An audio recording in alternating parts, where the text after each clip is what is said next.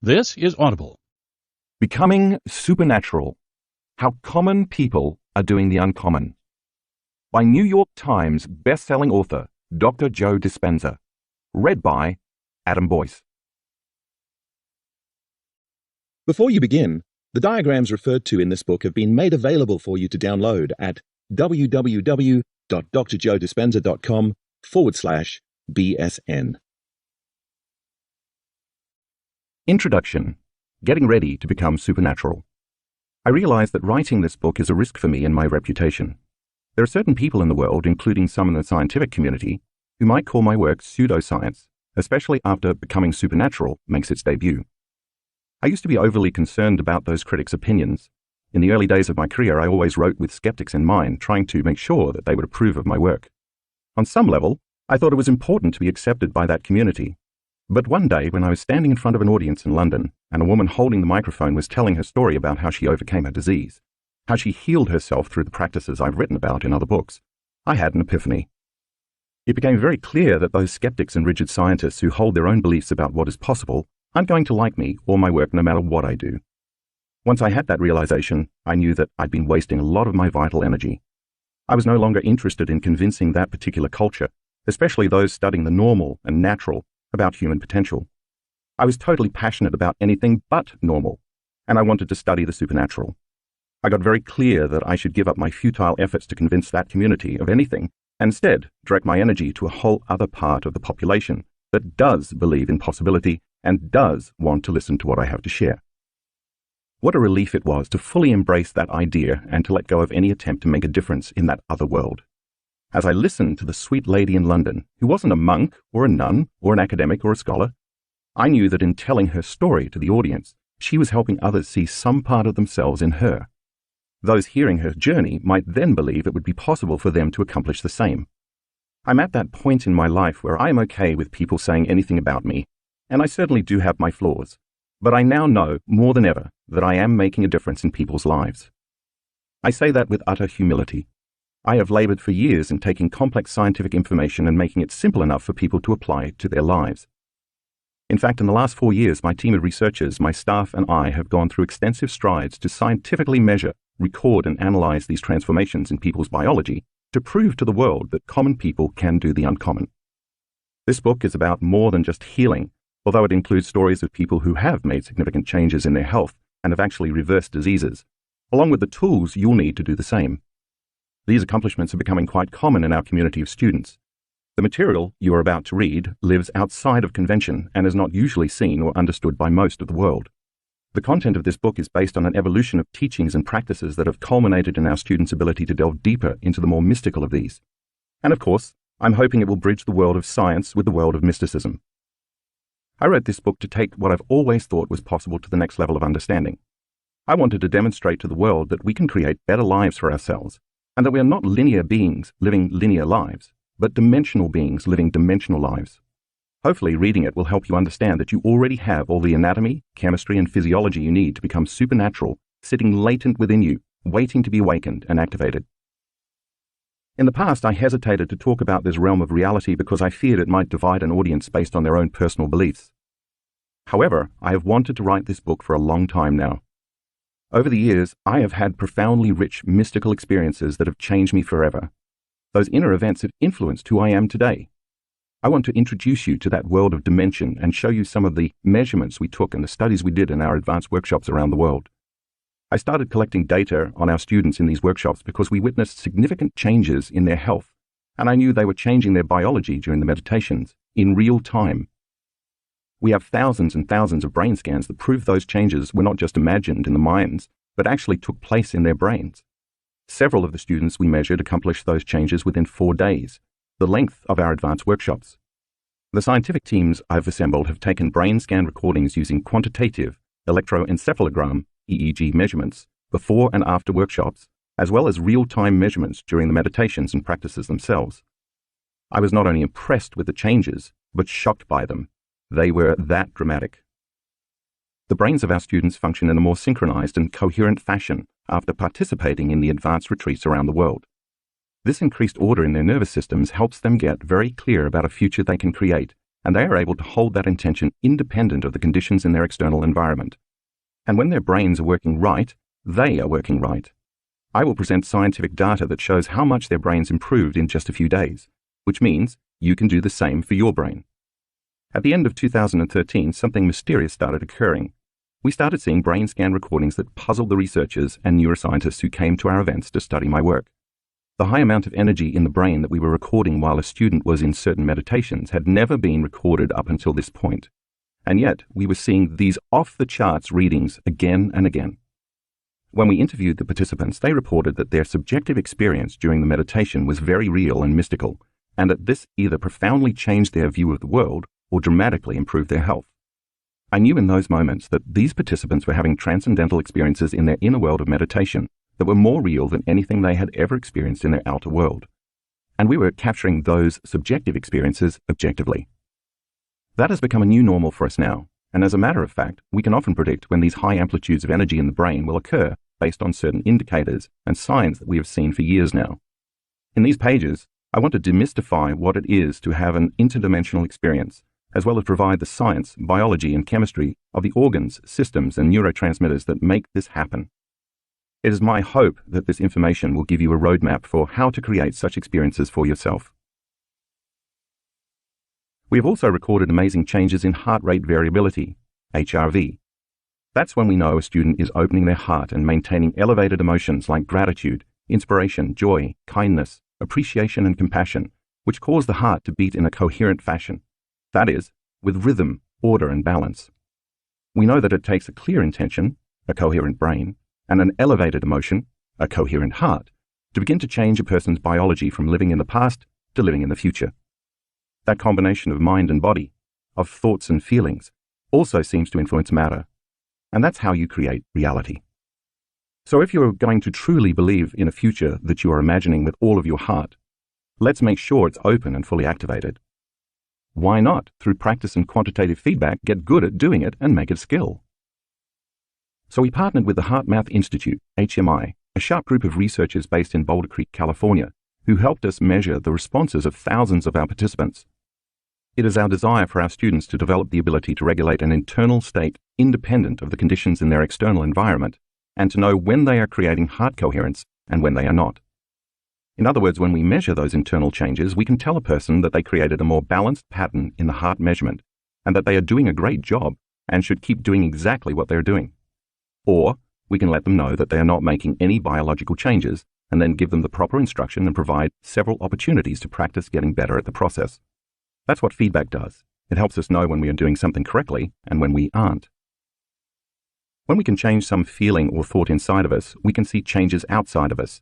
And when we observe that we did it correctly, we will pay attention to what we did and do it again. That action creates a constructive habit. By demonstrating how others perform such feats, I want to show you how powerful you can be. Our students know how to influence the autonomic nervous system, ANS, the system that maintains health and balance by automatically taking care of all of our bodily functions while we have the free will to live our lives. It is this subconscious system that gives us our health and gives life to our bodies. Once we know how to gain access to this system, we can not only make our health better, but we can also transform unwanted, self-limiting behaviors, beliefs, and habits into more productive ones. I'll present some of the data we have been collecting for years. We've also taught our students that when they can create heart coherence, their hearts create a measurable magnetic field that projects beyond their body. That magnetic field is an energy, and that energy is a frequency, and all frequency carries information. The information carried on that frequency can be an intention or thought that can influence the heart of another person at a different location by moving it into coherence and balance.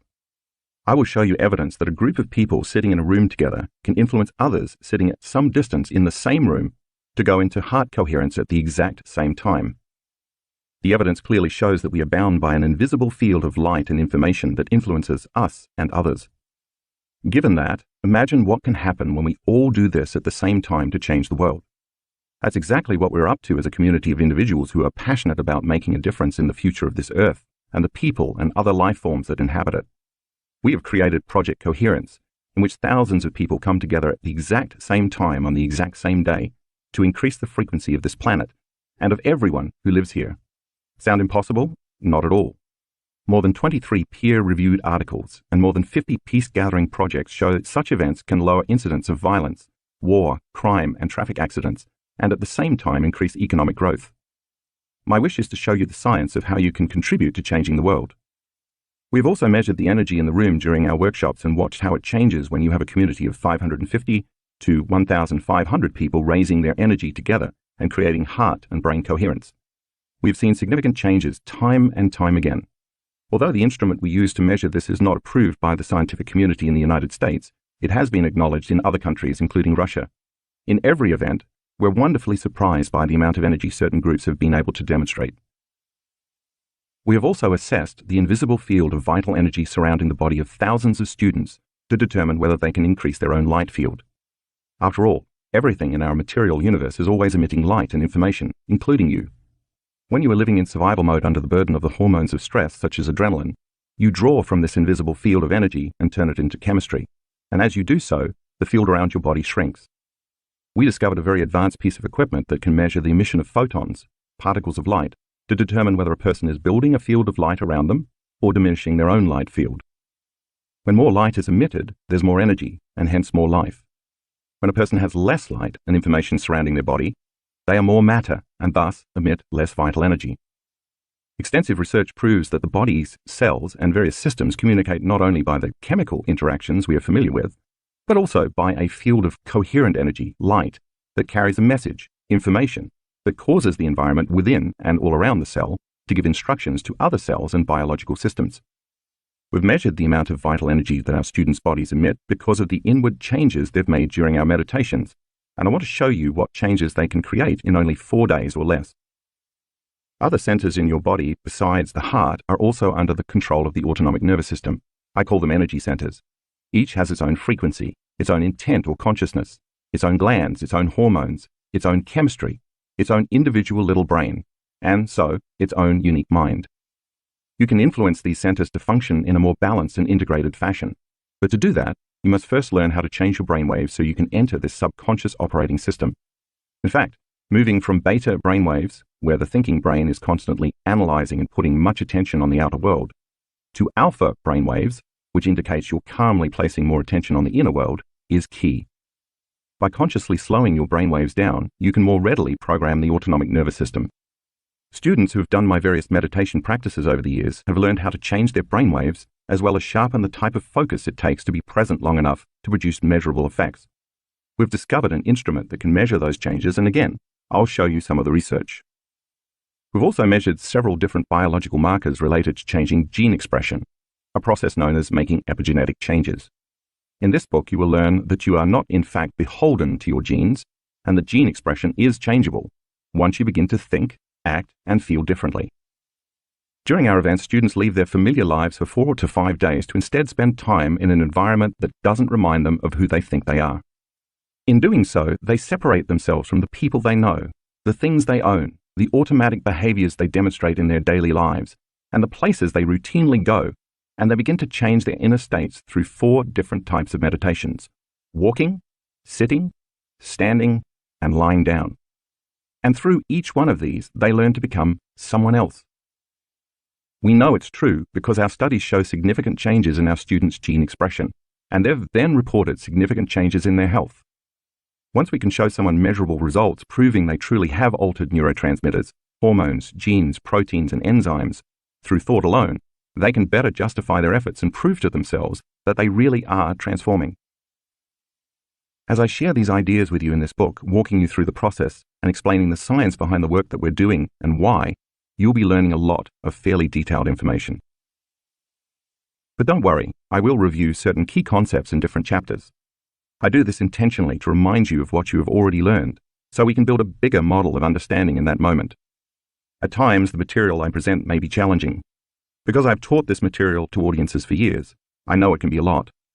I'll be reviewing and reminding you of what you've learned, so you do not have to go back in the book to search for the information, although you can always review the earlier chapters if you feel you need to.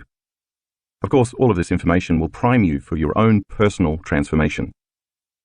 So the better you can wrap your mind around these concepts, the more easily you can surrender to the meditations at the end of most of the chapters, using them as tools to have your own personal experience. In Chapter 1, I tell 3 stories that will give you a basic understanding of what it means to become supernatural. In the first story, you'll meet a woman named Anna, who developed several serious health conditions because of a trauma that kept her anchored to the past. The emotions of stress triggered her genes, and the corresponding hormones created some very challenging health conditions for her. It is a very tough tale. I intentionally chose this story and included it in all its details because I wanted to demonstrate to you that no matter how bad things can get, you have the power to change them, just as this amazing woman did. She applied many of the meditations in this book to modify her personality and heal herself. To me, she is a living example of truth. But she's not the only one who has kept overcoming herself on a daily basis until she became someone else. She joins a whole student body of participants who have done the same, and if they can do it, so can you. I also share 2 of my own personal stories here, experiences that have changed me at a very deep level. This book is as much about the mystical as it is about healing and creating new opportunities in our lives. I share these stories because I want to prime you for what is possible when we leave this realm of space-time, the Newtonian world we learned about in high school science class, and activate our pineal gland so we can move into the realm of time-space, the quantum world. Many of our students have had similar mystical and interdimensional experiences, which seemed as real as this material reality. Because the second half of the book delves into the physics, neuroscience, neuroendocrinology, and even genetics of how this happens, I hope these stories will pique your curiosity, acting as teasers to open your mind to what's possible. There's a future you, a you who already exists in the eternal present moment, who is actually calling himself or herself to the more familiar you who is reading this book. And that future you is more loving, more evolved, more conscious, more present, more kind, more exuberant, more mindful, more willful, more connected, more supernatural, and more whole. That is who is waiting for you to change your energy to match his or her energy on a daily basis, so you can find that future you, who actually exists in the eternal now. Chapter 2 covers one of my favorite topics. I wrote it so you could fully comprehend what it means to be in the present moment. Since all potentials in the 5th dimension, known as the quantum, or the unified field, exist in the eternal present moment, the only way you can create a new life, heal your body, or change your predictable future is to get beyond yourself. This elegant moment, which we have witnessed in thousands of brain scans, arrives when a person finally surrenders the memory of themselves for something greater. So many people spend the majority of their lives unconsciously choosing to live by the same routines on a regular basis, or they automatically romance their past, feeling the same way every day. As a result, they program their brain and body to be in a predictable future or a familiar past, never living in the present moment. It takes practice to get there, but it's always worth the effort. Finally finding the sweet spot of the generous present moment is going to require you to exercise a will that is greater than any of your automatic programs, but I'll encourage you every step of the way. The chapter starts off with a basic review of some scientific principles so that we can establish a common terminology to develop models of understanding throughout the book. I'm going to make it pretty simple, talking about brain function, that is the mind, nerve cells and networks, different parts of the nervous system, chemicals, emotions and stress, brain waves, attention and energy, and a few other subjects is necessary to get you to where you want to go. I have to establish the language to explain why we are doing what we are doing before I teach you how to do it in the meditations that appear throughout the book. If you want more explicit, in-depth information, I invite you to read any of my previous books, including Breaking the Habit of Being Yourself and You Are the Placebo. Chapter 3 is your introduction to the quantum world, the 5th dimension. I want you to understand that there is an invisible field of energy and information that exists beyond this 3-dimensional realm of space and time, and that we have access to it. In fact, once you are in the present moment and you've entered this realm, which exists beyond your senses, you are now ready to create your intended reality. When you can take all your attention off your body, the people in your life, the objects you own, the places you go, and even time itself, you will literally forget about your identity that has been formed by living as a body in this space and time. It is in this moment that you, as pure consciousness, enter the realm called the quantum field, which exists beyond this space and time. You can't enter this immaterial place with your problems, your name, your schedules and routines, your pain or your emotions. You can't enter as some body. You must enter as nobody. In fact, once you know how to move your awareness from the known, the material physical world, to the unknown, the immaterial world of possibility, and you become comfortable there, you can change your energy to match the frequency of any potential in the quantum field that already exists there. Spoiler alert. Actually, all potential futures exist there, so you can create whatever you want. When a vibrational match occurs between your energy and the energy of that potential you select in the unified field, you will draw that experience to you. I'll show you how it all works. Chapter 3 ends with a brief description of a meditation I have developed to help give you an actual experience of the quantum. Each of the teaching chapters from this point on will also end with a brief description of a different meditation. If you want to follow along as I guide you, you can purchase a CD or download an audio recording from any of these meditations from my website, drjoedispenza.com. Of course, you can also opt to try any of the meditations in this book on your own without listening to a recording. For this purpose, I have made free detailed descriptions available, giving the steps of each of these meditations on my website at drjoedispenza.com/BSN meditations.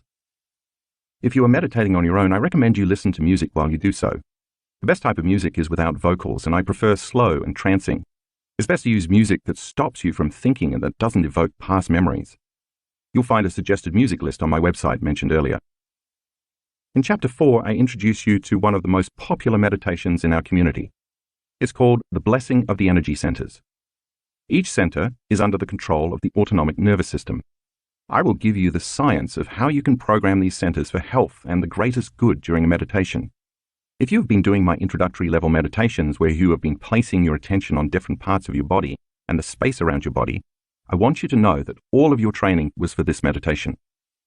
Practicing that has helped you sharpen your skill to focus your attention and change your brainwaves so you can enter the operating system of the autonomic nervous system. Once you are there, you can program the operating system with the right orders to heal you, balance your health, and improve your energy and your life. In Chapter 5, I introduce you to a breath that we use at the start of many of our meditations. This breath enables you to change your energy, run an electrical current through your body, and create a more powerful electromagnetic field around you. As I will explain, most people's energy is stored in the body because they have conditioned their body to become the mind from years of thinking, acting, and feeling the same way. It is this process, relating to living in survival mode, that causes most of the creative energy to be rooted in the body. Therefore, we must have a way to pull that energy out of the body and deliver it back to the brain, where it will be available for a higher purpose than mere survival. I'll give you the physiology of the breath so you can put more intention behind it when you begin to free yourself from the past. Once you start to liberate all that energy back into the brain, then you will learn how to recondition your body to a new mind. I'm going to show you how to teach your body emotionally how to live in the future present reality, instead of the past present reality where we spend most of our time. Science tells us that the environment signals the gene. Since emotions are the chemical end products of experiences in our environment, when you embrace the elevated emotions in your meditations, you will not only raise your body's energy, but you will also start to signal new genes in new ways, ahead of the environment. There's nothing like a good story or two. In Chapter 6, I give you a few examples of students who applied themselves to the meditations in the previous chapters. These case histories should serve as teaching tools to help you fully understand the material I have presented so far. Most of the people you will read about are no different from you. They're common people who have done the uncommon. Another reason I share these stories is so you can personally relate to these people. Once you have the thought, if they can do it, so can I, you will naturally believe in yourself more. I always tell our community, when you choose to prove to yourself how powerful you really are, you have no idea who you will be helping in the future. These people are proof that it's possible for you. In Chapter 7, I introduce what it means to create heart coherence. Like brain coherence, the heart functions in the same organized way when we are truly present, when we can sustain elevated emotional states, and when we feel safe enough to fully open up to possibility. The brain thinks, but the heart knows. This is the center of oneness, wholeness, and unity consciousness. It is where opposites meet, representing the union of polarities. Think of this center as your connection to the unified field. When it is activated, you go from selfish states to selfless states. When you can maintain internal states independent of conditions in your external environment, you are mastering your environment. It takes practice to get good at keeping your heart open, and if you do, it will keep beating longer. Chapter 8 shares one of the other favorite activities we do at our advanced workshops, combining a kaleidoscope with videos called mind movies that our students make of their future. We use the kaleidoscope to induce a trance because, when you're in trance, you are more suggestible to information. Suggestibility is your ability to accept, believe, and surrender to information without any analysis. If you do this properly, it is indeed possible to program your subconscious mind. So it makes sense that when you use the kaleidoscope to change your brainwaves, with your eyes open instead of closed in a meditation, you can lower the volume of the analytical mind to open the door between the conscious mind and the subconscious mind. And when you follow that with a mind movie, with scenes of yourself or pictures of what the future you want looks like, you program yourself into that new future. So many of our students have created amazing new lives and opportunities when they took the time to make their mind movie and then watch it with the kaleidoscope. Some students are already on their third mind movie because everything in their first two has already happened. In Chapter 9, I introduce the walking meditation. This meditation incorporates both standing and walking. I find this practice such a valuable tool in helping us literally walk into our future. Many times we can have an amazing seated meditation and connect to something bigger than us, but when we open our eyes and come back to our senses, we go unconscious again and return to a series of unconscious programs, emotional reactions, and automatic attitudes. I developed this meditation because I want our community to be able to embody the energy of their future and do it with their eyes open as well as closed. In time, as you practice this, you might naturally begin to think like a wealthy person, act like an unlimited being, and feel an expansive joy for existence because you installed the circuits and conditioned your body to become that person. Chapter 10 shares another set of case studies to engage your level of understanding with allegory. These fascinating stories will help you connect the dots so you can hear the information from another angle and read about people who have experienced it firsthand. I hope they will inspire you to do your practice with more conviction, certainty, and trust so that you can experience the truth for yourself. Chapter 11 opens your mind to what's possible in the interdimensional world beyond the senses. In quiet moments, I often find my mind drifting to the mystical, one of my favorite topics. I love those transcendental experiences that are so lucid and real that I can never go back to business as usual because I know too much. During those inner events, the level of awareness and energy is so profound that when I come back to my senses and my personality, I often naturally think to myself, I got this all wrong. The this I'm referring to is the way reality really is, not how I've been conditioned to perceive it to be. In this chapter, I take you on a journey from this realm of space-time, where space is eternal, and we experience time as we move through space, to the realm of time-space, where time is eternal and we experience space, or spaces or various dimensions, as we move through time. It is going to challenge your very understanding of the nature of reality. All I can say is that if you hang in there, you will get it. It might take you a few readings to fully understand it, but as you study the material and contemplate it, your contemplation builds the circuits in your brain in preparation for the experience. Once you are beyond your associations to this material world and you are in the unified field, chock full of infinite possibilities, biological systems exist for taking that energy that's beyond the vibration of matter and turning it into imagery in the brain. That's where the pineal gland comes in, the subject of Chapter 12. Think of your pineal gland, a tiny gland perched in the central back area of your brain, as an antenna that can transduce frequencies and information and turn them into vivid imagery. When you activate your pineal gland, you're going to have a full-on sensory experience without your senses.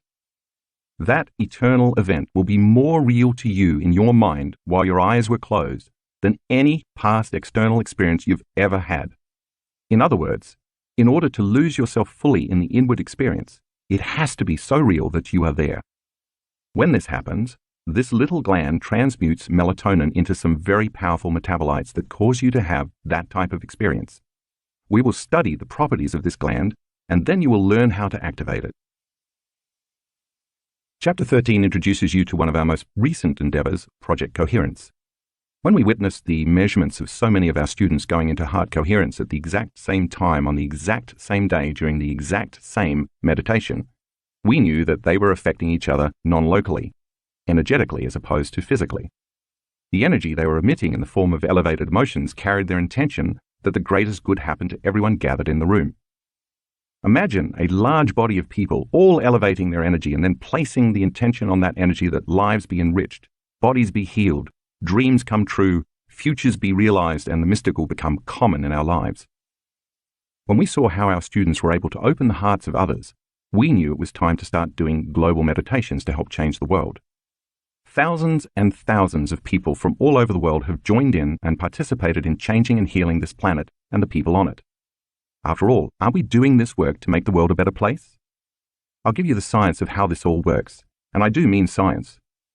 Enough peer-reviewed studies on the power of peace-gathering projects have been published to prove it works, So instead of just studying history, why not make history? The book finishes with chapter 14, which shares some pretty wild case studies of some of the mind-blowing mystical experiences people have had doing this work. Once again, I share them so you can see that even the most mystical adventures can be yours if you work at it. So are you ready to become supernatural? Chapter 1. Opening the Door to the Supernatural. As spring was ending and the first glimpse of summer was approaching, what first appeared to be a typical Sunday afternoon in June 2007 turned out to be anything but typical for Anna Willems. The French doors from the living room to the garden were open wide, and the thin white curtains danced lightly in the breeze as scents from the garden floated inside.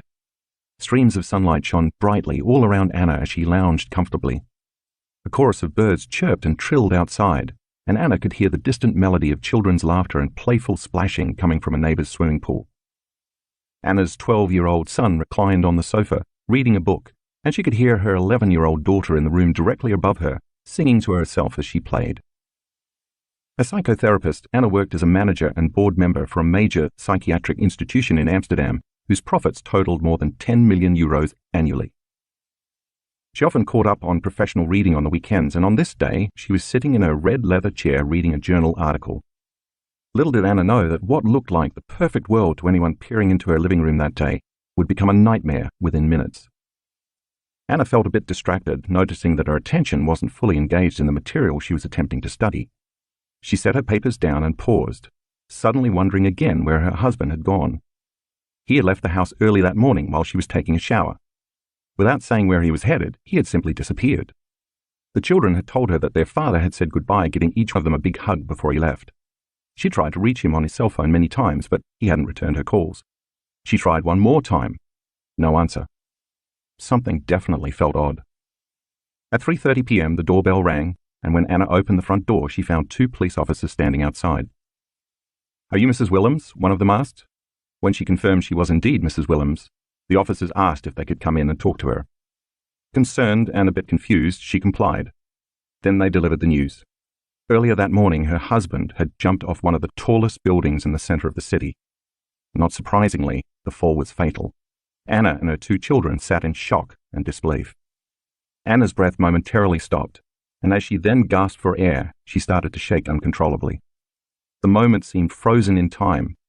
While her children sat paralyzed in shock, Anna tried to hide her pain and stress for their sakes. An intense pain suddenly shot through her head, and she simultaneously felt a deep, hollow ache in her gut. Her neck and shoulders instantly stiffened as her mind frenetically raced from thought to thought. The hormones of stress had overtaken her. Anna was now in survival mode. How stress hormones take over. From a scientific standpoint, living in stress is living in survival. When we perceive a stressful circumstance that threatens us in some way, one for which we cannot predict or control the outcome, a primitive nervous system called the sympathetic nervous system turns on, and the body mobilizes an enormous amount of energy in response to the stressor. Physiologically, the body is automatically tapping into the resources it will need to deal with the current danger. The pupils dilate so we can see better. The heart rate and respiratory rate increase so we can run, fight, or hide. More glucose is released into the bloodstream to make more energy available to our cells. And our blood flow is shunted to the extremities and away from our internal organs so we can move quickly if we need to. The immune system initially dials up and then dials down as adrenaline and cortisol flood the muscles, providing a rush of energy to either escape or fend off the stressor. Circulation moves out of our rational forebrain and is instead relayed to our hindbrain, so we have less capacity to think creatively and instead rely more on our instinct to instantly react. In Anna's case, the stressful news of her husband's suicide threw her brain and body into just such a state of survival. In the short term, all organisms can tolerate adverse conditions by fighting, hiding, or fleeing from an impending stressor. All of us are built for dealing with short-term bursts of stress. When the event is over, the body normally returns to balance within hours, increasing its energy levels and restoring its vital resources. But when the stress doesn't end within hours, the body never returns to balance. In truth, no organism in nature can endure living in emergency mode for extended periods of time. Because of our large brains, human beings are capable of thinking about their problems, reliving past events, or even forecasting future worst-case situations, and thus turning on the cascade of stress chemicals by thought alone. We can knock our brains and bodies out of normal physiology just by thinking about an all-too-familiar past, or trying to control an unpredictable future. Every day, Anna relived that event over and over in her mind. What she didn't realize was that her body did not know the difference between the original event that created the stress response and the memory of the event, which created the same emotions as the real-life experience all over again. Anna was producing the same chemistry in her brain and body as if the event were actually happening again and again. Subsequently, her brain was continuously wiring the event into her memory bank, and her body was emotionally experiencing the same chemicals from the past at least 100 times each day. By repeatedly recalling the experience, she was unintentionally anchoring her brain and body to the past. Emotions are the chemical consequences or feedback of past experiences. As our senses record incoming information from the environment, clusters of neurons organize into networks. When they freeze into a pattern, the brain makes a chemical that is then sent throughout the body. That chemical is called an emotion. We remember events better when we can remember how they feel. The stronger the emotional quotient from any event, either good or bad, the stronger the change in our internal chemistry. When we notice a significant change inside of us, the brain pays attention to whoever or whatever is causing the change outside of us, and it takes a snapshot of the outer experience. That's called a memory. Therefore, the memory of an event can become branded neurologically in the brain, and that scene becomes frozen in time in our grey matter, just as it did for Anna. The combination of various people or objects at a particular time and place from that stressful experience is etched into our neural architecture as a holographic image. That's how we create a long-term memory. Therefore, the experience becomes imprinted in the neural circuitry, and the emotion is stored in the body, and that's how our past becomes our biology. In other words, when we experience a traumatic event, we tend to think neurologically within the circuitry of that experience, and we tend to feel chemically within the boundaries of the emotions from that event. So our entire state of being, how we think and how we feel, becomes biologically stuck in the past. As you can imagine, Anna was feeling a rush of negative emotions, tremendous sadness, pain, victimization, grief, guilt, shame, despair, anger, hatred, frustration, resentment, shock, fear, anxiety, worry, overwhelm, anguish, hopelessness, powerlessness, isolation, loneliness, disbelief, and betrayal. And none of those emotions dissipated quickly. As Anna analyzed her life within the emotions of the past, she kept suffering more and more. Because she couldn't think greater than how she constantly felt, and since emotions are a record of the past, she was thinking in the past, and every day she felt worse. As a psychotherapist, she could rationally and intellectually understand what was happening to her, but all her insights couldn't get beyond her suffering. People in her life started treating her as the person who had lost her husband, and that became her new identity. She associated her memories and feelings with the reason she was in her present state. When anyone asked her why she felt so bad, she told the story of the suicide, each time reliving the pain, anguish, and suffering over again. All along, Anna kept firing the same circuits in her brain and reproducing the same emotions, conditioning her brain and body further into the past. Every day, she was thinking, acting, and feeling as if the past was still alive. And since how we think, how we act, and how we feel is our personality, Anna's personality was completely created by the past. From a biological standpoint, in repeatedly telling the narrative of her husband's suicide, Anna literally couldn't get beyond what had happened. A downward spiral begins. Anna could no longer work and had to take leave of absence. During that time, she found out that her husband, although a successful lawyer, had made a mess of their personal finances. She would have to pay off significant debts that she had previously been unaware of, and she didn't have the money to even begin. Not surprisingly, even more emotional, psychological, and mental stress began to add up. Anna's mind went in circles, constantly flooded with questions. How will I take care of our children? How will all of us deal with this trauma in our future, and how will it affect our lives? Why did my husband leave without saying goodbye to me? How could I not know he was so unhappy? Did I fail as a wife? How could he leave me with 2 young children, and how will I manage to raise them by myself? Then judgments crept into her thoughts. He shouldn't have committed suicide and left me in this financial mess. What a coward! How dare he leave his children without a father? He didn't even write a message for the children and me. I hate him for not even leaving a note. What a jerk to leave me and make me raise these kids alone. Did he have any idea what this might do to us? All of these thoughts carried a strong emotional charge, further affecting her body. 9 months later, on March 21st, 2008, Anna woke up paralyzed from the waist down. Within hours, she was lying in a hospital bed, a wheelchair beside her, diagnosed with neuritis, inflammation of the peripheral nervous system. After several tests, the doctors could not find anything structural as the cause of the problem, so they told Anna that she must have an autoimmune condition. Her immune system was attacking the nervous system in her lower spine, breaking down the protective layer that coats the nerves and causing paralysis in both of her legs.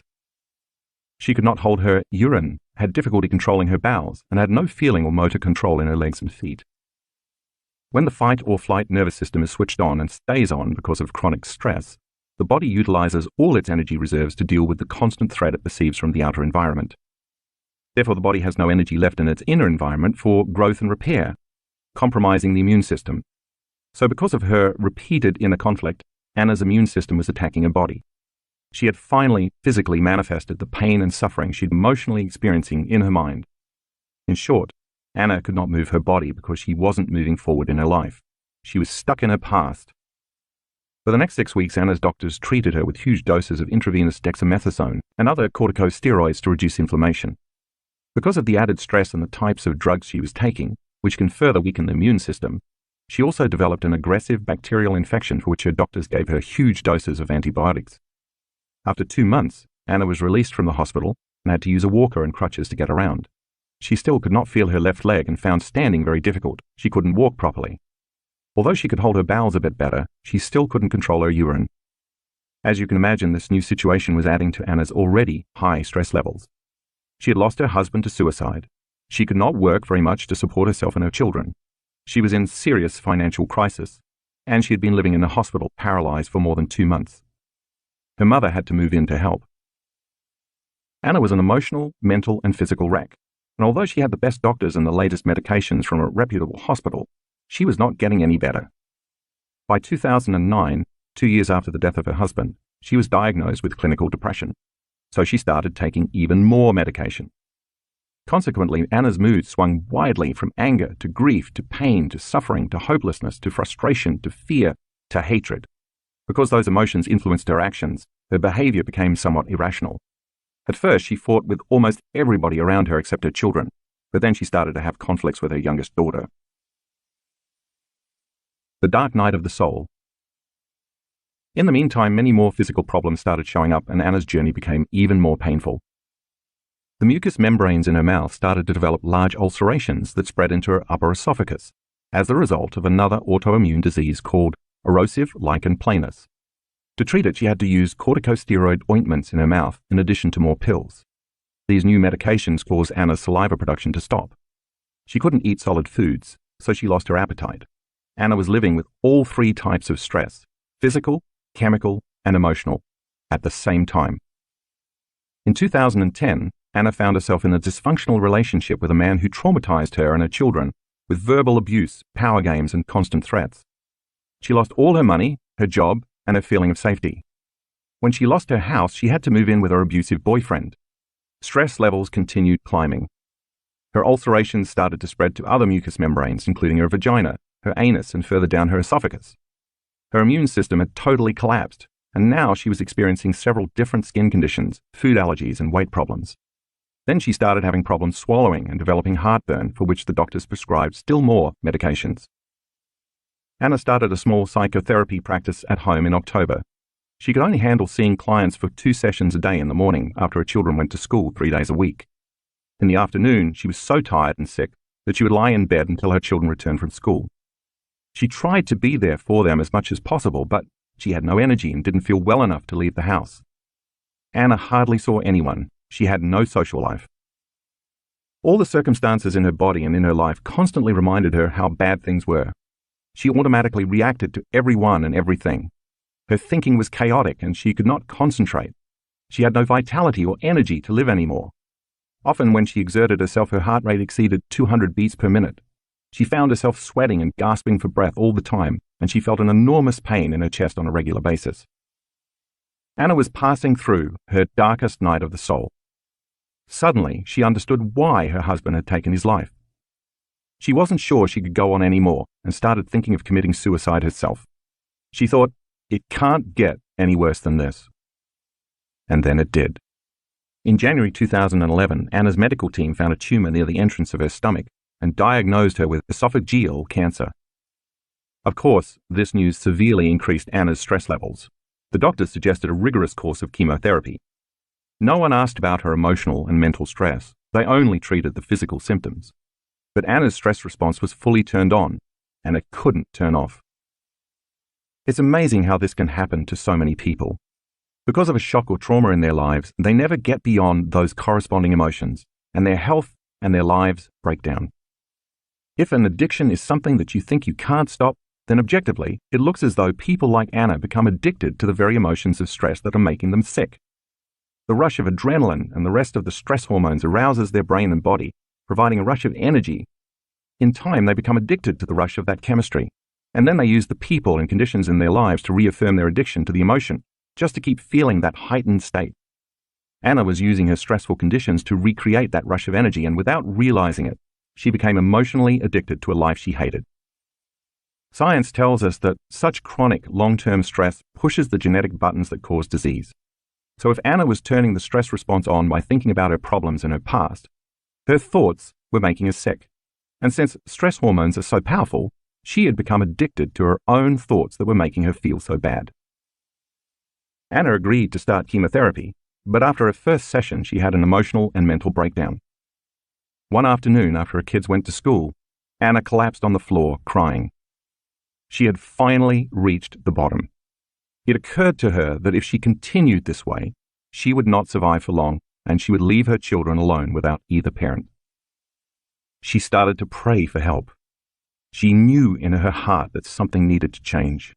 In utter sincerity and surrender, she asked for guidance, support, and a way out, promising that if her prayers were answered, she would be thankful and grateful every day for the rest of her life, and she would help others to do the same. Anna's turning point. The choice to change became Anna's quest. She first decided to stop all the treatments and all the medications for her various physical illnesses, although she continued to take her antidepressants. She didn't tell the doctors and nurses that she was not coming back for treatment. She simply did not show up anymore. No one ever called her to ask why. Only her family doctor contacted Anna to express concern.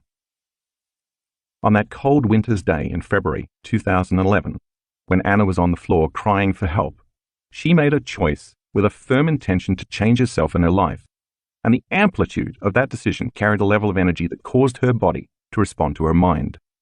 It was that decision to change that gave her the strength to rent a house for herself and her children, and to move away from the negative relationship she was in. It was as if that moment redefined her. She knew she had to start all over. When I first saw Anna, it was 1 month later. One of the few friends she had left had reserved a seat for Anna at a Friday evening talk that I was giving. Her friend made Anna an offer. If she liked the evening lecture, she could stay for a full 2-day weekend workshop. Anna agreed to go. The first time I saw her, she was sitting in a packed conference room on the left side on the outer aisle, her crutches leaning against the wall near where she sat. As usual, I was carrying on that night about how our thoughts and feelings affect our bodies and our lives. I lectured about how stress chemicals can create disease. I touched on neuroplasticity, psychoneuroimmunology, epigenetics, neuroendocrinology, and even quantum physics. I will go into more detail on all of these later in this book, but for now, it's enough to know that the latest research in these branches of science point to the power of possibility. That night, filled with inspiration, Anna thought, if I created the life I have now, including my paralysis, my depression, my weakened immune system, my ulcerations, and even my cancer, maybe I can uncreate everything with the same passion I created it with. And with that potent new understanding, Anna decided to heal herself. Immediately after her first weekend workshop, she started meditating twice a day. Of course, sitting and doing meditations was difficult at the beginning. She had a lot of doubt to overcome, and some days she did not feel mentally or physically well. But she did her meditations anyway. She also had a lot of fear. When her family doctor called to check up on her because she had stopped her treatments and medications, he told Anna that she was being naive and stupid, and that she would get worse and die soon. Imagine the memory of an authority figure telling you that. Even so, Anna did her meditations every day and began to move beyond her fears. She was often consumed with financial burdens, her children's needs, and various physical limitations, yet she never used those conditions as an excuse to not do her inner work. She even attended 4 more of my workshops during that year. By going within and changing her unconscious thoughts, automatic habits, and reflexive emotional states, which had become hardwired in her brain and emotionally conditioned in her body, Anna was now more committed to believing in a new future than believing in her same familiar past. She used her meditations, combining a clear intention with an elevated emotion, to change her state of being from biologically living in the same past to living in a new future. Every day, Anna was unwilling to get up from her meditations as the same person who sat down.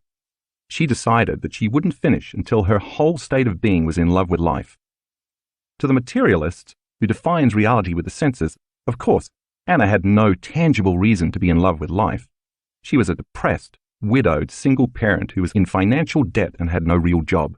She had cancer and suffered from paralysis and ulcerations in her mucous membranes. And she was in a poor living situation with no partner or significant other and no energy to tend to her children. But in the meditations, Anna learned that she could teach her body emotionally what her future would feel like ahead of the actual experience. Her body, as the unconscious mind, did not know the difference between the real event and the one she was imagining and emotionally embracing. She also knew, through her understanding of epigenetics, that the elevated emotions of love, joy, gratitude, inspiration, compassion, and freedom could signal new genes to make healthy proteins affecting her body's structure and function. She fully understood that if the stress chemicals that had been coursing through her body had been turning on unhealthy genes, then by fully embracing those elevated emotions with a passion greater than the stressful emotions, she could turn on new genes and change her health. For a year, her health didn't change very much, but she kept doing her meditations. In fact, she did all the meditations I designed for students. She knew it had taken several years to create her current health conditions, and so it would take some time to recreate something new. So she kept doing the work, striving to become so conscious of her unconscious thoughts, behaviors, and emotions that she would not let anything she did not want to experience slip by her awareness. After that first year, Anna noticed that she was slowly starting to get better mentally and emotionally. Anna was breaking the habit of being herself, inventing a whole new self instead. Anna knew from attending my workshops that she had to move her autonomic nervous system back into balance because the ANS controls all the automatic functions that happen beyond the brain's conscious awareness: digestion, absorption, blood sugar levels, body temperature, hormonal secretions, heart rate, and so on. The only way she could slip into the operating system and affect the ANS was to change her internal state on a regular basis. So first, Anna began each meditation with the blessing of the energy centers. These specific areas of the body are under the control of the ANS. As I mentioned in the introduction, each center has its own energy or frequency, which emits specific information or has its own consciousness, its own glands, its own hormones, its own chemistry, its own individual little mini brain, and therefore its own mind. Each center is influenced by the subconscious brain sitting under our conscious thinking brain. Anna learned how to change her brainwaves so she could enter the operating system of the ANS, located in the midbrain, and reprogram each center to work in a more harmonious manner. Every day with focus and passion, she rested her attention in each area of her body, as well as the space around each center, blessing it for greater health and the greater good. Slowly but surely, she began to influence her health by reprogramming her autonomic nervous system back to balance. Anna also learned a specific breathing technique I teach in our work to liberate all the emotional energy that is stored in the body when we keep thinking and feeling the same way. By constantly thinking the same thoughts, Anna had been creating the same feelings, and then by feeling those familiar emotions, she would think more of the same corresponding thoughts. She learned that the emotions of the past were stored in her body, but she could use this breathing technique to liberate that stored energy and free herself from her past. So every day, with a level of intensity that was greater than her addiction to past emotions, she practiced the breath and got better and better at doing it. After she learned to move that stored energy in her body, she learned how to recondition her body to a new mind by embracing the heart-centered emotions of her future before her future unfolded. Since Anna also studied the model of epigenetics I teach in our workshops and lectures, she learned that genes don't create disease. Instead, the environment signals the gene to create disease. Anna understood that if her emotions were the chemical consequences of experiences in her environment, and if she lived every day by the same emotions from her past, she was selecting and instructing the same genes that might be causing her poor health conditions.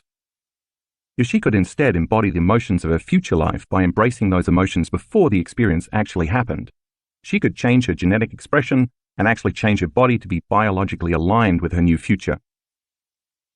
Anna did an additional meditation that involved resting her attention in the center of her chest, activating the ANS with those elevated states to create and maintain a very efficient type of heart rate we call a coherent heart rate, which I'll explain in detail later in the book, for extended periods of time.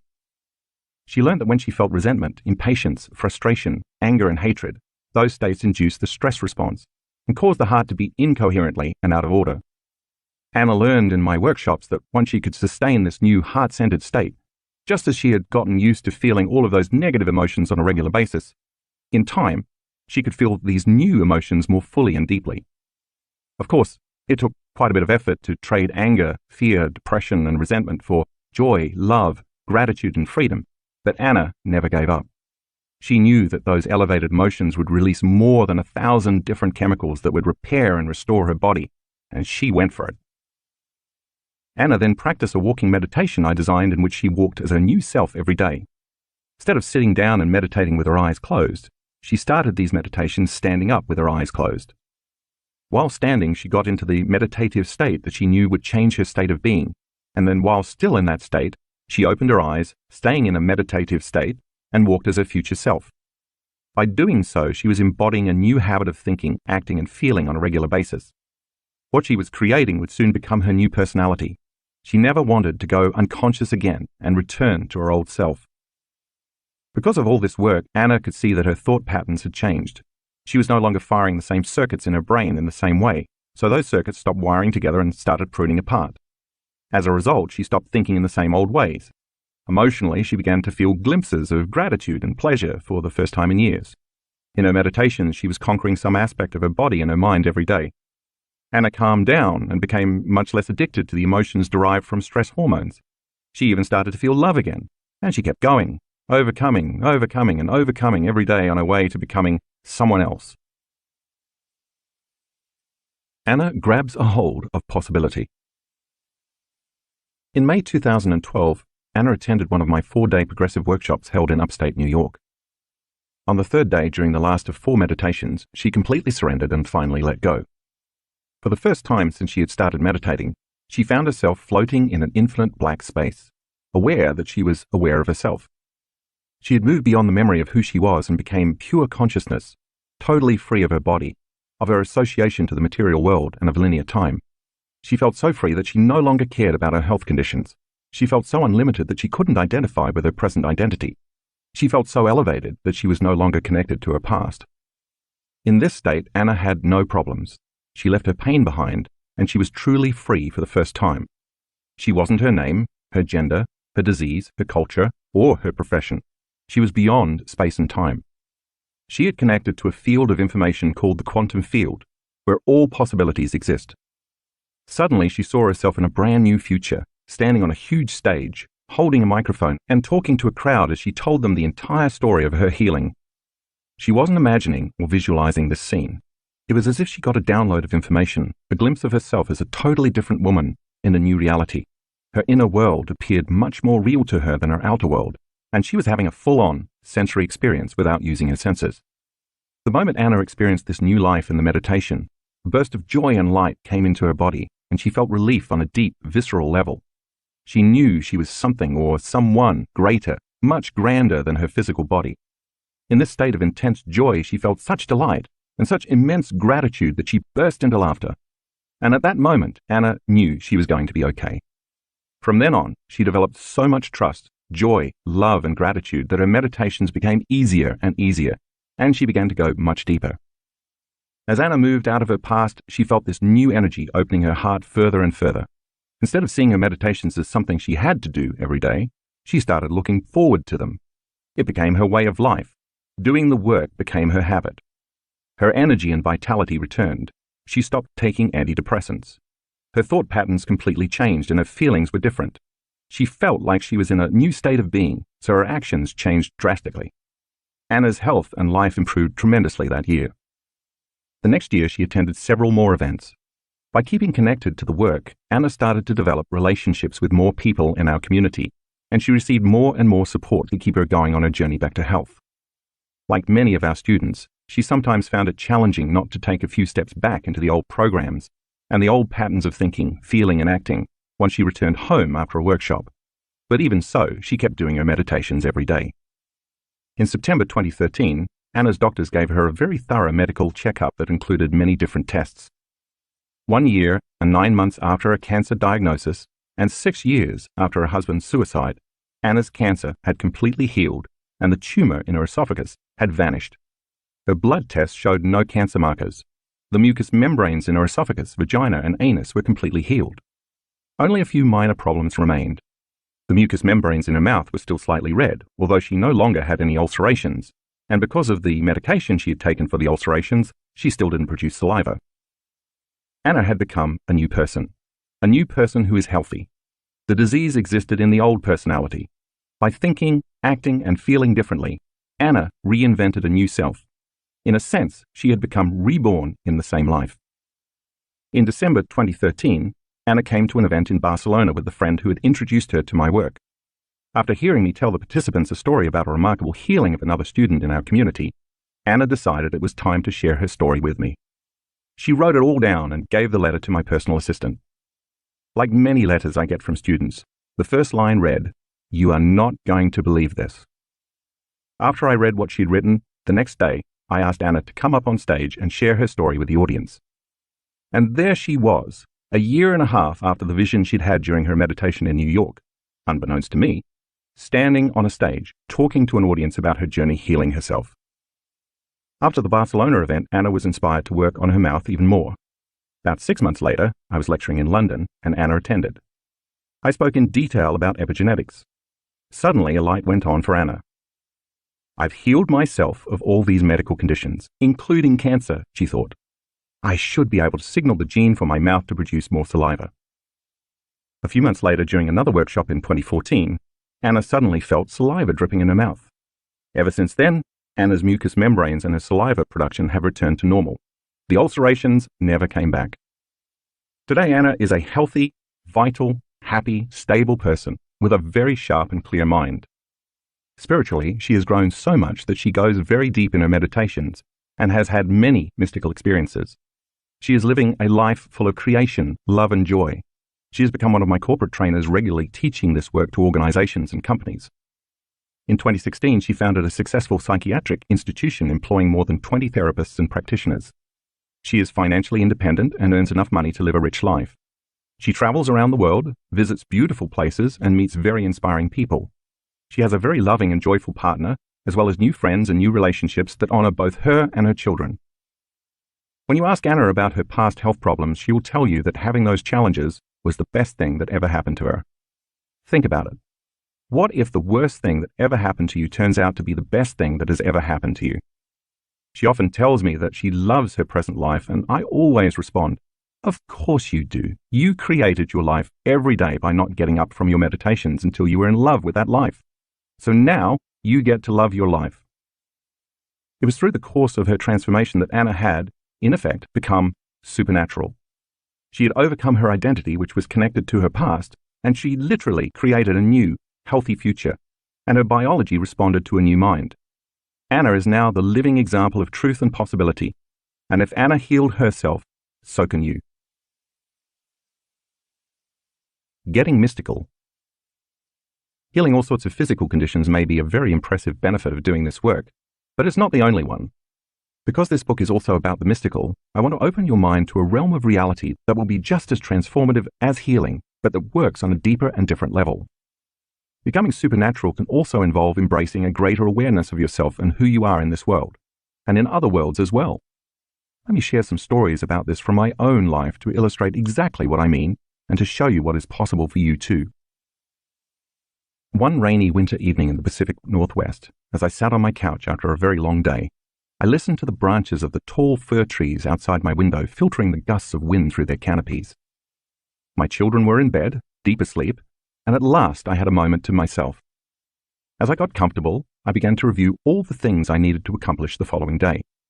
By the time I'd made my mental list, I was too exhausted to think, so I just sat still for a few minutes, my mind empty. As I watched the shadows from the flames in the fireplace flicker and dance on the walls, I began to move into trance. My body was tired, but my mind was clear. I wasn't thinking or analyzing anymore. I was simply staring into space, being in the present moment. As my body relaxed more and more, I slowly and consciously let it fall asleep as I simultaneously kept my mind conscious and awake. I wouldn't let my attention narrow in on any object in the room, but instead kept my focus open. This was a game I often played with myself. I liked the practice because every once in a while, if everything lined up, I had very profound transcendental experiences. It was as if a door of sorts opened somewhere between wakefulness, sleep, and normal dreaming, and I slipped into a very lucid, mystical moment. I reminded myself to not expect anything, but to simply stay open. It took a lot of patience to not rush it or get frustrated or try to make something happen, but instead to slowly slip into that other world. That day I had finished writing an article about the pineal gland. After spending several months researching all the magical derivatives of melatonin that this little alchemical center had up its sleeve, I was overjoyed about linking the scientific world and the spirit world. For weeks my entire mind had been consumed with thinking about the role of the pineal metabolites as a possible connection to the mystical experiences most ancient cultures knew how to elicit, such as Native American shamanic visions, the Hindu experience of samadhi, and other similar rituals involving altered states of consciousness. Some concepts that had been loose ends for years had suddenly clicked for me, and my discoveries left me feeling more whole. I thought I was one step closer to understanding the bridge to higher dimensions of space and time.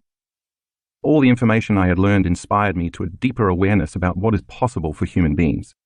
Yet I was still curious to learn more, curious enough to move my awareness to where the pineal gland existed in my head. I casually thought, speaking to the gland, "Where are you anyway?" As I rested my attention in the space the pineal gland occupies in my brain, and as I was drifting off into the blackness, suddenly, out of nowhere, a vivid image of my pineal gland appeared in my mind as a three-dimensional round knob. Its mouth was wide open in a spasm, and it was releasing a white milky substance. I was shocked by the intensity of the holographic image, but was too relaxed to be aroused or react, so I simply surrendered and observed. It was so real. I knew what I was seeing before me was my own tiny pineal gland. In the next instant, a huge timepiece appeared right in front of me. It was one of those old-fashioned pocket watches with a chain, and the vision was incredibly vivid. The moment I put my attention on the timepiece, I received very clear information. I suddenly knew that linear time as I believed it to be, with a definite past, present, and future, was not the way the world really works. Instead, I understood that everything is actually happening in an eternal present moment. In this infinite amount of time, there exist infinite spaces, dimensions, or possible realities to experience. If there is only one eternal moment happening, then it makes sense that we would have no past in this incarnation, let alone no past lives. But I could see every past and future like I was looking at an old-fashioned piece of movie film with an endless number of frames, with the frames representing not single moments but windows of limitless possibilities that existed as scaffolding and went on in all directions forever. It was much like looking into two mirrors opposite one another and seeing infinite spaces or dimensions reflected in both directions.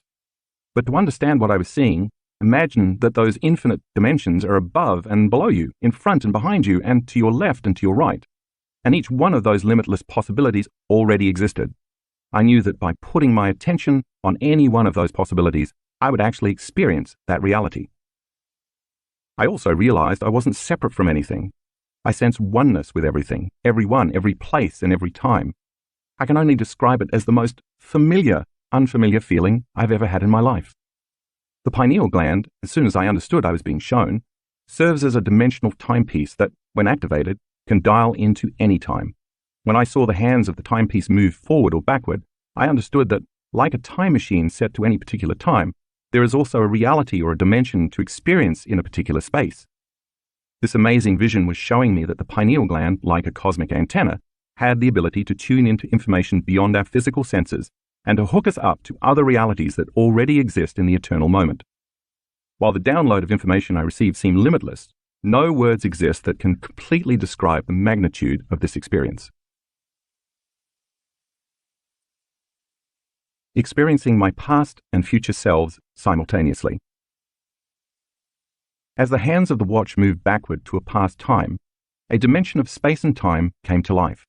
I immediately found myself in a reality relevant to me personally, although amazingly, that past moment was still occurring in the present moment I was experiencing while sitting on my couch in the living room. I next became aware that I was in a physical space at that specific time. I observed myself as a young child, again, while simultaneously having the experience of being the adult me on the couch. The child version of me was about 7 years old and had a very high fever.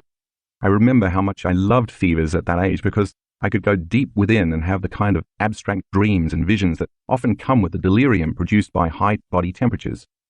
This specific time I was in my room in bed with the covers up to the bridge of my nose, and my mother had just left the room.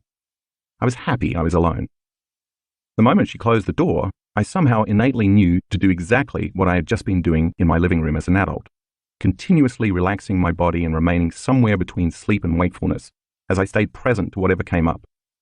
Up to this point in my present life, I had completely forgotten about the memory of this childhood experience, but when I lived it again in that moment, I saw myself in the midst of a lucid, conscious dream, comprehending possible realities like the squares on a chessboard. As I observed myself as this young boy, I was deeply moved by what he was attempting to understand, and I wondered how he could grasp such complicated concepts at his age. In that moment, as I watched him, I fell in love with that little guy, and the second I embraced that emotion, I somehow felt a simultaneous connection to both that point in time and the one I was experiencing as my present time back in Washington State. I had such a strong knowingness that what I was doing then and what I am doing now were happening at the same time, and that those moments were significantly connected. In that split second, the love I felt for him as my present self was drawing that young boy to the future I was living now. Then the experience got even stranger. That scene faded away, and the watch appeared again. I became aware that the hands of the timepiece could also move forward. Filled with a sense of wonder, and without any trepidation or fear, I simply observed the watch move forward in time. Instantaneously, I was standing barefoot in my backyard in Washington in the cold night. It's difficult to explain what time it was because it was the same night I was in my living room, but the me who was outside the house was the me from the future in that now. Again, words are limited here, but the only way I can explain this experience is that the future personality, called Joe Dispenza, had changed immensely. I was so much more evolved, and I felt amazing, euphoric in fact. I was so aware, or should I say as that person, I am so aware. By aware, I mean superconscious, as if all my senses were heightened 100%. Everything I saw, touched, felt, smelt, tasted, and heard was amplified. My senses were so elevated that I was acutely aware of and paying attention to everything around me, wanting to experience the moment completely. And because my awareness increased so drastically, so did my consciousness and therefore my energy. Feeling so full of this intense energy caused me to be more conscious of everything I sensed simultaneously. I can describe this feeling only as consistent, unwavering, highly organized energy. It was nothing like the chemical emotions we normally feel as human beings.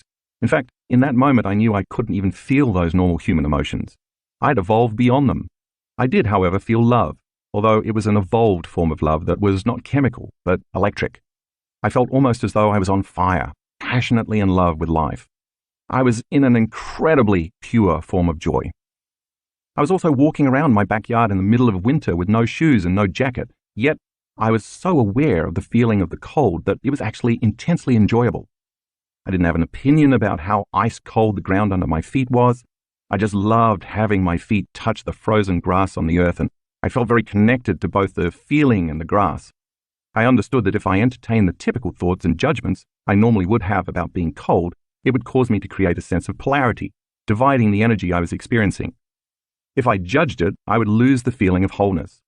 The amazing feeling of energy that I was experiencing inside my body was so much greater than the conditions in my surrounding environment, the cold. And as a result, I effortlessly embraced the cold with zeal.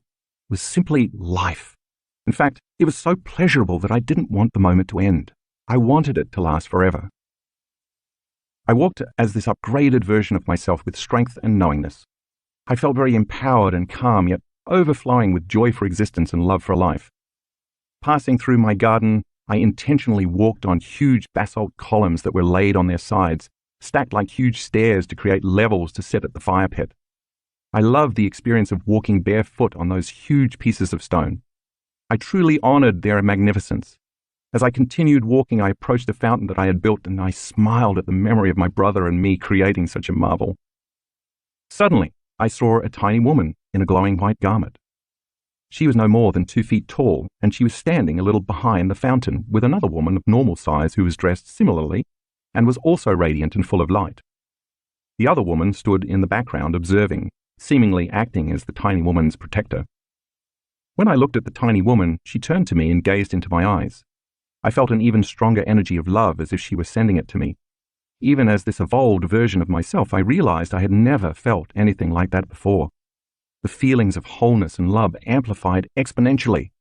And I thought to myself, wow, is there even more love than the love I was just experiencing moments ago? It wasn't at all a romantic love. It was more of that exhilarating, electrifying energy, and it was being awakened from inside of me. I knew she was acknowledging that there was indeed even more love within me to experience. I also knew she was more evolved than I was. When I felt that electricity, it carried a message to look toward the kitchen window, and I instantly remembered why I was there. I turned and looked into the kitchen where my present self, a few hours before I went to the couch to relax, was busy washing dishes. From the backyard, I smiled. I was so in love with him. I saw his sincerity. I saw his struggles. I saw his passion. I saw his love. I saw his mind busy, as always, constantly attempting to dovetail concepts into meaning, and among other things, I saw some of his future. Like a great parent, I was proud of him, and I had nothing but admiration for who he was in that moment. As I was feeling that intense energy increase inside of me while I observed him, I witnessed him suddenly stop washing the dishes and look out the window, staring out and panning the backyard. While I was still my future self, I was able to remember the moment as my present self, and I remembered that I had indeed stopped and looked outside in that instant because I felt a spontaneous feeling of love in my chest, and I sensed that I was being watched or that someone was outside. I further recalled that while I was washing a glass, I actually leaned forward to minimize the glaze in the window from the kitchen light above me and peered into the darkness for a few minutes before returning to the remaining items in the sink. My future self was doing to my present self what the beautiful, luminous lady had done to me moments before. Now I understood why she was there. And like looking at the child in the previous scene, once again, the love that my future self was feeling for my present self somehow connected me to my future self. My future me was there to call my present self to that future, and I knew that it was love that made that bond possible. The evolved version of me had such a sense of knowing. The paradox is that it is all me living at the same time. In fact, there is an infinite number of me's, not just the one in the past, the one in the present, and the one in the future.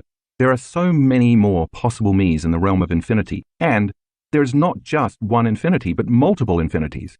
And all of this is happening in the eternal now. When I came back to physical reality as we know it on the couch, which paled in comparison to the other dimensional world I was just in, my first thought was, wow, my view of reality is so limited. The rich inner experience provided such a sense of clarity and the understanding that my beliefs, that is, what I thought I knew about life, God, myself, time, space, and what is even possible to experience in this infinite realm, was so very limited, and I hadn't even realized it until that moment. I knew I was like an infant with little comprehension of the magnitude of how big this thing we call reality is. I understood without fear or anxiety what the phrase, the unknown, meant for the first time in my life. And I knew I would never be the same person again. I'm sure you can imagine that when something like this happens, trying to explain it to your family or friends suggests some chemical imbalance in the brain. I was hesitant to talk about the event to anyone because I didn't even have the words to describe the experience, and I didn't want to jinx it from happening again. For months, I was very preoccupied with reviewing the entire process that I thought may have created the experience. I was also mystified about the concept of time, and I couldn't stop thinking about it. Aside from the paradigm shift about the eternal moment in time, I discovered something more. I realized after the transcendental event that night, when I came back to the world of 3 dimensions, that the whole experience had transpired in about 10 minutes. I had just lived 2 extensive events, and it should have taken much more time for the entire experience to unfold. This time dilation further piqued my interest in committing more of my energy to investigating what had happened to me. Once I understood more, I hoped I might be able to reproduce the experience. For days after that important night, the center of my chest was electric in the same way I had felt when the beautiful, tiny woman activated something within me. I kept thinking, how can this feeling still be lingering inside of me unless something real happened? When I put my attention on the center of my chest, I noticed the feeling amplify. Understandably, I wasn't very interested in any social interaction during this period because the people and conditions in the outer world distracted from that feeling in my inner world and the special feeling diminished. In time, it finally faded completely, but I never stopped thinking about the idea that there is always more love to experience, and that the energy I had embraced in that realm still lived within me. I wanted to activate it again, but I didn't know how. For a long time, even though I tried and tried to reproduce the experience, nothing happened. I now realize that the expectation of the same outcome, combined with the frustration of trying to force it to happen, is the worst combination for creating another mystical experience, or anything for that matter. I became lost in my own personal analysis, trying to figure out how it occurred and how I could make it happen again. I decided to add a few new approaches. Instead of trying to recreate the experience in the evening, I decided to wake up early in the morning and meditate. Since melatonin levels are the highest between 1 a.m. and 4 a.m., the mystical chemical metabolites of melatonin are the very substrates responsible for creating a lucid event. I decided I would practice my inner work at 4 every morning. Before I share what happened next, I want to ask you to keep in mind that this was an unusually difficult time in my life. I was deciding whether it was worth it for me to continue to teach. I'd experienced a fair amount of chaos in my life after appearing in the 2004 documentary What the Bleep Do We Know? I was considering stepping away from the public world and disappearing into a simpler life. It seemed so much easier just to walk away. Living a past incarnation in the present moment. One morning, about an hour and a half after I started my meditation in a seated position, I finally reclined. I put some pillows under my knees so I wouldn't fall asleep too quickly, allowing me to linger between wakefulness and sleep. As I lay down, I simply put my attention in the place the pineal gland occupies in my head. But this time, instead of trying to make something happen, I just let go and said to myself, whatever. Apparently, that was the magic word. I know what that means now. I surrendered, got out of the way, let go of any specific outcome, and simply opened up to possibility. The next thing I knew, I was experiencing myself as a stout man in a very hot region of the world that seemed to be what we now call Greece or Turkey.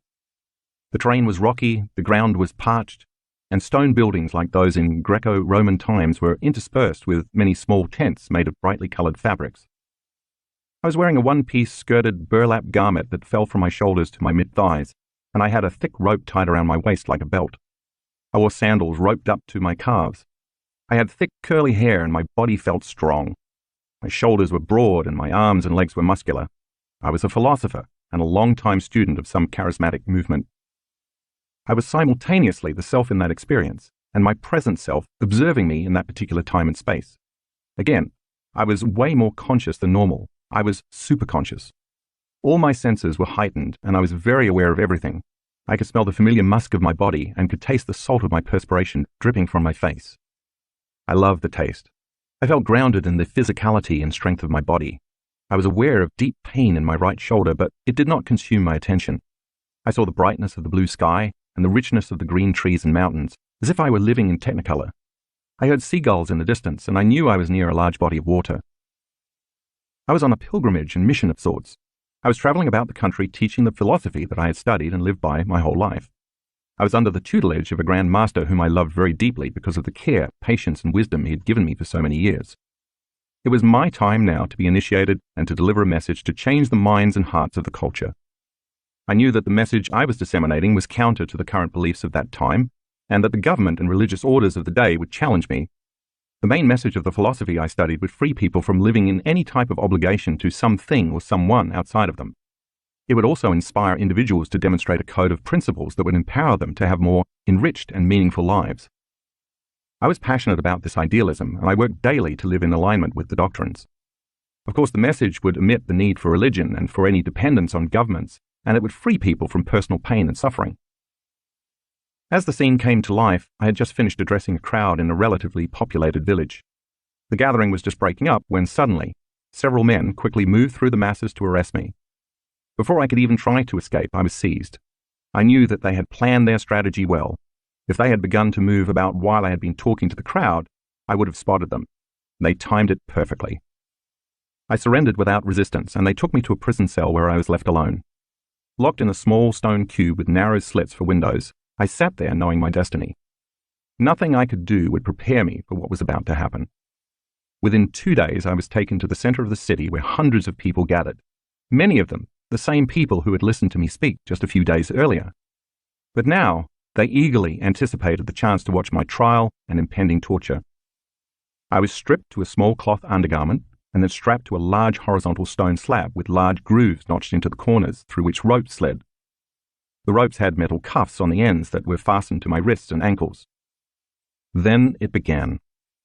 A man standing to my left started to crank a lever that moved the slab slowly from a horizontal position forward to a more vertical position. As the stone block moved upward, the ropes pulled my limbs tighter in all four directions. When I made it to about 45 degrees, the real pain began. Someone who seemed to be a magistrate yelled out, asking me if I would continue teaching my philosophy. I did not look up or answer. He then ordered the man to crank the lever further. At a certain point, I started to hear audible noises and pops, evidence of my spine dislocating in certain areas. As the observer of this scene, I watched the look on my face as the pain increased. It was like looking into a mirror and seeing myself. I became acutely aware that it was me on that slab. The metal cuffs around my wrists and ankles now tore into my skin, and the sharp metal burned. I was bleeding. One of my shoulders dislocated, and I heaved and grunted in pain. My body was convulsing and shaking as I tried to resist the tearing of my limbs by flexing and holding my muscles tight in resistance. Letting go would have been unbearable. Suddenly, the magistrate hollered out again, asking me if I would continue to teach. I had a thought. I will agree to stop teaching, and then when they let me down from this public display of torture, I will simply start again. I reasoned that this was the right answer. It would appease the magistrate and stop the pain and my death, while enabling me to continue my mission. I slowly shook my head from side to side in silence. Then the magistrate pressed me to verbally say no, but I would not speak. He then motioned quickly to the tormentor on my left to push the crank even harder. I looked down at the man as he turned the gears with a clear intention to hurt me. I saw his face, and as we looked into each other's eyes, I, as the observer, instantly recognized this person as someone in my present life as Joe Dispenza. The same person, but in a different body. Something clicked within me as I witnessed this scene. I recognized that this tormentor is still tormenting others, including me, in my current incarnation, and I understand that person's role in my life. It was an odd familiar feeling or knowing, and it made perfect sense. As the slab accelerated upward, my lower back snapped and my body started to lose control. That was the moment that broke me. I wept from the blinding pain and also felt such a deep sadness consume my whole being. When the weight of the heavy stone was released, it fell quickly back to the horizontal position. I lay there quivering, uncontrollably, in silence. I was then dragged back to the small prison cell where I lay curled up in the corner. For 3 days I couldn't stop the flashbacks of my torture. I was so humiliated that I never could speak in public again. The very thought of returning to my mission created such a visceral response in my body that I stopped even thinking about it. One night they released me, and without being noticed, head down in utter shame, I disappeared. I was unable to look anyone in the eye ever again. I felt like I had failed in my mission. I spent the rest of my life in a cave by the sea, trapping fish and living in silence as a hermit. As I witnessed this poor man's plight and his choice to hide from the world, I understood that this was a message for me. I knew that in my present life I could not disappear or hide from the world again, and that my soul wanted me to see that I had to continue my work. I had to make the effort to stand up for a message and never again retract from adversity. I also recognized that I hadn't failed at all. I had done my best. I knew that the young philosopher still lived in the eternal present moment as a myriad of possible me's, and that I could change my future and his by never again being afraid to live for the truth instead of dying for it. Each of us has myriad possible incarnations that exist in the eternal present moment, all waiting to be discovered. When the mystery of the self is unveiled, we can wake up to the understanding that we are not linear beings living a linear life, but instead dimensional beings living dimensional lives. The beauty behind the infinite probabilities that await us is that the only way we can change those futures is to change ourselves in the present infinite moment. Chapter 2. The Present Moment. If you want to experience the supernatural in your own life, by healing your body, creating new opportunities you could never have imagined before, and having transcendent, mystical experiences, you first need to master the concept of the present moment, the eternal now. There's a lot of talk about being present or being in the now these days. While most people understand the basics of what that means, not to think about the future or live in the past, I want to offer you a completely different understanding of the concept. It's going to require that you get beyond the physical world, including your body, your identity, and your environment, and even beyond time itself. This is where you turn possibility into reality. After all, if you don't get beyond who you think you are and the way you've been conditioned to believe the world works, it's not possible to create a new life or a new destiny. So in a very real sense, you have to get out of your own way, transcend the memory of yourself as an identity, and allow something greater than you, something mystical, to take over. In this chapter, I'm going to explain how that works. First, let's take a look at how the brain functions. When any neurological tissue in the brain or the body is activated, it creates mind. Consequently, from a neuroscientific understanding, mind is the brain in action. For instance, you have a specific mind to drive your car. You have another mind to take a shower. You have a different mind when you sing a song or listen to music. You use a specific level of mind to execute each of those complex functions, because you've probably done each of these tasks thousands of times, so your brain turns on in a very specific way whenever you do any of them. When your brain is in action as you drive your car, for example, you are in fact turning on a specific sequence, pattern, and combination of neurological networks. Those neural networks, or neural nets, are simply clusters of neurons that work together as a community, just like an automatic software program or a macro, because you've done that particular action so many times. In other words, the neurons that fire together to accomplish the task become more wired together. As you consciously choose to perform the task of driving your vehicle, we could say that you are automatically selecting and instructing those neurons in your brain to turn on to create a level of mind. For the most part, your brain is a product of the past. It has been shaped and molded to become a living record of everything you have learned and experienced up to this point in your life. Learning from a neuroscientific standpoint is when neurons in your brain assemble to form thousands of synaptic connections, and those connections then assemble into complex, three-dimensional neurological networks. Think of learning as your brain getting an upgrade. When you pay attention to knowledge or information and it makes sense to you, this interaction with the environment leaves biological impressions in your brain.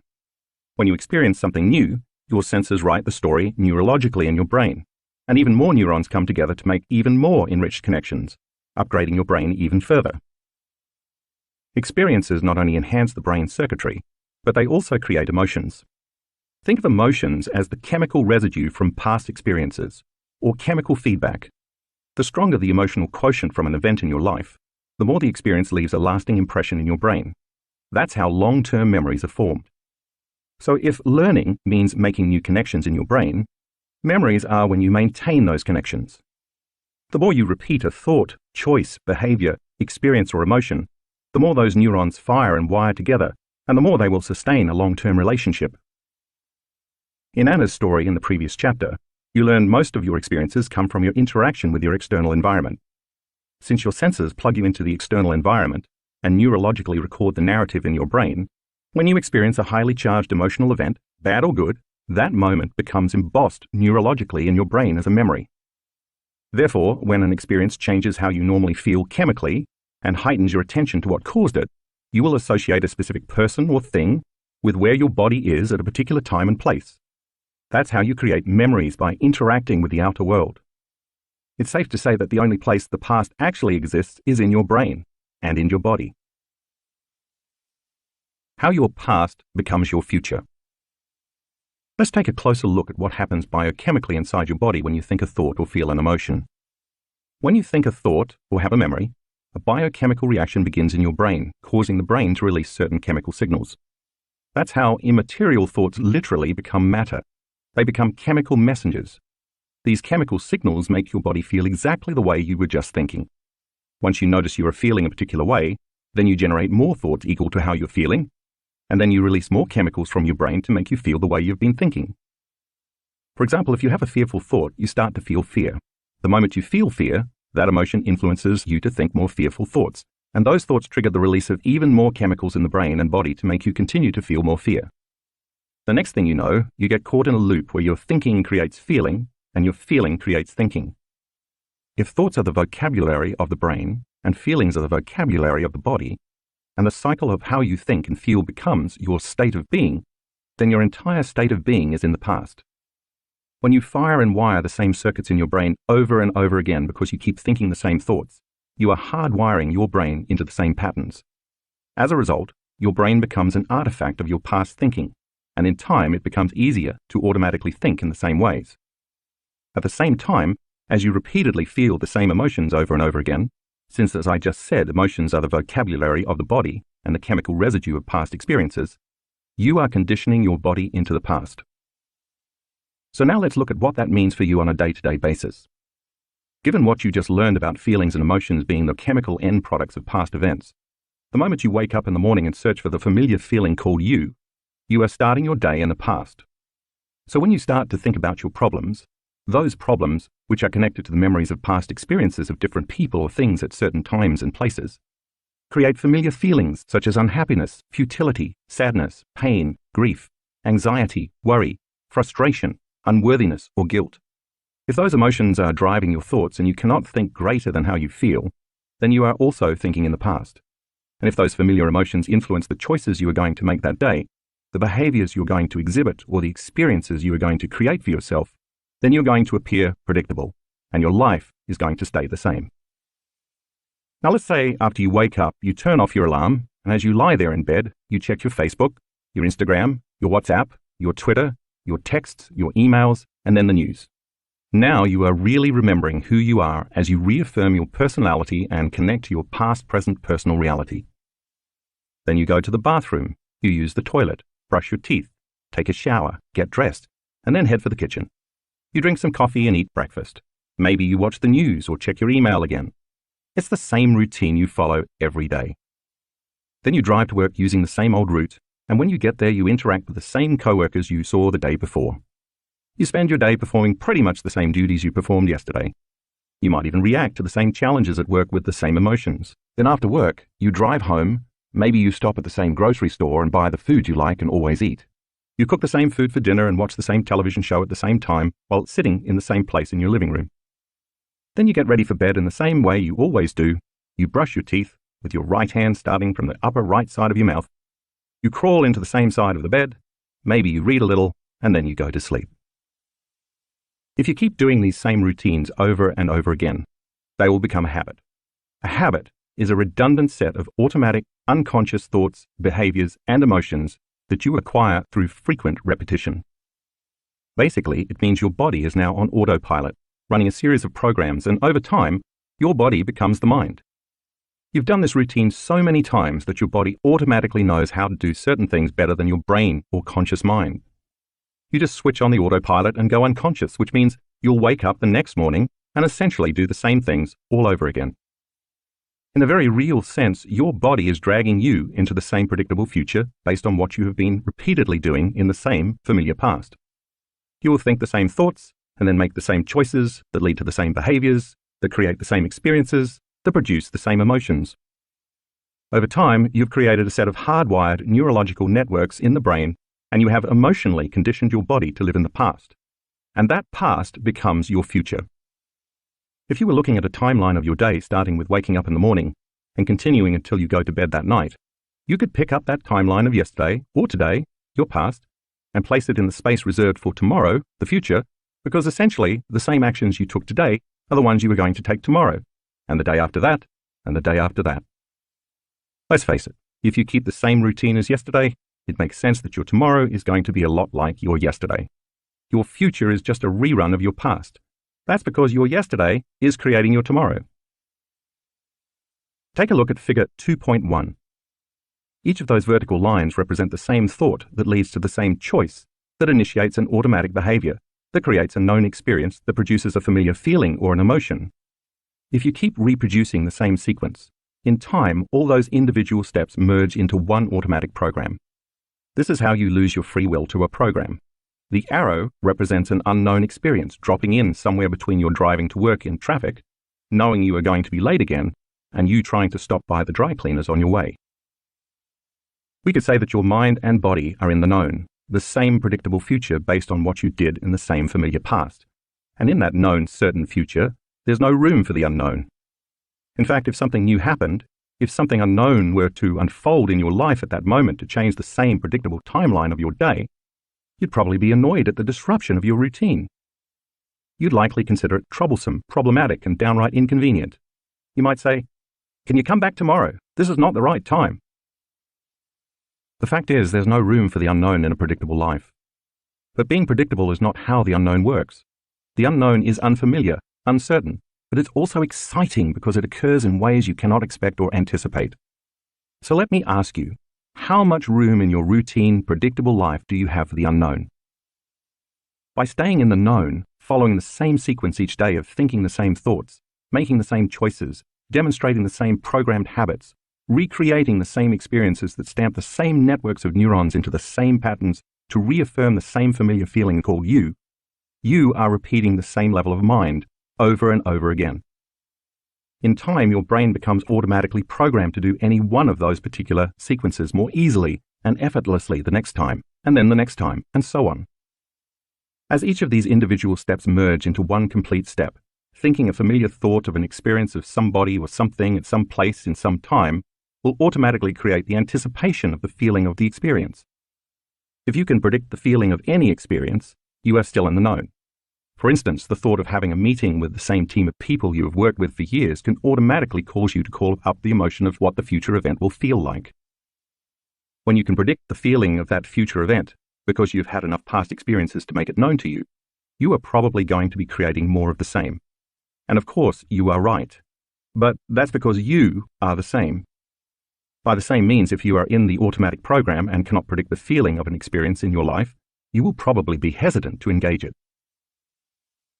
We need to look at one more aspect of thinking and feeling to get the full picture of what's happening when we keep living in the same state of being.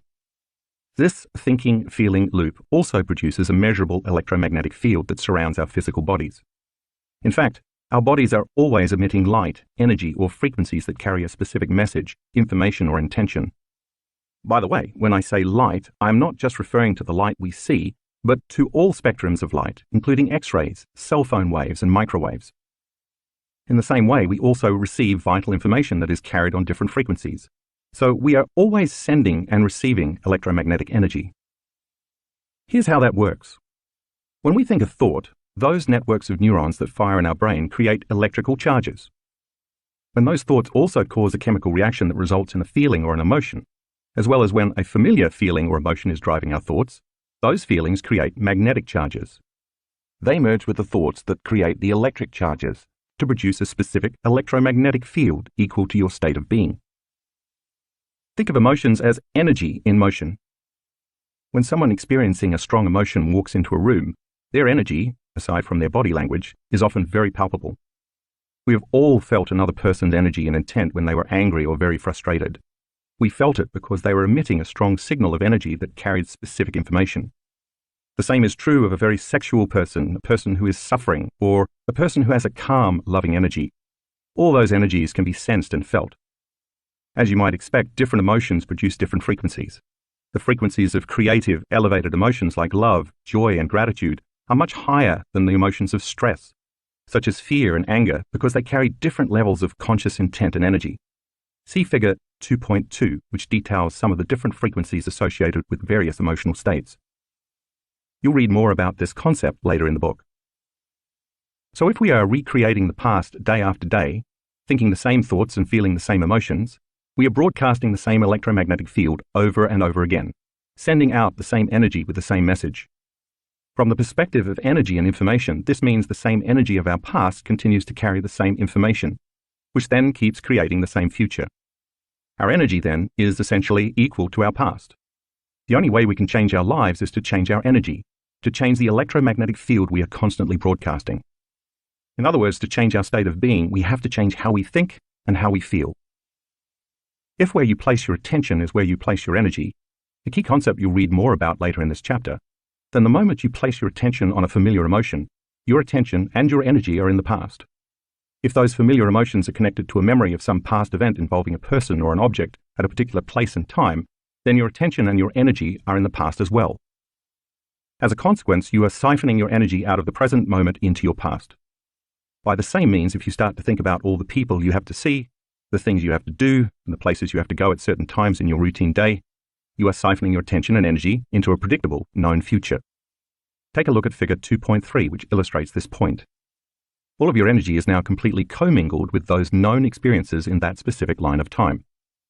Your energy is creating more of the same, and your body is going to follow your mind to the same events in your same reality. Your energy is being directed out of the present moment and into the past and the future. As a result, you have very little energy left to create an unknown experience in a new timeline. Figure 2.3 also shows how the electromagnetic energy you emanate is a vibrational match with everything known to you. So as you start your day, when you have the thought of the toilet, the next thing you know, there you are, walking toward the toilet.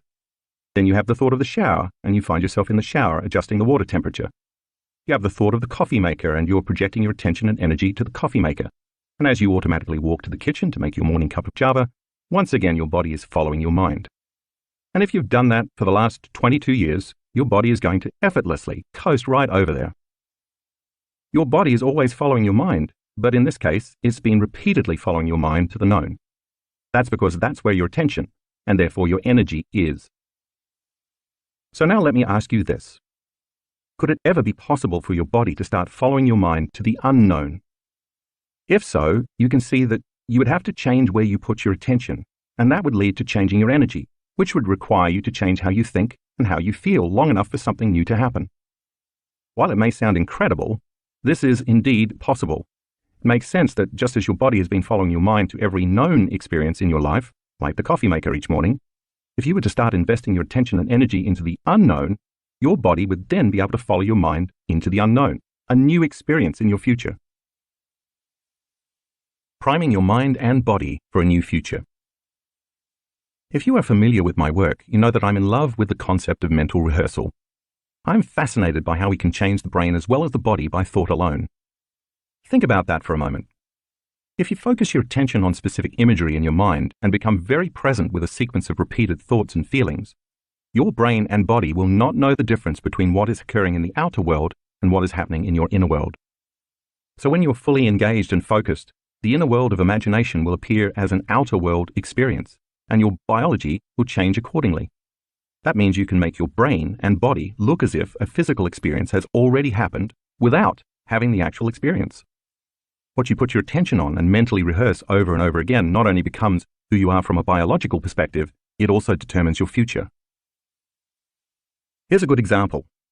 A team of Harvard researchers took a group of volunteers who had never before played the piano and divided the group in half. One half practiced a simple 5-finger piano exercise for 2 hours a day over a period of 5 days. The remaining half did the same thing, but just by imagining they were sitting at the piano without physically moving their fingers in any way. The before and after brain scans showed that both groups created a dramatic number of new neural circuits and new neurological programming in the region of their brains that controls finger movements, even though one group did so by thought alone. Think about this.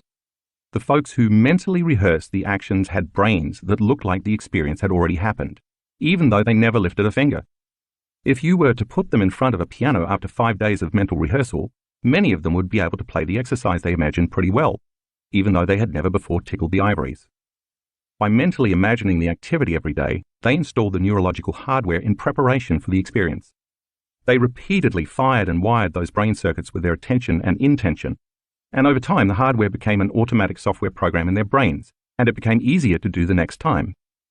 So if they were to start to play after 5 days of mental practice, their behaviors would become easily aligned with their conscious intentions because they primed their brains for the experience ahead of time. That's how powerful the mind can be once trained. Similar studies show the same kinds of results with muscle training. In a pioneering study at the Cleveland Clinic, 10 research subjects between the ages of 20 and 35 imagined flexing one of their biceps as hard as they could in 5 training sessions a week for 12 weeks. Every other week, the researchers recorded the subjects' electrical brain activity during their sessions and measured their muscle strength. By the end of the study, the subjects had increased their bicep strength by 13.5%, even though they hadn't actually been using their muscles at all. They maintained this gain for 3 months after the training session stopped. More recently, a research team made up of scientists from the University of Texas at San Antonio, the Cleveland Clinic, and the Kessler Foundation Research Center in West Orange, New Jersey, asked subjects to visualize contracting their elbow flexor muscles. As they did so, they were instructed to urge the muscles to flex as strong and hard as possible, adding a firm intention to their strong mental energy for 15-minute sessions, 5 days a week for 12 weeks. One group of subjects was instructed to use what is called external or third-person imagery, imagining themselves performing the exercise by observing themselves in a scene in their head separate from the experience, like watching a movie of themselves. The second group was instructed to use internal or first-person imagery, imagining that their bodies as they existed right then in real time were doing the exercise, making it more immediate and realistic. A third group, the control, did no practice. The group using external imagery, as well as the control group, showed no significant change, but the group using internal imagery showed a 10.8% increase in strength. Another team of researchers from Ohio University went so far as to wrap the wrists of 29 volunteers in surgical casts for 1 month, ensuring they wouldn't be able to move their wrists, even unintentionally. Half the group practiced mental imagery exercises for 11 minutes a day, 5 days a week, imagining they were flexing their immobilized wrist muscles while actually remaining completely still. The other half, the control group, did nothing. At the end of the month, when all the casts came off, the muscles of the imagery group were twice as strong as those of the control group. Each of these 3 muscle studies show how mental rehearsal not only changes the brain, but can also change the body by thought alone. In other words, by practicing the behaviors in their mind and consciously reviewing the activity on a regular basis, the bodies of the subjects looked like they had been physically performing the activity, and yet they never did the exercises. Those who added the emotional component of doing the exercise as hard as possible to the intensity of the mental imagery made the experience even more real and the results more pronounced. In the piano playing study, the brains of the research subjects looked as though the experience they'd imagined had already happened, because they had primed their brains for that future. In a similar way, the subjects in the muscle flexing studies changed their bodies to look as if they had previously experienced that reality, just by mentally rehearsing the activity through thought alone. You can see why when you wake up in the morning and start thinking about the people you have to see, the places you have to go and the things you have to do in your busy schedule, that's mentally rehearsing. And then you add an intense emotion to it like suffering or unhappiness or frustration, just like the elbow flexor volunteers who urged their muscles to flex without moving them at all. You are conditioning your brain and body to look like that future has already happened. Since experience enriches the brain and creates an emotion that signals the body, when you continuously create an inward experience that is as real as an outer experience, over time you're going to change your brain and body, just like any real experience would. In fact, when you wake up and start thinking about your day, neurologically, biologically, chemically, and even genetically, which I will explain in the next section, it looks as though that day has already happened for you. And in fact, it has. Once you actually start the day's activities, just as in the experiments above, your body is naturally and automatically going to behave equal to your conscious or unconscious intentions.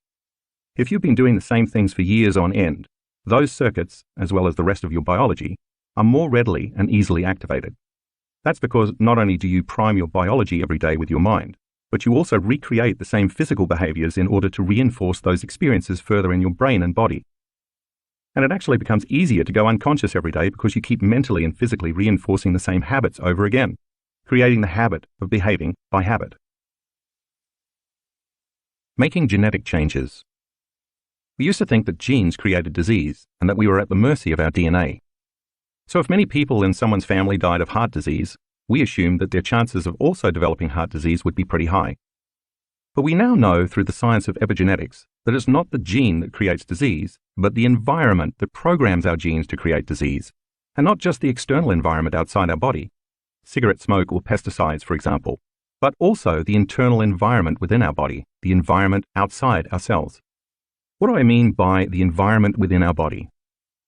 As I said previously, emotions are chemical feedback, the end products of experiences we have in our external environment. So as we react to a situation in our external environment that produces an emotion, the resulting internal chemistry can signal our genes to either turn on, upregulating or producing an increased expression of the gene, or to turn off, downregulating or producing a decreased expression of the gene. The gene itself doesn't physically change. The expression of the gene changes, and that expression is what matters most because that is what affects our health and our lives. Thus, even though someone may have a genetic predisposition for a particular disease, for example, if their genes continue to express health instead of expressing that disease, they won't develop the condition and will remain healthy. Think of the body as a finely tuned instrument that produces proteins. Every one of our cells, except red blood cells, makes proteins, which are responsible for the body's physical structure and physiological function. For example, muscle cells make specific proteins known as actin and myosin, and skin cells make the proteins collagen and elastin. Immune cells make antibodies, thyroid cells make thyroxine, and bone marrow cells make hemoglobin. Some of our eye cells make keratin, while our pancreatic cells make enzymes like protease, lipase, and amylase. There isn't an organ or a system in the body that does not rely on or produce proteins. They are a vital part of our immune system, digestion, cellular repair, and bone and muscle structure. You name it, they're a part of it. In a very real way, then, the expression of proteins is the expression of life and is equal to the health of the body. In order for a cell to make a protein, a gene must be expressed. That's the job of the genes, to facilitate making proteins. When the signal from the environment outside of the cell reaches the cell membrane, the chemical is accepted by a receptor outside of the cell and makes its way to the DNA inside the cell. Then a gene makes a new protein that's equal to that signal. So if the information coming from outside of the cell does not change, the gene keeps making the same protein and the body stays the same. Over time, the gene will begin to downregulate. It will either shut off its healthy expression of proteins, or it will eventually wear out, like making a copy of a copy of a copy, causing the body to express a different quality of proteins. Different classifications of stimuli upregulate and downregulate genes. We activate experience-dependent genes, for example, by doing new things or learning new information. These genes are responsible for stem cells getting the instructions to differentiate, transforming into whatever type of cell the body needs at that particular time to replace cells that are damaged. We activate behavioral state-dependent genes when we are in high levels of stress or arousal, or in alternate states of awareness like dreaming. You can think of these genes as the fulcrum of mind-body connection because they provide a link between our thoughts and our bodies, allowing us to influence our physical health through various behaviors, meditation, prayer, or social rituals, for example. When genes are altered in this way, sometimes within minutes, those altered genes can then be passed on to the next generation. So when you change your emotions, you can change the expression of your genes, turning some on and others off, because you are sending a new chemical signal to your DNA, which can then instruct your genes to make different proteins, upregulating or downregulating to make all kinds of new building blocks that can change the structure and function of your body. For example, if your immune system has been subject to living in the emotions of stress for too long and has certain genes activated for inflammation and disease, you can turn on new genes for growth and repair and switch off the old genes responsible for disease. And at the same time, these epigenetically altered genes will begin to follow new instructions, making new proteins and programming the body for growth, repair, and healing. This is how you can successfully recondition your body to a new mind. So as you read earlier in this chapter, this means that if you're living by the same emotions day in and day out, your body believes it's in the same environmental conditions. And those feelings influence you to make the same choices, causing you to demonstrate the same habits that then create the same experiences, that then produce the same emotions all over again. Thanks to these automatic, programmed habits, your cells are constantly being exposed to the same chemical environment, outside your body and your environment as well as outside the cells, but within your body. That chemistry keeps signaling the same genes in the same way. And so you're stuck because when you stay the same, your genetic expression stays the same. And now you are headed for a genetic destiny because you don't have any new information coming from the environment. But what if the circumstances in your life change for the better? Shouldn't that also change the chemical environment surrounding your cells? Yes, that happens, but not all the time. If you've spent years conditioning your body to this cycle of thinking and feeling, and then feeling and thinking without realizing it, you've also conditioned your body to become addicted to these emotions. So simply changing the external environment by, say, getting a new job doesn't necessarily break the addiction any more than someone addicted to drugs would be able to stop their cravings just by winning a lottery or moving to Hawaii. Because of the thinking-feeling loop, sooner or later, after the novelty of the experience is over, most people return to their baseline emotional state, and the body believes it's in the same old experience that created the same old emotions. So if you were miserable in your old job, but managed to get a new one, you might be happy for a few weeks, or even a few months. But if you had spent years conditioning your body to be addicted to misery, you would eventually return to that old emotion because your body would crave its chemical fix. Your outer environment may have changed, but your body will always believe its internal chemistry more than its external conditions. So it remains emotionally locked into your old state of being, still addicted to those old emotions. That's just another way of saying you're still living in the past. And because the internal chemistry hasn't changed, you can't change the expression of your genes to make new proteins in order to improve the structure or the function of your body. So there's no change in your health or your life. That's why I say you have to think greater than the way you feel to make any real, lasting changes. In the winter of 2016, at our advanced workshop in Tacoma, Washington, my team and I performed a study on the effect elevated emotions had on immune function, taking saliva samples from 117 test subjects at the start of the workshop, and then again 4 days later at the workshop's conclusion.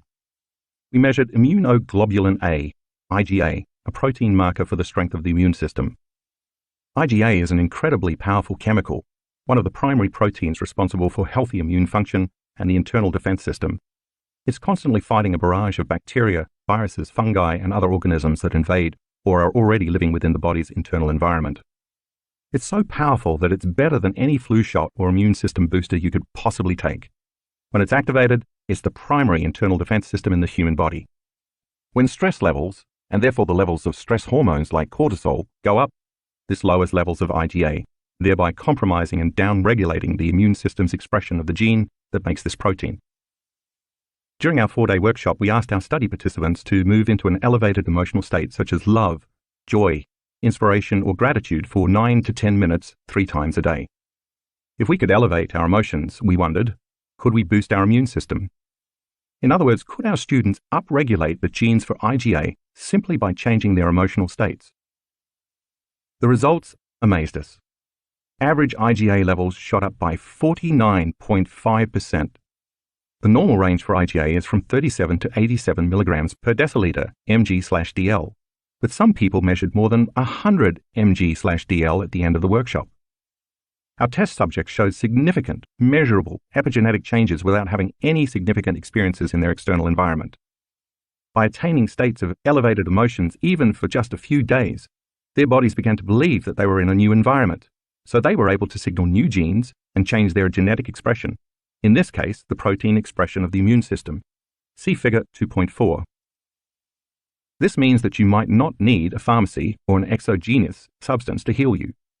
You have the power from within to upregulate the genes that make IgA within a few days. Something as simple as moving into an elevated state of joy, love, inspiration, or gratitude for 5 to 10 minutes a day can produce significant epigenetic changes in your health and body. Where attention goes, energy flows. Since where you place your attention is where you place your energy, when you wake up in the morning and immediately start putting your attention and energy on all the people you have to see that day, the places you have to go, the objects you own, and the things you have to do in the three-dimensional world, your energy becomes fractured. All of your creative energy is flowing away from you, as Figure 2.5 illustrates, to all things in the outer world that compete for your attention: your cell phone, your laptop, your bank account, your house, your job, your co-workers, your spouse, your kids, your enemies, your pets, your medical conditions, and so on. Take a glance at Figure 2.5. It is obvious that most people's attention and energy are directed to their outer material world. It begs the question, how much energy do you have left in your inner world of thoughts and feelings to create a new reality? Consider for a moment that each of these people or things you give so much attention to is a known in your life because you've experienced it. As I mentioned earlier in the chapter, you have a neurological network in your brain for each one of those things. Since they are mapped in your brain, you perceive and so experience them from your past. And the more you keep experiencing them, the more automatic and enriched the neural circuits for each of them become, because the redundancy of the various experiences keeps assembling and refining more and more circuits. That's what experience does. It enriches the brain. So you have a neurological network about your boss, a neurological network about money, a neurological network about your partner, a neurological network about your kids, a neurological network for your financial situation, a neurological network for your house, and neurological networks about all your physical world possessions because you've experienced all of those people or things at different times and places. When your attention and therefore your energy is divided between all these outer world objects, people, problems, and issues, there's no energy left for you to put on your inner world of thoughts and feelings. So there's no energy left for you to use to create something new. Why? Because how you think and how you feel literally creates your personal reality. Therefore, if you are thinking and feeling equal to everything that you know, that's the known, you keep reaffirming the same life. In fact, we could say that your personality is no longer creating your personal reality. Now your personal reality is creating your personality. Your external environment is controlling your thoughts and feelings. There's a biological match between your inner world of thoughts and feelings and your outer world, past-present reality made of people and objects at certain times and places. You are continuously keeping your life the same because you are keeping your attention, thoughts, and your energy, feelings, the same. Finally, if how you think and how you feel broadcasts an electromagnetic signature that influences every area of your life, you are broadcasting the same electromagnetic energy and your life never changes. We could say that your energy is equal to everything in your past-present reality, and you are recreating the past. That's not the only limitation that occurs, though. When you place all your attention and energy on the outer world and you keep reacting to the same conditions in the same way, in a state of chronic stress which causes the brain to be in a constant state of arousal, your inner world becomes imbalanced and your brain begins to work inefficiently. And then you become less effective in creating anything at all. In other words, you become a victim of your life instead of the creator of your life. Living by the hormones of stress. Now let's take a closer look at how we end up getting addicted to our negative emotions, or more precisely, what we call the hormones of stress. The moment we react to any condition in our outer world that tends to be threatening, whether the threat is real or imagined, our body releases stress hormones in order to mobilize enormous amounts of energy in response to that threat. When this occurs, the body moves out of balance. That's exactly what stress is. This is a natural and healthy response because, in antiquity, that chemical cocktail of adrenaline and cortisol and similar hormones were released when we were facing some danger in the outer world. Maybe a predator was chasing us, for example, and we had to make a decision to fight, run, or hide. When we are in survival mode, we automatically become materialists, defining reality with our senses by what we can see, hear, smell, feel, and taste. We also narrow our focus and put all of our attention on matter, on our bodies existing in a particular space and time. The hormones of stress cause us to give all of our attention to our outer world because that's where the danger lurks. Back in the days of early humans, of course, this response was a good thing. It was adaptive. It kept us alive. And once we had focused our attention on the cause, and then the danger had passed, the levels of all those stress hormones went back into balance. But in modern times, that's no longer the case.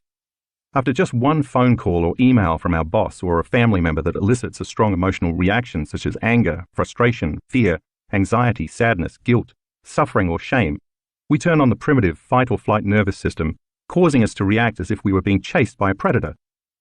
The same chemistry automatically stays switched on because the external threat never seems to go away. The truth is that many of us spend the majority of our time in this state of heightened arousal. It's become chronic. It's as though the predator is not out there in the wild making an occasional toothy appearance, but is instead living in the same cave as we are, a toxic coworker whose desk is right next to ours, for example. Such a chronic stress response is not adaptive. It's maladaptive. When we're living in survival mode and those hormones of stress like adrenaline and cortisol keep pumping through our body, we stay on high alert instead of returning to balance. As in Anna's experience in Chapter 1, when this imbalance is maintained long-term, chances are we are headed for disease, because long-term stress downregulates the healthy expression of genes. In fact, our bodies become so conditioned to this rush of chemicals that they become addicted to them.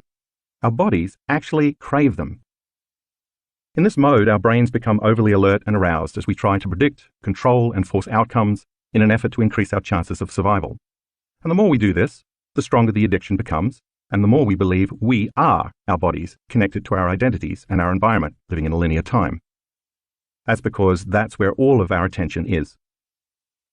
When your brain is aroused and you are living in survival mode, and you have to keep shifting your attention to your job, to the news, to your ex, to your friends, to your emails, to Facebook, and to Twitter, you're activating each of these different neurological networks very quickly. Review figure 2.5. If you keep doing this over time, the act of habitually narrowing your focus and shifting your attention compartmentalizes your brain, and it no longer works in a balanced fashion.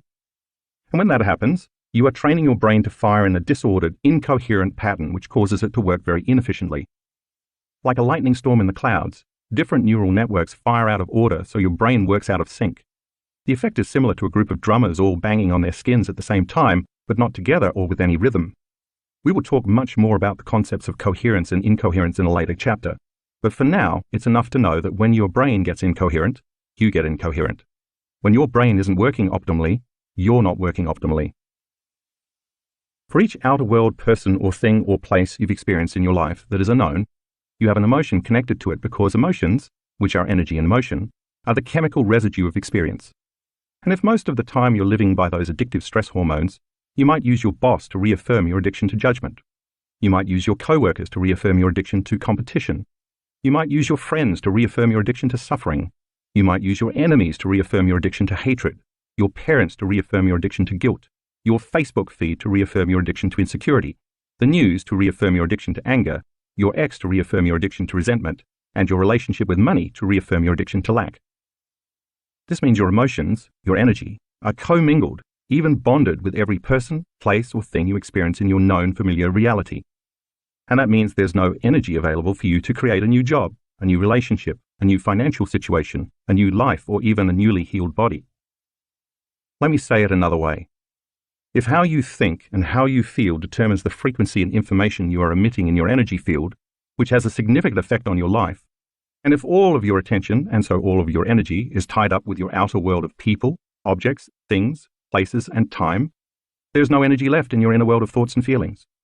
Therefore, the stronger the emotion you are addicted to, the more you will place your attention on that person, object, place, or circumstance in your outer world, giving away most of your creative energy and causing you to feel and think equal to everything you know. It becomes difficult to think or feel in any new ways when you are addicted to your outer world. And it's possible that you can become addicted to all the people and things in your life that are causing you all the problems in the first place. That's how you give your power away and mismanage your energy. If you review Figure 2.5, you'll find a few examples to illustrate how we create energetic bonds to all of the elements in our outer world. Take a look at Figure 2.6. On the left side of the diagram, you see two atoms bound by an invisible field of energy. They're sharing information. It's energy that is bonding them together. On the right side of the diagram, you see two people who are sharing an experience of resentment and who are also bonded by an invisible field of energy that keeps them connected energetically. In truth, they are sharing the same energy, and so the same information. To separate the two atoms, it takes energy. By the same means, if your attention and energy are bound to the same people, places, and things in the outside physical world, you can understand that it's going to take energy and effort to break those bonds when you're in meditation. This begs the question, how much of your creative energy is tied up in guilt, hatred, resentment, lack, or fear? The truth is, you could be using all that energy to recreate a new destiny. To do that, you're going to have to get beyond all those things in your outer world by taking your attention off them. That's why we use meditation as the model to change our internal state. This allows us to break from our associations to everybody, everyone, everything, everywhere, and every time, long enough to journey within. Once you overcome your emotional body and you take your attention off everything known to you in your outer world, you call your energy back to you, breaking the bonds with your past-present reality, which has been staying the same. You're going to have to make the transition from being somebody to being nobody, which means you have to take your attention off your body, your pain, and your hunger. You're going to have to go from being someone to being no one, taking your attention off your identity as a partner, parent, and employee. You'll have to go from keeping your attention on something to placing your attention on no thing, forgetting all about your cell phone, your emails, and getting a cup of coffee. And from being somewhere to being nowhere, getting beyond any thoughts about the chair you're meditating in or where you'll be going later today. And from being in linear time to being in no time, with no distracting memories or thoughts about the future. I'm not saying that your cell phone or your laptop or your car or your bank account is bad, but when you're overly attached to those things and they've captured your attention to such a degree that you can't get beyond thinking about them because of the strong emotions you associate with them, those possessions own you, and then you can't create something new. The only way to do that is to learn to call all of that fractured energy back so you can overcome the emotions of survival that you've become addicted to and that keep all of your energy bound to your past-present reality. Once you take your attention off all those exterior elements, you start to weaken your energetic and emotional bonds with those things, and you finally begin to free up enough available energy to create a new future. That's going to require you to become aware of where you've been unconsciously placing your attention, and, like separating the two atoms, it's also going to take some energy to consciously break those bonds. People come up to me all the time in workshops and tell me their computer hard drive crashed, or someone stole their car, or they lost their job and they don't have any more money. When they tell me they have lost people or things in their life, you know what I always say to them? Great.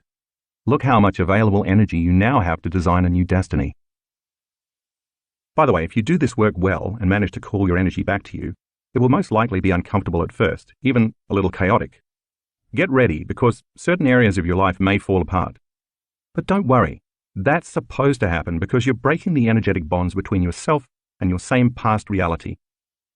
Anything that is no longer in a vibrational match between you and your future is going to fall away. Let it. Don't try to put your old life back together because you're going to be way too busy with the new destiny you're calling to yourself. Here's a great example. A friend of mine who was vice president of a university showed up for a board meeting about 3 weeks after he started doing this meditation work. He was the backbone of that university. The students and faculty loved him. He walked into the board meeting and sat down, and they fired him. So he called me and he said, "Hey, I don't know if this meditation process is working. The board just fired me. Aren't great things supposed to happen to me when I'm doing the work?"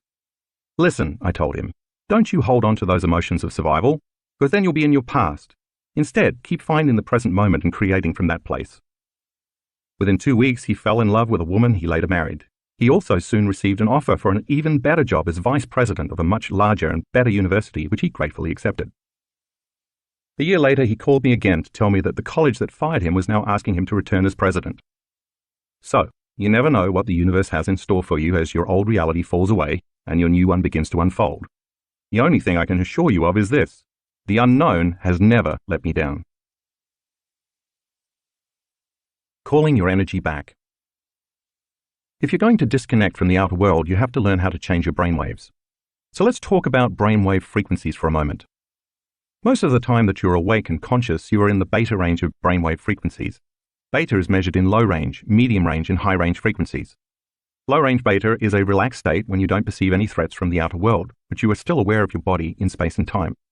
This is the state you are in when you are reading, paying attention to your daughter during a friendly conversation, or listening to a lecture. Mid-range beta is slightly more aroused state, such as when you're in a group of people, introducing yourself to everyone for the first time and you have to remember everyone's name. You're more vigilant, but you're not overly stressed or completely out of balance. Think of mid-range beta as good stress.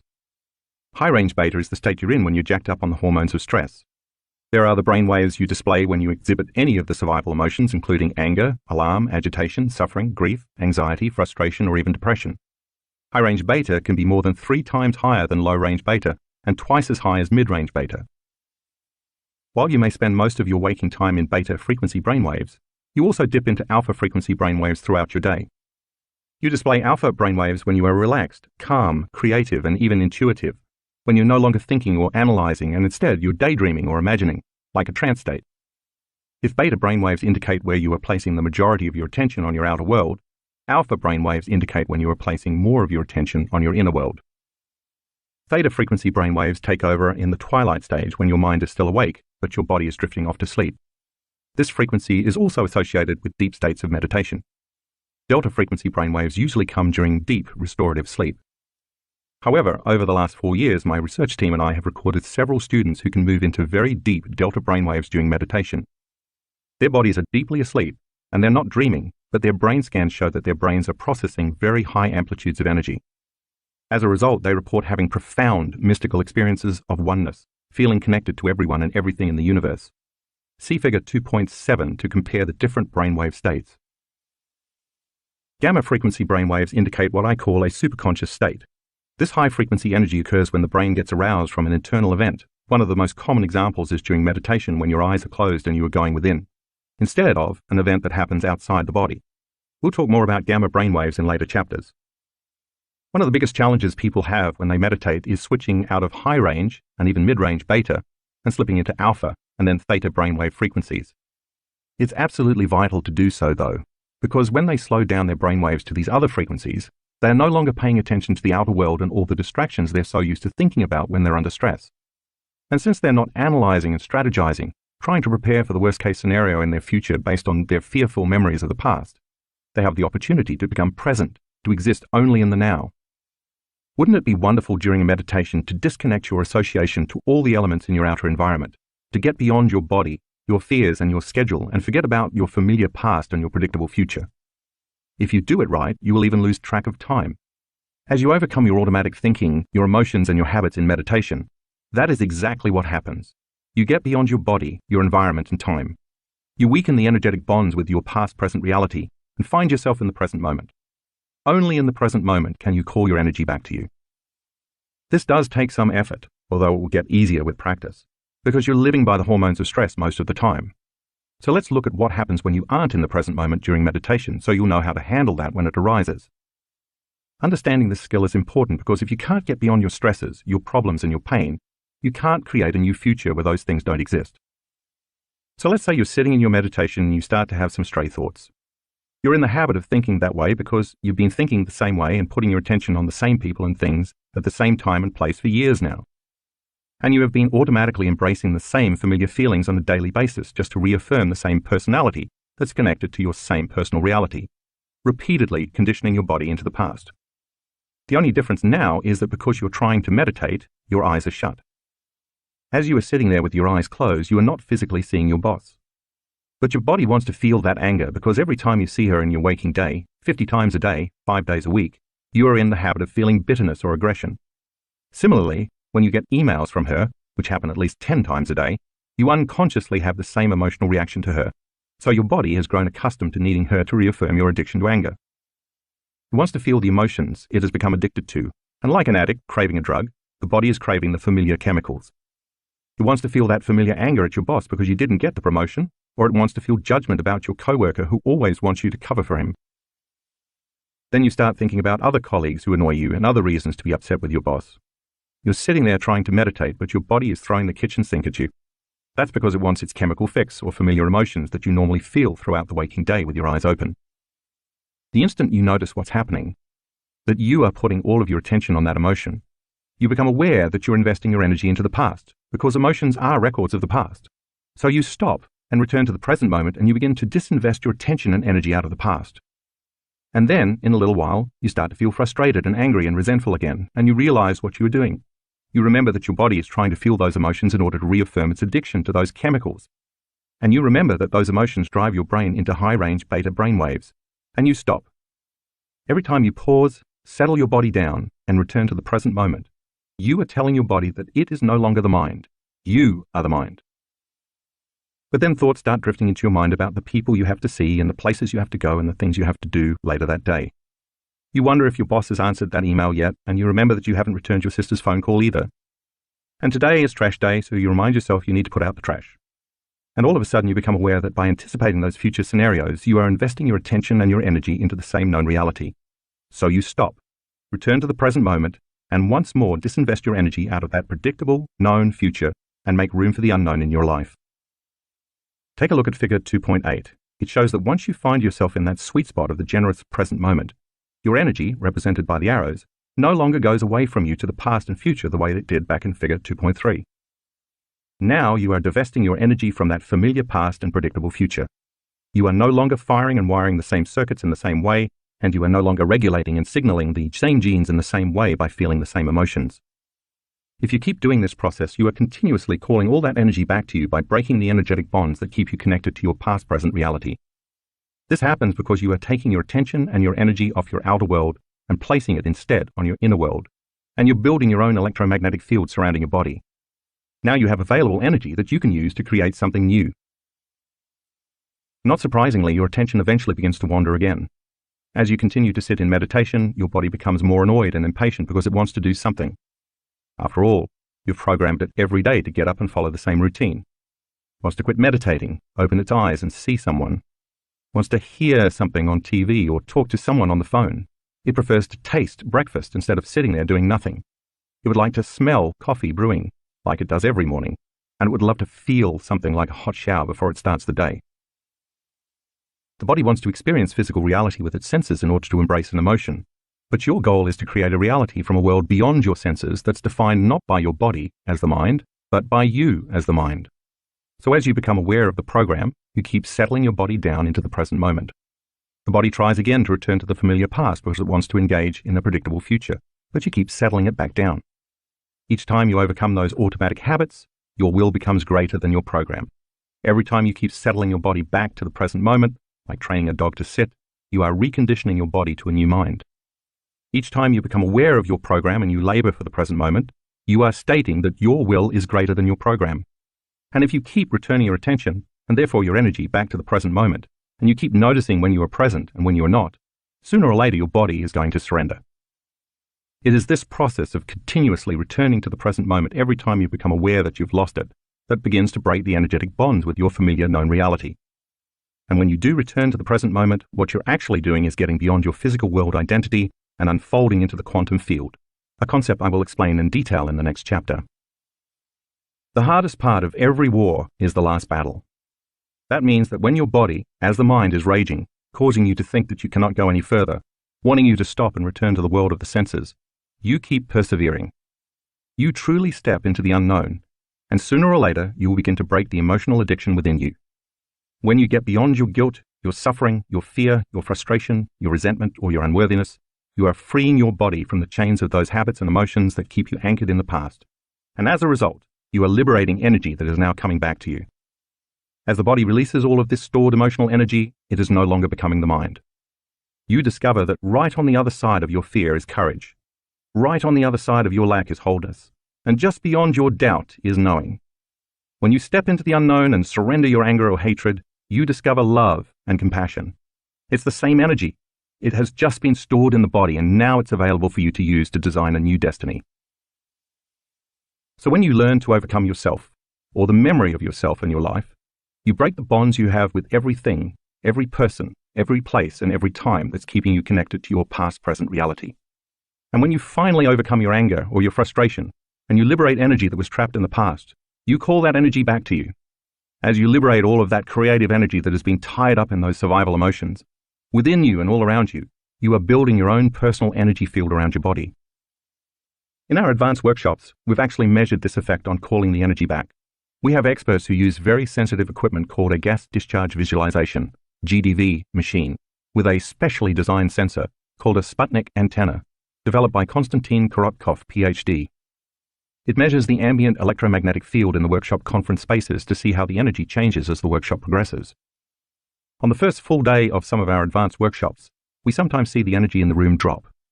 That happens because once we start meditating and those students have to overcome themselves by breaking the energetic bonds with everyone and everything in their known reality, they are calling energy back to themselves. They're drawing energy from the greater field, and the field in the room can diminish as the participants begin to build their individual field of energy around their own bodies. And now they have available energy to use to design a new destiny. Of course, as our entire group gets beyond themselves the first day, they finally build their own light field, and as their energy keeps expanding each day, they begin to contribute to the energy in the room. As a result, we finally witness the energy of the room rise. To see what this sometimes looks like, find graphics 1A and 1B in the color insert. One way to increase your chances of a successful meditation is to give yourself enough time so you don't get distracted by trying to rush through the experience. When I meditate, for example, I allow for 2 hours. I don't have to take 2 hours every time, but I know myself well enough by now to realize that if I have only 1 hour, I'm going to tell myself there's not enough time. If I have 2 hours, on the other hand, I can relax knowing I have plenty of time to find the present moment.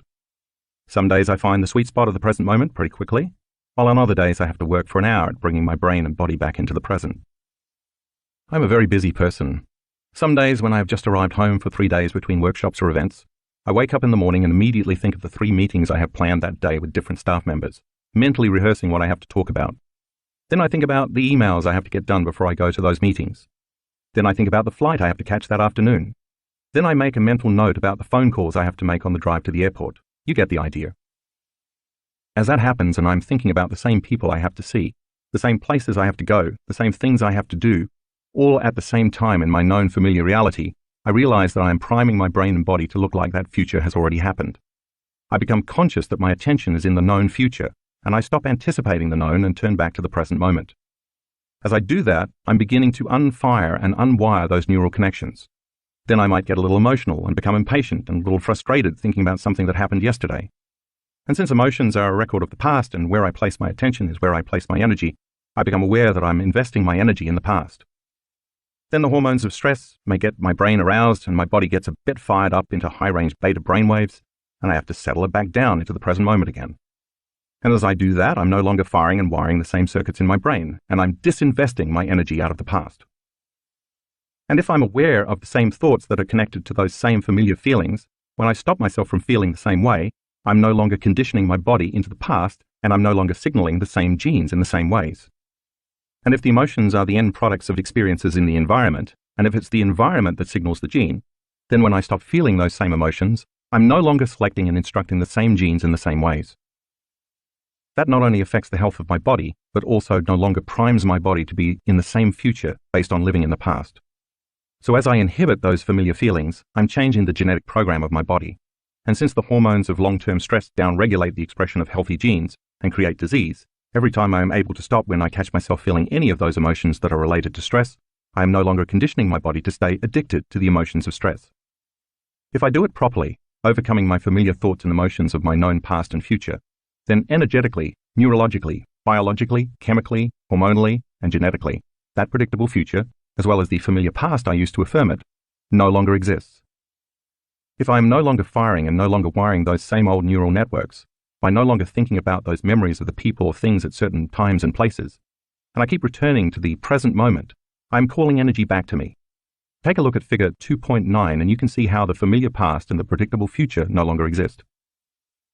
Now I'm in the sweet spot of the generous present moment, and I have available energy to create. I've built my own energy field surrounding my body. Every time I've labored, sometimes for hours, to get beyond myself and find that place called the eternal now, and I truly break through, I've always thought the same thing. That was so worth it. Chapter 3. Tuning into new potentials in the quantum. Getting beyond our body, our environment, and time isn't easy. But it's worth it because once we disconnect from three-dimensional reality, we enter a whole other reality called the quantum, the realm of infinite possibility. Describing this reality is a bit challenging because it's unlike anything we are familiar with in the physical universe. The rules of Newtonian physics, the way we are used to thinking the world works, simply don't apply. The quantum, or unified field, is an invisible field of energy and information, or you could say a field of intelligence or consciousness that exists beyond space and time. Nothing physical or material exists there. It's beyond anything you can perceive with your senses. This unified field of energy and information is what governs all the laws of nature. Scientists have been working to quantify this process so we can more fully understand it, and they are discovering more and more all the time. Based on my knowledge and experience, I believe there's a self-organizing intelligence that is energy, and it is observing all of the universes and galaxies into order. Sometimes people will say to me that this idea seems a bit unscientific. I always answer them with the same question. What happens after an explosion, order or disorder? Their answer is always that disorder results. Then I ask, so why, after the Big Bang, which was the biggest explosion ever, has so much order been created? Some intelligence must be organizing its energy and matter into form and unifying all the forces of nature to create such a masterpiece. That intelligence, that energy, is the quantum or unified field. To give you some idea of what this field is like, imagine taking away all the people and bodies on Earth, all the animals and plants and physical objects, both natural and man-made, all the continents, the oceans, and even the Earth itself. Imagine you could then take away all the planets and moons and stars in our solar system, including our sun. And then imagine taking away all the other solar systems in our galaxy, and then all the galaxies in the universe. There's no air, and there isn't even any light that you can see with your eyes. There's just absolute blackness, the void, the 0-point field. It's important to remember this because when you as a consciousness in the present moment unfold into the unified field, you will be in an infinite black space, void of anything physical. Now imagine that not only do you not see anything here, but because you enter into this realm without a physical body, you also have no sight with which to see, nor do you have the capacity to hear, feel, smell, or taste. You have no senses here at all. The only way you can exist in this quantum is as an awareness. Or better said, the only way you can experience this realm is with your awareness, not your senses. And since consciousness is awareness, and awareness is paying attention and noticing, once you are beyond the world of the senses, when you pay attention to the energy of the quantum field, your consciousness is connecting to greater levels of frequency and information. Yet as strange as this may sound, the quantum field is not empty. It's an infinite field filled with frequency or energy. And all frequency carries information. So think of the quantum field as being filled with infinite amounts of energy vibrating beyond the physical world of matter and beyond our senses, invisible waves of energy available for us to use in creation. What exactly can we create with all this energy swimming in an infinite sea of potentials? That's up to us because, in short, the quantum field is the state in which all possibilities exist. And as I just said, when we find ourselves in the quantum universe, we exist simply as an awareness, or as a consciousness, specifically an awareness that is paying attention to or observing a field of infinite possibilities existing within an even greater consciousness and a greater level of energy. As you enter this endless, vast space as an awareness, there are no bodies, no people, no objects, no places, and no time. Instead, infinite unknown possibilities exist as energy. So if you find yourself thinking about knowns in your life, you are back in the three-dimensional reality of space and time. But if you can stay in the blackness of the unknown for long enough, it will prepare you to create unknowns in your life. In the previous chapter, when I was instructing you to return to the present moment, I was referring to you stopping yourself from thinking about the predictable future or from remembering the familiar past and simply unfolding into this eternal, vast space as an awareness, to no longer place your attention on anything, or any one material in this three-dimensional reality, like your body, the people in your life, the things you own, the places you go, and time itself. If you do that properly, you are nothing but awareness. That's how you get there. Now let's back up a bit and look at how scientists came to discover the quantum universe, which happened when they began studying the subatomic world. They found that atoms, the building blocks of everything in the physical universe, are made up of a nucleus surrounded by a large field containing one or more electrons. This field is so large in comparison with the tiny electrons that appear to be 99.9999999999% empty space. But as you just read, the space isn't actually empty. It's made up of a vast array of energetic frequencies that make up an invisible, interconnected field of information. So everything in our known universe, although it may appear to be solid, is actually 99.9999999999% energy or information. In fact, most of the universe is made up of this empty space. Matter is an infinitesimally small component in relation to the immense space of nothing physical. Researchers soon discovered that the electrons that move around in that vast field behave in a completely unpredictable manner. They don't appear to be subject to the same laws that govern matter in our larger universe. They're here in one moment and then gone the next, and it's impossible to predict where and when the electrons will appear. That's because, as the researchers eventually discovered, the electrons exist simultaneously in an infinite number of possibilities or probabilities. It is only when an observer focuses his or her attention and looks for something material that the invisible field of energy and information collapses into a particle we know as the electron. That is called collapsing the wave function, or a quantum event. But as soon as the observer looks away, no longer observing the electron and taking his or her mind off the subatomic matter, it disappears back into energy. In other words, that particle of physical matter, the electron, can't exist until we observe it, give it our attention. And the moment we're no longer putting our attention on it, it turns back into energy, specifically an energetic frequency which scientists call a wave, and into possibility. In this way, mind and matter are related in the quantum.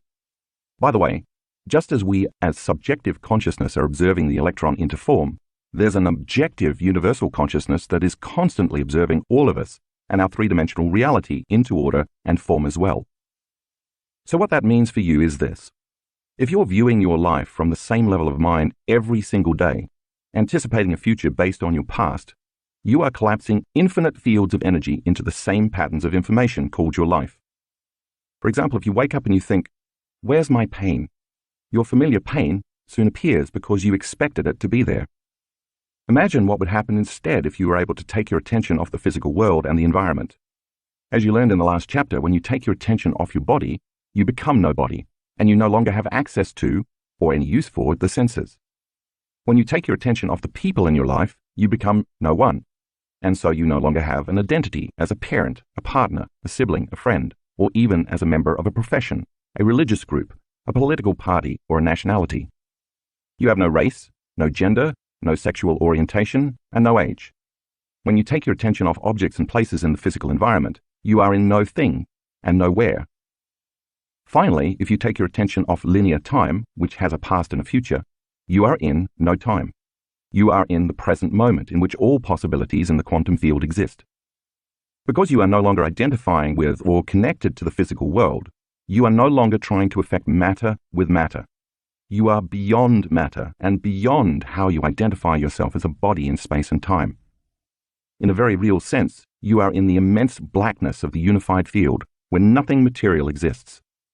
That's the direct effect of continuously laboring to get to the present moment that I described in the previous chapter. The moment that happens, you unfold your attention and energy into an unknown field beyond matter where all possibilities exist. A field made up of nothing but invisible frequencies carrying information or consciousness. And just like the quantum scientists who took their attention off the electron, only to find that it reverted to energy and possibility, if you were to take your attention off your life, or get beyond the memory of your life should turn into possibility. After all, if you focus on the known, you get the known. If you focus on the unknown, you create a possibility.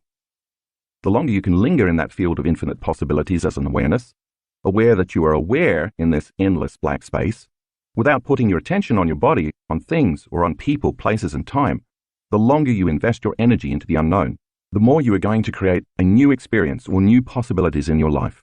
It's the law. Brain changes. When you walk through the door to the quantum field, you can't enter as a somebody.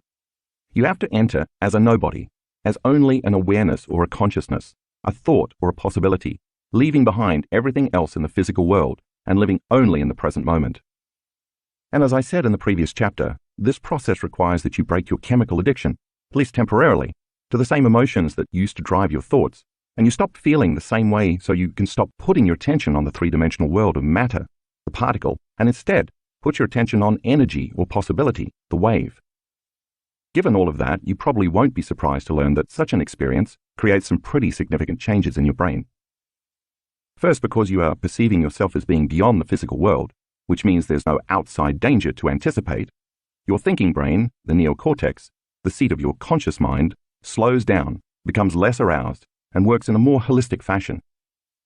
Earlier, we talked about how living by the hormones of stress causes our brain waves to fire in a very disordered, incoherent pattern, which in turn means our bodies can't work efficiently, because we are trying to control and predict everything in our lives.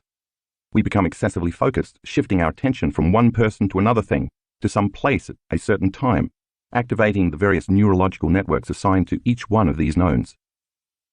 Once we slip into the present moment and become aware of this infinite field of information where there is nothing physical, this eternal void, and once we are no longer analyzing or thinking about any body, anyone, anything, any place, or any time, we are no longer activating those different compartments of neural networks in our brain. And as we move our awareness from a narrow focus on matter, objects, people, places, our bodies, and time, in our external environment, and instead open our focus and become aware of the vastness of this infinite blackness by putting our attention on nothing, on space and energy and information, our brain begins to change. The different compartments that were once subdivided now start to unify and move toward a coherent whole brain state. Different neural communities reach out and form bigger communities. They synchronize, organize, and integrate. And what syncs in the brain begins to link in the brain. Once your brain gets coherent, you get coherent. When it gets orderly, you get orderly. When it works well, you work well. In short, when it functions more holistically, you feel more whole. In other words, once you start connecting to the unified field as an awareness, or once you become more aware of it by paying attention to it, your biology becomes more whole and unified, since the unified field is by definition a unifying energy. To more clearly see the difference between coherence and incoherence, take a look at graphic 2 in the color insert, as well as figure 3.1. As you can see, when brain waves are coherent, they are in phase with one another. Both their crests, their high points, and their troughs, their low points, match. Because coherent brain waves are more orderly, they are also more powerful. You could say they speak the same language, follow the same rhythm, dance to the same beat, and share the same frequency, so they find it easier to communicate. They're literally on the same wavelength. When brain waves are incoherent, on the other hand, the electrochemical messages or signals they are sending to different parts of the brain and body are mixed and erratic, so the body cannot then operate in a balanced, optimal state. The second change our brains experience when we enter the quantum is that our brainwaves move into a slower frequency, from beta brainwaves to coherent alpha and theta brainwaves. That's important because as we slow down our brainwaves, our consciousness moves out of the thinking neocortex and into the midbrain, the limbic brain, and there it connects with the autonomic nervous system, the body's subconscious operating system. See figure 3.2. This is the part of the nervous system that is in charge of digesting food, secreting hormones, regulating body temperature, controlling blood sugar, keeping our heart beating, making antibodies that fight infections, repairing damaged cells, and myriad other functions of our bodies over which most scientists believe we have no conscious control. Basically, the autonomic nervous system keeps you alive. Its main job is to create order and homeostasis, which balances the brain and ultimately the body. The more we can linger in the present moment as no body, no one, no thing, no where, in no time, the more integrated and coherent our brain becomes. This is when the autonomic nervous system steps in and begins to heal the body, because our consciousness merges with its consciousness. In other words, when you are in the present moment, you get out of your own way.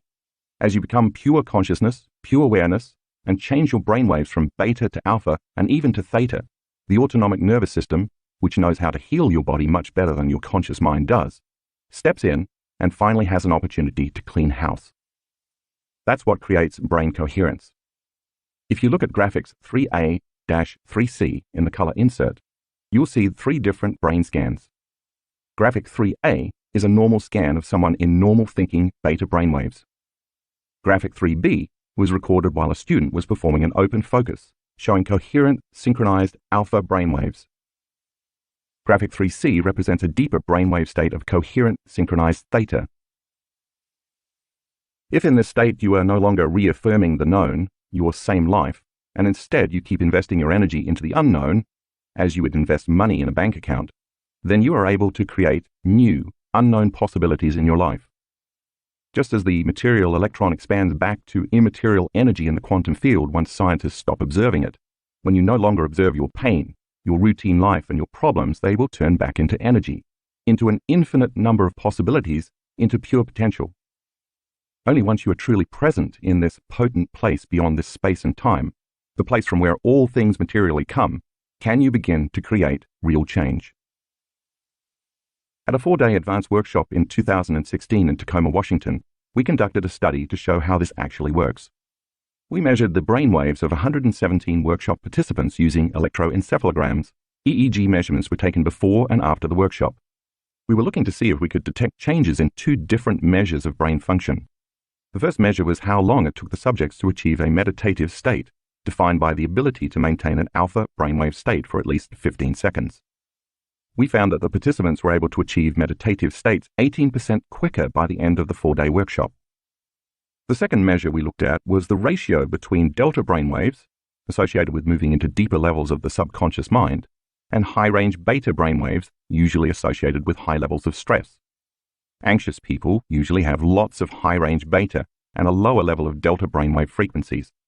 We were looking to see if meditation, specifically the successful practice of slipping into the quantum realm and becoming no body, no one, no thing, nowhere, in no time, might improve those values, and in fact, it did. Participants lowered their high-range beta brainwaves, indicating they were feeling less stress, by an average of 124%, and increased their delta brainwaves, indicating a greater feeling of oneness during meditation, by an average of 149%. The amount of high-range beta brainwaves diminished relative to the amount of delta waves by 62%, and this all happened in only 4 days. Look at figure 3.3 to see these results. You'll notice that some of the changes we measured were greater than 100%, indicating these participants were able to make unusually significant improvements relatively quickly. That's pretty supernatural. Changing your energy. Combining a clear intention with elevated emotions. Once you're in the sweet spot of the generous present moment, where all possibilities exist in the quantum field, how do you turn one or more of those potentials, those immaterial possibilities, into reality in the 3-dimensional world of matter? This requires 2 things: a clear intention and elevated emotion. Your clear intention is exactly what it sounds like.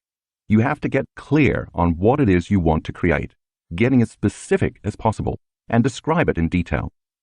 Let's say you want to go on a great vacation. Where is it you want to go? How do you want to get there? Who do you want to go with, or who do you want to meet when you're there? What sort of accommodations do you want to stay in? What do you want to do or see when you're there? What food do you want to eat? What do you want to drink? What kind of wardrobe will you pack? What will you buy to bring home? You get the point. Make it detailed. Make it as real as you can, because you are going to assign a letter as a symbol of possibility to all of those conditions. As you read in the previous chapter, those thoughts, which make up your intention, are the electrical charge you are sending out into the unified field. Now you have to combine that intention with an elevated emotion such as love, gratitude, inspiration, joy, excitement, awe, or wonder, to name just a few examples. You have to tap into the feeling you anticipate you will have when you manifest your intent, and then feel the emotion ahead of the experience. The elevated emotion, which carries a higher energy, is the magnetic charge you are sending out into the field. And as you have read, when you combine the electric charge, your intention, with the magnetic charge, elevated emotion, you create an electromagnetic signature that is equal to your state of being. Another way to describe these elevated emotions is to call them heartfelt emotions. Usually when we feel emotions like those I just mentioned, we notice that our heart begins to swell. That's because our energy is moving to that area, and as a result, we feel these wonderful, elevated feelings that carry an intent to give, to care for, to nurture, to trust, to create, to connect, to feel safe, to serve, and to be thankful. Unlike the stress emotions, which we discussed in the previous chapter, that draw from the invisible field of energy and information that surrounds the body, these heartfelt emotions contribute to the body's energy field. In fact, the energy that is created when the heart opens makes the heart become more orderly and coherent, just like the brain, so it produces a measurable magnetic field. It's this action that connects us to the unified field. And when we marry an intention, the electric charge, with that energy, the magnetic charge, we create a new electromagnetic field. Since energy is frequency, and all frequency carries information, it is that elevated energy that carries your thought or intention. Remember, those potentials in the quantum field exist only as electromagnetic frequencies, frequencies with information, and you cannot perceive them with your senses as matter yet. It makes sense then that the new electromagnetic signal you broadcast would attract those electromagnetic frequencies in the field that are a vibrational match to it. In other words, when there's a vibrational match between your energy and any potential that already exists in the unified field, you begin to draw that new experience to you. It will find you as you become the vortex to your future. So in that way, you don't have to work to bring what you want to manifest to you, and you don't have to go anywhere to get it. That's changing matter with matter. You have to become pure consciousness, no body, no one, no thing, no where in no time, and change your energy, the electromagnetic signal you are broadcasting, and then you will draw that future experience right to you, changing energy into matter. You will literally tune into the energy of a new future, and as you do so, the observer, the unified field, is observing you observe a new destiny, and it then endorses your creation. Take a glance at figure 3.4. Before we go any further, I want to back up just a bit to emphasize how important elevated emotions are for this equation to work. After all, when you decide to observe a future in the quantum field that you want to manifest, if you're doing it as a victim or as someone who's suffering or feeling limited or unhappy, your energy is not going to be consistent with your intended creation, and you won't be able to call that new future to yourself. That's the past. You may have a clear intention, and therefore your mind may be in the future because you can imagine what you want. But if you feel any of those familiar limited emotions, your body still believes it's in the same limited past experiences. As you learned in the previous chapter, emotion is energy in motion, and elevated emotions carry a higher frequency than survival emotions. So if you want to create change, you have to do it from a level of energy that's greater than guilt, greater than pain, greater than fear, greater than anger, greater than shame, and greater than unworthiness. In fact, any lower vibrational energy that you are feeling cannot carry the thought of your future dream. It will carry only a level of consciousness equal to those limited emotions. Therefore, if you're going to perform something that's unlimited, you'd better feel unlimited. If you want to create freedom, you better feel free. And if you want to truly heal yourself, you'd better raise your energy to wholeness.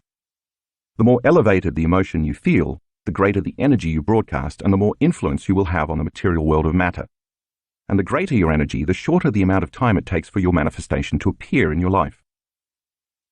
In this process, you relax and allow a greater mind, the consciousness of the unified field, to organize an event that's right for you. You essentially get out of the way. When you are surprised by an unknown experience that seems like it came out of nowhere, that's because you created it in nowhere.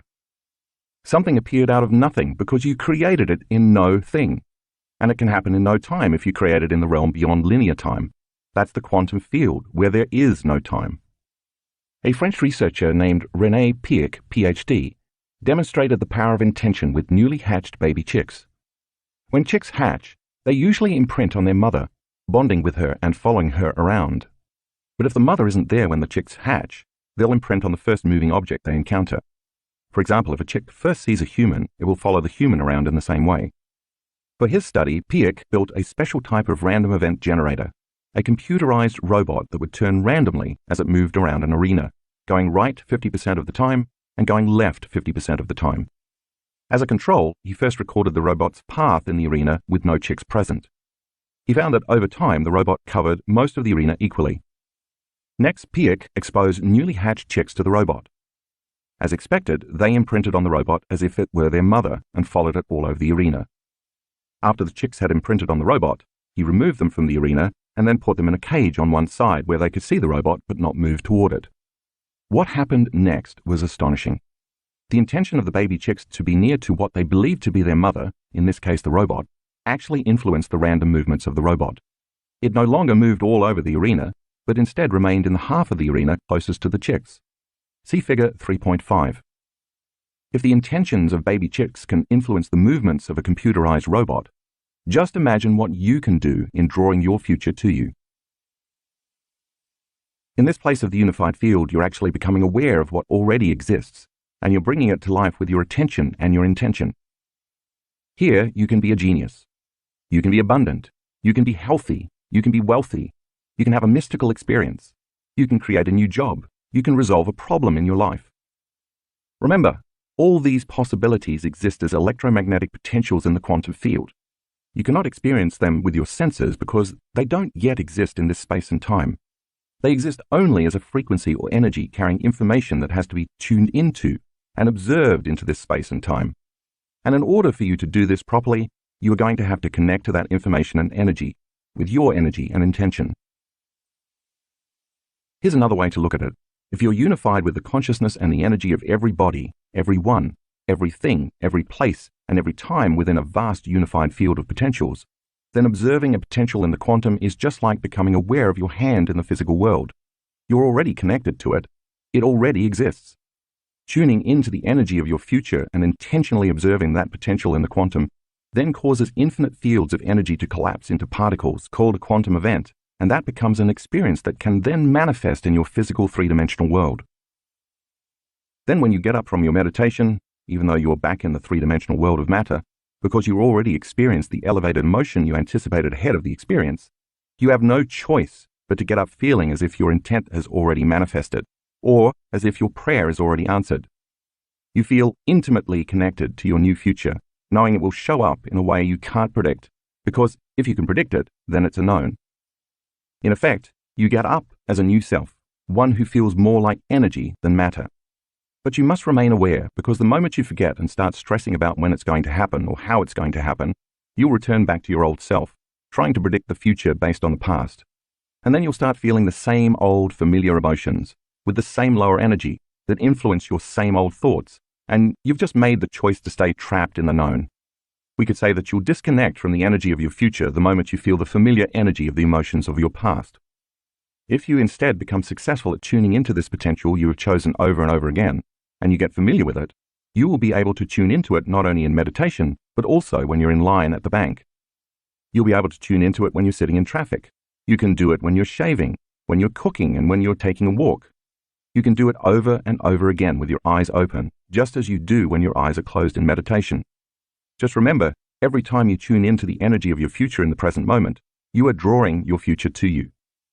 And if you do it often enough, and you do it correctly, you'll change your biology from a past-present reality to a future-present reality. That is, you will change your brain neurologically from being a record of the past to becoming a map to the future.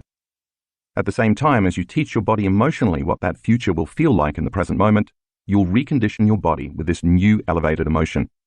You'll be able to signal new genes in new ways, and you'll change your body to look like the future you chose with your clear intention has already happened. That means you begin to biologically wear your future. Jace goes quantum. When my oldest son Jace finished graduate school, he went to work for a large company in Santa Barbara that made sophisticated cameras for the military. When he completed his contract, he moved to San Diego to work with a startup. After a while, though, he became disillusioned with the management and decided to leave the company and travel.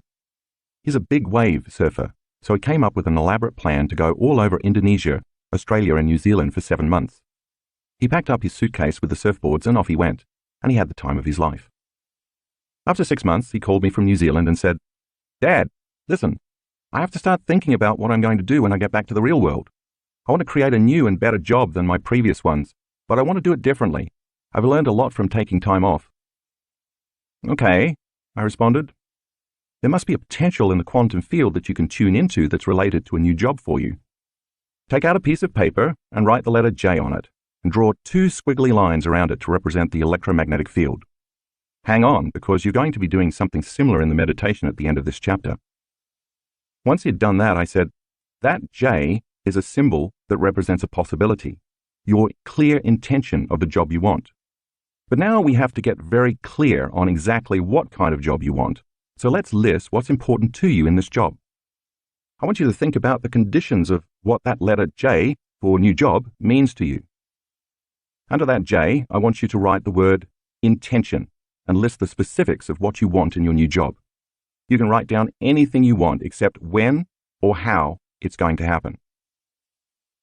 I want to be able to work from anywhere in the world, he told me, and I want to make the same amount of money I was making at my old job, or more. I want to have independent contracts for 6 months to a year, and I have to love what I do. Good. Anything else? I asked. Yeah, I want to be my own boss and lead my own team, he said. Okay, now you have your clear intention, I told him. Every time you think of this letter J, can you associate the letter with the meaning you just gave it? All of the specifics of what you want that you just listed. He said he could do that. Then I asked him to think about how he was going to feel when it happened. Next to or below your sub-intentions that you listed to get clear on your new job, I told him, I want you to write elevated emotions, the energy of my future. Now, let's list them one by one. What are they? Empowered, in love with life, free and grateful, he told me, identifying the elevated emotions he would use to bring this job to him. All that was left was just making everything line up. Take a look at figure 3.6 to see what Jace did. You have plenty of time on your hands right now. You're not doing much but surfing and relaxing on vacation, I told him. So it should be easy for you to create your future. Will you commit to doing what it takes to broadcast a new signature into the field every day? He agreed. Then I reviewed with him the concept of finding the present moment and getting centered and raising his energy so that his energy could carry his intention for his future. Just hold that symbol in your mind's eye while you radiate that energy into the space beyond your body and space, I instructed. Like tuning in to a radio station and picking up a frequency that carries information. The longer your awareness lingers in this energy, or the longer you are conscious of the energy of your future, the more likely you will be to call the experience to you. So just tune in to the energy of your future every day. And remember, whatever you broadcast into the unified field is your experiment with destiny. When there is a vibrational match between your energy and the energy of this potential, it will find you. So Jace, can you stay there? Yeah, he replied. And then once you've been in that new state of being for some time, I want you to think about what you're going to do in your new job, I continued. What choices will you make? What things will you do? What experiences await you and how will they feel? I want you to live in that future reality in the present moment. Simply remember your future from that new state of being. Just as people tend to obsess about the worst thing that could happen to them in their lives every day, I was instead asking my son to obsess about some of the greatest things that could happen when his new job found him. Think about all the time you will have to surf, the traveling you can continue to do, the team of people you will work with, their strengths and the money you can save for a new house and a new car, I encouraged him. Have fun with those ideas each day. Just like the piano players and the muscle exercises that you read about in the last chapter, Jace was about to prime his brain and his body to look as if the future he wanted had already occurred. And since where you place your attention is where you place your energy, I continued, I want you to invest your attention and your energy into that new future. And just as your body follows your mind to the shower every morning, to a known, if you keep doing this process, your body is going to follow your mind to an unknown. Jace agreed to do the meditation every day. 1 month later, he returned, and the moment he landed in Los Angeles, he texted me and asked, Hey Dad, I'm in the US again. Can we talk? Uh-oh, I thought. Here we go. So I called him and asked how things were going. Great, Jace said. But I kind of ran out of money. I don't know what I'm going to do. Now, the father in me wanted to say, Don't worry, son, I'll spot you some money until you get back on your feet. But the teacher in me prevailed and responded, That's so cool because now you're really going to have to create. Now you're in the unknown. Let me know how it goes. And I hung up. I could feel his discomfort, but I know my son and I knew he would get focused and do the work. Since he was really feeling the heat now, Jace had to seriously step up his game. He drove to Santa Barbara to see his college roommates, and a bunch of them went snowboarding for 4 days, just as they do together every year. When the 4-day weekend was over, he stopped back in Santa Barbara before coming home, and he happened to walk into a surf shop. All of a sudden, he saw the top surfboard fin designer in the world, who also just happened to be there. They started talking, and before long, the designer told Jace, "I'm looking for an engineer to design surfboard fins. We're going to revolutionize the industry together. I need him for 6 months to a year, and he can run his own show, do whatever he wants. All I care about is ending up with a high-quality product." You know how the story ends. Jace got the job, with a 1-year contract that he can renew at any time. He makes more money now than he did in his other job. He loves his new career because of his passion for surfing. Sometimes he texts me and he says, "I can't believe they pay me to show up and do this." He's his own boss, he can work from wherever he wants to, and he gets to go surfing to try out all the fins. He's in love with life. He didn't have to send a resume, he didn't have to make a phone call or write an email, and he didn't have to go anywhere to interview or fill out an application. The experience found him. When we become nobody, no one, no thing, nowhere, in no time, we are taking our attention off all the distractions in our outer world that keep us from being present with the unified field of intelligence that is within us and all around us. We are turning inward and being present with a consciousness that is always present with us. The moment we line up with that omnipresent consciousness, as if we were looking directly in a mirror, it looks back at us, and it can finally reflect what we show it that we want. The longer we linger in this place of nothing material and invest our attention and energy into it, the closer we move to the unified field. And when we are at the altar of infinite potentials, when we change our energy, we change our lives. As we move toward it and trust in the unknown, without returning our awareness to the material world of the senses in three-dimensional reality, we experience more oneness and wholeness within. That process begins to fulfill our lack, our separation, our duality, our disease, and our fractured personalities. Our biology becomes more whole as we become more whole. After all, when we are whole, there simply is no lack. Nothing can be missing. At that point, we are simply observing what already exists in the quantum field of all possibilities or potentials and bringing it to life with our attention and our energy. So now I have to ask you, what experience is out there in the quantum field waiting to find you? Preparing to tune in. This meditation requires a little advanced preparation. First, I want you to think about a potential experience you want to have. Remember that just like the electron before it collapses into matter, the experience already exists as an energy or a frequency in the quantum field. This is the energy that you're about to tune into. Some of our students have lowered their cholesterol levels just by tuning into a potential. They lowered their cancer markers. They've made tumors disappear. They've also created great new jobs, all expense-paid vacations, new healthy relationships, more money, profoundly mystical experiences, and even winning lottery tickets. Believe me, my team and I have seen it all. So go ahead, step into the unknown.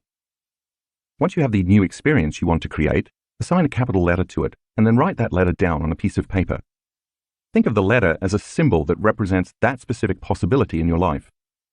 Actually putting it on paper instead of only thinking about it is important, because the act of writing it down solidifies that you want it. Then draw 2 squiggly circular lines around the letter to represent the electromagnetic field you need to generate around your body to match that potential in the quantum. Now assign some meaning to that letter so that you can get even clearer about your intention. Think of some specific refinements of what you want and list at least 4 of them. The only thing I don't want you to consider including is any mention of a time frame. For example, if your intention is a great job, your list might look like this. Making $50,000 a year more than I'm making now. Managing my own team of awesome professionals. Traveling all over the world on a generous expense account.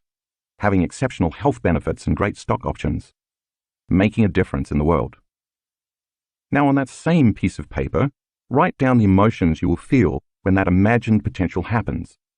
You might write, empowered, unlimited, grateful, free, in awe, in love with life, joyful, worthy. Whatever it is for you, write it down. And if you think you won't know how it's going to feel because you haven't experienced it yet, then try gratitude. That works really well. Gratitude is a powerful emotion to use for manifesting because normally we feel gratitude after we receive something. So the emotional signature of gratitude means it has already happened. When you are thankful or you feel appreciation, you are in the ultimate state to receive.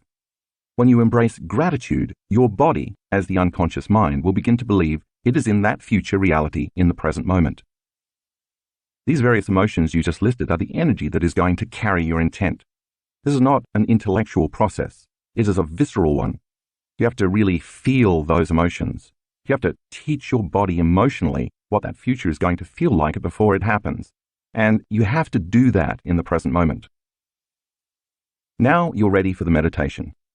You can purchase the Tuning into New Potential CD or MP3 download from drjoedispenza.com and follow along as I guide you, or you can choose to do the meditation on your own.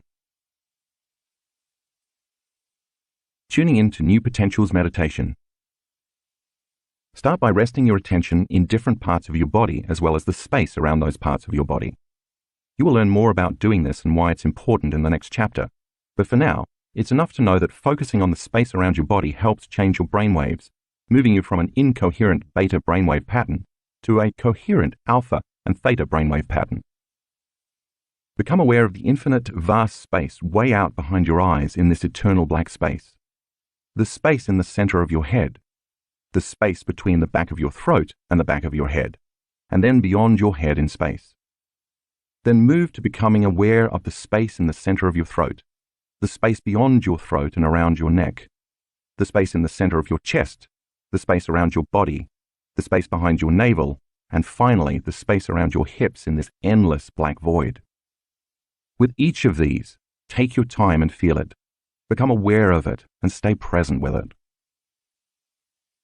Become aware of the vastness of space that the room you're in occupies in space, and then extend your awareness to the vastness of space beyond the room in space, and finally, to the vastness of space that all of space occupies in space.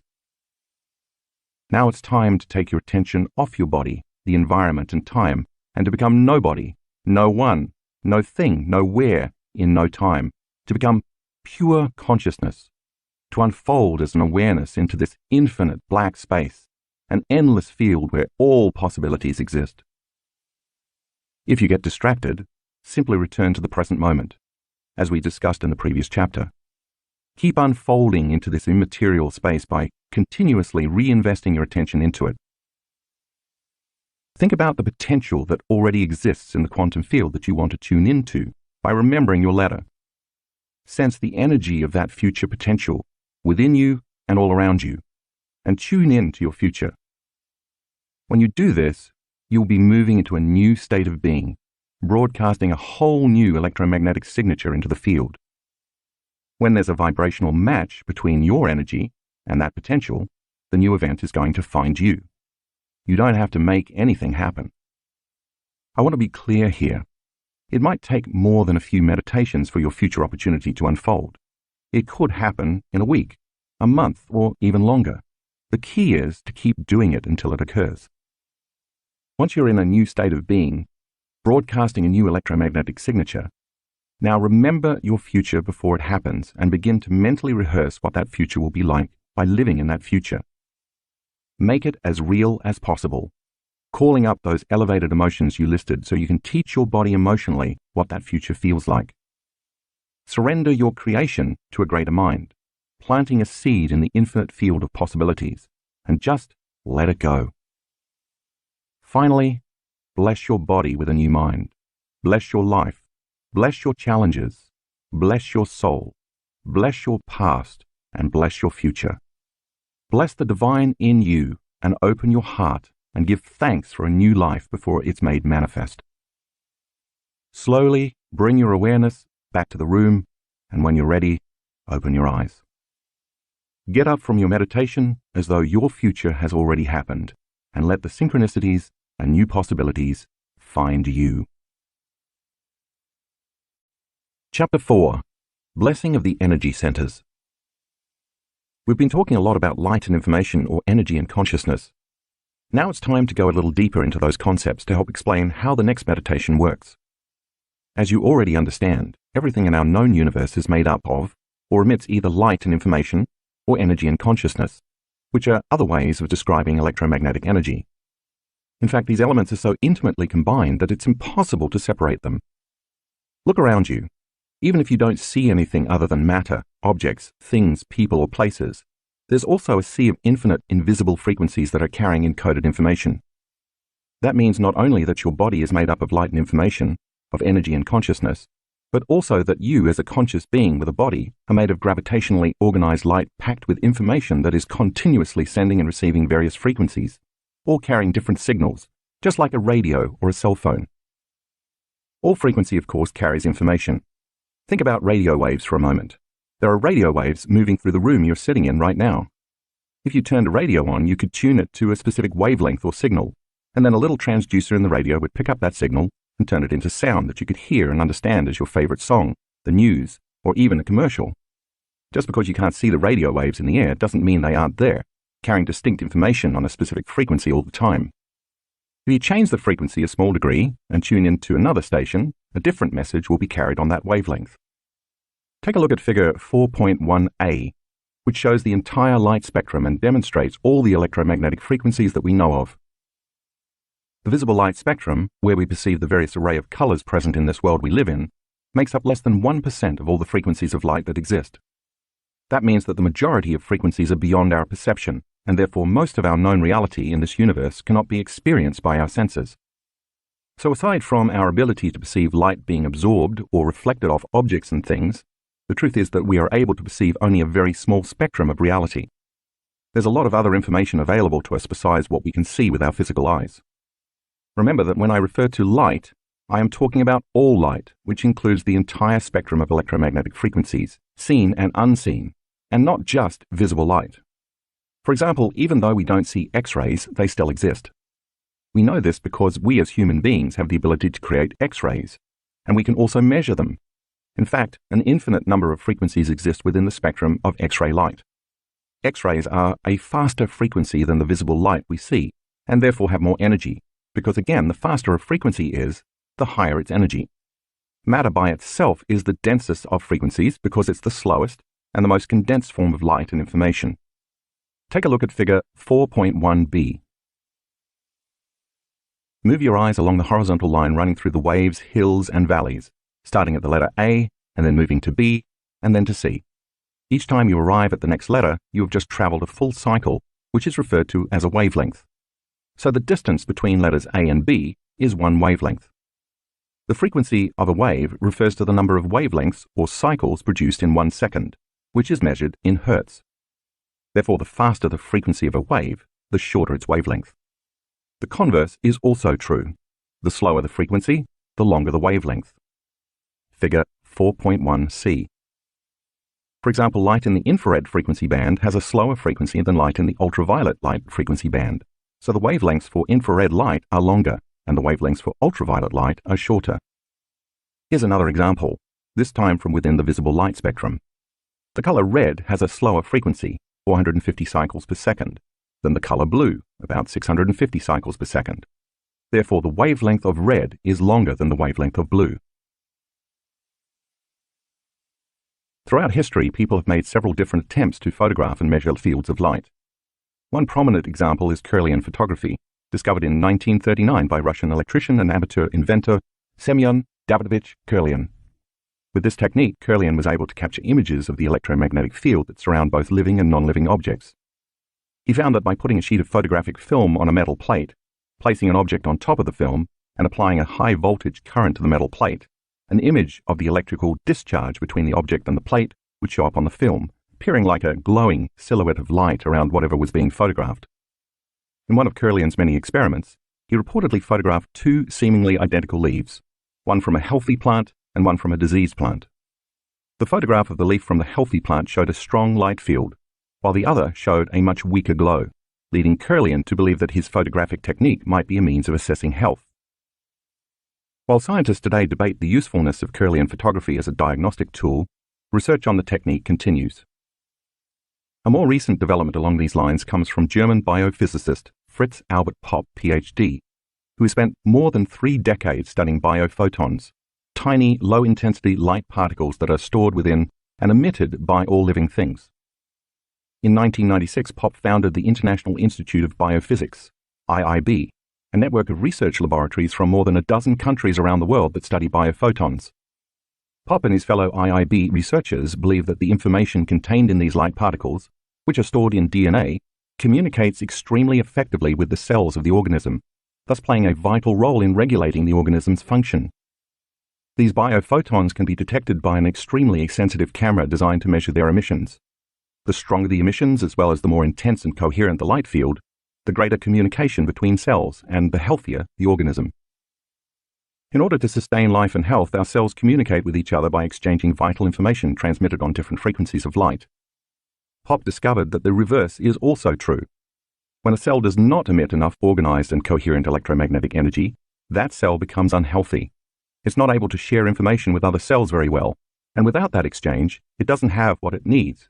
So the mechanistic version of the inner workings of the cell that we learned in high school biology is dated. Charged molecules attracting and repelling each other are not responsible for the way cells work. Instead, the electromagnetic energy that the cell emits and receives is the life force that governs those molecules. That's a vitalistic view that supports the truth of who we are. What all this means, in effect, is that we are quite literally beings of light, each radiating a very vital life force and expressing an actual light field around our bodies. The totality of each cell expressing and contributing to a vital field of light that carries a message. It would be safe to say, then, that the more we define reality with our senses and live our lives as materialists, focusing primarily on the physical, and therefore the more we turn on the stress response, the more we may be missing out on valuable information. That's because the more we keep narrowing our focus on the matter, objects, things, people, and places in our outer world, the less able we are to sense those other frequencies that aren't visible to the naked eye. And if we are unaware of them, they do not exist to us. As you have already read, and I hope begun to experience yourself with the meditation in the previous chapter, it's possible for you to tune in to certain frequencies around you, just like you can tune a radio dial to 107.3. When you close your eyes and sit still and eliminate the external environment, the static that normally keeps you from sensing those other frequencies, you can train yourself to get a clear signal and receive information from it. When you do this repeatedly, you tune into a new level of light and information that you can use to influence or affect matter. And when you do that, your body experiences syntropy, enhanced order, instead of entropy, disorder, physical breakdown, and chaos. Once you can quiet down your analytical, thinking mind and more readily tune into this more orderly information, your body automatically responds by processing this new stream of consciousness and energy, thereby becoming more efficient, coherent, and healthy. Convergent and divergent focus. At the beginning of the meditation in the last chapter, I asked you to rest your attention in different parts of your body, as well as in the space around different parts of it. Now I want to dive deeper into why I ask you to do that in almost all my meditations. When you practice this, you sharpen your ability to master two different ways your brain can focus using convergent focus and divergent focus. Convergent focus is a single-minded or narrow focus on an object, anything having matter. That's the kind of focus you're displaying in my meditations when you rest your attention on a specific place in your body. It's the same kind of focus you use when you pay attention to objects in your environment. Typically, when you go to pick up a glass, call or text somebody, or tie your shoe, you use narrow focus. The majority of the time that you're in narrow focus, you're focusing on objects or things, matter, and people or places in the outer world, mostly things that have 3 dimensions. Remember our previous discussion about living in survival mode with the hormones of stress continually pumping through our bodies, helping us stay at the ready to fight or flee? When we're in that state, we narrow our focus even further because paying very close attention to the external physical world becomes very important. In effect, we become materialists, defining reality with our senses. The different compartments of the brain that normally work in community then begin to subdivide, no longer communicating effectively with each other, and no longer working together seamlessly in a state of coherence, orderliness. Now they're in an incoherent state, sending incoherent messages down the spinal cord to various parts of the body. We've seen this over and over again when we do the brain scans to measure brain waves. As I've said before, when your brain is incoherent, you are incoherent. And when your brain is not working right, you are not working right. It's as though instead of playing a beautiful symphony, your brain and body are producing a cacophony. And because of this unbalanced, incoherent state, you are left trying to control or force outcomes in your life. You try to predict a future that's based on the past, and you do that in part by paying more attention to your outer world of objects and things than to your inner world of thoughts and feelings. In other words, you stay in narrow, convergent focus, obsessively thinking about the same things over and over again. That's what stress does. It influences you to obsess about your problems so you can be prepared for the future worst-case scenario based on your past memories. Being prepared for the worst outcome gives you a better chance of survival because no matter what happens, you are prepared for it. However, when you change your attention from using this narrow focus to adopting a more open and broad focus, as you will do in this meditation, you can become aware of the space and so the light and energy around your body in space. This is called a divergent focus. You go from focusing on something to focusing on no thing, on the wave, energy, instead of the particle, matter. Reality is both the particle and the wave. It's both matter and energy. So when you practice using narrow focus to rest your attention in different parts of the body, acknowledging the particle, and then you open your focus so that you sense the space around these parts of your body in space, acknowledging the wave, your brain changes into a more coherent, balanced state. Entering the subconscious mind. In the 1970s, Les Femi, PhD, director of the Princeton Biofeedback Center in Princeton, New Jersey, discovered how this shift in attention from narrow to open focus changes brainwaves. Femi, a pioneer in attention and biofeedback, was trying to find a method for teaching people how to move their brainwaves from beta, conscious thought, to alpha, relaxed and creative. The most effective way to make the shift, he discovered, was by directing people to become aware of space or nothingness, adopting what he called open focus. The Buddhist tradition has been using this method of meditation for thousands of years. As you open your focus and sense information instead of matter, your brainwaves slow down from beta to alpha. This makes sense because when you are sensing and feeling, you are not thinking. As your thinking brain, the neocortex, slows down, you are able to get beyond the analytical mind, also called the critical mind, which separates the conscious mind from the subconscious mind. See figure 4.2. Now you're able to move into the seat of your body's operating system, the autonomic nervous system, which you read about in the previous chapter, and now your brain can work in a more holistic fashion. As you do the blessing of the energy centers meditation I will teach you later on in this chapter, you'll place your attention in each of your body's energy centers, also referred to as chakras, meaning wheels, in ancient East Indian Vedic texts, and then you'll open your focus. Because where you place your attention is where you place your energy, as you place your attention in each center and your energy moves to it, each one of these individual centers begins to become activated. It's no mystery that if you have a sexual fantasy in your mind and brain, for example, as energy moves into that center of your body, it's going to become activated in a very specific way. And when it does, organs, tissues, chemicals, hormones, and nervous tissue are all going to respond. If you're hungry and you're thinking about what you're going to eat, it's no coincidence that your digestive juices turn on. You salivate and your body prepares for the experience of eating dinner because energy is activating that area. If you're thinking about telling your boss off or arguing with your daughter, you secrete adrenaline ahead of the actual confrontation. In each of these cases, the thought you're thinking becomes the experience. I will explain this in more detail in the next section when we talk about the individual energy centers. But for now, it's enough to know that this happens because each center produces its own chemical hormonal expression, which then activates the organs, tissues, and cells in each area. So imagine what would begin to happen if you were able to slow your brainwaves down in a meditation and get into the operating system of each of these energy centers by placing your attention in the space around each center, opening your focus.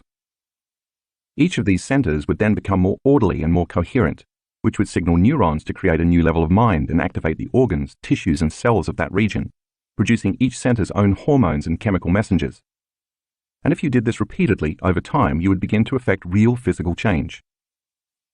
In the community of students who do this work, people have healed themselves of chronic bladder infections, prostate problems, impotence, diverticulitis, Crohn's disease, food allergies and sensitivities like celiac disease, ovarian tumors, elevated liver enzymes, acid reflux, heart palpitations, arrhythmias, asthma, lung conditions, back problems, thyroid conditions, throat cancer, neck pain, chronic migraine, headaches, brain tumors, and more.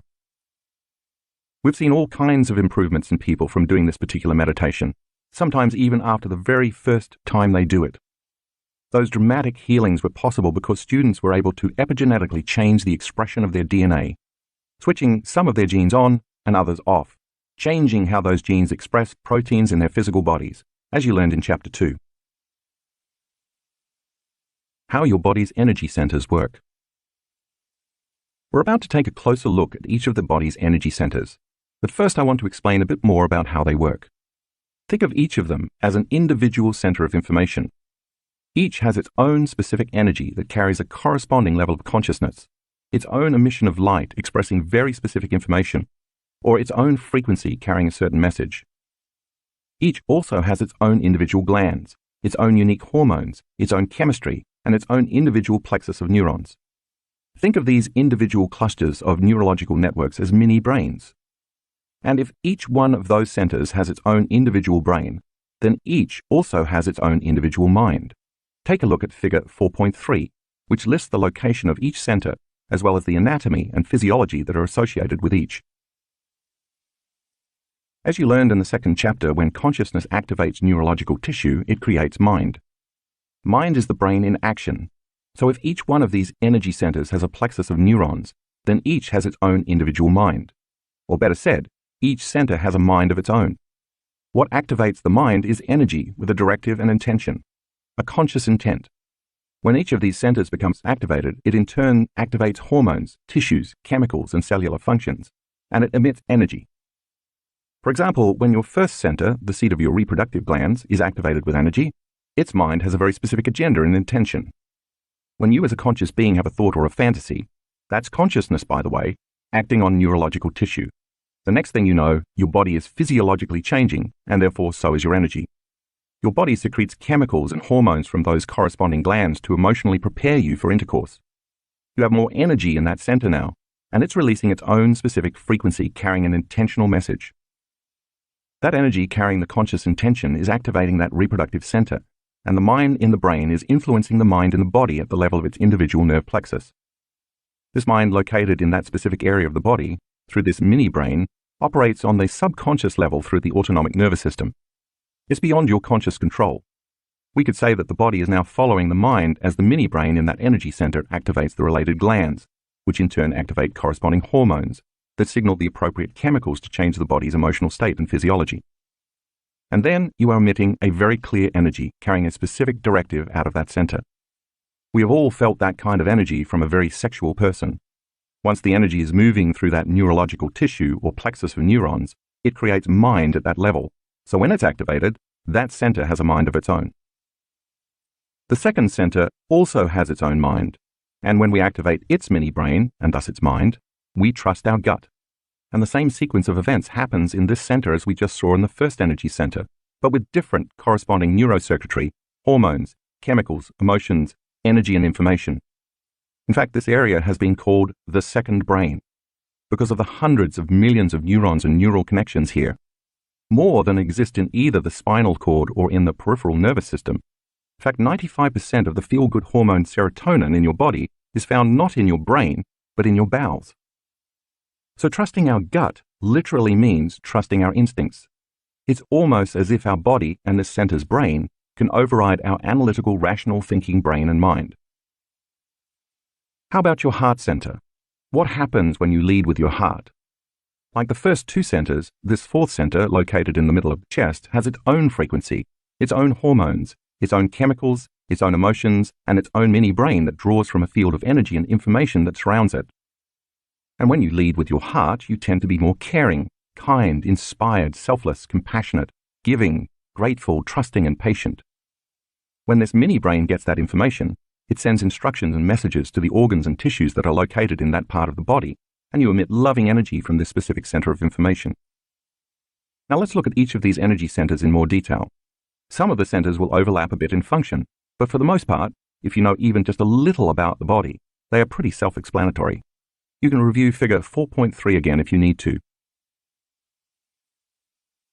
Getting better acquainted with the energy centers.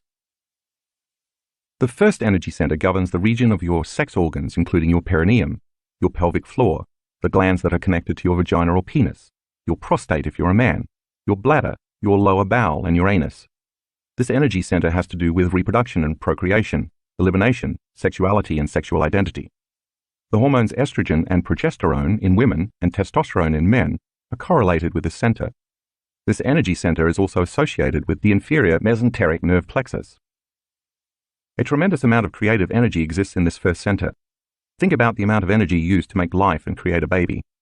When this center is in balance, your creative energy flows easily, and you are also grounded in your sexual identity. The second energy center is behind and slightly below your navel. It governs the ovaries, uterus, colon, pancreas, and lower back.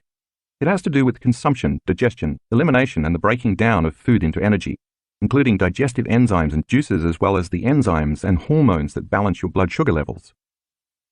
This center is also connected to the superior mesenteric nerve plexus. This energy center is also related to social networks and structures, relationships, support systems, family, cultures, and interpersonal relationships.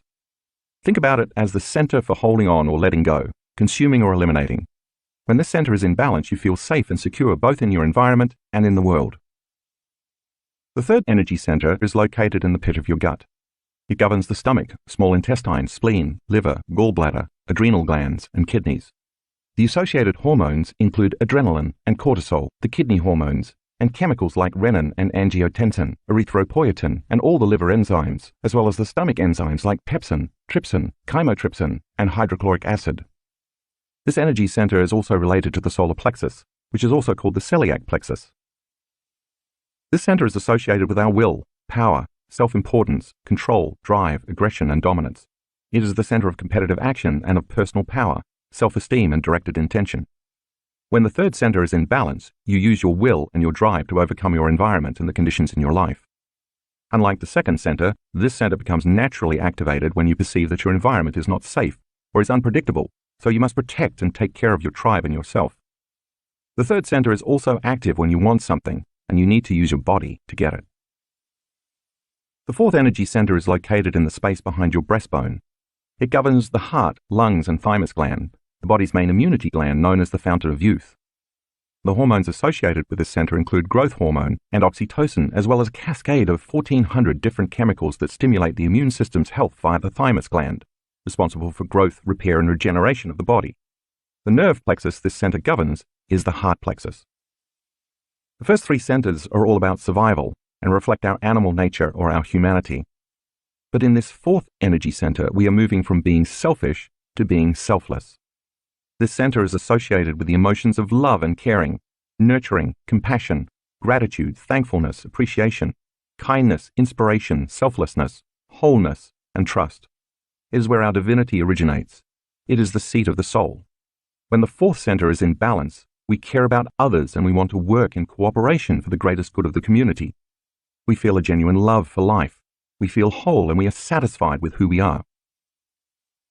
The fifth energy center is located in the center of your throat. It governs the thyroid, parathyroid, the salivary glands, and the tissues of the neck. The hormones associated with this center include the thyroid hormones T3 and T4, thyroxine, the parathyroid chemicals that govern the body's metabolism and circulating calcium levels. The nerve plexus this center governs is the thyroid plexus. This center is associated with expressing the love you felt in the fourth center, as well as speaking your truth and personally empowering your reality through language and sound. When the fifth center is balanced, you voice your present truth, which includes expressing your love. You feel so pleased with yourself and with life that you just have to share your thoughts and feelings. The sixth energy center is located in the space between the back of your throat and the back of your head. If that's too complicated to picture, just think of it as the center of your brain slightly toward the back of your head. It governs the pineal gland, which is a sacred gland. Some people call the pineal the third eye, but I call it the first eye. It's associated with the door to higher dimensions and shifting your perception so you can see beyond the veil or see reality in a non-linear way. When this center is opened, it's like a radio antenna you can use to tune into higher frequencies beyond the five senses. This is where the alchemist in you awakens. I devote a whole chapter to the pineal gland later in the book, but for now, know that the pineal gland secretes hormones like serotonin and melatonin, as well as some other wonderful metabolites, which are responsible for your circadian rhythms of feeling awake in response to visible light during the day and sleepy in response to being in darkness at night. In fact, the pineal gland is sensitive to all electromagnetic frequencies beside visible light and can produce corresponding chemical derivatives of melatonin that change your view of reality. When this gland is in balance, your brain works in a clear manner. You are lucid, more conscious of both your inner world and your outer world, seeing and perceiving more each day.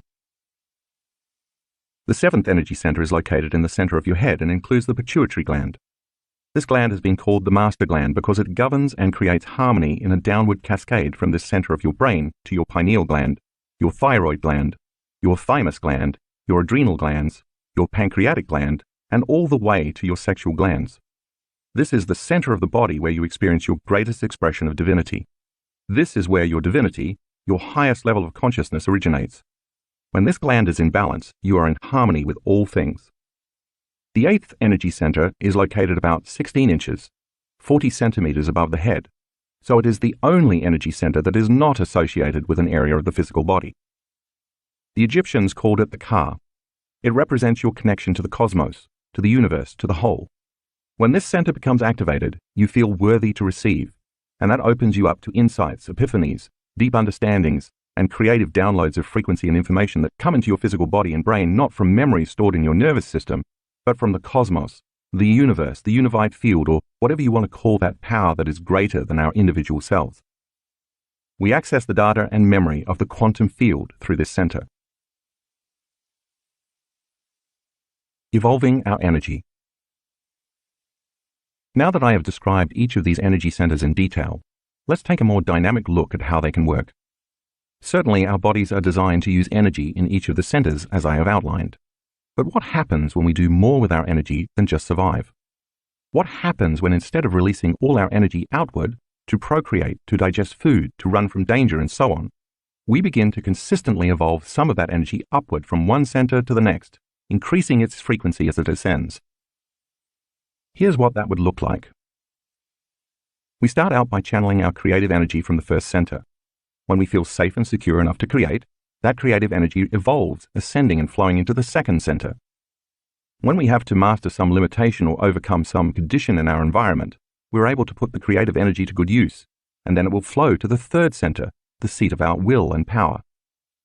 When we successfully transcend the adversity in our life, which has challenged us to grow and overcome, we have the opportunity to feel more whole, more free, and more satisfied, and we're then able to feel genuine love for self and others, as the energy flows through and activates the fourth center. When that happens, we then want to express our present truth, what we've learned or the love or wholeness we feel, and that allows the energy to then move through and turn on our fifth center. After this, when the evolution of energy activates the sixth center, dormant areas of the brain open so that the veil of illusion is lifted, and we perceive a broader spectrum of reality than we ever saw before. We then begin to feel enlightened. The body moves more into harmony and balance, and our external environment, including the natural world surrounding us, also moves into more harmony and balance as the energy ascends in activating the seventh center. Once we feel that enlightened energy, we begin to truly feel worthy, and the energy can finally rise to activate the eighth center, where we receive the fruits of our efforts, visions, dreams, insights, manifestations, and knowingness that come not from anywhere within our minds and bodies as memories, but from a greater power in and around us. This continuous flow of evolving energy from our first center to our eighth center is illustrated in figure 4.4a. That's the kind of personal evolution that happens when the energy flows consistently, the ideal. What all too often happens, however, is that the events of our lives and the way we react to them cause our energy to get stuck, so that it doesn't flow in this magnificent pattern I just outlined. The places in your body where the energy gets stuck are the energy centers associated with the issues you're dealing with. Figure 4.4b depicts what happens when the energy gets stuck and can't flow to the higher centers. If, for example, a person has been sexually abused or has been conditioned since childhood to think that sex is bad, their energy can stay stuck in the first center, the center associated with sexuality, and they may have problems accessing creativity. If, on the other hand, a person can access their creative energy, but doesn't necessarily feel safe enough to use their creativity in the world, instead feeling victimized by their social and interpersonal relationships, or if they have been traumatized or betrayed by another person, they might hold on to that energy in their second center. Such a person would be likely to feel excessive amounts of guilt, shame, suffering, low self-esteem, or fear. Now, if a person can get their energy flowing up to the third center, but they have ego issues and they feel self-important, self-absorbed, controlling, domineering, angry, overly competitive, and bitter, then their energy gets stuck in the third center, and they may have control issues or motivation issues. If a person cannot open their heart and feel love and trust, or if they are afraid to express love or how they truthfully feel, energy can also become frozen in the fourth and fifth centers respectively. While energy can get stuck in any of the energy centers, these first three centers are where it tends to get stuck most often. And when it's stuck, it can't evolve and flow in the seamless current described earlier, which switches on the higher energy centers where we're in love with life and want to give back. Getting that circuit flowing the way it was designed to do is the whole point of doing the blessing of the energy centers meditation. We bless each of these centers so we can get stuck energy flowing again. Drawing from our energy field. As we discussed earlier, our bodies are surrounded by invisible fields of electromagnetic energy that are always carrying a conscious intention or directive. When we activate each of the body's 7 energy centers, we could say that we are expressing energy out of these centers. Simply put, when we as conscious beings activate a specific energy in each individual center, we stimulate the associated neurological plexuses to produce a level of mind that then activates the proper glands, tissues, hormones, and chemicals in each center. Once each unique center is turned on, the body emits energy carrying specific information or intention from it.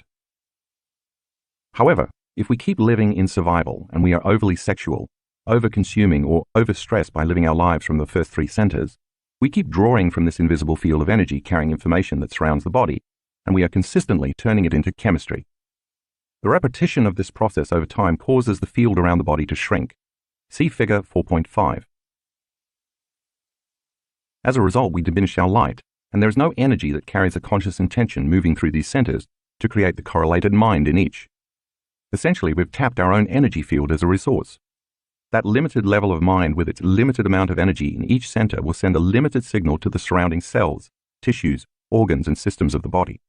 The result can produce a weakened signal and a lower frequency of energy carrying vital information to the body. Therefore, the lowering frequency of the signals creates disease. We could say that from an energetic level, all disease is a lowering of frequency and an incoherent message. Remember how I said that the lower 3 energy centers of the body are concerned with survival, so they represent our selfish nature? They're about using power, aggression, force, or competition so we can survive the conditions in our environment long enough to consume food, to nourish ourselves, and then procreate and keep the species going, as opposed to the upper 5 centers, which represent our selfless nature and are concerned with more altruistic thoughts and emotions. Nature has made these lower 3 centers very pleasurable so that we keep engaging the actions related to them and what they represent. Having sex, first center, and eating, second center, are quite enjoyable, as is connecting and communicating with others, also the second center. Personal power, third center, can be intoxicating, including the success of overcoming obstacles, getting what we want, competing against others and winning, surviving in a particular environment, and pushing ourselves to move our bodies around. You can see then why some people may tend to overutilize one or more of their first 3 centers, and in so doing, consume more of the field of vital energy and information surrounding the body. For example, an overly sexual person draws extra energy from the field of energy surrounding their first center. A person trapped in shame or guilt who feels victimized, holds on to the emotions of the past and constantly suffers, is consuming excess energy from the energy field surrounding their second center, and so holds on to energy in that center. An overly controlling or stressed person pulls additional energy from the field surrounding their third center. When our consciousness is not evolving, neither is our energy. The subatomic level. All of this starts at the subatomic or quantum level, so let's discuss how that happens. Take a look at figure 4.6. If you take 2 atoms, each with its own nucleus, and you put them together to form a molecule, the overlapping of the 2 circles where they bond is where they're sharing light and information. And because they're sharing information, they're sharing a similar energy that has a particular frequency. What's holding those 2 atoms together as a molecule is an invisible field of energy.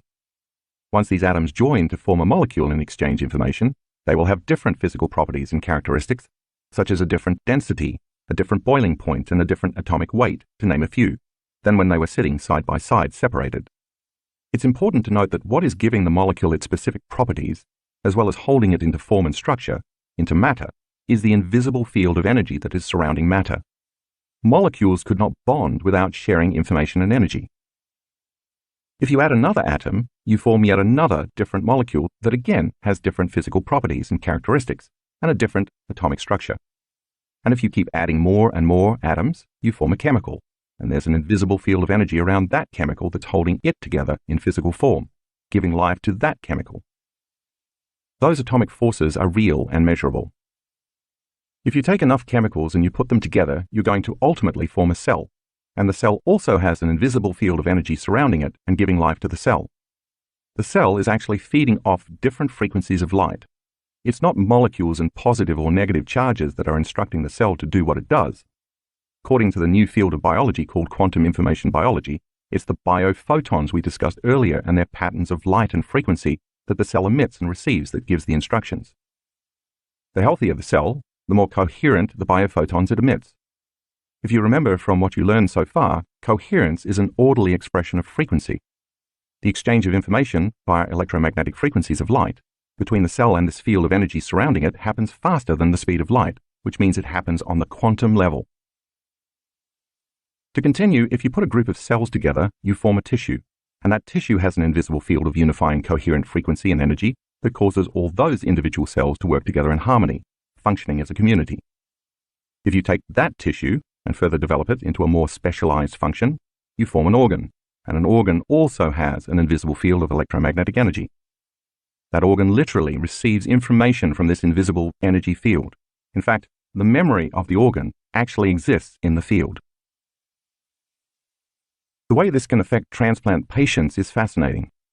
Probably the most famous example is the story of Claire Sylvia, who wrote a book called A Change of Heart about her experiences after receiving a heart and lung transplant in 1988.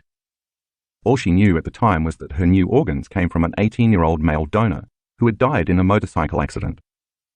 After the transplant, the 47-year-old professional dancer and choreographer developed cravings for chicken nuggets, French fries, beer, green peppers, and Snickers bars, none of which were foods she had enjoyed before. Her personality also changed. She became more assertive, more confident. Her teenaged daughter even teased her about developing a man's gait. When Sylvia eventually tracked down the family of her donor, she discovered the foods she had craved after the transplant were indeed the young man's favorites. That vital information was stored in the light field of the organ. The most dramatic story illustrating this involves an 8-year-old girl who, after receiving a heart transplant from a 10-year-old girl, began having vivid nightmares about being murdered. The donor had indeed been murdered, and the perpetrator had not been caught. The patient's mother took her to a psychiatrist who was convinced that the girl was dreaming about events that had actually occurred. They contacted the police, who opened an investigation using the girl's detailed account of the murder, including information on the time and place of the crime, the weapon, the physical characteristics of the criminal, and the clothing the murderer was wearing. The killer was identified, arrested, and convicted. So in these cases, that information in the energy field surrounding the transplanted organ changed the expression of the energy field of the individual once the person had a transplant. It's different light and different information mixing with the transplant patient's pre-existing field. The recipient can pick up on that information as memory in the field, and it influences their mind and their body. The energy, holding specific information, is influencing matter. Then when you group organs together, you form a system, such as the musculoskeletal, cardiovascular, digestive, reproductive, endocrine, lymphatic, nervous, and immune systems, to name a few. These systems function by drawing information from the invisible field of energy and consciousness that surrounds them. And when you put all the systems together, you form a body that also has an invisible field of electromagnetic energy surrounding it. And that vital electromagnetic field of light is who we really are. Now back to the hormones of stress. As I mentioned earlier, when you're in survival mode and you're drawing too much from this invisible field of energy to turn it into chemistry in your physical body, whether you're oversexed, overeating, overstressed, or all at once, this energetic field around your body diminishes. That means there's not enough energy or light surrounding the body to give the proper instructions to matter for homeostasis, growth, and repair. When that occurs, these individual centers no longer receive, process, or express energy, and they no longer produce a healthy neurological mind to send the necessary signals to the associated parts of the body where these centers innervate. Since that energy with a conscious intent moving through or activating neurological tissue creates mind, the energy centers diminish in the expression of the minds to regulate the cells, tissues, organs, and systems of the body because there's no energy moving through them. The body begins to function more like a piece of matter without the proper coherent energy of light and information. Those mini-brains become incoherent, just as our brain becomes incoherent. In addition, when the brain is incoherent and compartmentalized because of the hormones of stress, that incoherent brain then sends a very incoherent message, like static on a radio, down the central nervous system to each of the plexuses of neurons that have to do with communicating with the body. And when these mini-brains receive incoherent messages, Then they send an incoherent message through the organs, tissues, and cells in each area of the body that's related to each one of these centers. This in turn affects the hormonal expression and nerve conductivity going to different organs and tissues and cells in the body. And this incoherence begins to create disease or imbalance. The result is that when these individual brains become incoherent, each corresponding area of the body becomes incoherent. And when they don't work well, we don't work well. Increasing energy. In the Blessing of the Energy Centers meditation, when you learn how to rest your attention in each of these centers and become aware of the space around them, you create coherence in each of these little brains in the same manner as you create coherence in the big brain between your ears. And as you acknowledge the particle, matter, by resting your attention in your perineum for the first center, or in the space behind your belly button for the second center, or in the pit of your gut for the third center, or in the center of your chest for the fourth center, and so on, you're anchoring your attention in that center. And where you place your attention is where you place your energy. Then you'll move to placing your attention in or opening your focus to the space around each of those centers, tuning in to the energy beyond that center. And as you do this, it's vitally important that you move into a state of elevated emotion such as love or gratitude or joy. As you know from previous chapters, this is important because the elevated emotion is energy, and the longer you can hold that open focus from a state of elevated emotion, the more you will build a very coherent field with a very high frequency around that center in your body. Once you build that coherent field around a center, that center has a coherent energy with the right instructions to draw from. The atoms, molecules, and chemicals that form the cells that create the tissues that make up the organs and the systems of the body will be drawing from a new field of light and information and a more coherent energy carrying a more intentional message, giving new instructions to each center of the body. The body will then begin to respond to a new mind. As you surrender and move into the present moment, and you understand that where you place your attention is where you are placing your energy, you can build a new field of light and information and raise the frequency of the signal. And that intentional thought directs energy through each center to produce a new mind in that individual brain. As each center draws from a new field of frequency and information, the body moves back toward balance or homeostasis. And in this new state, you become more energy and less matter, more wave and less particle. The more elevated the emotion, the more energy you create, and the more dramatic a shift can result. If, on the other hand, you stay stuck in the survival emotions of worry, fear, anxiety, frustration, anger, distrust, and so on, you don't have this energy, this information, and this light around your body. As the frequency, light, and energy slow down and become more incoherent in each center, you become more matter and less energy until your body begins to become diseased. That's the point of doing this meditation, to speed up the frequency so it entrains the lower, disorganized frequency back into coherence and orderliness, raising the frequency of matter or entraining matter to a new, more coherent mind. But remember, you can't muscle this. You can't just will it or force it to happen. You can't do it by trying. You can't do it by hoping, and you can't do it by wishing, because you can't do it with your conscious mind. You have to get into your subconscious mind because that's where the operating system is, the autonomic nervous system that functions and controls all these centers. You have to get out of your beta brainwave pattern because beta keeps you in your conscious mind, separated from your subconscious or your autonomic nervous system that actually runs the show. The deeper you go in meditation, from beta brainwaves to alpha brainwaves, and then even to theta brainwaves, the half-awake, half-asleep state of deeper meditation, the slower your frequency and the more access you have to the operating system.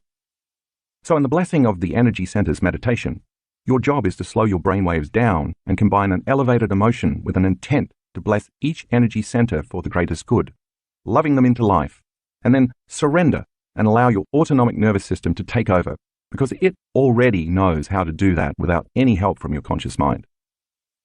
You're not thinking, you're not visualizing, and you're not analyzing. You're doing something that may at first seem much more difficult. You're planting a seed of information and letting go, allowing it to take the instructions and energy and use them to create more balance and order in your body. We've actually measured how effectively our students can use this meditation to both increase the energy in each of their energy centers and achieve balance among the centers.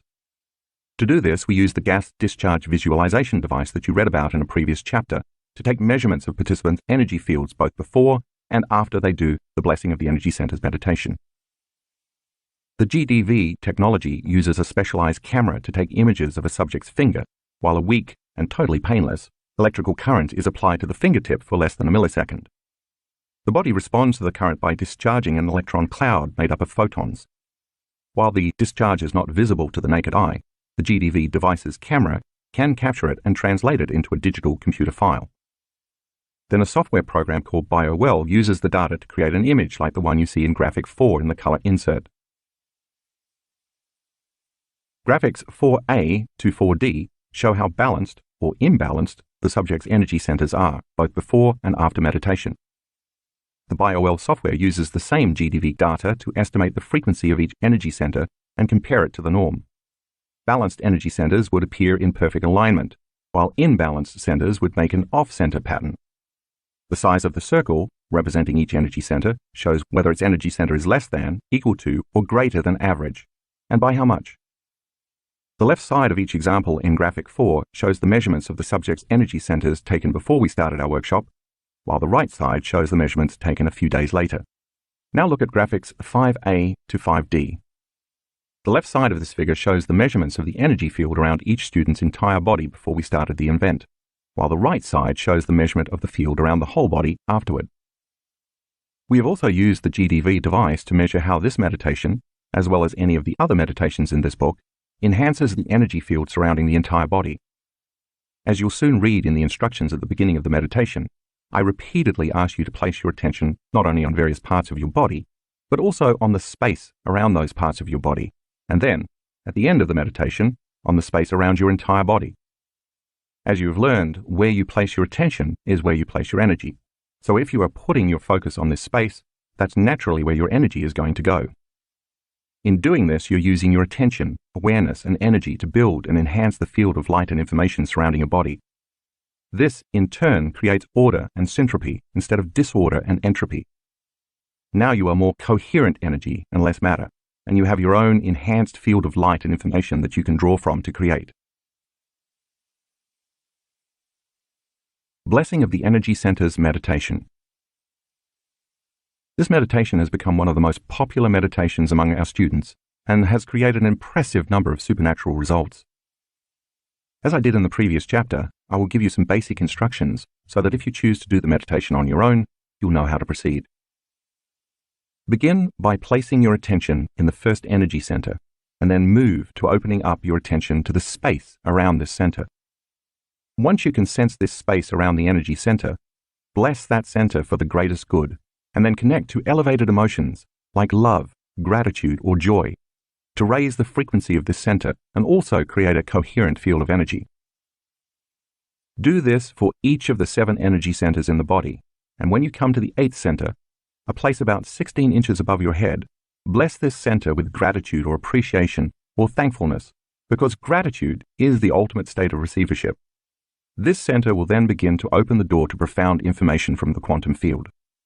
Now open your focus and place your attention on the electromagnetic energy surrounding your entire body, building a new field of energy. As your body draws from a new field of electromagnetic energy, you become more light, more energy, and less matter, and you raise your body's frequency. Remember, if you are going to create the unlimited, you have to feel unlimited. If you're going to heal in a magnificent way, you have to feel magnificent. Tap into elevated emotion and sustain it throughout the meditation. Once you've blessed each of the energy centers, lie down for at least 15 minutes. Relax, surrender, and let your autonomic nervous system take the orders and integrate all this information into your body. Chapter 5. Reconditioning the body to a new mind. In this chapter, we're going to discuss how to do a breathing technique we use before we start many of our meditations. I'm going to explain it in detail here because understanding how this works is vital to your ability to truly change your energy and free your body from the past. As you'll see, the proper use of the breath is one of the keys to becoming supernatural. To get all the benefits of this technique, your knowledge of what you will be doing and why you will be doing it will serve as the foundation for the experience, and so will make the how easier for you, not to mention making the technique more effective. Once you understand the physiology of how this particular breath works, you will be able to assign meaning to the activity, put more attention behind it, do it properly, and experience all the benefits of using breath to pull the mind out of the body, and then recondition your body to a new mind. Before we start, I want to review the thinking-feeling loop we discussed in Chapter 2, because the concepts are central to the meditation in this chapter. As you will recall, thoughts cause biochemical reactions in your brain that release chemical signals, and those chemical signals make the body feel exactly the way you were just thinking. Those feelings then cause you to generate more thoughts that make you feel the same way you were just thinking. So your thoughts drive your feelings, and your feelings drive your thoughts, and eventually this loop hardwires your brain into the same patterns, which conditions your body into the past. And because emotions are a record of past experiences, if you can't think greater than how you feel, this thinking-feeling loop keeps you anchored to your past and creates a constant state of being. This is how the body becomes the mind, or, in time, how your thoughts run you and your feelings own you. So once your body becomes the mind of that emotion, your body is literally in the past. And since your body is your unconscious mind, it is so objective that it does not know the difference between the experience in your life that creates the emotion and the emotion you are creating by thought alone. Once you are caught in this thinking-feeling loop, the body believes it is living in the same past experience, 24 hours a day, 7 days a week, 365 days a year. The body believes it's in the same past experience because to the body, the emotion is literally the experience. Let's say you've had a few difficult experiences in your life that have branded you emotionally, and you've never got over the fear, bitterness, frustration, and resentment those experiences engendered. So every time you have an experience in your external environment that is similar in some way to what happened previously, the experience triggers you, and you feel the same emotions that you did at the time of the first event.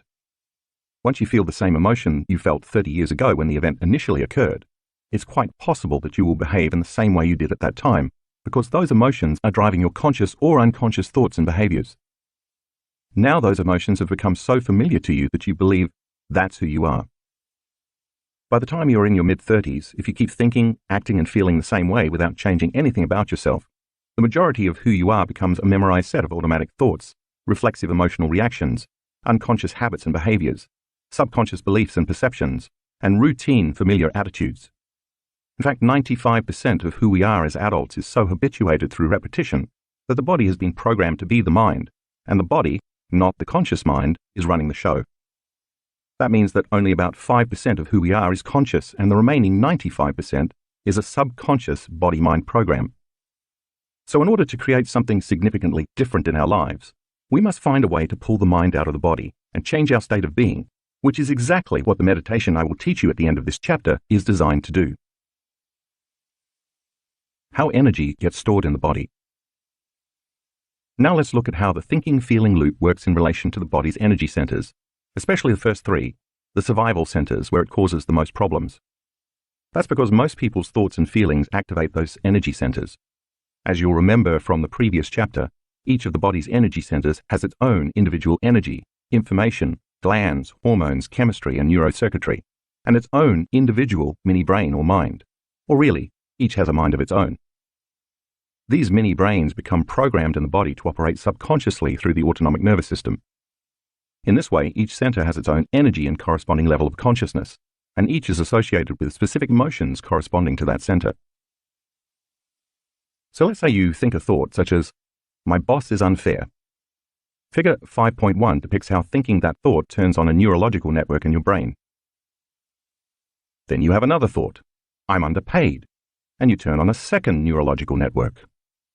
Then you think, "I'm overworked," and now you're off to the races. Because mind is the brain in action, if you keep thinking more thoughts along the same lines, and you activate enough networks of neurons firing in tandem, in a specific sequence, pattern, and combination, you produce a level of mind which then creates an internal representation or an image of yourself in your brain's frontal lobe. That's where you can make your internal thoughts more real than your outer environment. In this case, you'll see yourself as an angry person. If you accept, believe, and surrender to that idea, that concept, or that image without any analysis, the neurotransmitters, chemical messages that send information between neurons in your brain that produce that level of mind, begin to influence neuropeptides, which are the chemical messengers created by the autonomic nervous system within the limbic brain. Think of neuropeptides as molecules of emotion. Those neuropeptides signal hormonal centers, in this case, turning on the adrenal glands in the third energy center. As the adrenal glands release their hormones, you're feeling pretty ticked off. And you broadcast a specific energy signature through the third energy center that in effect carries the message, Send me another reason to feel the way I'm already feeling. Send me another reason to feel angry. As this center becomes activated, it produces a specific frequency that carries a particular message. Your brain monitors your chemical state, and the moment you feel angry, it's going to think more corresponding thoughts equal to how you feel. My boss is such a jerk. I should quit my job. What an idiot driver. My coworker stole my idea. I'm right and everyone else is wrong. It fires and wires similar circuits in the same way over and over again. And if you turn on enough of those circuits, you keep producing that same level of mind. This reaffirms your identity with the same image in your forebrain.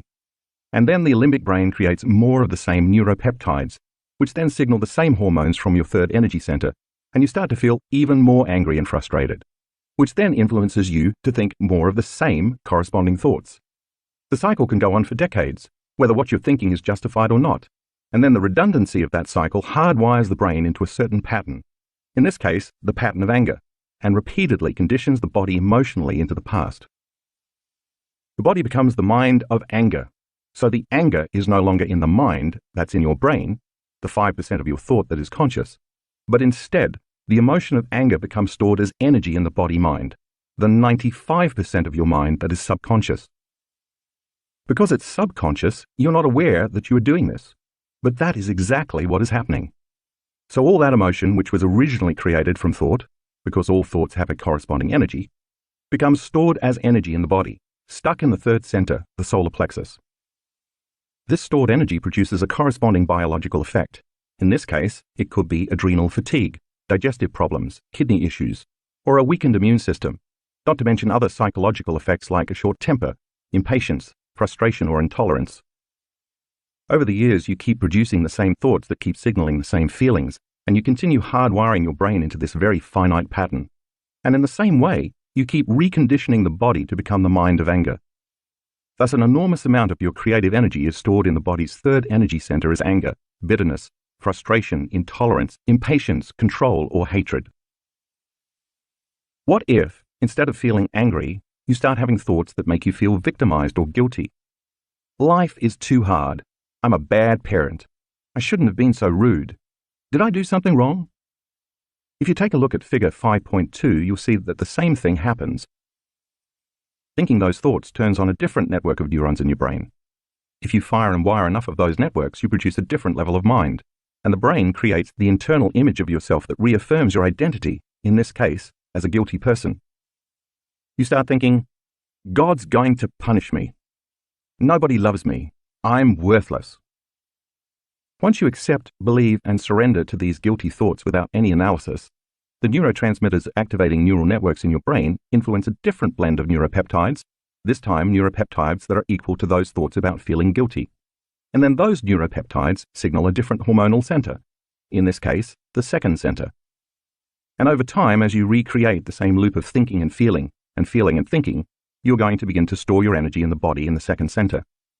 This begins to produce a biological effect.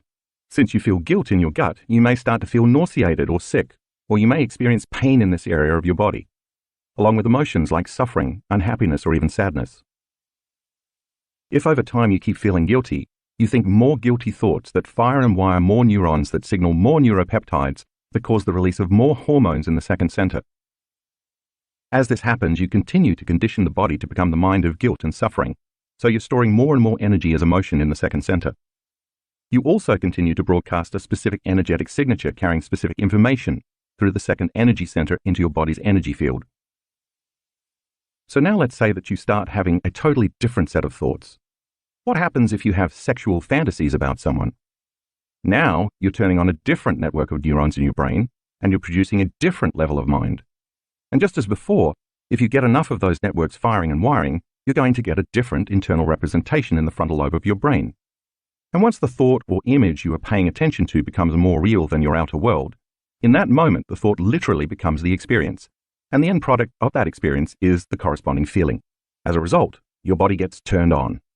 That center now is activated with a specific energy carrying a specific message or intent, which then turns on the individual plexus of neurons in that center to produce a specific mind, which then signals genes in the corresponding glands to make chemicals and hormones equal to those thoughts.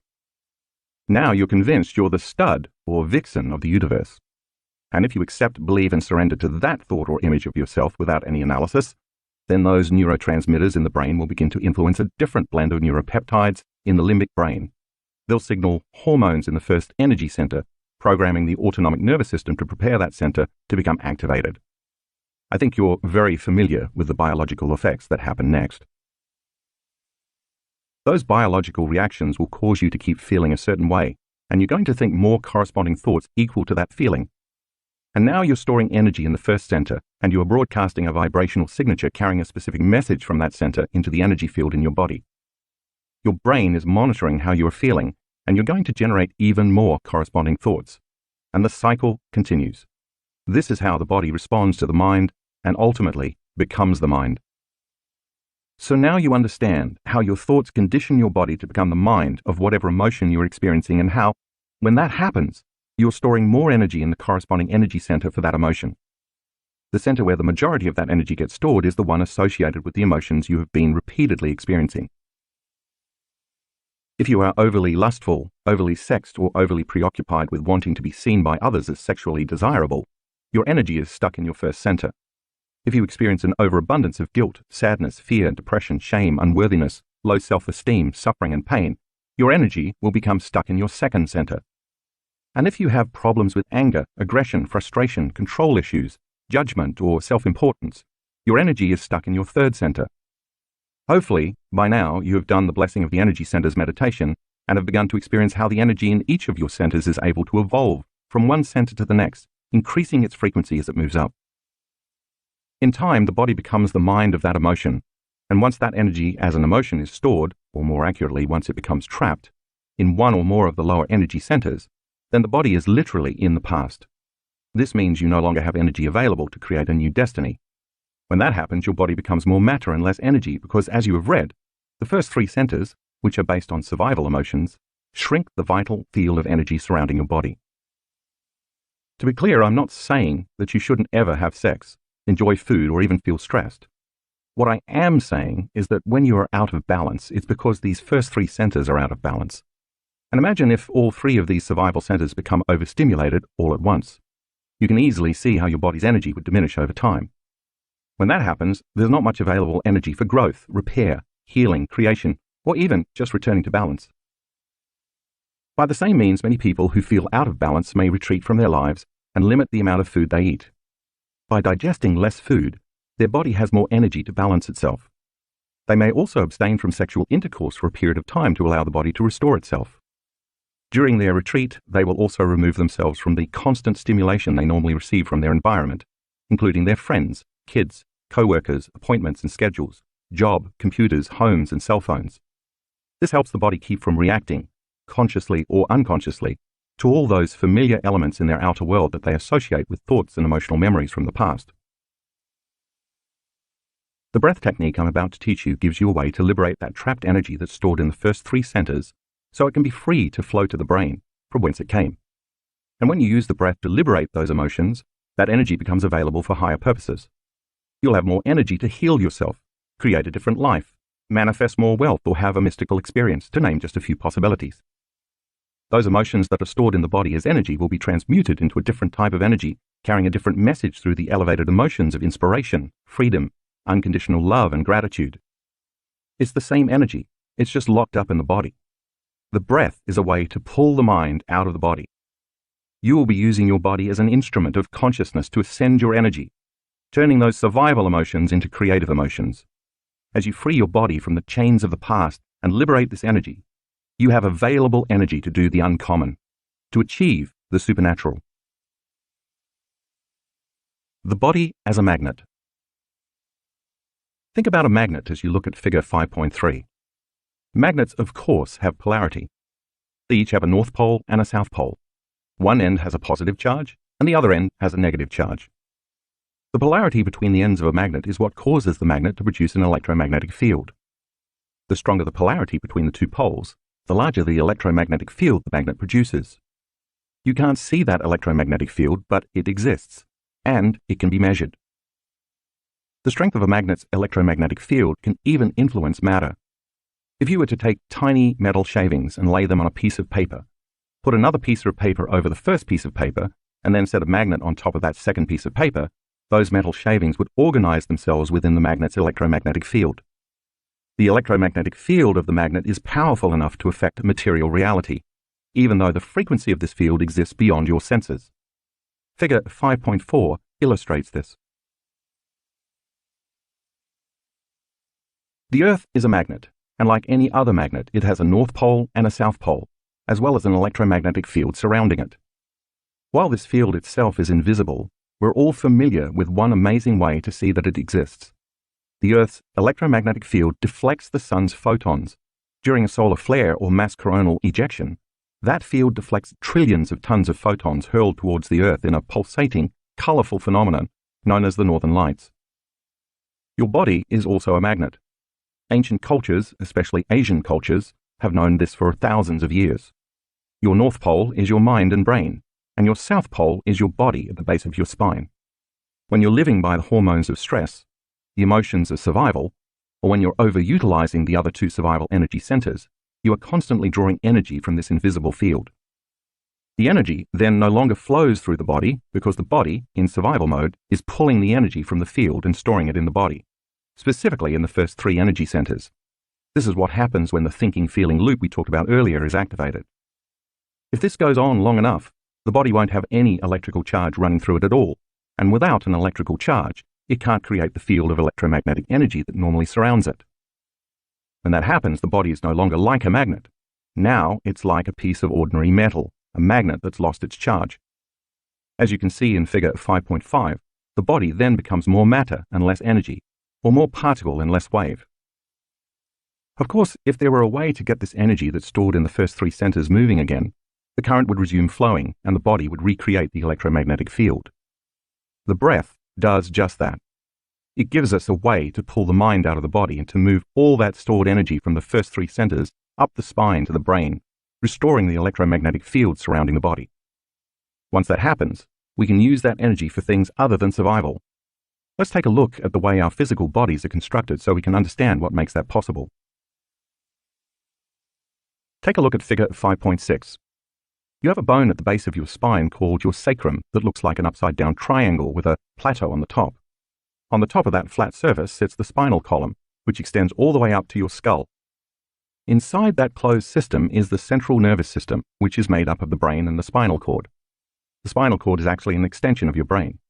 The skull and the spinal column protect this most delicate system. The central nervous system is one of your body's most important systems because it controls and coordinates all the other systems in the body. Without the aid of the central nervous system, you couldn't digest your food. You couldn't void your bladder. You couldn't move your body and your heart couldn't beat. You couldn't even blink your eyes without the nervous system. So you can think of the nervous system as the electrical wiring that runs the machine of your body. Inside this closed system is cerebrospinal fluid that's filtered from the blood in the brain. This fluid bathes the brain and the spinal cord, and it's responsible for giving the central nervous system buoyancy. It acts as a cushion to protect the brain and spinal cord from trauma, and it flows in various rivers and paths that transport nutrients and chemicals to different parts of the nervous system all over the body.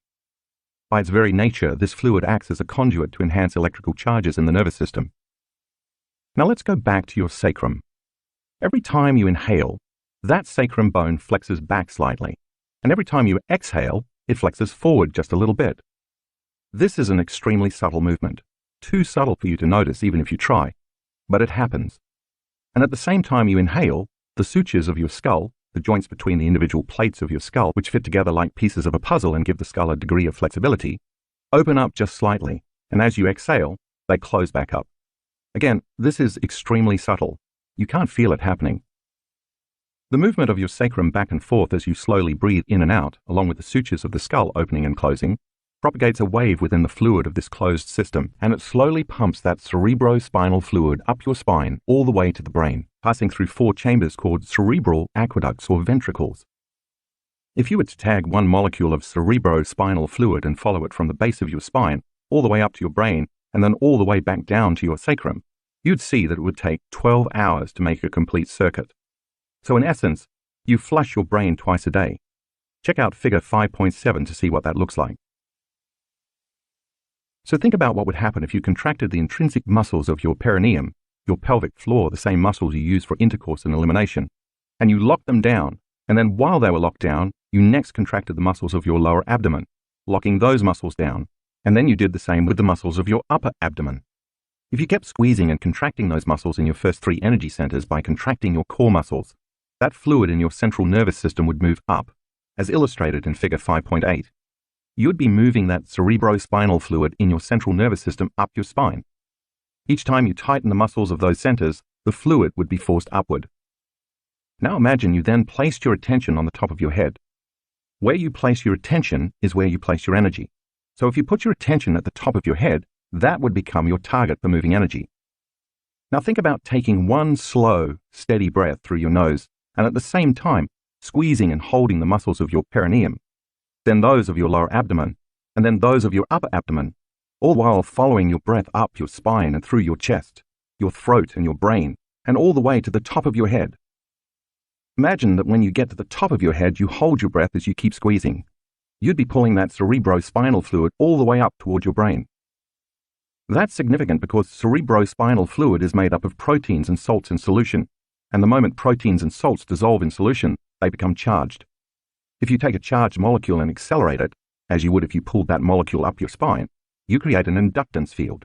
An inductance field is an invisible field of electromagnetic energy that moves in a circular motion in the direction that charged molecules are moving in.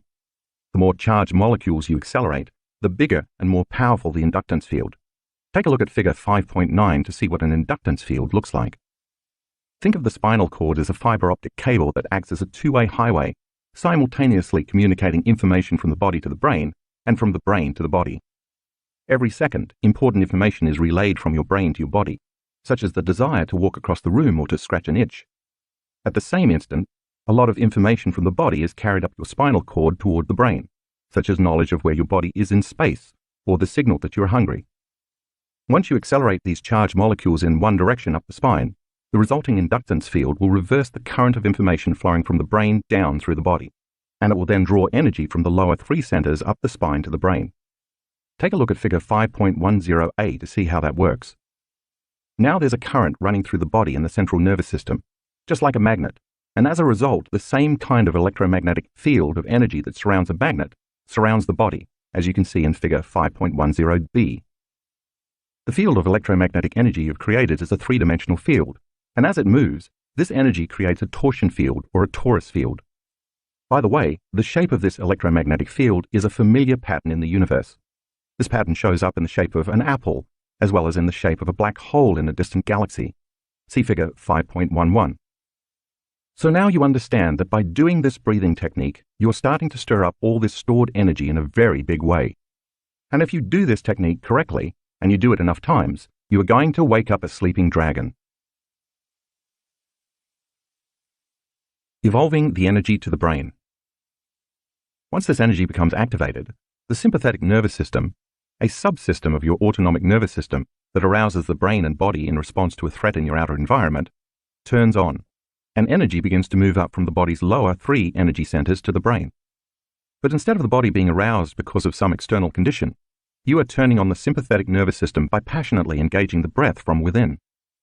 As the sympathetic nervous system starts to merge with the parasympathetic nervous system, another subset of your autonomic nervous system that relaxes your brain and body, such as after a big meal, it is as if traveling energy from the lower centers is ejaculated into the brain. When this energy reaches the brainstem, a gate called the thalamic gate opens up and all that energy is permitted to enter the brain. Once this energy that was initially stored in the body enters the brain produces gamma brainwave patterns. We've recorded many students producing gamma brainwaves during this breathing technique. Gamma brainwaves, which I call superconsciousness, are notable not only because they produce the highest amount of energy of all the brainwaves, but also because that energy comes from within the body instead of being released in reaction to a stimulus in the environment, the outer world. In contrast, the brain produces high-range beta brainwaves when the body releases stress hormones, allowing you to be super alert to danger in your environment. In beta, the outer world seems more real than your inner world, while gamma waves create a similar type of arousal in the brain, which then causes a heightened sense of awareness, consciousness, attention, and energy related to more creative, transcendental, or mystical experiences. The difference is that in gamma, whatever is happening in your inner world becomes much more real to you than many experiences you've had in your outer world. Take a look at figure 5.12 and review how similar beta and gamma brainwaves are.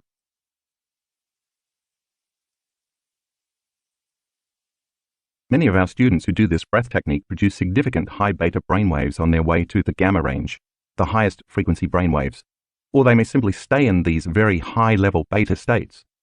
We're finding that being in the highest levels of beta can also signal that the person is paying more attention to their inner world than their outer world. In addition to seeing more energy in the brain after this breathing technique, we have also repeatedly observed more significant amounts of brain coherence. Take a look at graphics 6A and 6B in the color insert. You can see two students who have done the breath successfully. They have very high-frequency beta brainwaves that transition to gamma brainwaves. Notice the high amplitudes of their brainwaves in gamma. The higher the amplitudes, the higher the energy in their brains. The students demonstrate 160 and 260 standard deviations above typical gamma brainwaves. To give you a reference, 3 standard deviations above normal is usually considered high. In graphics 6A, 4, you can also witness much more brain coherence after the breath. The red patterns in the brain show extremely high amounts of brain coherence in every measured brainwave state. As you do this powerful breathing technique, you are drawing the energy that's been stored in those lower 3 centers, the energy you use for orgasm and to make a baby, to digest a meal, to run from a predator, and instead of releasing it out into chemistry, you're going to draw it up your spine like you would draw fluid up a straw and release it into your brain. In fact, there's a tube of energy or light called the prana tube running along your spinal column. See figure 5.13. Prana is the Sanskrit word for life force. Yogis have known about this tube, which is not a physical structure but an energetic one, for thousands of years. This tube is considered etheric because of the electrical information in the spine that constantly moves through it. The more energy moves in the physical spinal cord, the more energy is created as light in this tube. And the more energy created in this tube, the more energy moves in the spine and the greater the expression of life. Sometimes when I teach this meditation, people will say to me, "I don't really feel my prana tube." Well, you don't really feel your left ear either until you put your attention on it, right?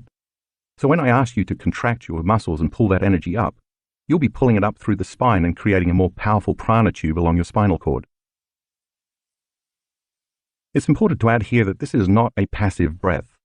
It's an extremely active, passionate process. Moving this stored energy that has been stored for years and years, maybe even decades, takes an act of intention and will. To evolve your limited survival emotions, as an alchemist turns base metals like lead into gold, you are taking self-limiting emotions like anger, frustration, guilt, suffering, grief, and fear, and turning them into elevated emotions, such as love, gratitude, and joy. Other elevated emotions to consider tapping into include inspiration, excitement, enthusiasm, fascination, awe, inspiration, wonder, appreciation, kindness, abundance, compassion, empowerment, nobility, honor, invincibility, uncompromising will, strength and freedom, not to mention divinity itself, being moved by the spirit, trusting in the unknown or in the mystic or the healer within you. Remember, evolving this energy takes a level of intensity that is greater than the body as the mind, greater than your addiction to any survival emotion. You must be inspired to become more energy than matter, using your body as an instrument of consciousness to ascend your energy. So don't let your body be your mind.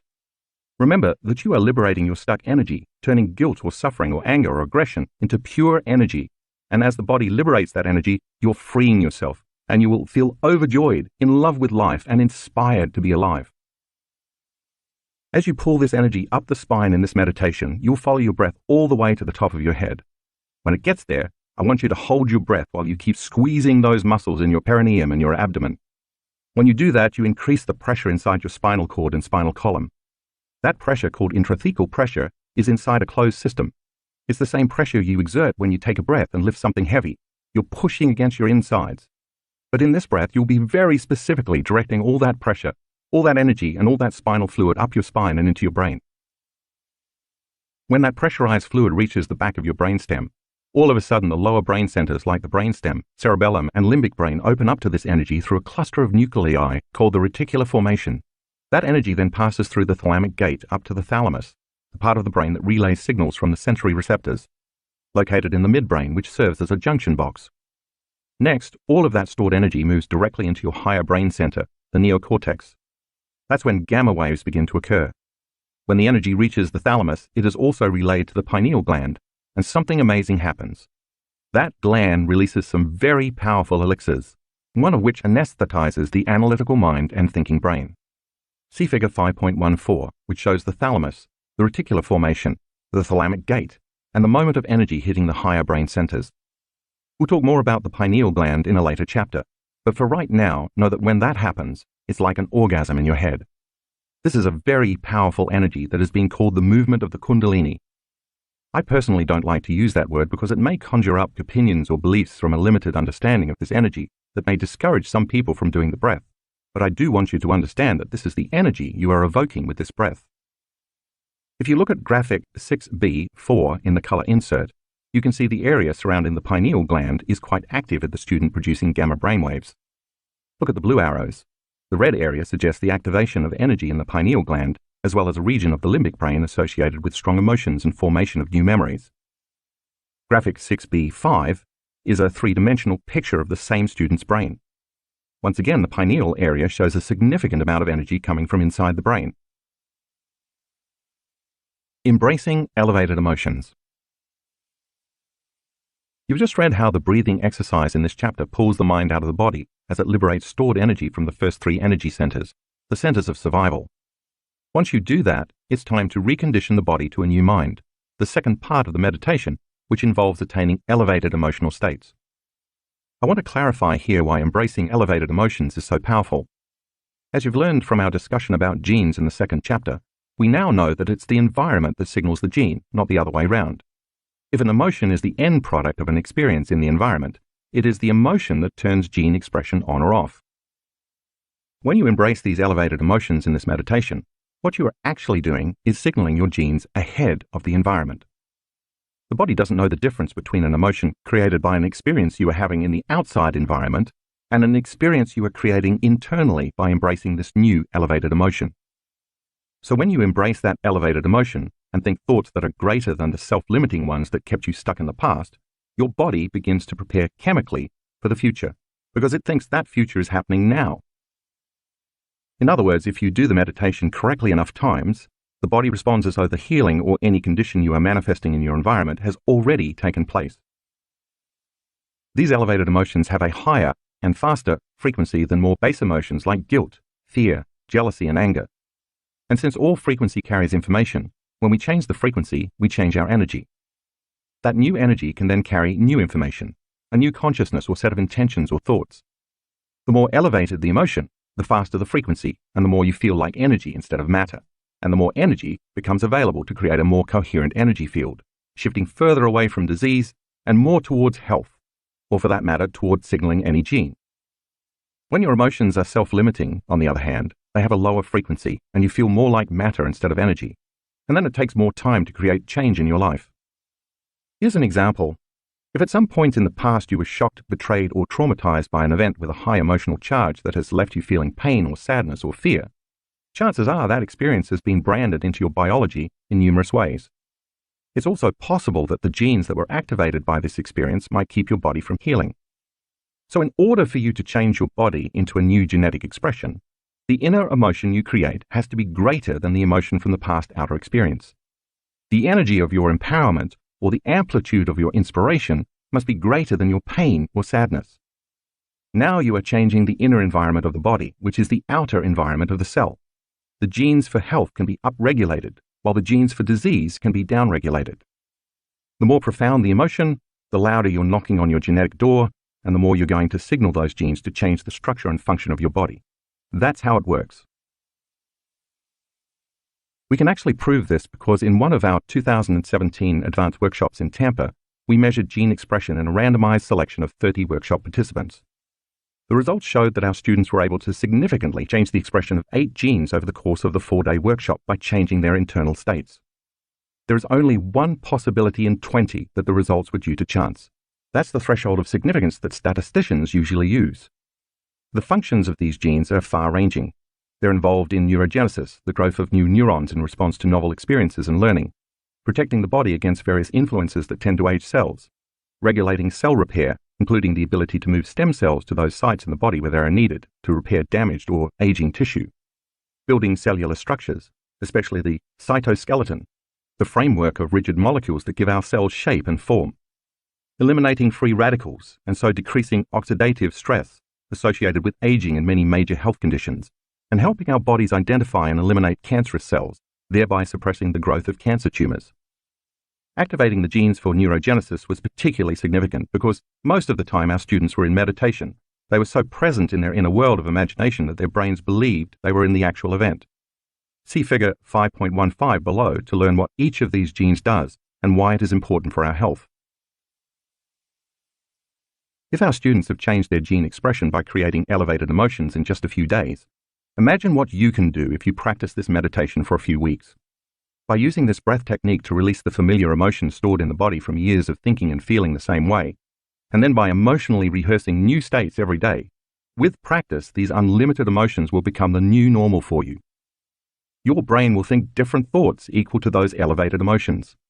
Finally, by embracing these unlimited emotions instead of the same limited ones, when you understand that you are signaling new genes and making new proteins that are responsible for the change in structure and function of your body, you can assign more meaning to what you are doing. That leads to a greater intention, which creates an even greater outcome. It is a scientific fact that we use about 1.5% of our DNA. The rest is called junk DNA. There is a principle in biology called endowment that holds that nature never wastes anything that it is not going to use. In other words, if the junk DNA is there, there must be a reason.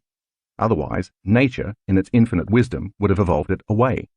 Because the universal law is, if you don't use it, you lose it. So think of your genes as a library of potentials. There are infinite combinations of gene variations that can be expressed in those latent genes. They are waiting for you to activate them.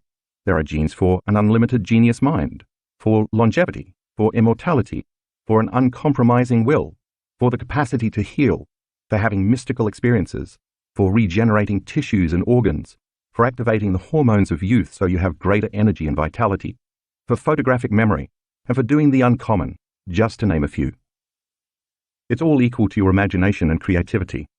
As you signal any of those genes ahead of the environment, your body will express a greater potential by expressing new genes to make new proteins for a greater expression of life. So when I ask you to feel certain elevated emotions, when you recondition the body to a new mind, know that as you embrace each emotion, you are knocking on your own genetic door. So I invite you to surrender to the process and fully engage in the experience. Reconditioning the body to a new mind meditation. Before we start the formal meditation, we're going to do some practice sessions. They build on several individual instructions so you can learn this step by step. Once you've mastered each individual step, we can put it all together. So let's start by sitting up straight in a chair and putting both feet flat on the floor, or sitting on the floor in the lotus cross-leg position with a pillow under your buttocks. Place your hands uncrossed in your lap. If you like, you can close your eyes. When you're ready to begin, lift up your perineum, your pelvic floor, the same muscles that you use for intercourse and elimination. Do not hold your breath as you do this. Breathe normally. Squeeze those muscles as tightly as you can and hold for 5 seconds.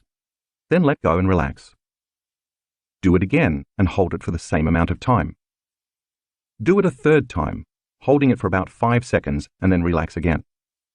I want you to gain conscious control over these muscles because you are going to be using them in a different way. Now, contract the same muscles in the perineum and at the same time, contract the muscles in your lower abdomen.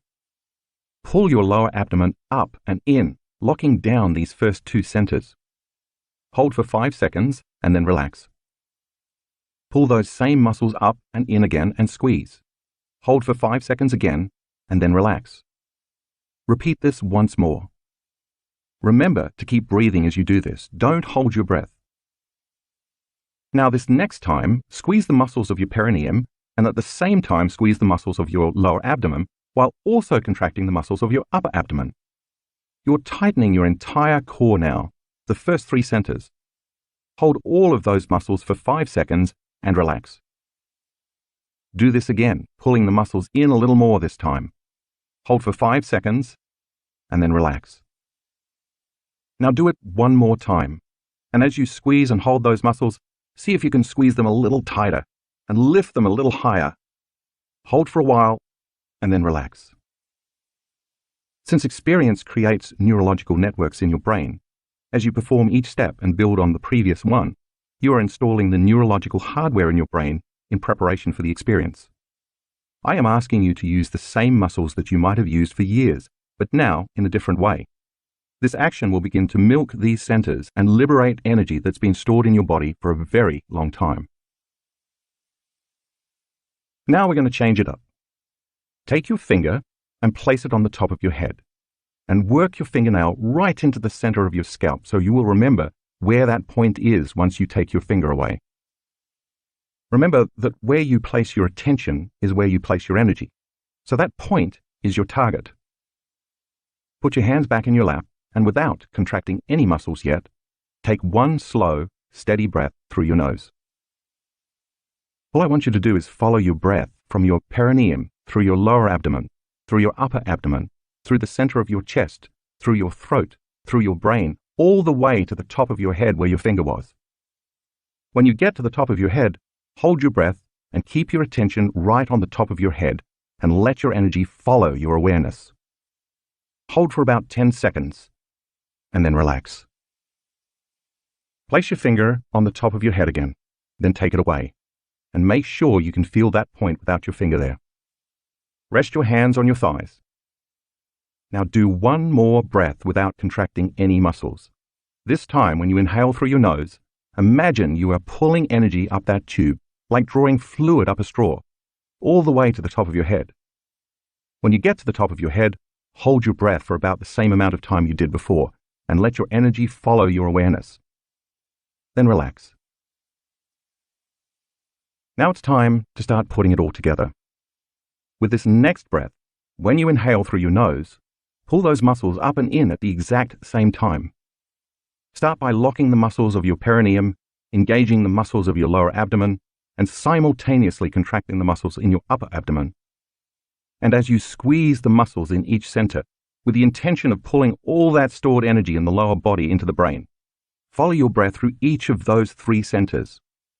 As you continue to squeeze those muscles and lock those first 3 centers down, pull your breath up through your chest, the 4th center, then through your throat, the 5th center, then through your brain, the 6th center. Pull it all the way up to the top of your head. Keep your attention there and hold your breath as you keep squeezing your core muscles. Hold for about 10 seconds and then relax as you exhale. Repeat that breath at least 2 more times, tightening the muscles of your first 3 centers as you pull your breath up your spine through each energy center, all the way to the top of your head. Then hold your breath for a time and finally relax as you exhale. Remember, as you do this, you're using your body as an instrument of consciousness, and your full intent should be to pull the mind out of the body.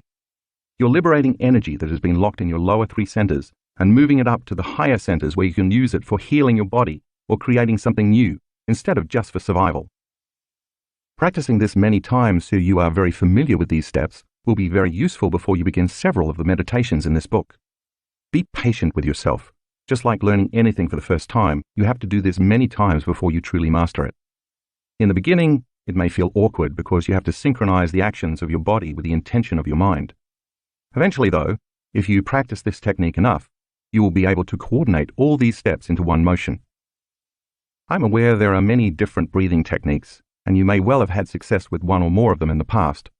Even so, I urge you to try this one, even if you already have some other favorite, because if you do something new, you can have a new experience. If you keep doing the same thing, you'll keep creating the same experience.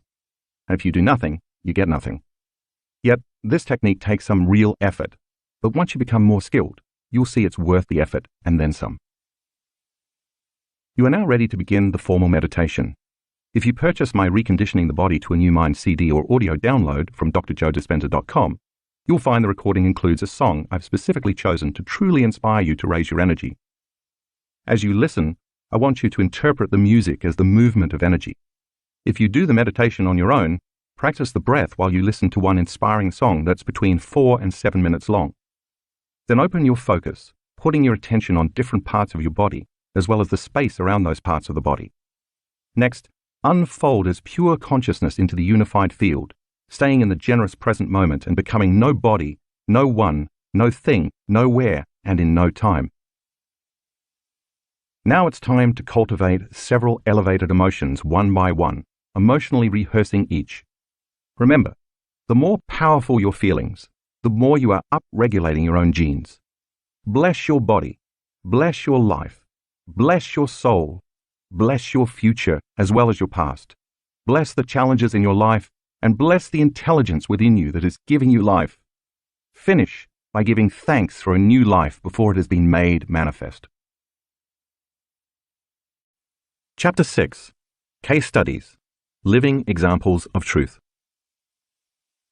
Over the years, I've found that stories serve a great purpose: to reinforce information in a practical manner. Hearing about someone else's experience makes it more real for us. Once we can relate to the challenges and triumphs a person has along their journey from one state of consciousness to another, we start to believe a similar experience can happen for us. Stories also make the ideas from the teachings become less philosophical and more personal.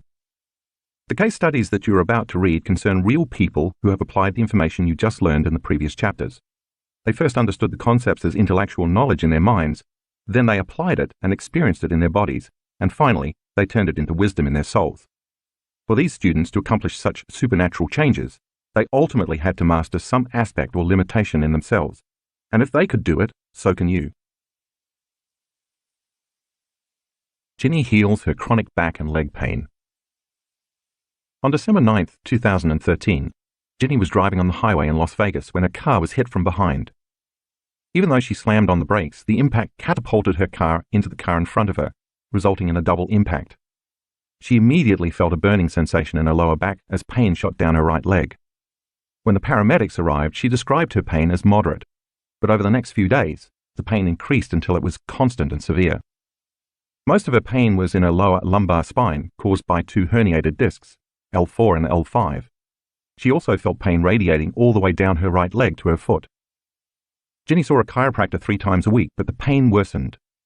She then saw a pain management doctor who prescribed muscle relaxants, Neurontin, a nerve pain medication, and Mobic, a non-steroidal anti-inflammatory drug.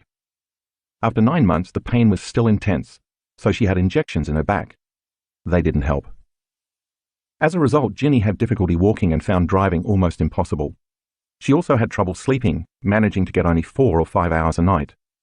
The constant pain in her lower back became worse when she was sitting, lifting something, or standing for long periods of time. Sometimes she could sit for only 20 minutes at a time. Because of all of this, she spent most of her days in bed, where she was able to find a little relief when lying on her right side with her knees bent. Ginny was unable to care for her 2 children, ages 3 and 5, and she was also unable to work as much as she had before. She depended on her husband to drive her places since she could no longer drive herself. All of these factors created serious financial problems and emotional stress for the whole family. Ginny became depressed and angry at life. Although she had attended her first workshop with me before the accident and had been doing her meditations, after the accident she stopped meditating regularly because the pain got too severe, and she said she couldn't sit or concentrate. After 2 years, her doctor suggested lumbar surgery to repair the herniated discs. If that didn't work, he said, Ginny could consider additional surgery, including spinal fusion. She decided to go ahead with the initial surgery. In the meantime, Ginny's husband convinced her to attend another one of my advanced seminars in Seattle, which started just 1 week before her surgery date. Staying seated for the flight was painful, but she made it. While Ginny enjoyed seeing her old friends and meeting new ones at the event, she also felt saddened and frustrated because she couldn't muster the same enthusiasm everyone else had. She just wanted to take some painkillers and go to bed. When she was leaving the first night's gathering, her good friend Jill, filled with compassion and hope, said with conviction, "Ginny, you will be healed tomorrow, right here." We started the next day at 6 a.m. Ginny decided to avoid taking any heavy medications so she could be present in the meditations and enjoy the experience. Unfortunately, her pain made it very difficult to focus during the first meditation, and she wondered if the decision to attend had been a mistake. During the second meditation after breakfast, though, things really shifted. Ginny decided to surrender and leave all her judgment behind.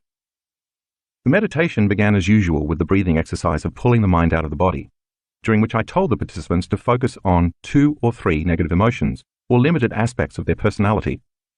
I asked them to move all that stored energy from the first 3 energy centers up from the base of their spine all the way up to their brain and eventually release it out of the top of their heads.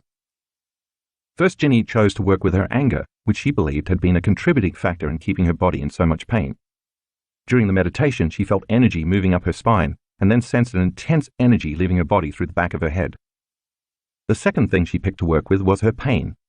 As she worked with the breath to move much of the energy related to her pain from her body to her brain, she felt the same energy she had when she was working with anger, although this time she saw the energy becoming a bright color with purple overtones. Suddenly, she sensed the energy slow down and become less intense. The music changed, and the main part of the meditation began. Ginny was feeling completely relaxed. She had liberated that energy out of her body. As usual, I guided the group to feel different parts of their bodies in space and to sense the space around their bodies. Then I guided them to the infinite black space that is the quantum field. I asked them to become no body, no one, no thing, no where, in no time, and to become pure awareness, aware that they are aware in this endless vast space. At first, as I gave the instructions, Ginny had the distinct sense that she was floating. An intense sense of peace and unconditional love overtook her, and she lost track of time and space. She didn't feel her physical body at all, nor did she feel any pain. Yet she was fully present and could hear and follow all the instructions I was giving. "I've never experienced anything like that before," she told me later. "It was so profound that it's difficult to put into words. My senses were magnified, and I felt connected to every body, every one, everything, every place, and every time. I was part of the whole, and the whole was part of me. There was no separation." Ginny got beyond her body, her environment, and time. Her consciousness had connected to the consciousness of the unified field, the place she described where there's only wholeness and there's no separation. She had found the sweet spot of the generous present moment, and her autonomic nervous system stepped in and did the healing for her.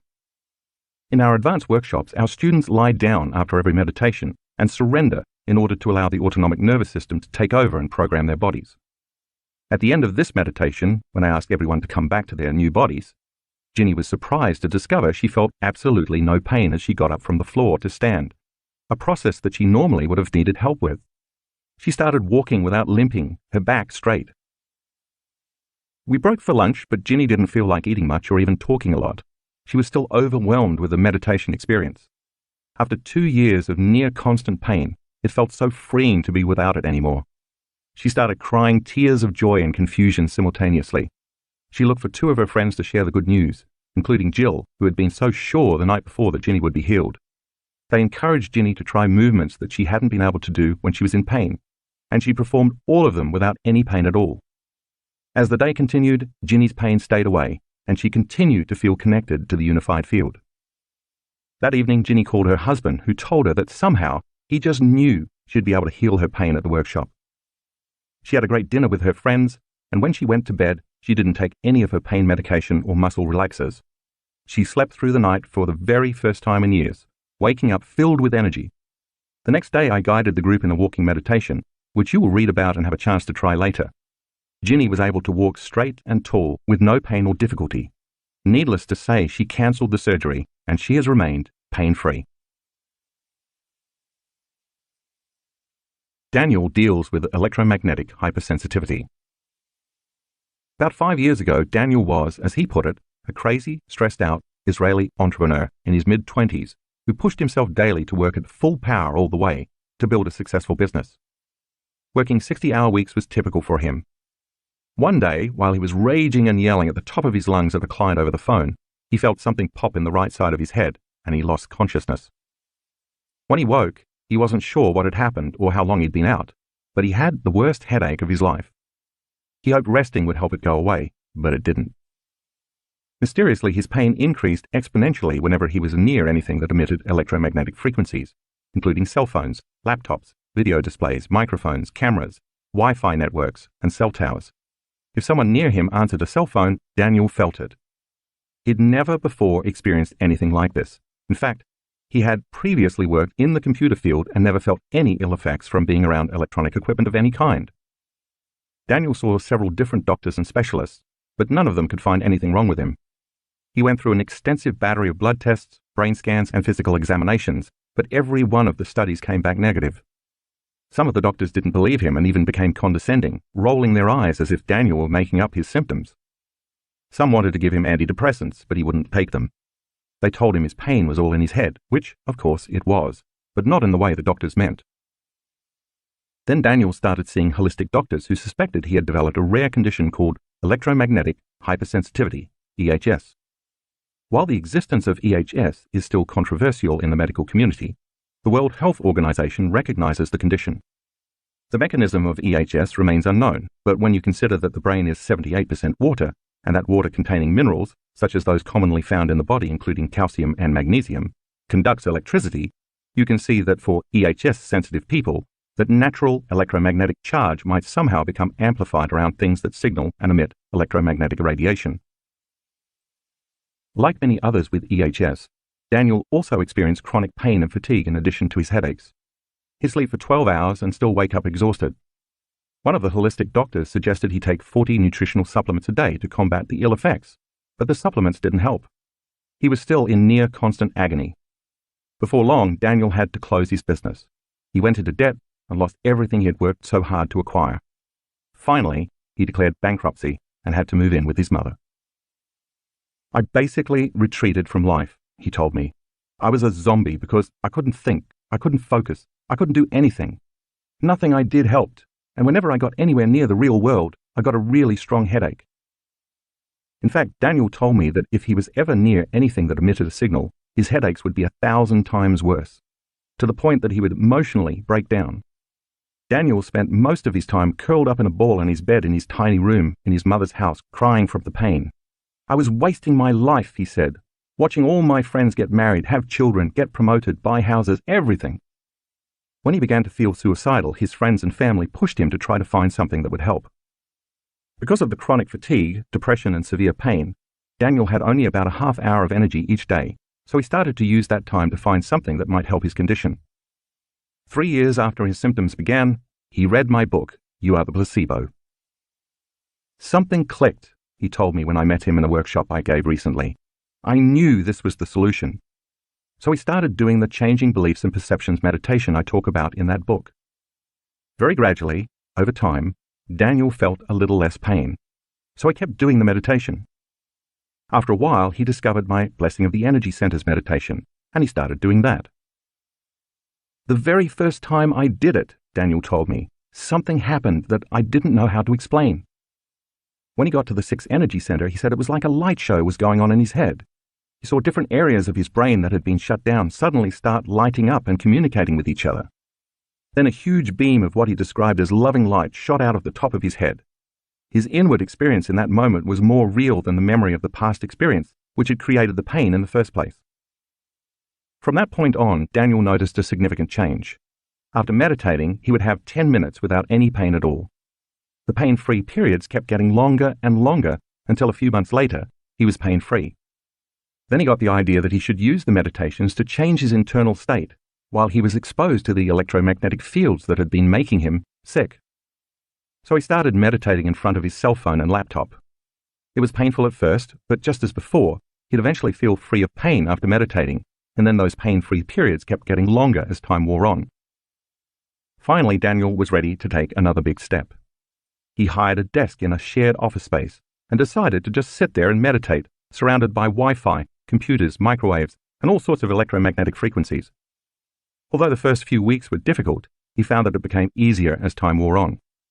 After a while, he was meditating in that environment without pain for 5 hours a day. Eventually, his headaches just disappeared, and so did all of his chronic pain and fatigue. Today, Daniel considers himself 100% healed. He went back to work and got out of debt. Here's the kicker. Daniel works only about an hour to an hour and a half a day, and he's making way more money than he was when he was stressed out and trying to force his life into working the way he wanted it to. He is also truly enjoying life. Jennifer, in sickness and in health. 5 years ago, Jennifer's doctor diagnosed her with several new illnesses, in addition to the numerous other health issues she already suffered from. In total, her diagnoses included a few autoimmune disorders, lupus erythematosus and Sjogren's syndrome with Sicca complex, some gastrointestinal disorders, celiac disease, salicylate intolerance and lactose intolerance, chronic asthma, kidney disease, arthritis, and vertigo so acute it often resulted in vomiting. Every day was a struggle. Even just brushing her teeth was difficult because she lacked enough strength to hold her arm up for very long. Her partner Jim often had to brush her hair for her. When Jim was away on business, which was often, Jennifer had to take a nap after work so she could have enough strength to cook dinner. The hardest thing was that I felt like a terrible mother because I couldn't do anything with my boys, and that broke my heart, she told me. I would have to sleep most of the weekend just to be able to get up to go to work Monday morning. All the happy pictures I posted on Facebook during the weekend were captured in about 1 hour. By this point, Jennifer weighed only 108 pounds and struggled to walk due to arthritis and severe swelling in her ankles and knees. She could no longer use her right hand to open containers or cut vegetables because of the pain and arthritis. At times, she would lie in bed and hit her arms against the night table to stop the pain. Her body was in a constant state of acute inflammation, and even the specialists she saw said they couldn't do anything more for her, and that she had to learn to live with all her conditions as best she could. Although she never admitted it to anyone, she feared she might only have a few years left to live. She may have been ready to give up, but Jim wasn't.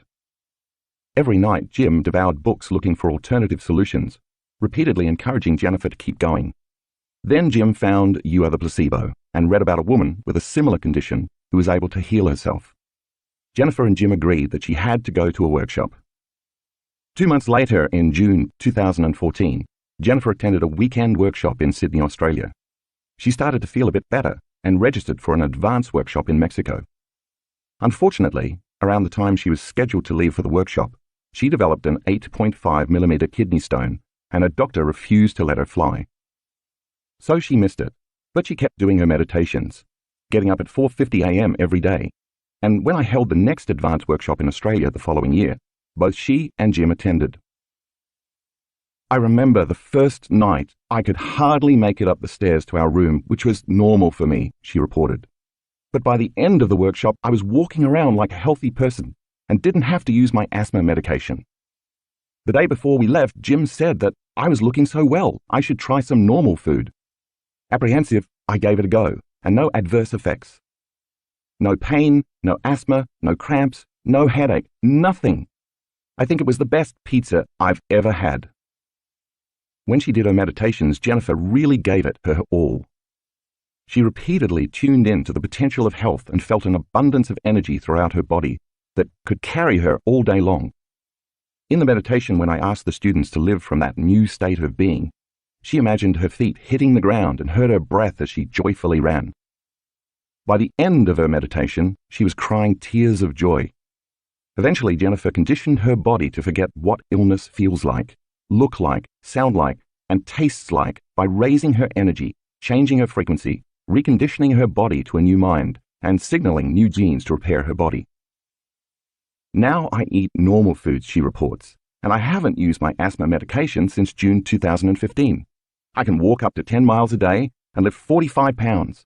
I'm training, and my goal is to complete a half marathon, which I will soon do.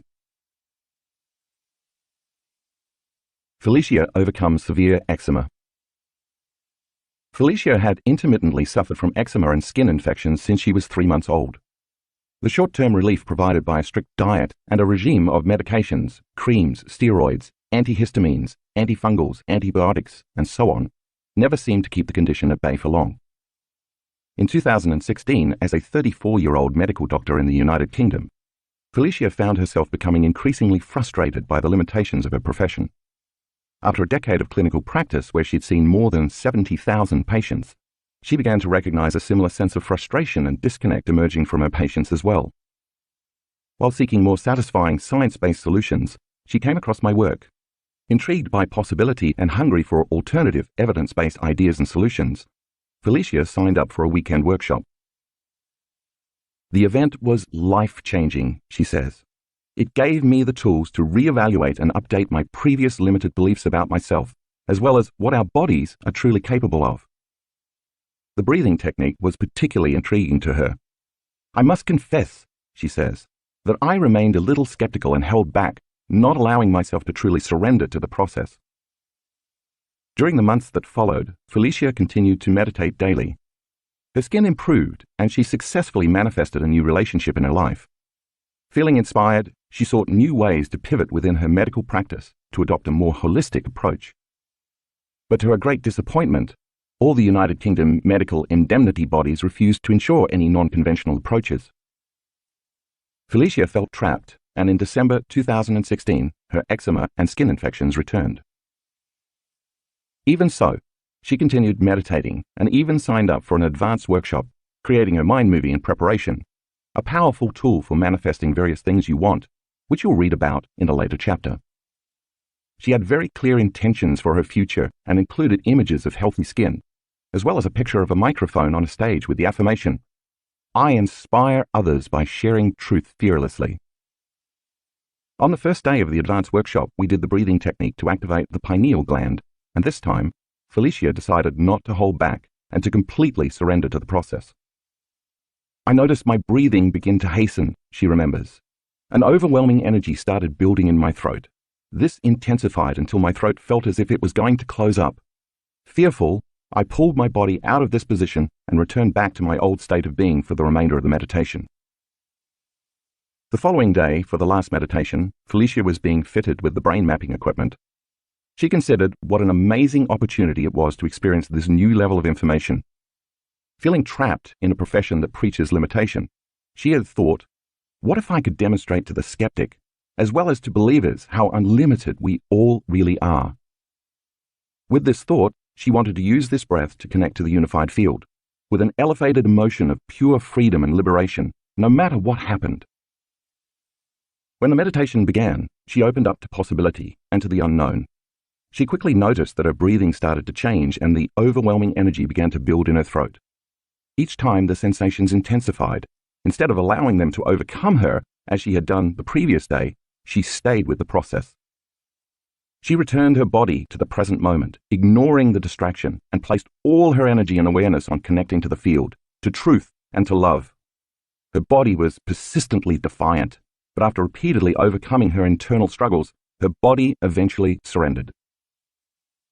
What I experienced on the other side was an exhilarating explosion of energy in my brain and an instantaneous connection with a loving consciousness within and all around me, she says. It was an absolute knowing, a recognition of pure love, and with it came the most overwhelming emotion of joy that I've ever experienced in my entire life. It was like coming home. I just experienced this deep oneness. All the while, I remained completely aware of all my external senses. I could hear the scientists behind me saying, "Seizure." We had some new members on our team of neuroscientists, and they had never seen that kind of energy in the brain before. As a medical doctor, Felicia might normally have been concerned at that somewhat alarming statement, but she understood that in that moment, she was experiencing absolute truth and freedom for the very first time. For a few hours following her meditation, she felt somewhat dazed, but physically lighter than before. If you review the brain scans in graphics 7A to 7C, you can see Felicia's brain showing the classic changes that we witness when there is high energy in the brain. She starts in normal beta brainwaves and then transitions into high beta brainwaves before she hits a high energy gamma state. The energy in gamma brainwaves is 190 standard deviations above normal. The area surrounding the pineal gland, as well as the part of the brain that processes strong emotion, is highly activated. During the next few days, Felicia began to experience a sense of fearlessness and playfulness emerging from within her. She also experienced a string of synchronicities, including manifesting the scene from her mind movie where she was speaking into a microphone on stage. In fact, without knowing that scene had been in her mind movie, I pulled her on stage to share her experience. It was only once she returned home that she noticed her eczema was no longer bothering her.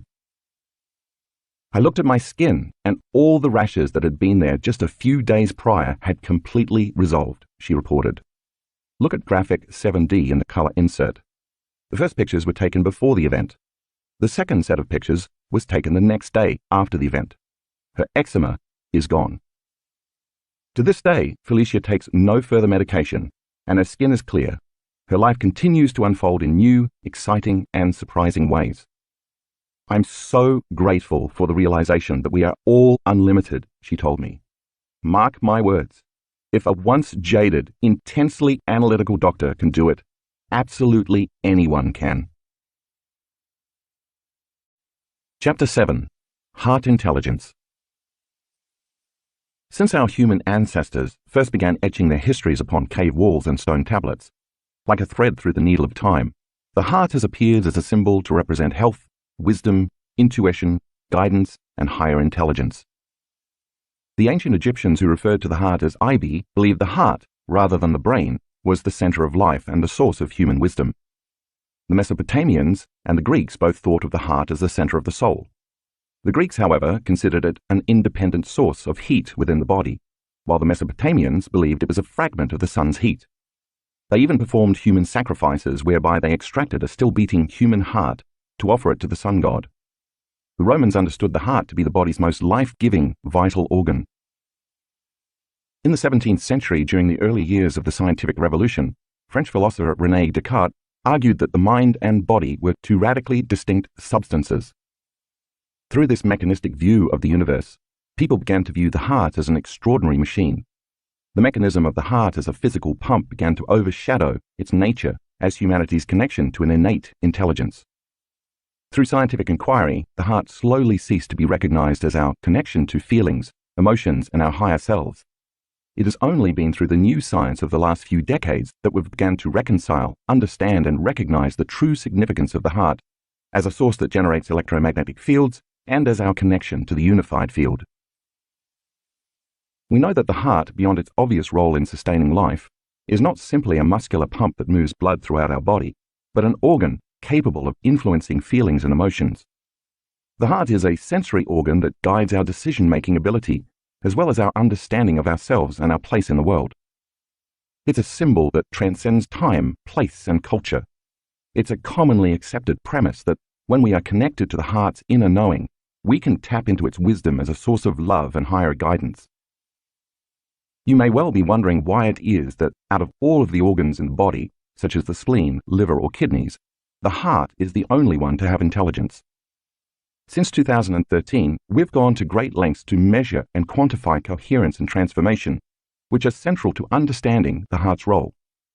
Almost everyone recognizes that the elevated feelings of the heart connect us to the consciousness of love, compassion, gratitude, joy, unity, acceptance, and selflessness. These are feelings that fill us up and make us feel whole and connected, rather than the feelings of stress that divide communities and drain us of vital energy. The problem is that these elevated feelings of the heart often occur through chance, dependent upon something external in our environment, rather than as something we can produce for ourselves on demand. Without a doubt, it's a challenge to maintain our mental and emotional equilibrium in today's fast-paced, stress-filled, productivity-focused, hurry-up-and-finish culture, and the loss of this equilibrium can have serious ramifications for our health. For instance, at the turn of the 20th century, hardly anyone died of heart disease, while today it's the leading cause of death for both men and women. Each year in the United States alone, heart disease costs approximately $207 billion in healthcare services, medications, and lost productivity. Stress is one of the main contributing factors to heart disease, and it's reaching an epidemic level. Fortunately, there's an antidote. What we've found in researching and studying the many facets of heart coherence is that we can, in fact, regulate our internal states, independent of the conditions in our external environment. Just like developing any skill, voluntarily creating heart coherence requires knowledge, application, and practice. Integral to our understanding of the heart has been our partnership with a pioneering, groundbreaking work of the HeartMath Institute. HMI is a non-profit research and education organization that works to better understand heart-brain coherence. Since 1991, HMI has researched and developed reliable, scientifically based tools to help people bridge the connection between their hearts and minds, as well as deepen their connection with the hearts of others. Their mission is to help people bring their physical, mental, and emotional systems into balanced alignment through the intuitive guidance of the heart. The foundation of our partnership is built upon the shared belief that in order to create a new future, a person needs to marry a clear intention, coherent brain, with an elevated emotion, coherent heart. HMI's research has proven that by combining an intention or thought, which as you have read acts as the electrical charge, with a feeling or emotion, which you already understand acts as a magnetic charge, we can change our biological energy. And when we change our energy, we change our lives. It's the union of these two elements that produces measurable effects on matter, moving our biology away from living in the familiar past to living in the new future. At our workshops across the world, we teach our students to maintain and sustain these elevated states of being so they can cease living as victims of circumstance, swinging from one emotion to the next, and begin living as the creators of their reality. This is the process whereby we create a new state of being, or a new personality, which creates a new personal reality. For the past several years, one of the goals of our partnership with HMI has been to teach our students to intentionally regulate and sustain something called heart coherence. Like the regular beating of a drum, heart coherence refers to the physiological function of the heart that causes it to beat in a consistent, rhythmic, orderly manner. The opposite, when it is not operating in an orderly manner, is heart incoherence. When we are in heart coherence, we can access the heart's intelligence, which HMI defines as the flow of awareness and insight that we experience once the mind and emotions are brought into balance and coherence through a self-initiated process. This form of intelligence is experienced as direct, intuitive knowing that manifests in thought and emotions that are beneficial for ourselves and others. As you'll discover in this chapter, the benefits of heart coherence are numerous, including lowering blood pressure, improving the nervous system and hormonal balance, and improving brain function. When you maintain and sustain elevated emotional states, independent of the conditions of your external environment, you can gain access to the kind of high-level intuition that fosters a better understanding of yourself and others, helps prevent stressful patterns in your life, increases mental clarity, and promotes better decision-making. In addition to HMI's research findings, our data strongly suggests that sustained, heart-centered emotions promote healthier gene expression. Heart coherence begins with the steady, coherent drumbeat of the heart through cultivating, practicing, and sustaining elevated emotions. Such emotions include gratitude, appreciation, thankfulness, inspiration, freedom, kindness, selflessness, compassion, love, and joy. The benefits of that coherent beat are felt throughout all systems of the body. Consciously or unconsciously, many of us practice feeling unhappy, angry, or fearful each day. So why not practice creating and maintaining joyful, loving, altruistic states instead? Wouldn't that eventually create a new internal order, resulting in overall health and happiness?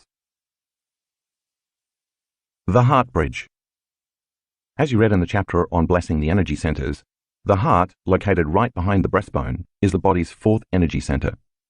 It is our bridge to greater levels of awareness and energy, as well as the center where our divinity begins. The heart is the intersection of our lower three energy centers, associated with our earthly body, and our upper three energy centers, associated with our higher self. It serves as our connection to the unified field and represents the union of duality or polarity. It is where separation, division, and polarized energy merge to become one, where opposites unify as the yin and the yang, good and bad, positive and negative, male and female, past and future.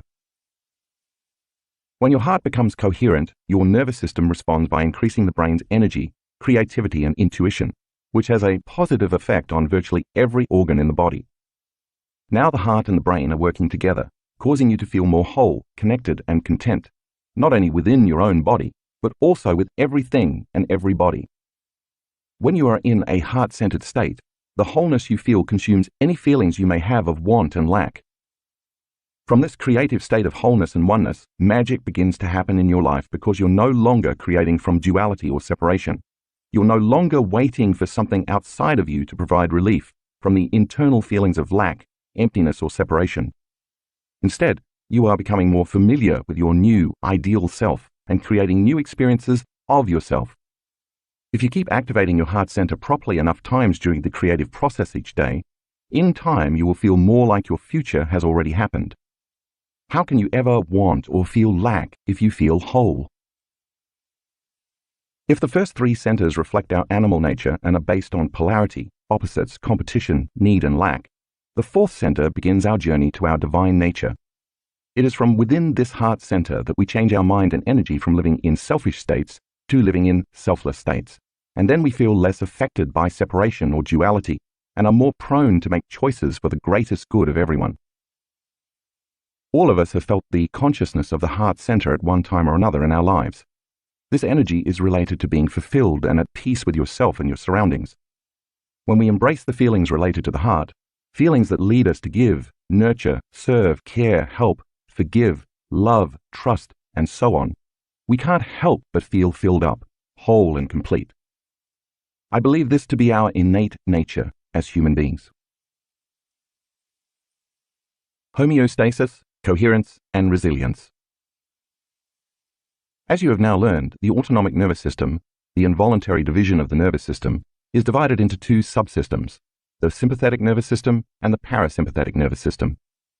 As you know, the sympathetic nervous system, when switched on, regulates the body's unconscious actions and responses, such as increased breathing, elevated heart rate, excess perspiration, dilation of the pupils, and so on. Its primary function is to stimulate the fight or flight response when a real or perceived danger is imminent. This system works to protect us in our outer environment. The parasympathetic nervous system complements the sympathetic nervous system in that it performs the exact opposite functions. Its role is to conserve energy, relax the body, and slow the high-energy functions of the sympathetic system. The parasympathetic system maintains protection in our inner environment. If you think of the ANS as an automobile, the parasympathetic system would be the brake and the sympathetic system the accelerator. Both branches of the ANS continuously relay communications between the heart and the brain. In fact, the heart and the brain have more nerve connections to each other than any other systems in the body. These two systems, the sympathetic and parasympathetic, are always working to maintain a state of homeostasis, relative equilibrium between all systems within the body. When the body is in a state of homeostasis, we generally feel relaxed and safe within our current environment. From this state of homeostasis, where all the body's systems are working in harmony and minimal amounts of energy are wasted, we can intentionally affect the nervous system to create coherence. In order to feel these emotions of coherence, the neural connections between the heart and brain must be functioning optimally, in a balanced and coordinated manner. When the heart is beating in such an orderly, coherent fashion, it brings the ANS into coherence, which in turn improves our brain functions by causing us to feel more creative, focused, rational, aware, and open to learning. As you know, the opposite of coherence is incoherence. When the heart is beating incoherently, we feel out of balance, on edge, anxious, and unfocused. Because the body is operating in survival, we function more from an animalistic, primitive perspective than from the higher, heart-centered emotions of our greater humanity and divinity. Incoherence is brought on by stress, which is the body and mind's response to disruptions and upsets in our external environment. If the parasympathetic nervous system functions best when we feel safe, then the sympathetic nervous system is activated mostly when we feel unsafe. The stress we experience when we feel unsafe is not necessarily about the event itself, but the result of unmanaged emotional reactions to the event. In a state of homeostasis, you can think of the body as a sophisticated, finely tuned machine. But when emotions such as resentment, anger, jealousy, impatience, and frustration persist, our internal equilibrium is thrown out of balance. If you think about a time recently when you felt stress, it probably felt somewhat like a fragmented rhythm. As it turns out, this is exactly what the heart is doing, beating in a fragmented rhythm. In a state of chronic stress, the body struggles to maintain homeostasis, and we may begin to suffer from myriad stress-related symptoms. This constant stress draws from the invisible energy field around our body and depletes our vital life force, leaving little time or energy for repair and restoration. As a result of the body's reliance on the stress hormones, now we're caught in an addictive loop where incoherence and chaos start to feel normal. But at what cost? The long-term effects of stress can be catastrophic. According to one Mayo Clinic study of people with heart disease, psychological stress was the strongest predictor of future cardiac events, including cardiac death, cardiac arrest, and heart attack. Many people, because they live in states of chronic stress, don't even realize they are living under stress until an event such as a heart attack occurs. It makes sense, then, that if the heart is beating incoherently for extended periods of time, not working in balance and order, sooner or later it is going to fail.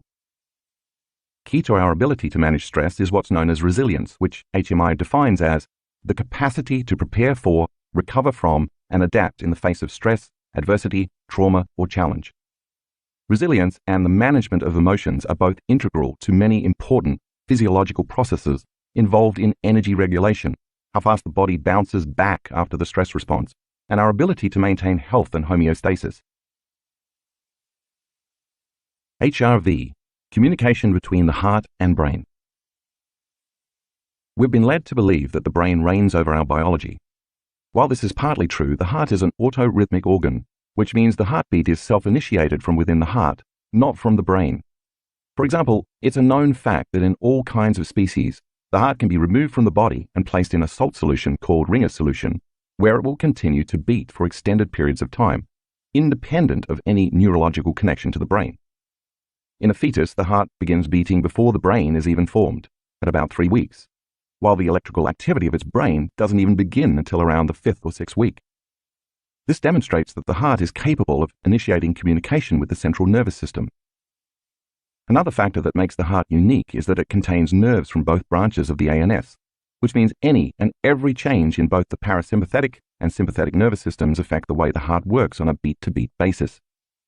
This is important because whether we are conscious of it or not, every emotion we experience influences our heart rhythm, which gets communicated directly through the central nervous system. In this way, the heart, the limbic brain, and the ANS have a very intimate relationship because balance or imbalance in one affects the other. As a side note, the limbic brain, the seat of the autonomic nervous system, is also called the emotional brain. So when you change your emotions, you affect your autonomic functions. Today, with about 75% accuracy, science can predict what someone is feeling just by looking at the beat-to-beat activity of the heart using heart rate variability analysis. HRV, heart rate variability, is a physiological phenomenon that measures environmental and psychological challenges as reflected by the variation of the heart's beat-to-beat intervals. Thus the term variability. Among its uses, HRV can measure the flexibility of our heart and nervous system, which reflects our health and fitness, as well as how well we are balancing our mental and emotional lives. By studying the heart's rhythms as measured by HRV, scientists can detect patterns that deepen our understanding of how humans process emotions and the effects of feelings and emotions on our well-being. In this way, continued HRV research offers us a unique window into the communication between the heart, brain, and emotions. Many studies show that having a moderate level of variability makes us better able to adapt to life's challenges. But a low level of heart rate variability is a strong and independent predictor of future health problems, including all causes of mortality. Low HRV is also associated with numerous medical conditions. When we are young, we have greater variability, but as we age, our variability decreases. HRV patterns are so consistent that when scientists look at an HRV reading, they can generally estimate the subject's age within approximately 2 years. For many years, a steady heart rhythm was considered a sign of good health, but now we know that our heart rhythm changes with each and every heartbeat, even when we are sleeping. Over the years, HMI researchers have discovered information encoded within these beat-to-beat intervals by looking at the spaces between heartbeats in HRV readings, rather than the spikes related to the beats themselves. This is somewhat similar to Morse code, where we understand communications by the intervals between transmissions. In the case of our heart, the intervals between its beats are complex transmissions used to relay communications between the brain and body. During the 1990s, researchers at HMI discovered that when people focused on their hearts and evoked elevated emotions such as appreciation, joy, gratitude, and compassion, those feelings could be observed as coherent patterns in the heart's rhythms. The opposite was true of stressful feelings, which caused the heart rhythms to be incoherent and to appear jagged and irregular. This discovery linked emotional states to HRV patterns. See Figure 7.1. The researchers also observed that heart rate, beats per minute, and heart rhythm were two separate biological responses. For instance, a person could have a high heart rate and still maintain a state of coherence. Therefore, it was determined that the heart's rhythms can create coherent internal body states. When our HRV is in a heart-coherent pattern, it reflects increased synchronization and harmony within the two branches of the ANS, as well as in the activity occurring in our higher-level brain centers. So much of what we've learned from Western medicine has caused us to believe that we cannot control our body's autonomic nervous system, like heart rate and blood pressure, because such functions are beyond the domain of the conscious mind, not to mention the separation between the voluntary and involuntary nervous systems. We now know, however, that you don't have to be a yogi or a mystic to be able to master such skills. You just have to be supernatural, which can be learned. This is one reason why HMI teaches the importance of heart coherence not only to individuals, but also to the military, law enforcement, schools, athletes, and other high-functioning individuals, so people can maintain clarity, decision-making ability, and composure in high-stress situations. The benefits of heart coherence. When we choose to cultivate and experience elevated emotions, and the coherent signal of those elevated emotions reaches the brain, if the amplitude of the signal is high enough, chemicals equal to those feelings and emotions are released into the body. We call this a feeling, and positive feelings like this make us feel lighter and freer.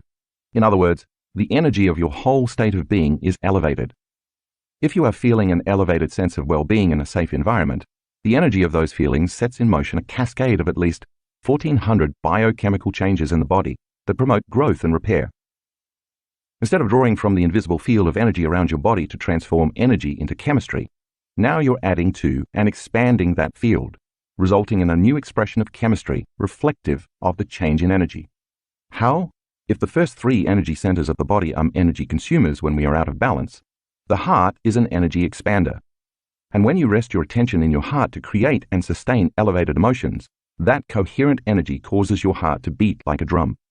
It's that coherent, rhythmic beating that creates a measurable magnetic field around your heart and thus your body.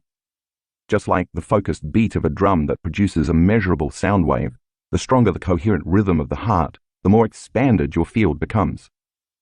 When you are feeling hurt, anger, stress, jealousy, rage, competition, or frustration, on the other hand, the signal from the heart to the brain becomes incoherent, and this triggers the release of approximately 1,200 chemicals into the body equal to those feelings. This chemical dump lasts approximately 90 seconds to 2 minutes. In the short term, these stressful feelings are not harmful.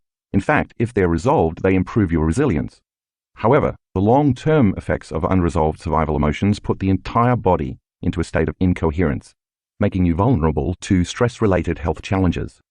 These survival emotions draw from the field around your body, causing you to feel separate and materialistic because you are putting most of your focus and attention on matter, your body, the environment, time, and of course, the source of your problems. Amongst HMI's most significant findings is that what we feel on a minute-to-minute, second-to-second basis influences the heart, and that our feelings and emotions are a key aspect of unlocking heart intelligence. Because feelings and emotions are energies that emit powerful magnetic fields, the stronger the elevated feelings, the stronger the magnetic field. In fact, the heart produces the strongest magnetic field in the body, 5,000 times greater in strength than the field produced by the brain. Place your finger on your wrist and feel your pulse. That pulse is a wave of energy called the blood pressure wave, and it travels through your entire body, influencing everything, including brain function.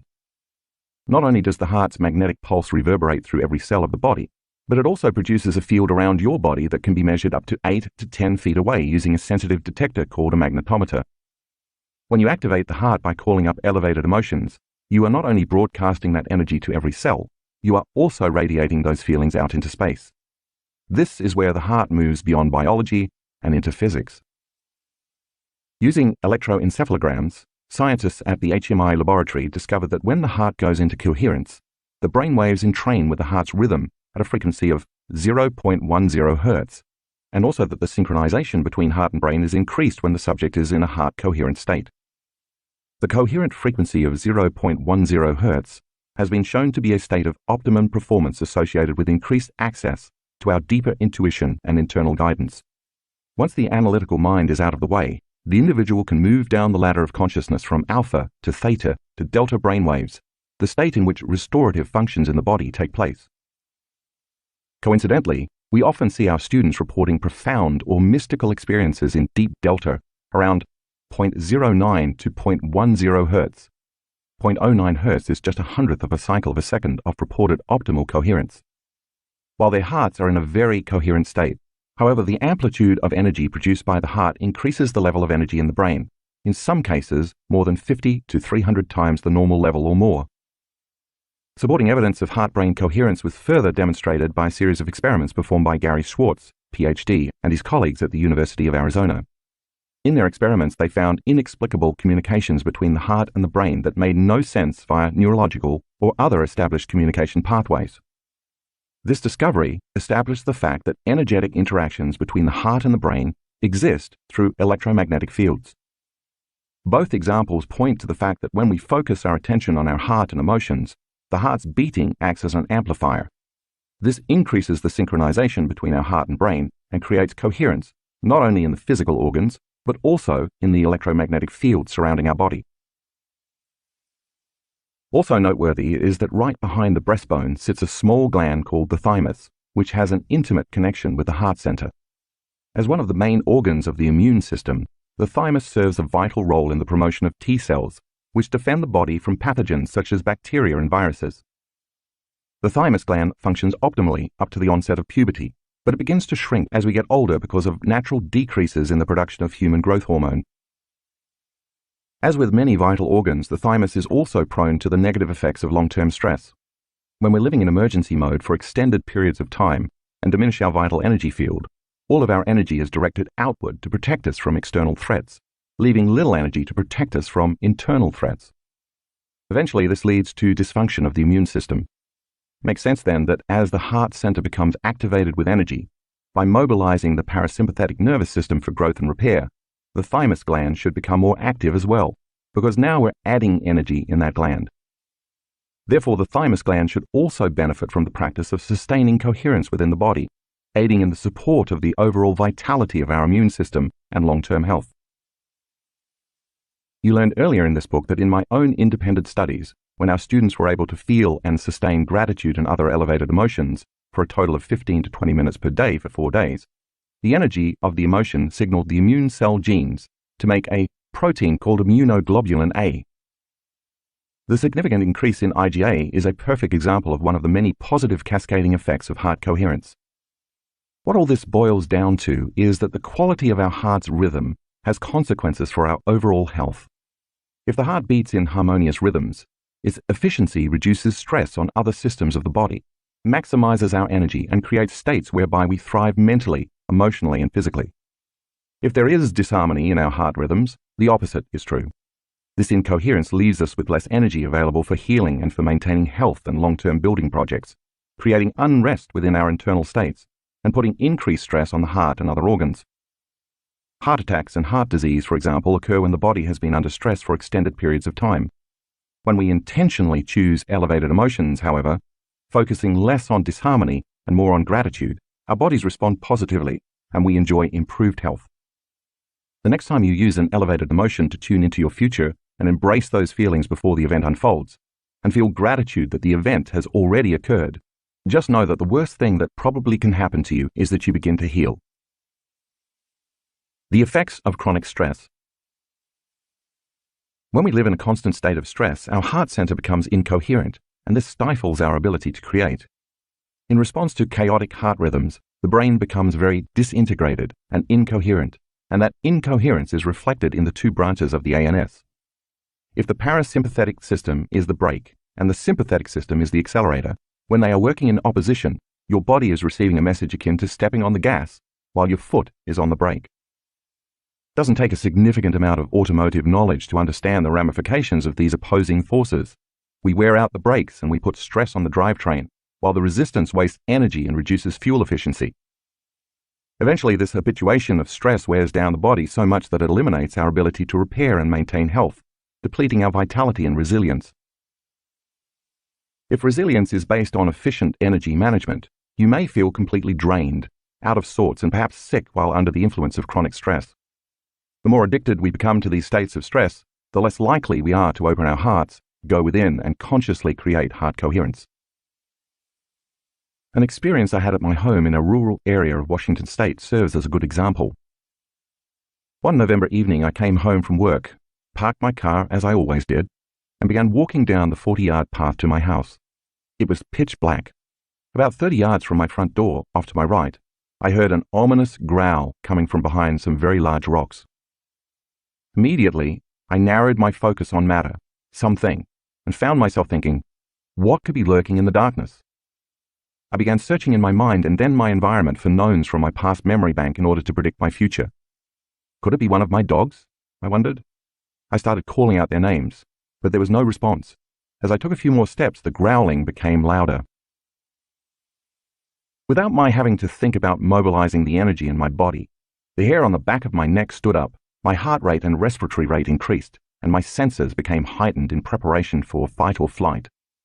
I took out my cell phone and turned on the flashlight to narrow my focus on the possible threat, but I still couldn't see what was making the noise. From the darkness, the growling continued. I slowly backed up and finally fled to my barn, where my ranch hands were putting away the horses for the night. We grabbed our guns and flashlights and returned to the scene just in time to see a cougar and her cub scurrying away through the bushes. You can probably gather from this story that a highly stressful situation like this is not the time to open your heart or trust in the unknown. It's not a time to take your attention off things in your outer material world to focus on a new possibility in your mind. It's a time to run, hide, or fight. But if you are perpetually hooked into the fight or flight state, even if there is no cougar in the bushes, you will be less likely to want to close your eyes and go within because you have to keep your attention on the perceived threat outside of you. No new information can enter your nervous system that is not equal to or relevant to the emotions you are experiencing, so you can't program your body for a new destiny. So it makes sense that the more you live addicted to the stress hormones in your normal life, the less likely you are to want to create, meditate, or open your heart and be vulnerable. The heart-brain. In 1991, the pioneering work of J. Andrew Armour, MD, PhD, showed that the heart literally has a mind of its own. With as many as 40,000 neurons, the heart has a nervous system that functions independently of the brain.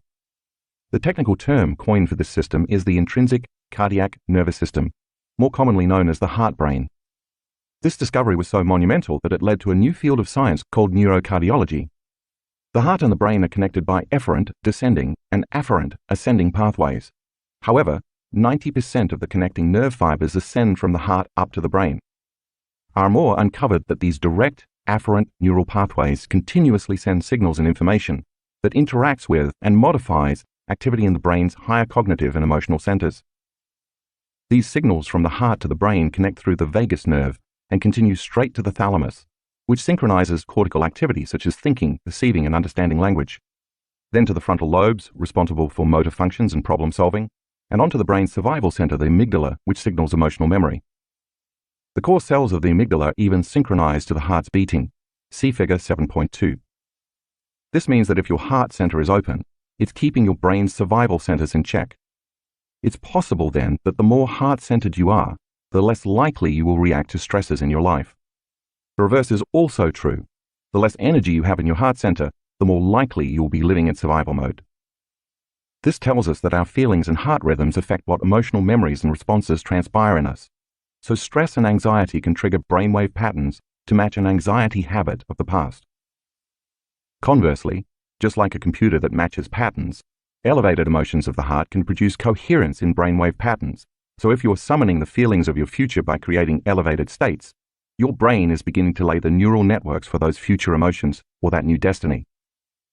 Armour's discovery of the afferent neural pathways from the heart to the brain proves that the heart independently processes emotions, responds directly to the environment, and regulates its rhythms without receiving information from the brain. That's because the heart and the ANS always work together. Also noteworthy is that the nerves facilitating this communication enable the heart to sense, remember, self-regulate, and make decisions about cardiac control independent of the nervous system. To put it simply, emotions and feelings originating in the heart play an important role in the way we think, process information, feel, and understand the world and our place in it. Once the heart center is activated, it acts as an amplifier to jumpstart the brain, enhance its activity, and create balance, order, and coherence throughout the body. Living heart-centered. As I said earlier, every thought you think produces corresponding chemistry equal to that thought, which in turn creates an emotion. Therefore, you are suggestible only to the thoughts equal to your emotional state. We now know that when our students are heart-centered and feel more wholeness and oneness, they're less separate from their dreams.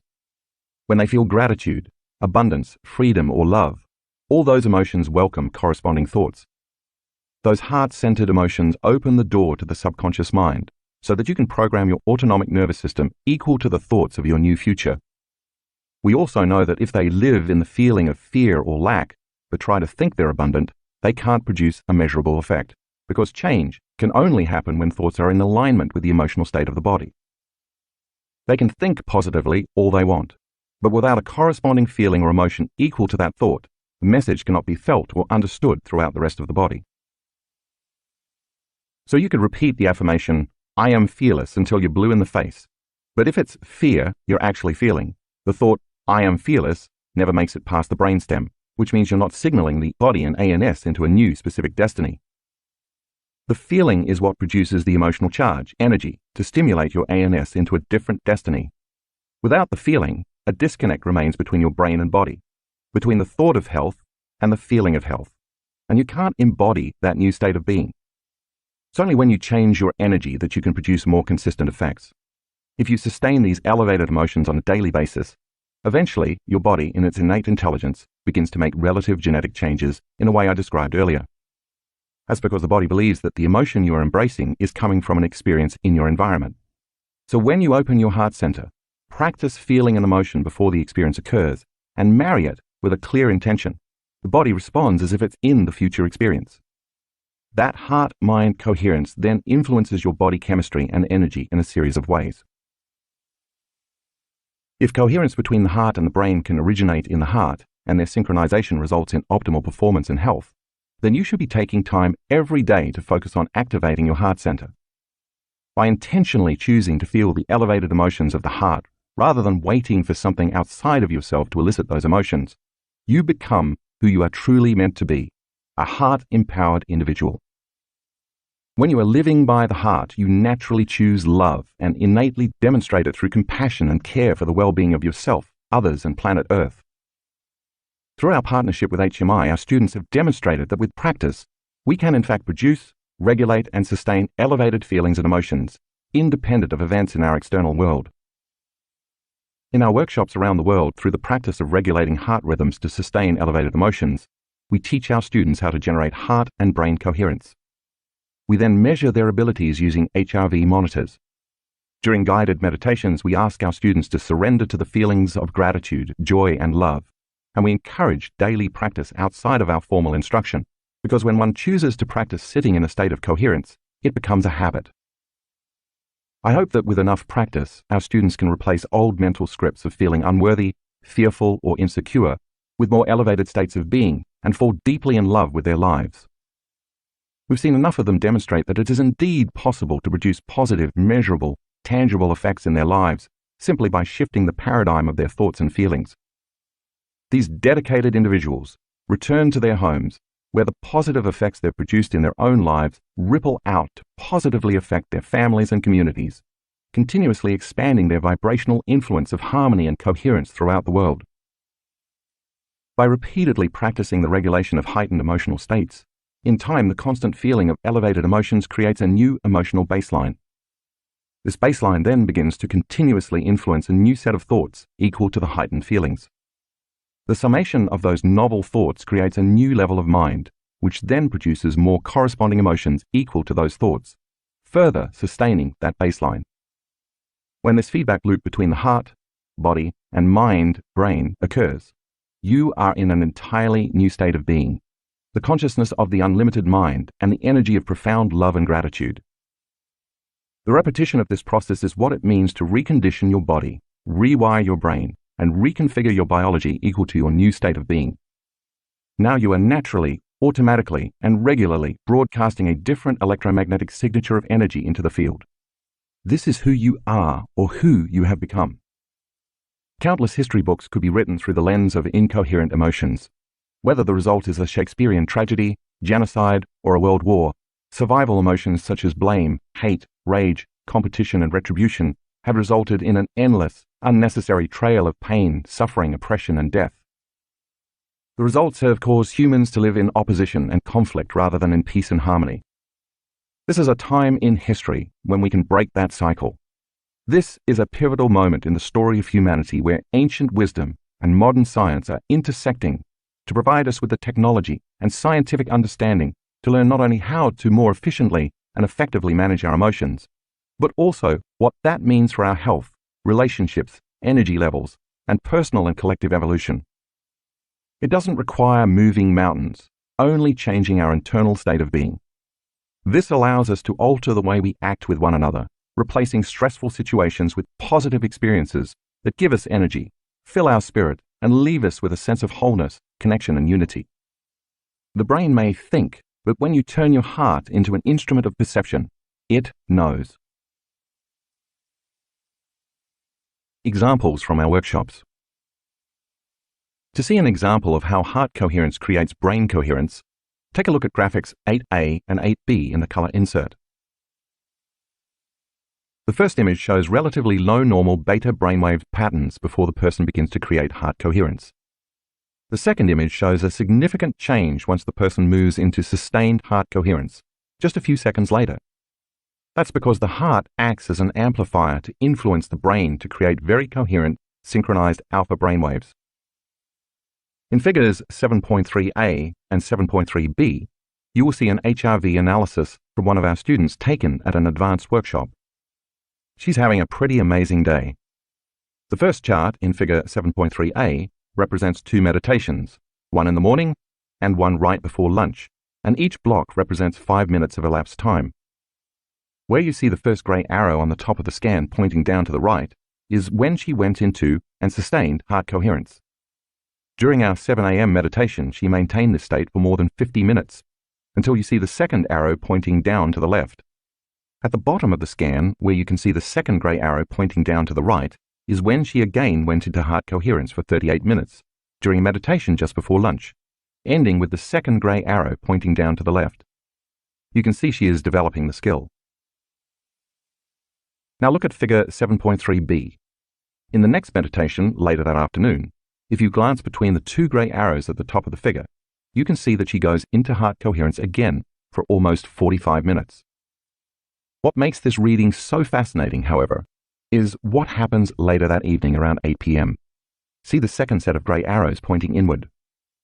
Since there was no meditation taking place at the time, we asked her later what she had experienced. Her heart went into supercoherence for more than an hour while she was in her normal level of wakefulness. She told us she'd been getting ready for bed when suddenly she felt an overwhelming feeling of love. It was so strong that she had to lie down and surrender to it. Her heart spontaneously went into heart coherence, and for an hour and 10 minutes, while she lay on her bed, she fell deeply in love with her life. She sustained a change in her ANS. Where you see the last arrow is where she said she rolled over on her side and fell asleep. Not a bad way to end a day, wouldn't you agree? So ponder this. You know how easy it is to think a fearful, anxious thought about a future event that hasn't happened, and in your mind emotionally embrace this fictional outcome over and over. And you know how the more energy you feed the thought, the more you ruminate over other possible outcomes, and eventually those thoughts deliver you to a worst-case scenario. It's the emotions that are driving those thoughts. You've conditioned your body to be the mind in fear and anxiety. If this continues over a long period of time, your body may have a panic attack, an autonomic, spontaneous bodily function that your conscious mind can't control. But what if, instead of conditioning the body to the mind of fear and anxiety, you experienced sustained elevated emotions and conditioned your body to the mind of love and coherence? Instead of being afraid and dreading that a panic attack is going to happen again, you'd get excited and look forward to the prospect of having an autonomic love attack. Figure 7.4 shows 3 more examples of students who are able to sustain heart coherence for extended periods of time. If you look closely, you'll see their hearts are all responding to a consistent state of elevated emotions for at least 45 minutes. That is, their bodies are responding to a new mind. I'd say that's pretty supernatural. Figures 7.5a and 7.5b demonstrate 2 examples of people with very poor heart rate variability, noted with 2 sets of black arrows pointing upward, in the natural waking state. Take a look at the changes in heart rate variability when they practice heart coherence, shown in the area between the grey arrows pointing inward. Even if it's only for 8 to 15 minutes, these students are changing their biology. Heart coherence meditation. This meditation is based on the heart lock-in technique developed by HMI. Close your eyes. Allow your body to relax and bring your attention to your heart. Start breathing in and out from the heart center and continue to do this more slowly and deeply. When your mind wanders, keep returning your attention and awareness to your chest, your heart, and your breath. Next, while you rest your attention in your 4th center, bring up some elevated emotions while continuing to breathe in and out of your heart center. Once you feel these heartfelt emotions in your chest area, send that energy out beyond your body and marry it with your intention. Continue to broadcast that energy and intention all around you. Start with 10 minutes and try to extend the time you practice every day. Eventually, when you come to know what it feels like in your body to experience these elevated emotions, you can practice throughout your day with your eyes open. You'll learn more about how to do this in Chapter 9, Walking Meditation. You might even set a reminder on your phone for 4 times a day, and when it goes off, take a minute or 2 to feel those elevated emotions. Chapter 8, Mind Movies, Kaleidoscope. I had just finished a keynote lecture on a Saturday night in Orlando, Florida. The following morning, while packing my bags in preparation for my afternoon flight home, I turned on the television to catch up on the political situation in the United States. It was in the thick of the 2016 presidential election, and since I had been out of the country traveling and lecturing over the previous 3 weeks, I was curious about what had transpired during my time away. I quickly surfed through the channels to find a news station, set the remote down, and while halfway paying attention to the TV, continued packing. Suddenly, a commercial came on that caught all my attention, and in an instant I understood why we called television programming. The commercial began with a nighttime exterior shot of a couple's home. As the camera zooms in on the house, the words, "Night 14 with shingles," appears on the screen. When the shot moves to the interior, tender yet foreboding music plays while an elderly man moans in pain at the foot of his bed. His concerned wife enters the room and asks him how he's doing. "It hurts," he replies. In the lower right corner, in a tiny font, almost the same color as the background, are the words, "Actor Portrayal." The wife walks over with a look of despair and slowly lifts her husband's shirt, revealing huge red scabbed lesions covering more than half his lower back. The imagery is shocking, grotesque, and horrific, looking like nothing less than a large third-degree burn. In my 31 years of practice, I've examined hundreds of people with shingles and have never seen anything that looks so severe as the manufactured lesions in this commercial. I immediately knew it was designed to evoke a strong emotional response with the viewing audience, because it certainly did in me. Once you see the rash on the man's back, the commercial achieves its goal of commanding your attention. Because the portrayal of the rash is so arresting, it changes the way you were feeling from only a few moments before your present state of watching it. The moment the commercial significantly changes your internal emotional state, it causes you to put more of your attention and awareness on the source of the disruption in your external environment. The stronger the emotion it causes, stimulus, the more you lean in and pay attention, response. This association of stimulus and response, or conditioning, is how long-term or associative memories are created. This process of conditioning begins by pairing a symbol or an image with a change in an emotional state, a combination that opens the doorway between the conscious and subconscious mind.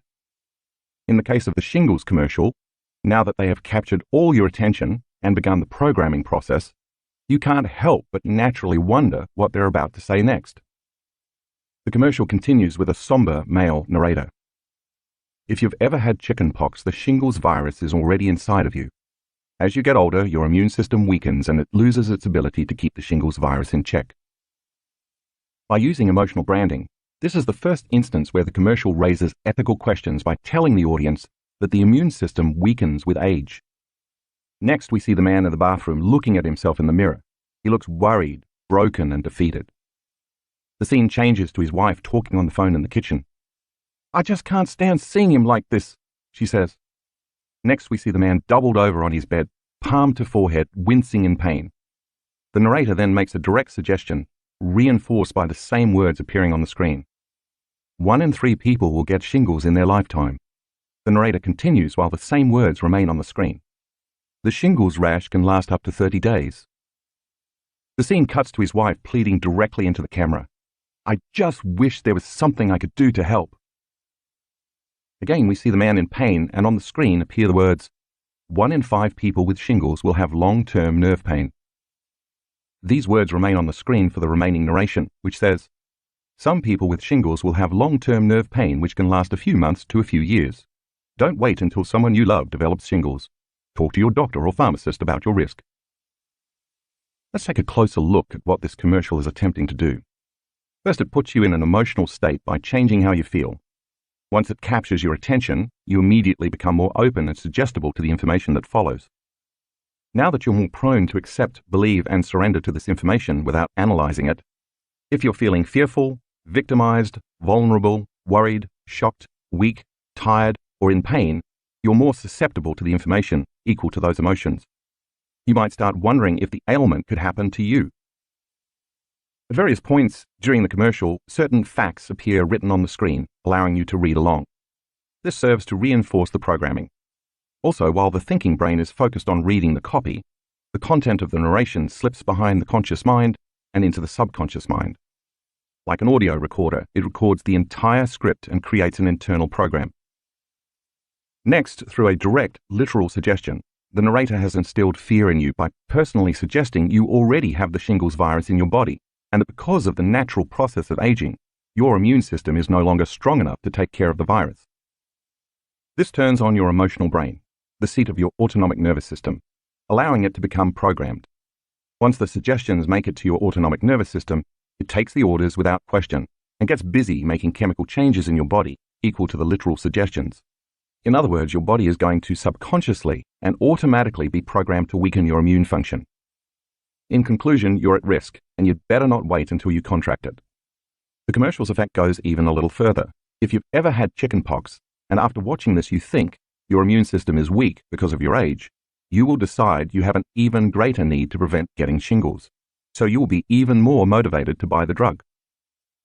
If you happen to be the person who has shingles and you're watching this commercial, when you see that your condition is not as severe as the actor's shingles, you may find yourself thinking, I should take the drug now so that it doesn't get any worse. I don't want to end up like him. If you don't have shingles, at the commercial's end, you may still be left quietly wondering, am I part of the 2/3 of the population that is safe, or am I in the 1/3 of the population that will get the virus?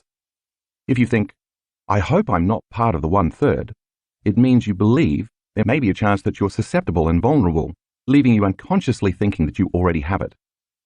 You know what I found most absurd about this commercial? They never even mention the drug, which means they don't have to reveal its side effects. Since the commercial has now piqued my curiosity, I stopped packing and looked on the internet for another commercial by the same pharmaceutical company. I wanted to know what drug they were suggesting would alleviate the severity of the actor's exaggerated, manufactured lesions. After a quick search, I found several similar commercials with the same theme and wording, but with slight variations. They all shared one thing in common, however. They were all designed to capture your attention. In the next commercial I watched, a woman is wearing goggles and swimming in a lap pool. Everything is black and white.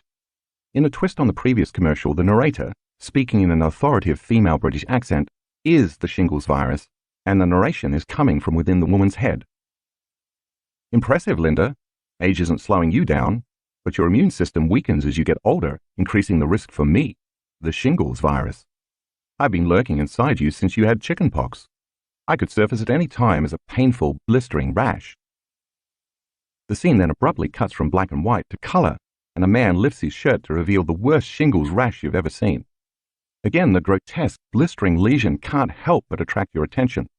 As quickly as the scene turns to color, it returns to the swimmer in black and white. The commercial continues in a similar manner and formula as the previous one. First, make an arresting statement or show a shocking image to change the viewer's emotional state. Then cause them to be more suggestible to the information via the change in their emotional state. And finally, use autosuggestion to make them wonder if they already have shingles. This ad also infers that even though you might be healthy, work out and take care of yourself, you can still become a victim of the virus, further suggesting that no one is immune. Again, the words on the screen reinforce the message. 1 in 3 people get me in their lifetime. Linda, will it be you? If you identify with the woman in any manner, the voice is talking directly to you. The tone of the commercial then changes as a new male narrator begins speaking in a confident, light-hearted tone, devoid of worry or concern. In a similar British accent, the voice says, "And that's why Linda got me drug X." The scene remains in black and white except for the woman's bathing suit, her swim cap, and the name of the drug, which appears on the screen in large, sophisticated font. Now the drug has been imprinted into your brain at yet another level. Once again, the ad has created an association between your health and safety and the drug that will protect you. The tagline comes on the screen as the narrator reads it aloud, stating that the drug helps to boost your immune system against shingles, to help protect her against you, shingles. At the end of the commercial, the narrator says drug X is used to prevent shingles in adults 50 years and older. The drug is not to be used to treat shingles, and it does not help everyone. Here's the punchline. You should not take the drug if you have a weakened immune system. Whoa, what? Back up. Here's the irony. They just told you that as you age, your immune system weakens and you're at a greater risk for shingles. The drug is supposed to strengthen your immune system, but you shouldn't use it if you have a weakened immune system. Now comes the dilemma. If you still choose to take the drug, you believe the drug to be more powerful than your possibly weakened immune system. The programming worked. What the clever, if not unethical advertisers understand is that this message is confusing and disorientating to your conscious mind. At the same time, however, they are programming your subconscious mind with the idea that your immune system is weak, you probably already have the virus within you, and chances are high that you'll get shingles, even if you are healthy. In addition, you are told that without the medication, you are likely to suffer, even though there is no guarantee that the shingles will go away easily, and that it still might not work if your immune system is weak. Finally comes the side effects, which are not side effects but direct effects.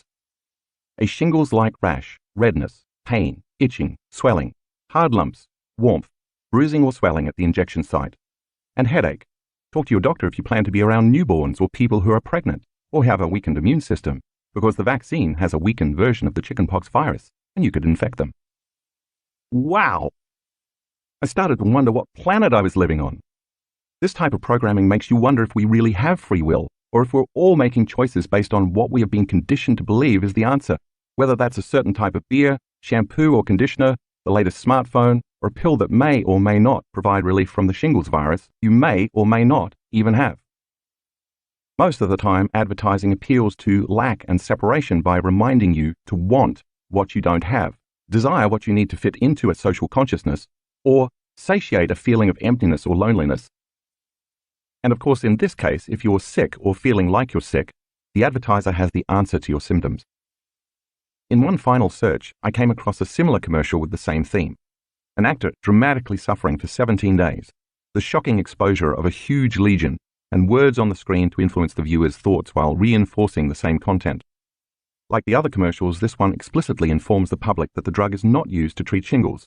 But at the end of the commercial, the handsome man smiles and declares, "I think I'm going to give it a try." Meanwhile, I'm left wondering why he would give it a try if he already has had shingles for 17 days, especially if the drug doesn't treat the condition. Now I'm really confused.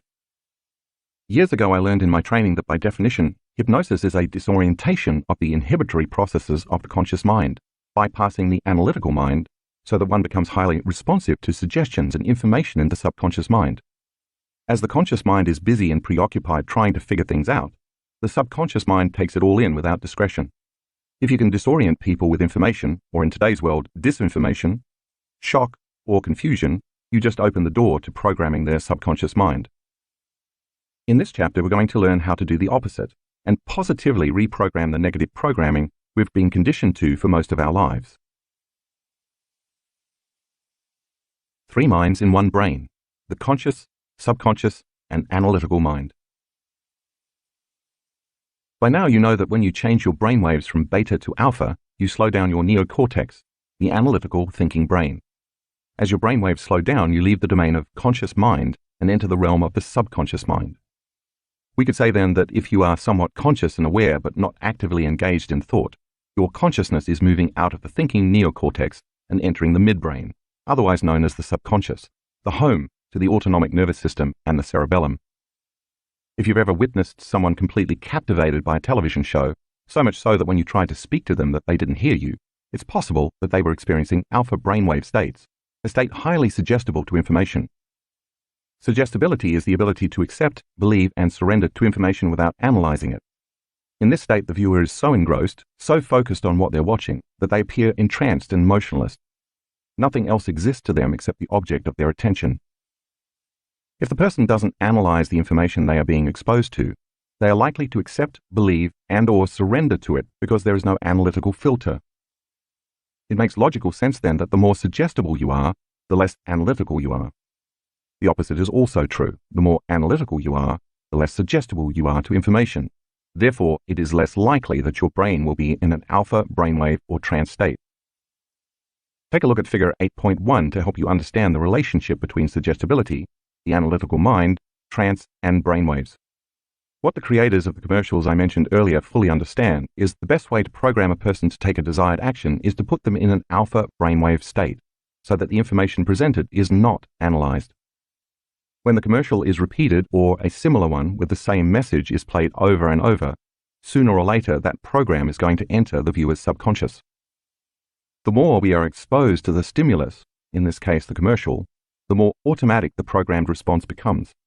Eventually, when we've unconsciously memorized the stimulus and the response is automatic, the conscious mind no longer needs to think about or analyze the incoming information. Meanwhile, the subconscious mind maps the information, recording and storing it like a voice or video recording. Once it is mapped in your brain, each time you are exposed to the commercial, it continues to prime the same neural networks, further reinforcing the same program, thought, and belief. Now, not only can information influence your health, but it can also give you the solution to the problem the commercial is actually creating. Other situations that increase suggestibility include shock, trauma, or a strong emotional reaction. For instance, when people are stunned or exposed to emotionally charged situations, it's common that the brain goes into an altered state. As the brain pauses because of a sensory overload, such as a motor vehicle accident, the person enters a suggestible state. In severe cases, the person surrenders to the shock, becomes frozen and numb, and their ability to think becomes impaired. Therefore, when someone is exposed to an aggressive rash and feels sickened by the images, combined with the right music and narration to create an ominous or foreboding mood, the door to the subconscious mind opens, making the person more easily programmable. If you remember, the subconscious mind sits right below the conscious mind. The limbic brain is the home of the subconscious and the autonomic nervous system, which controls all the automatic biological functions that happen on a moment-to-moment basis. Once a thought is programmed, like a servant carrying out their master's orders, the ANS carries out the request of the thought. If you are repeatedly told that your immune system weakens as you age, and that 1 out of 3 people who have had chickenpox in their life will get shingles, the emotionally charged experience allows the message to make it past your thinking, analytical mind. In response to this information, your ANS follows the orders and can begin to actually weaken your internal defense system. For the advertisers to really get their money's worth in this commercial endeavor, it's best for them to repeatedly run the commercials late in the evening when we're most suggestible to programming. Why? Because melatonin levels rise in response to darkness, and melatonin causes our brainwaves to slow down in preparation for sleeping and dreaming. Because our brainwaves are moving from beta to alpha to theta to delta in the evening, people are less analytical and their subconscious window opens. As daylight wakes us up in the morning and our brain begins producing serotonin, the reverse process occurs. Our brainwaves go from delta to theta to alpha, where again our subconscious is open to programming, and eventually to beta. So if you're an advertiser and you know the majority of the public is not aware of the way subconscious programming works, why not create a series of late-night commercials with your desired messaging? Accent it with just the right amount of fright and concern so as to capture the viewer's attention, and proceed to program their autonomic nervous system to get busy, taking the orders just before they fall asleep. A good rule of thumb: don't watch anything on television or on the internet or participate in any mode of entertainment that you don't want to experience, not only before bed, but ever. Kaleidoscope eyes. Entranced in trance. For years I've been thinking about how we're all constantly programmed into self-limiting beliefs. That is, believing that we need something outside of us to change how we feel inside of us. That is, after all, what advertising is all about. The never-ending dependence on and consumption of external sources to make us feel happy or better. This belief, which reminds us of our separation from wholeness, is incessantly ingrained in us through the media, television shows, commercials, the news, video games, websites, and sometimes even music. It's a simple strategy, really. If you can suspend people in the feelings of lack, fear, anger, opposition, prejudice, pain, sadness, and anxiety, they remain dependent on someone or something outside of them to make those feelings go away. If you remain in a perpetual state of busyness and are always preoccupied in survival emotions, you never actually have the opportunity to believe in yourself. But what if it was possible to undo or reverse that programming so you had unlimited beliefs about yourself and your life? That's exactly what we've been doing for several years at our advanced workshops, using 2 simple tools, including one that children have been playing with for ages. a kaleidoscope. The only difference is that we're applying it in a technologically advanced way to induce trance. Up until this point, we've been moving into trance in alpha and theta brainwave states with our eyes closed during meditation. But if we can create alpha and even theta brainwave states with our eyes open, and intentionally expose ourselves to information relevant to our life's dreams and goals, we can reprogram ourselves into supernatural states, rather than the unconscious states we experience daily. But why the kaleidoscope? For many years now, my primary passion has been the mystical. Each time I have one of these profound and super lucid experiences, they create lasting changes within me that deepen my understanding of myself and my connection to the mystery of life. Once you have a mystical experience and get your first glance behind the veil, you can never go back to business as usual. And with every subsequent mystical experience you have, you move closer to source, wholeness, oneness, and the indivisible unified field. The good news is that mystical experiences are no longer relegated to people like Teresa of Avila, Francis of Assisi, or a Buddhist monk who's been meditating for 40 years. Every person is capable of engaging, experiencing, and accessing the mystical. When I'm having a mystical experience, it seems more real to me than anything I've ever known in my life, and I lose track of space and time.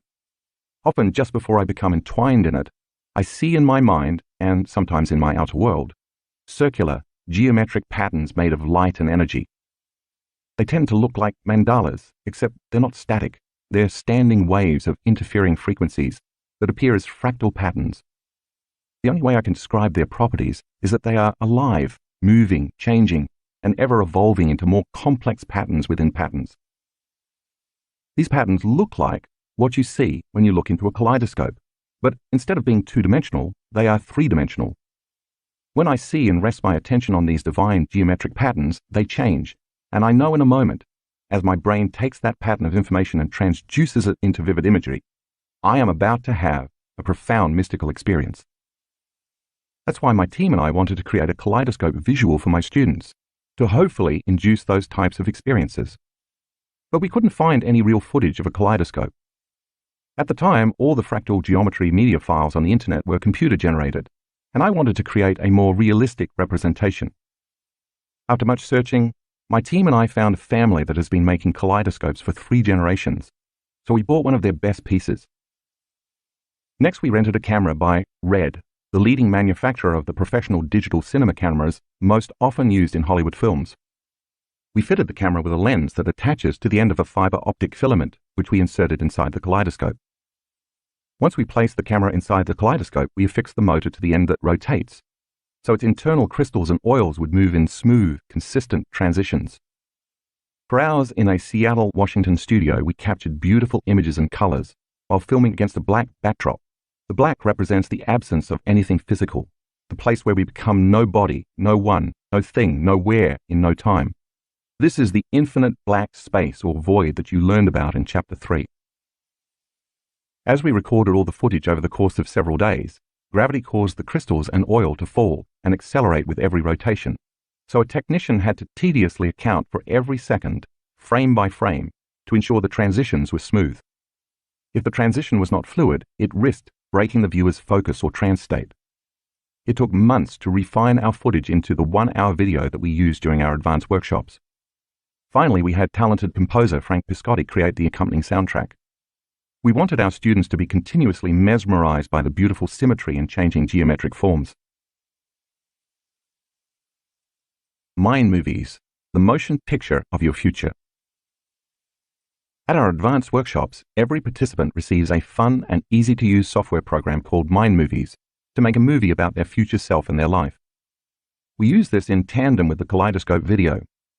Depending on what the student wants to create in their life, the movie they make about their future exposes them to images and specific written suggestions and information designed to assist them in creating it, just like the shingles commercial helps you to read along. This could range from healing from a disease to strengthening their immune system, creating a new job, manifesting new opportunities, traveling the world, attracting abundance, finding a new life partner, having mystical experiences, and more. Its purpose is to remind them that they can accomplish their dreams, create the uncommon, and become supernatural.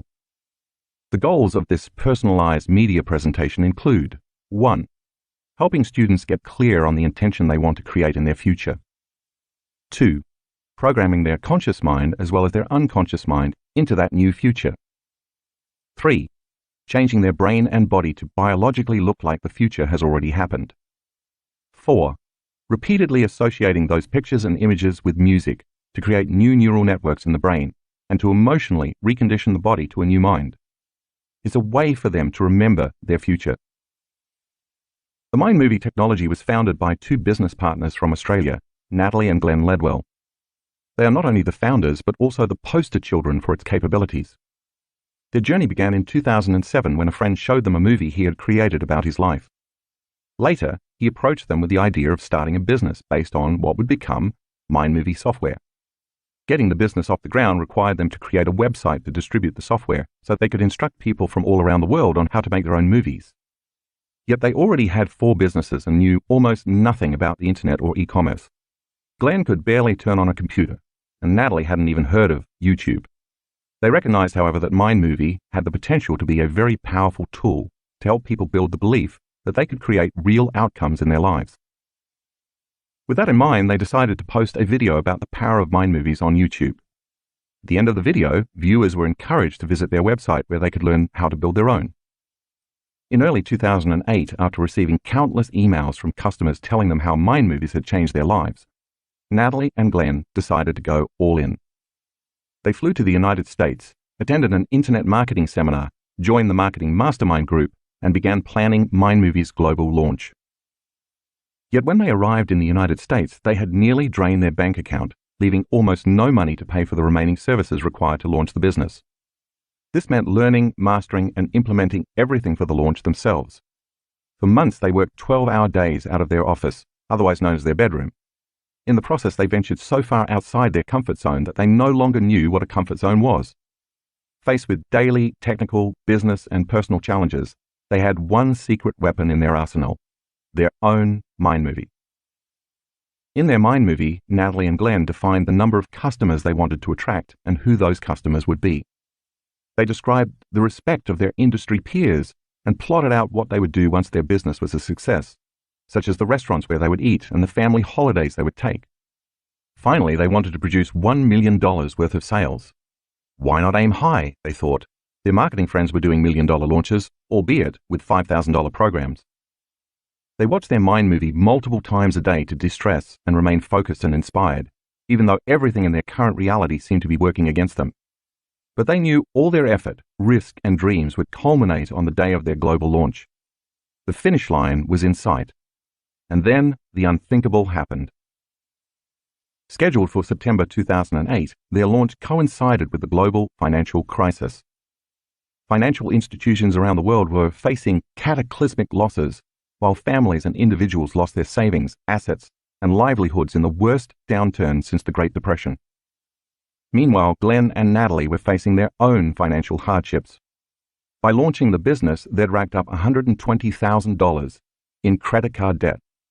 If the business failed, they'd lose everything: their home, cars, and investments, in addition to being buried under an insurmountable debt. On the morning of their launch, unbeknownst to them, their email delivery system was down for scheduled maintenance, so none of their customers received confirmation emails for their purchase. By lunchtime, they had already received thousands of customer support email complaints, in addition to challenges with their online bank. The bank wanted to freeze their account due to unusual activity. By evening, however, they had experienced the most memorable day of their lives. In the first hour on the first day, they had hit the $100,000 mark, and that by day's end they'd grossed $288,000. In the end, Glenn and Natalie ended up generating $700,000 based on a $97 program with no upsells. But the story doesn't end there. They were, of course, delighted with their achievement, but they faced one last monumental challenge. Because of the volatile and uncertain financial climate at the time, their bank froze their accounts so they couldn't access the money. This meant they couldn't pay commissions to their affiliates, or the $120,000 they owed to creditors, or deliver profit sharing to the people who had helped them launch the business. Everything hinged on their funds being released. Finally, after 6 months of sticking to their vision and watching their mind movie, they gained access to their account, lifting the financial burden that had nearly sent them into bankruptcy. But here's where the story gets really good. As the world was still reeling economically, the value of the US dollar against the Australian dollar was still grossly different. So thanks to the exchange rate, when they transferred their money back to Australia, they ended up earning an extra $250,000. With that, as well as with the commissions they received in exchange for promoting partner affiliate programs, Glenn and Natalie actually met their $1 million goal. They credit a huge part of their success, which was the complete opposite of what everyone else in the world was experiencing, with the fact that they focused on their mind movie every single day. While this is a great example of the potential of mind movies, and while the options to create your own mind movie are endless, the process is relatively the same. Students first pick their own song, one they will never tire of listening to. Next, they choose images and/or videos of either themselves or a future event and lay them out sequentially to tell a story of what their future looks like. Finally, we ask them to come up with specific words, phrases, or affirmations to add to the scenes, which they superimpose over the images. In the exact same way that TV commercials program people to be victims or to experience want and lack, mind movies can program students to be unlimited in the life they are capable of creating. In our advanced workshops, our students watch the kaleidoscope video before they watch their mind movies because it helps them induce and sustain alpha and theta trance states with their eyes open, opening the doorway between the conscious and subconscious mind. Throughout their meditation, while in an alpha or theta brainwave states, they are more suggestible to their own reprogramming process. This is important because the more suggestible they are while using their mind movie, the less likely they are to become analytical and have constant internal thoughts such as, how's this going to happen? Or, this is impossible. Or, how am I going to afford that? Or, it didn't happen last time, so why should it happen now? While the kaleidoscope induces students into trance to open the subconscious to programming, the mind movie is the new program. Mind movies program our students' subconscious minds the same way that television commercials program us, but in a more positive, unlimited, and constructive ways. When our brain's thoughts are silenced, the conscious mind is no longer analyzing incoming information. As a result, whatever information we are exposed to in this state encodes directly into the subconscious. Just like recording or videotaping something to be automatically played back later, we're recording a new program in the subconscious mind. A great amount of research over the years has documented how the right and left hemispheres of the neocortex relate to one another. We now know that the right hemisphere processes spatial, nonlinear, abstract, and creative thinking, while the left hemisphere processes logical, rational, linear, methodical, and mathematical thinking. The latest research, however, also suggests the right hemisphere processes cognitive novelty, and the left hemisphere processes cognitive routine. This means that when we learn new things, the right hemisphere is more active, and when new learnings become routine, then they're stored in the left hemisphere. The majority of people operate from the left hemisphere of their brain because they're hardwired into automatic habits and programs they've memorized. This is why language is stored in the left hemisphere.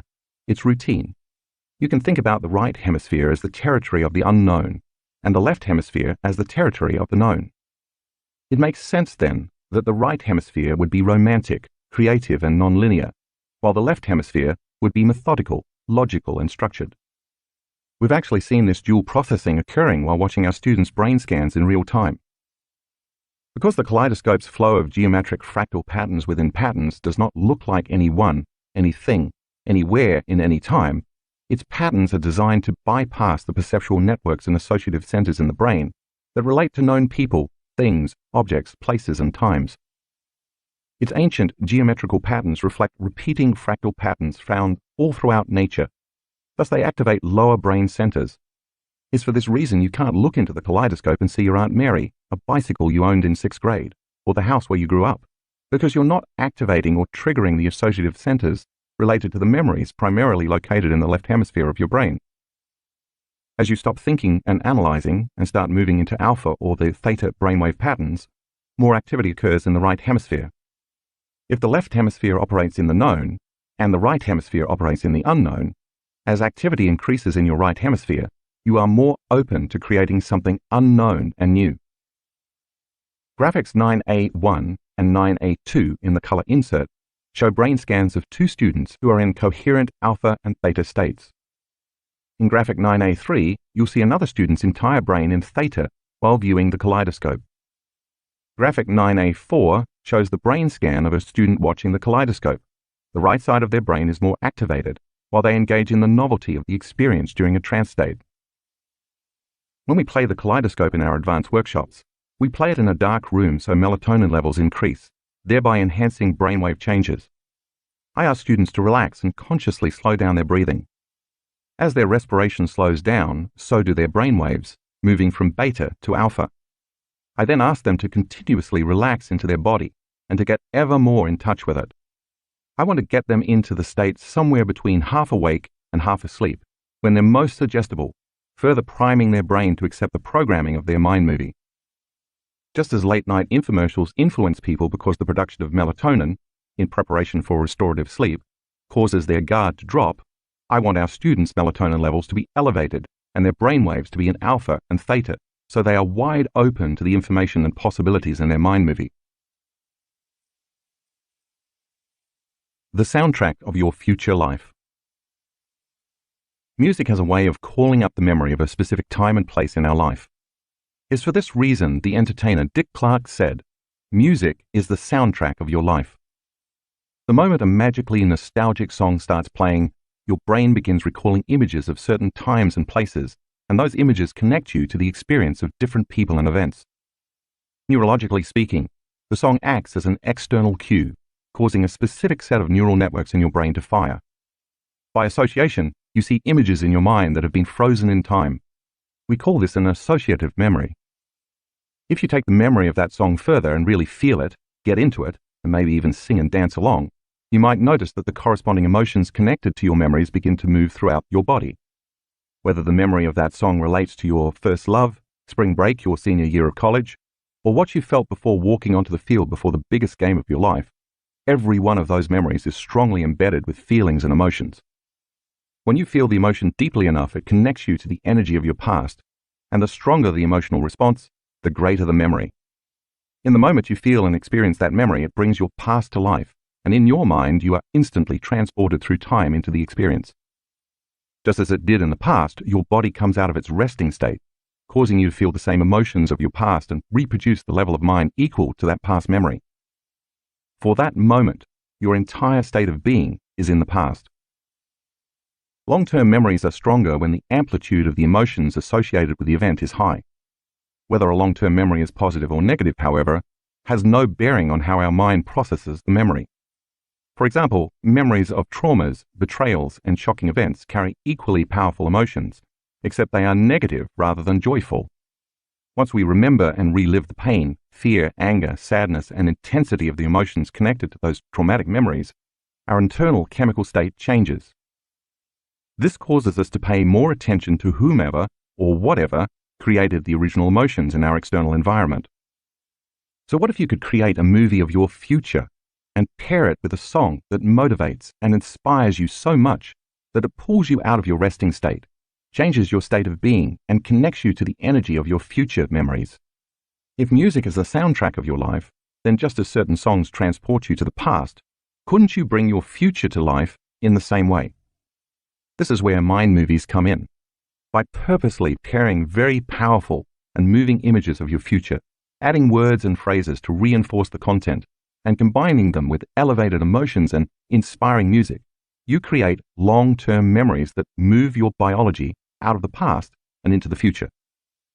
In other words, the images elicit feelings that correlate to the experiences you want to have in your future. This could include images of homes you want to live in, vacations you want to take, a new career, the freedom of expression, a healed relationship or body, interdimensional experiences, and so on. These are just some of the infinite possibilities that exist in your future timeline. When you watch your mind movie, as you connect to the feelings and emotions of your future, the higher the emotions you feel, the more you pay attention to the images that created those emotions. Now you're creating long-term memories of your future, and you're bringing your future to life. The magical, interdimensional component of the future is your song, because it's the feelings associated with your song that change your energy equal to how you will feel when that future unfolds. This is why it's best to choose music that's inspirational, motivational, or aspirational. Next, you add words of affirmation or knowing to the mind movie that remind you of who you are and what you believe about your future. You could even add a timeline if you want to. Some examples could include: the doors of dimension open to me so I may experience the mystical. My body is healing every day. My words are law. I feel loved deeply and daily. Wealth flows to me. All my needs are always met. My body becomes younger every day. The divine appears in my life every day. My life partner is equal and teaches me by example. Synchronicities happen to me all the time. I feel more whole every day. My immune system gets stronger each day. I lead with courage in my life. I am an unlimited genius.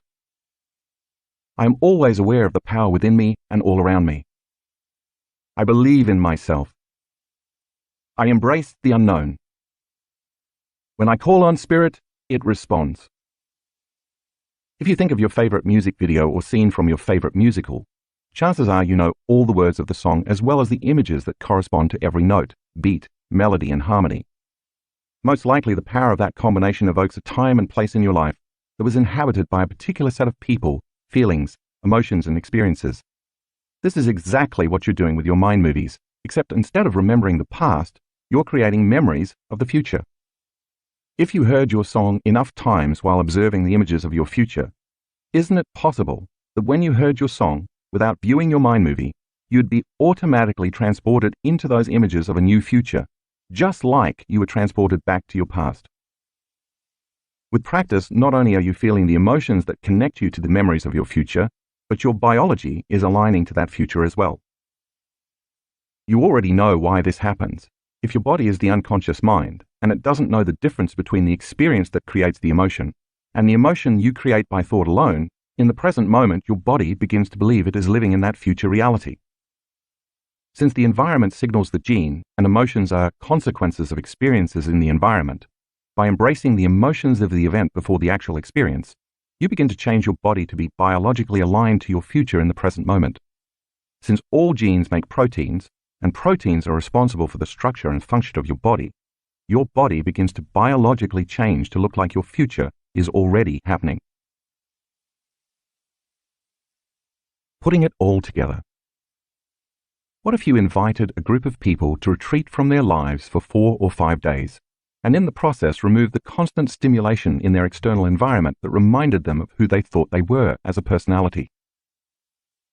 If you separated them long enough from the people they know, the places they go, and the things they do every day at the exact same time, they would be reminded of who they really are, unlimited human beings.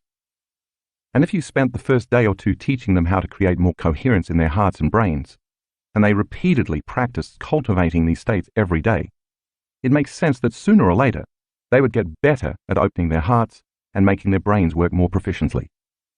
In fact, they would be more focused on a vision of a new future without being distracted, and at the same time, they could more easily feel the emotions of that new future. As they created more coherence in their brains and hearts, they would create more coherence in their own energy fields, and this would create a clearer electromagnetic signature. As they continuously worked on overcoming themselves, their bodies, their environment and time, slowing down and changing their brainwaves, unfolding into the unified field, and transcending this three-dimensional environment, it would become increasingly easier and more familiar for them to activate their heart center and create.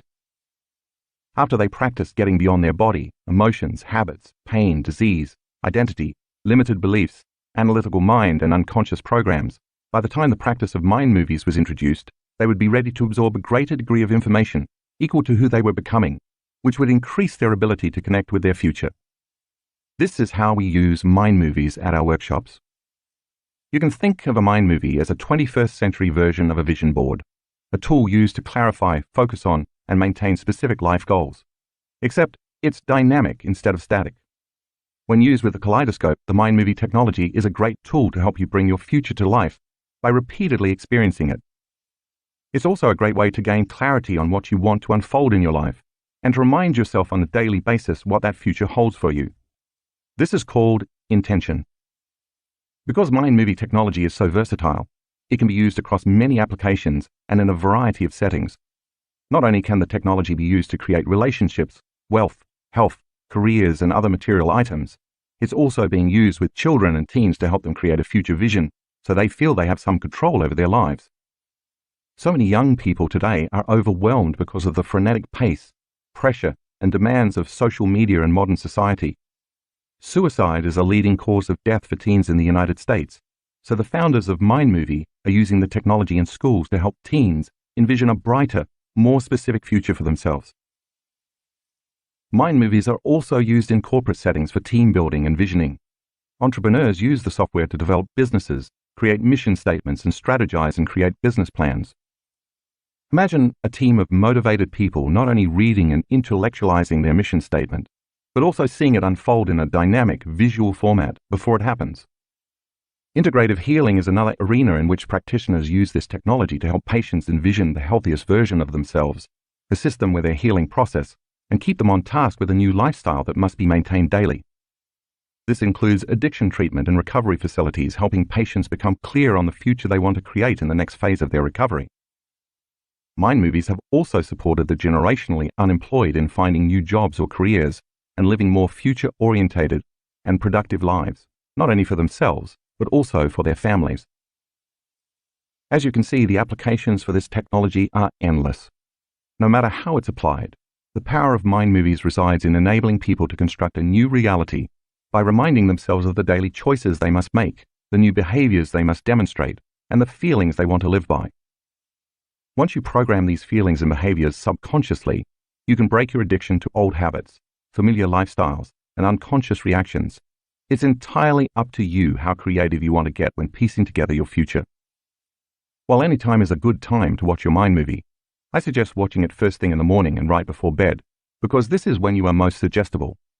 If you watch it as soon as you wake up, you're starting your day off on a positive note by being mindful and focused on what you want to achieve for the day, as well as for your future.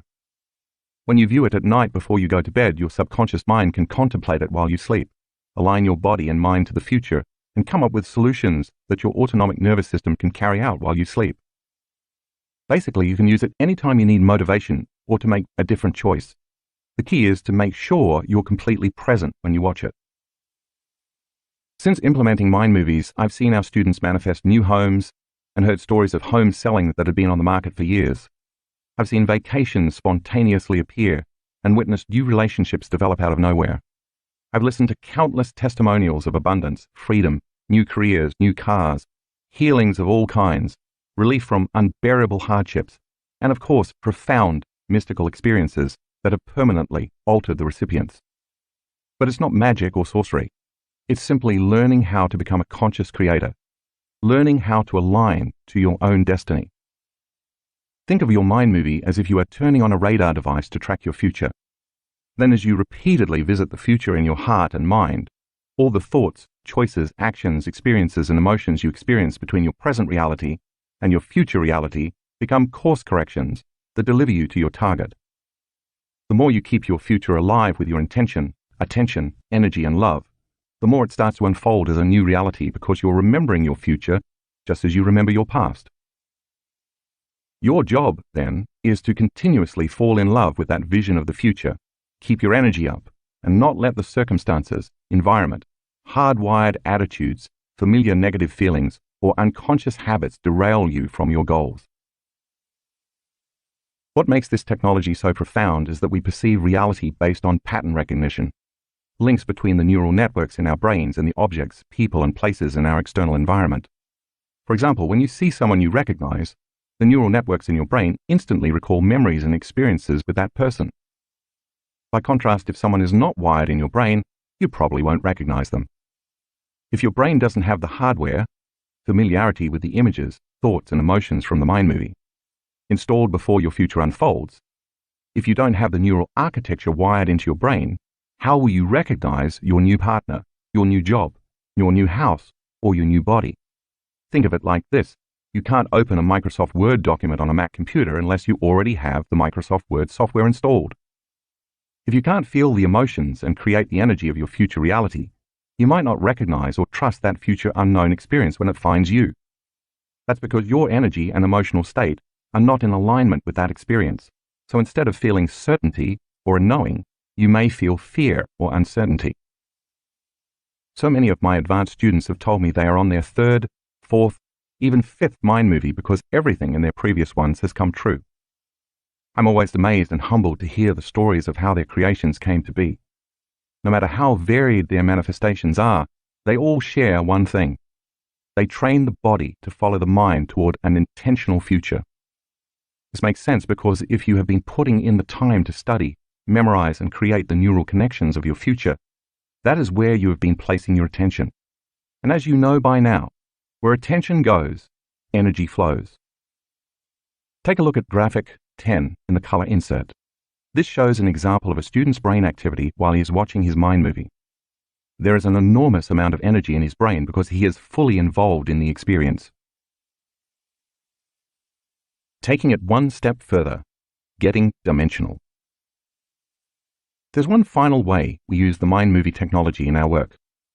Once our students have neurologically mapped their entire presentation, I ask them to pick a scene from the mind movie and unfold into a particular space and time, experiencing that scene three-dimensionally in their mind during their meditation. If you notice, I never use the word visualize in my teachings. Visualization usually involves just seeing something in the mind's eye, so it appears as a flat or two-dimensional image. For example, if you visualize a picture of a car, you will create a picture of a car. Instead, I want you to experience everything in the scene using all five senses, so it feels like a real-life, three-dimensional experience. Many people who have been introduced to my work have wondered why I spend so much time on becoming aware of the space their body occupies in space, as well as opening their focus to the space around their body and the space that the room occupies in space. Aside from the coherent changes my cues produce in the brain, it's all training for this mindful activity of pairing our mind movie with the kaleidoscope during meditation. When a student begins the dimensionalizing process, before they see anything in their mind, they are instructed to unfold as an awareness into the scene. When they start, I want the participant to become aware that they are in their scene only as a consciousness. This means that they are not their body and they lack their senses. They begin as an awareness in the emptiness of space, as if they are incapable of seeing, hearing, feeling, tasting, or smelling anything. Once they become aware that they are an awareness, I ask them to choose a scene from their mind movie. This causes their brain to naturally start adding sensory input, which begins to bring dimension to the scene in their mind. Next, they are instructed to start sensing what's to their right, their left, above them, and below them. The act of sensing fills in this scene with three-dimensional structures, forms, and space. As they expand their awareness to what else is in the scene, their senses begin recruiting other senses, further filling in the scene with more forms, structures, curves, textures, sense, images, feelings, and space. Finally, when the scene comes to life in their mind, in the future space and time of that scene, they start inhabiting their body. Not the body that is sitting there in the chair meditating, but the physical body of their future. They are asked to feel their arms, legs, torso, muscles, and so on, until they can feel their entire body in that scene. Then they are ready to move about in that scene and experience that reality. My theory is that when they simultaneously activate enough of the neural networks assigned to the objects, things, and people in a specific space and time, their possibility of having a full-on, holographic, IMAX-type experience increases. This is because as the student becomes present and unfolds into a fully dimensional scene, a large majority of the brain turns on, including the neural architecture that is allocated to both the sensory, feeling, and motor, moving aspects of their body, as well as the proprioception, awareness of body position, of where they are in space. The next thing they know, they are having a real-life sensory experience of their future with their eyes closed in the present moment. Take a look at graphic 11 in the color insert. It is the brain scan of a student who is experiencing a seemingly real mind movie scene in meditation. She has quite a bit of energy in her brain while she is dimensionalizing the scene. She described this moment as a full-on virtual sensory experience. Her subjective experience was quantified objectively in this scan. Many of our students have reported that the experiences in their meditation were more real than any past external experience. Their senses were enhanced without external stimuli to excite their senses, yet all they were doing was sitting in their chair with their eyes closed. Many have reported that in their lucid experience they smelled certain fragrances like colognes, the aroma of specific flowers like jasmine and gardenias, or the familiar scent of leather in their new car they were sitting in. I've also heard students report specific memories like the stubble on their face from not shaving, the wind blowing through their hair, or the feeling that their body was filled with a powerful energy. Students have also given testimony to specific sounds they could clearly hear, such as distant church bells coming from a European church near where they were vacationing, or the bark of their dog when they were in their new home. Several students have also said that the colors they saw were incredibly clear and vivid, or they experienced amplified tastes like coconut, chocolate, and cinnamon. The combination of all the different senses literally created a new experience for them. It's our 5 senses that plug us into our external reality. Typically, when we have a new experience, everything we see, hear, smell, taste, and feel is sent to the brain through those 5 sensory pathways. Once all that sensory information makes it to the brain, clusters of neurons begin to organize into networks. The moment the neurons string into place, the limbic brain makes a chemical called an emotion. Because experience enriches the brain and creates an emotion that signals new genes in the body, in the rich sensory moment of a student's internal experience, without ever using their external senses, they're changing their brain and body to look like their future has already happened. Isn't that what experience does? I love to hear a person who has just come out of one of those experiences tell me, "You don't understand. I was there. I know it is going to happen because it already has, and I already experienced it." That's because the experience has already happened. When we fully experience a reality in this field of consciousness and energy without a body, the energy of the new experience serves as the template for physical reality. The more energy you invest in your future, and the more you keep experiencing and emotionally embracing it before it happens, the more you leave an energetic imprint in that future reality. And your body should follow your mind to that unknown future, because that's where your energy is. As you continue to place your attention and energy on it, you fall more deeply in love with it, and because love bonds all things, you are bonding with that future, and it is being drawn to you. For more information about the Mind Movie or the Kaleidoscope, please visit my website at drjoedispenza.com/mindmovies or drjoedispenza.com/kaleidoscope, respectively. Kaleidoscope and Mind Movie Meditation. In our advanced workshops, we instruct our students to create a mind movie before they arrive at our event, so they can integrate their mind movies with the Kaleidoscope video during meditation. We begin by getting heart-centered, which you learned in Chapter 7, locking into those elevated emotions for several minutes and radiating that energy beyond their bodies into space. Then we guide them in the following meditation. Unfold into the present moment, and when you attain that state, open your eyes and stare into the kaleidoscope. Once in trance, switch to your mind movie. Spend maybe 8 minutes with the kaleidoscope, then 8 minutes watching your mind movie, and then repeat the cycle. When you've watched your mind movie enough that you can predict the next scene, you've mapped it neurologically.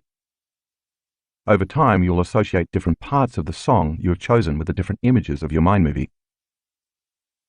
Finally, spend 7 minutes watching the kaleidoscope or just listening to the music from your mind movie. As you gaze into the kaleidoscope in trance and hear your song, by association your brain automatically recalls different images from your mind movie. This causes you to further remember your future biologically, automatically, and repeatedly firing and wiring neural networks. Now your brain is being programmed to look like the new future has already happened, while the emotions are signaling new genes to biologically change your body in preparation for your new future. Watch the kaleidoscope in tandem with your mind movie every day for a month, or at least try to watch your mind movie twice daily, as soon as you wake up and right before you go to sleep. You might even want to keep a journal to record all the wonderfully unexpected adventures and serendipitous happenings that, as you look back, you will see as points on the map that led you to manifesting this future. Consider creating several mind movies, one for health and wellness, for example, and another for romance, relationships, and wealth. Chapter 9. Walking Meditation. Most spiritual traditions embrace 4 meditation postures, and at our advanced workshops we practice each of them. There's sitting, which hopefully you're in the process of mastering. There's standing and walking, which are combined in the meditations you'll learn in this chapter, and then there's lying down. While each type of meditation posture serves its own purpose, place and time, each builds upon the other to help us maintain and regulate our internal states, no matter what is happening in our external environment. But what could be the relevance of bridging the sitting meditation with the standing and walking meditation? Although practicing your meditation when you wake up is an ideal way to start your morning, if you can't maintain that energy and awareness throughout the course of your day, you're likely to fall right back into the unconscious programs that have been running your life for years. For example, let's say you just finished your sitting meditation. When you open your eyes, you probably feel more alive, awake, clear, empowered, and ready to start your day. Perhaps your heart feels open, expanded, and connected, or perhaps you just overcame an aspect of yourself, shifted your energy, and emotionally embraced a new future. But more often than not, you may fall right back into your unconscious programs, and all the work you just did to create an elevated internal state dissolves into a never-ending to-do list, making lunches and sending your kids off to school, rushing to work, getting irate at the person who cut you off on the freeway, answering calls and returning emails, hustling to appointments, and so on. In other words, you're no longer in a creative state because you've just returned to the habitual programs and survival emotions of your past. When this occurs, you disconnect from the energy of your future and essentially leave the energy you created right where you were sitting in your meditation, as opposed to carrying it with you throughout the day. You energetically return to your past. Since I too have been guilty of this, I started thinking about how our students could take this energy with them and embody it during the course of their day. That's why I created a meditation that includes standing and walking, so that when you become adept at raising your energy or frequency and marrying it with a clear vision, you now have a practice that enables you to maintain that elevated energy all day long, so that over time, this becomes your natural state of being. The purpose of this chapter is to help you do just that. Walking into your future. You've already learned that throughout much of your day you are behaving unconsciously, unaware of what you're doing and why. For instance, you may not remember driving to work because you were lost in an argument you had a few days prior, or you may be focused on how you're going to respond to your significant other's angry text. Maybe you're simultaneously running 3 programs at once, texting, talking, and checking emails. You may not be aware of your nervous tics or their causes, your posture and how it's perceived as shy, or how your speech, facial expressions, and the energy you bring into a room affect your coworkers. These unconscious programs and behaviors occur because the body has become the mind, and it's the combination of these unconscious programs that makes up who you are. You know by now that when the body becomes the mind, you're no longer living in the present moment, and so you're no longer in a creative state, which means you're keeping your goals, dreams, and visions at arm's length. By becoming aware of these unconscious behaviors and programs, however, you can work to actively broadcast a new electromagnetic signature that is in line with your future. And the more you broadcast that electromagnetic signature into the field, the sooner you will become it, and it will become you. When there's a vibrational match between your energy and that future potential that already exists in the quantum field, that future event is going to find you. Or better yet, your body will be drawn to a new reality.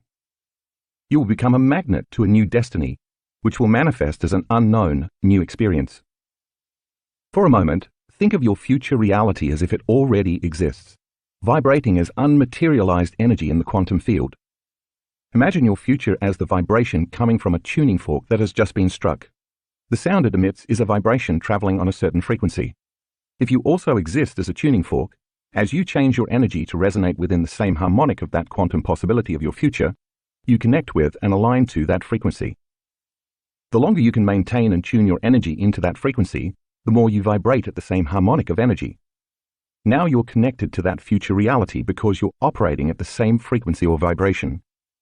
The closer frequencies come together in space and time, the more they influence each other until they entrain to one frequency.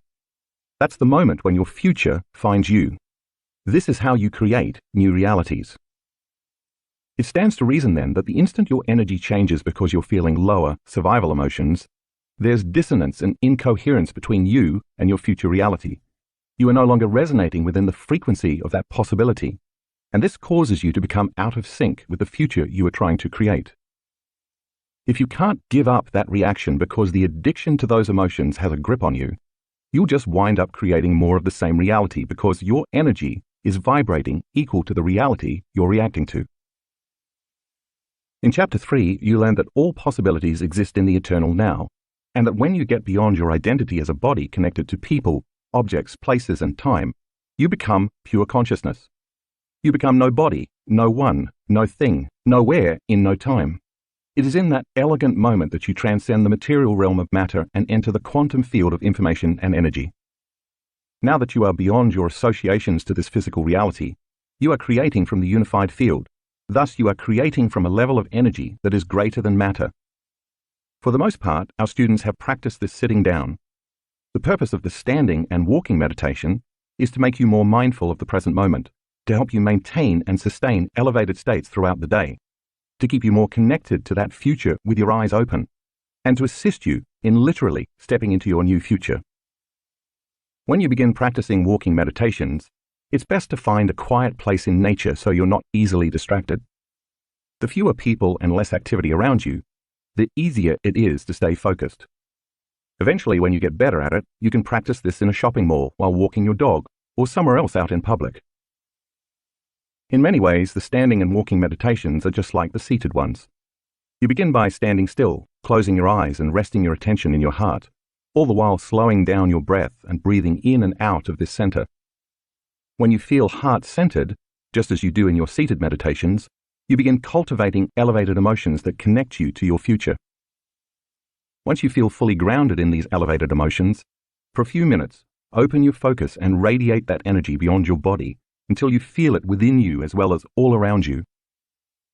Next, lay upon the energy of these elevated emotions the intent of what you want for your day or your future, whether it's to radiate a synchronicity, lead a noble life, make a difference in the world, create a new job or relationship, or something else. Now you are broadcasting a new electromagnetic signature into the field. The only difference is that instead of sitting with your eyes closed and radiating loving, elevated emotions, you're standing up with your eyes closed, so that when you open your eyes and begin walking, you'll be able to embody that elevated energy. As you continue to stand, eyes closed with an open focus, you take your attention off the outer world, and your brainwaves slow down from beta to alpha states. This causes the thoughts, analysis, and chatter inside your head to quiet down, inducing a trance state and making you more suggestible. As you learned in the previous chapter, the longer you can remain in this trance state, the less resistance there is to new information entering your subconscious mind. When you're in an elevated emotional state that aligns you with your future, you will be more prone to accept, believe, and surrender to the intentional thoughts equal to those emotions. This means the thoughts, visions, pictures, and images your mind is creating can make it past the analytical mind, and you can program the autonomic nervous system to create the biology of your new future. Since you have created the energy of your new future while standing with your eyes closed, now it's time to open your eyes and begin walking. Don't look at anyone, and don't pay attention to objects or things or anything else around you. Simply keep your focus open, transfix your gaze on the horizon, and remain in trance. The more you're in trance, the less likely you'll be to think in old, familiar ways. In the meantime, your mind will be connecting to the images of your new future rather than replaying programs of the past. Now you're ready to walk into your future as someone else. Because you are walking as your future self, you now have to become aware of the way your current self has always unconsciously walked. It's time to alter your stride, your pace, your posture, your breathing, and your movements. You might smile instead of staring blankly. You may have to imagine what walking as a wealthy person feels like by modeling a wealthy person. A courageous person you admire. Walk within the elevated energy of your future healthy body, or walk as an open-hearted, loving, accepting person. Basically, you're consciously embodying the person you've always dreamed you could be, but walking as if your future self is imperative. For example, you might imagine that it's 1 or 2 years later and you already have all the things you want. The most important ingredient is for you to embody that future person now. If you already are that identity, you no longer need to wish you will become that person, because it's already happened. You already embody the qualities of your future. You are simply thinking, acting, and feeling your future self. As you begin to practice walking differently, and continue to practice day in and day out, you're going to get into the habit of walking like a wealthy person, thinking like a healthy person, standing like a confident person, and feeling like a free, unlimited, grateful person. Gratitude means it already happened, instead of perhaps a beat-up, worn-down, stressed-out person. The more you practice, the more this new way of being will become a new habit, and these habits will become your new automatic patterns of thought, behaviors, and emotions. Once you start naturally feeling and embodying these elevated emotions, they will inhabit you, and you will actually become the person you want to be. Graphic 12 in the color insert shows a student who changes his brain in about an hour after doing a walking meditation. Priming the brain for future memories. The walking meditation is also about creating memories of things that haven't happened yet in linear time. In effect, remembering your future. When you produce elevated feelings with your eyes closed, radiate that energy beyond the field of your body, and then open your eyes and begin walking and leading with your heart, feeling those elevated emotions with your eyes open. The more you feel that emotion, the more you are going to pay attention to the pictures, images, and thoughts that are creating your feelings. This process naturally upgrades your neural circuitry by creating a new inward experience. Experience enriches the brain and creates memories. Now your brain is no longer living in the past, it's living in the future. The more you embody your elevated emotions correctly, the more your brain and body will look like the future experience has already happened. That means you're technically remembering your future. Remaining in trance is important because as you align your body with your future and change your inner world, you're creating long-term memories. Since where you place your attention is where you place your energy, you may even want to flash scenes of your mind movie in your head while you're envisioning, embodying, and feeling your future. As you do this, those mind movie scenes will become the energetic and biological maps to your future. The act of feeling the emotions of your future in the present moment and combining these emotions with your intention does two things. It installs new circuits to make your brain an intentional map to the future, and it also produces the emotional chemicals for that future event, which signals new genes in new ways, thus conditioning your body to prepare it for a new destiny. Remember that this meditation is not about what you get in life. It's about who you become, or who you are in the process of becoming. If you are trying to get wealth, success, health, or a new relationship, you are still conditioned to thinking you are separate from something, and you have to go get it. But the truth is that the more you become that person, the more reality will shape and mold equal to your new state of being. It's that process of consciously becoming that helps you maintain alignment to a different destiny. The more you practice the walking meditation and walk as your future self, the more you should be able to change your state of being with your eyes open, just as you did with your eyes closed. When you practice this enough times, you will not only carry that energy with you throughout the day, but you'll embody it. This type of repetition will make you feel more mindful in your waking hours, and before you know it, you'll start automatically behaving, thinking, and feeling differently. This is programming a new personality to a new personal reality. Over time, who knows? You might find yourself naturally walking like a happy person, behaving like a courageous and compassionate leader, thinking like a noble, empowered genius, feeling like a worthy, abundant entrepreneur. In the middle of your day, you might become aware of the fact that the pain in your body is gone because you're feeling so whole, unlimited, and in love with life. What you've done has made a habit out of being the person you want to be. This is because you installed the circuitry and signaled the latent gene to think, act, and feel in a new way. Biologically, you have become that person. Becoming mindful and embodying your future self can occur many times throughout your day.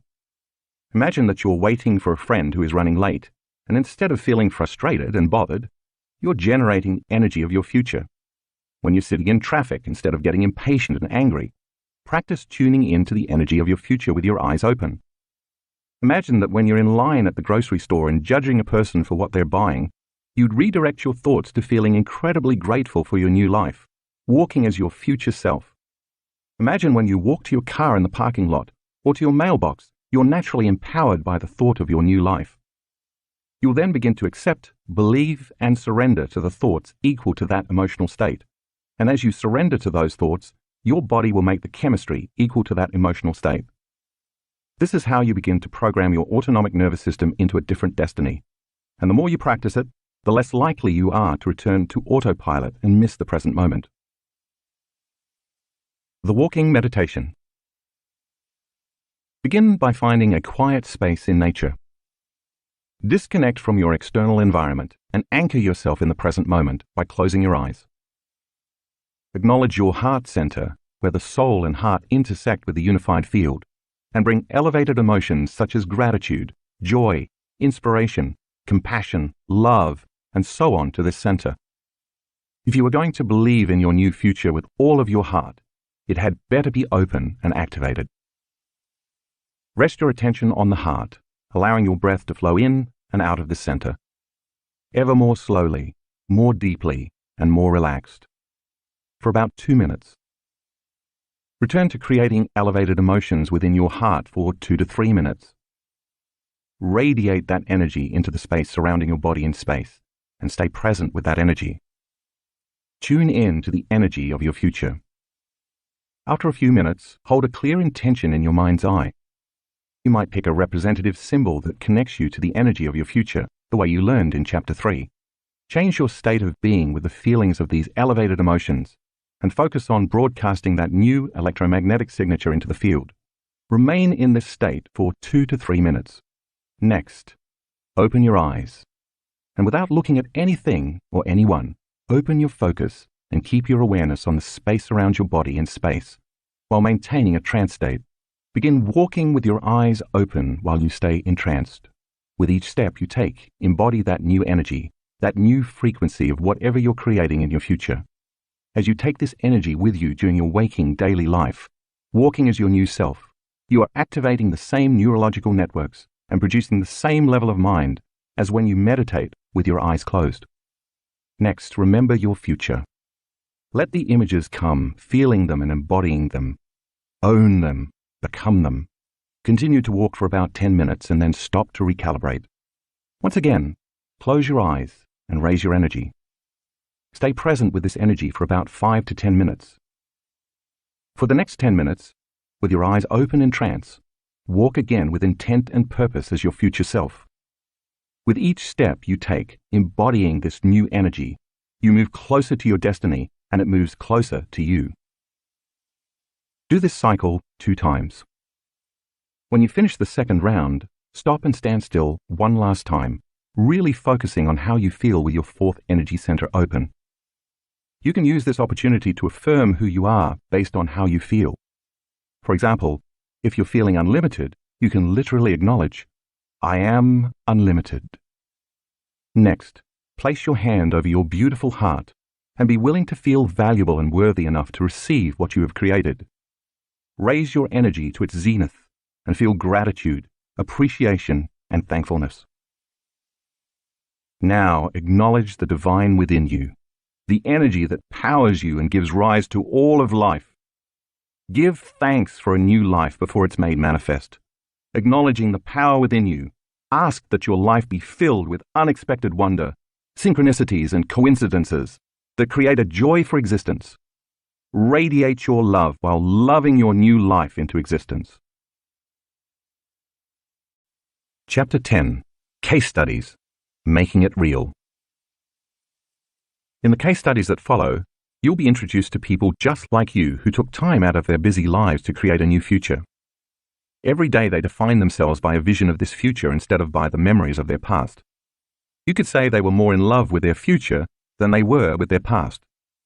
The act of doing the work daily and turning the practices in the last 3 chapters into a skill led them to become more supernatural. Pay attention to how simple they made it. Tim gets the key to his future.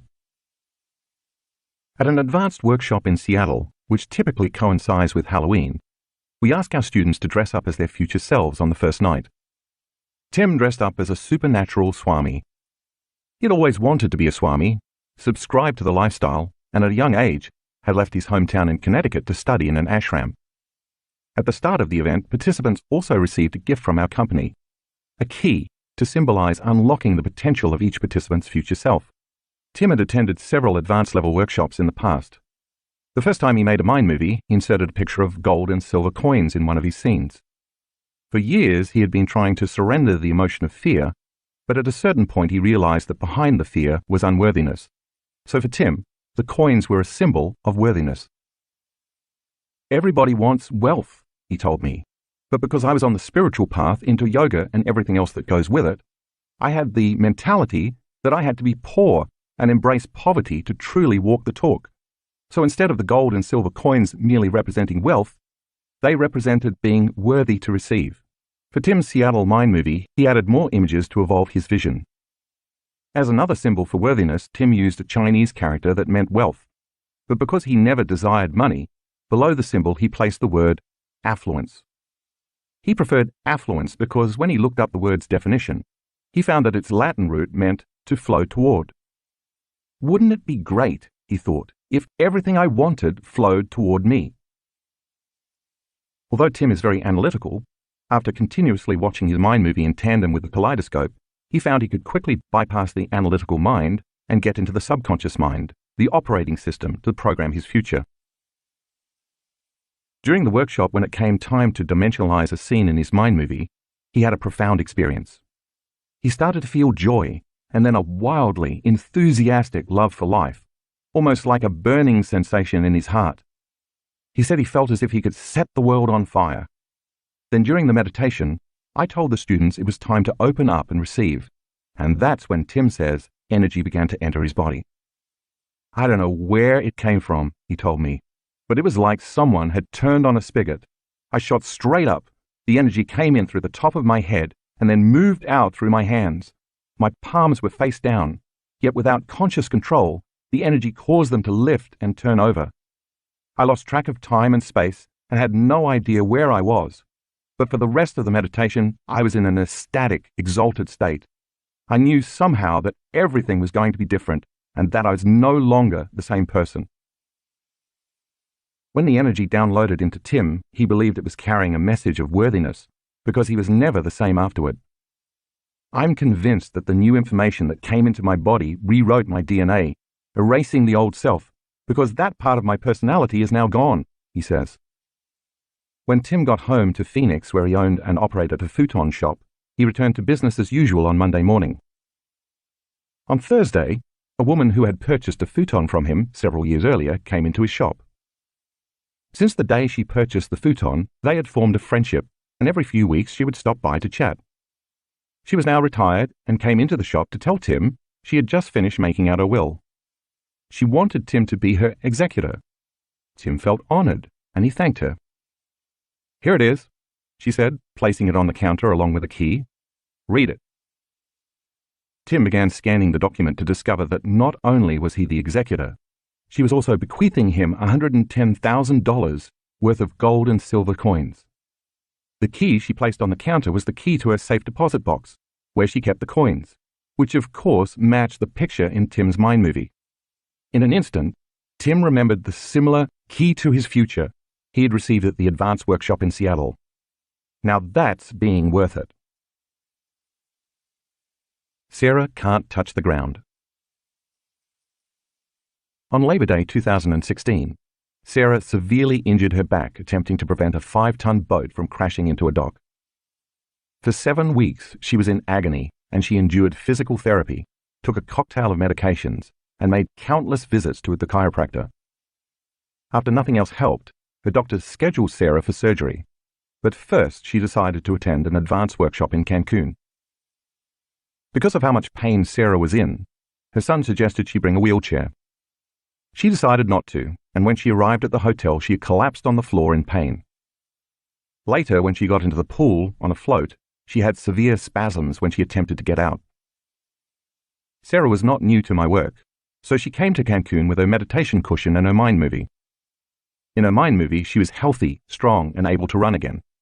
She could play basketball with her son and lacrosse with her daughter. Every time Sarah saw herself in the scene performing aerial yoga, she embraced the joy she knew she would feel if she could actually do it, and when she heard the song from her mind movie, her energy rose.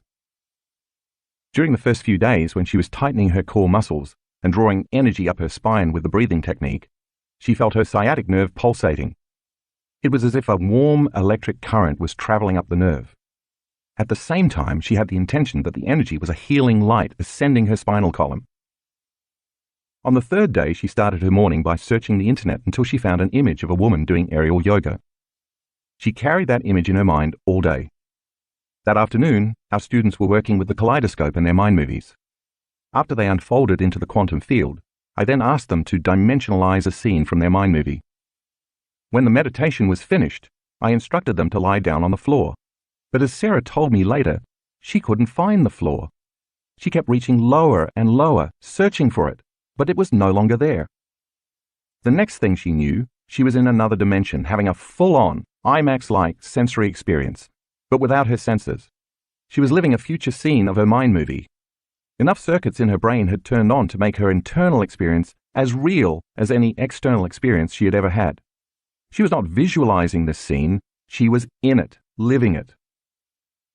I realized I was in another reality, a different time and space. I was in my future, she explained, and I was actually performing aerial yoga. I was hanging upside down, and the floor wasn't there. I kept reaching for it, but I was just swinging upside down from this beautiful red silk scarf. I felt freedom from my pain. I was swinging freely in space. Eventually she did lie down, with tears of joy flowing down her cheeks. When she came out of that meditation, all of her pain was gone.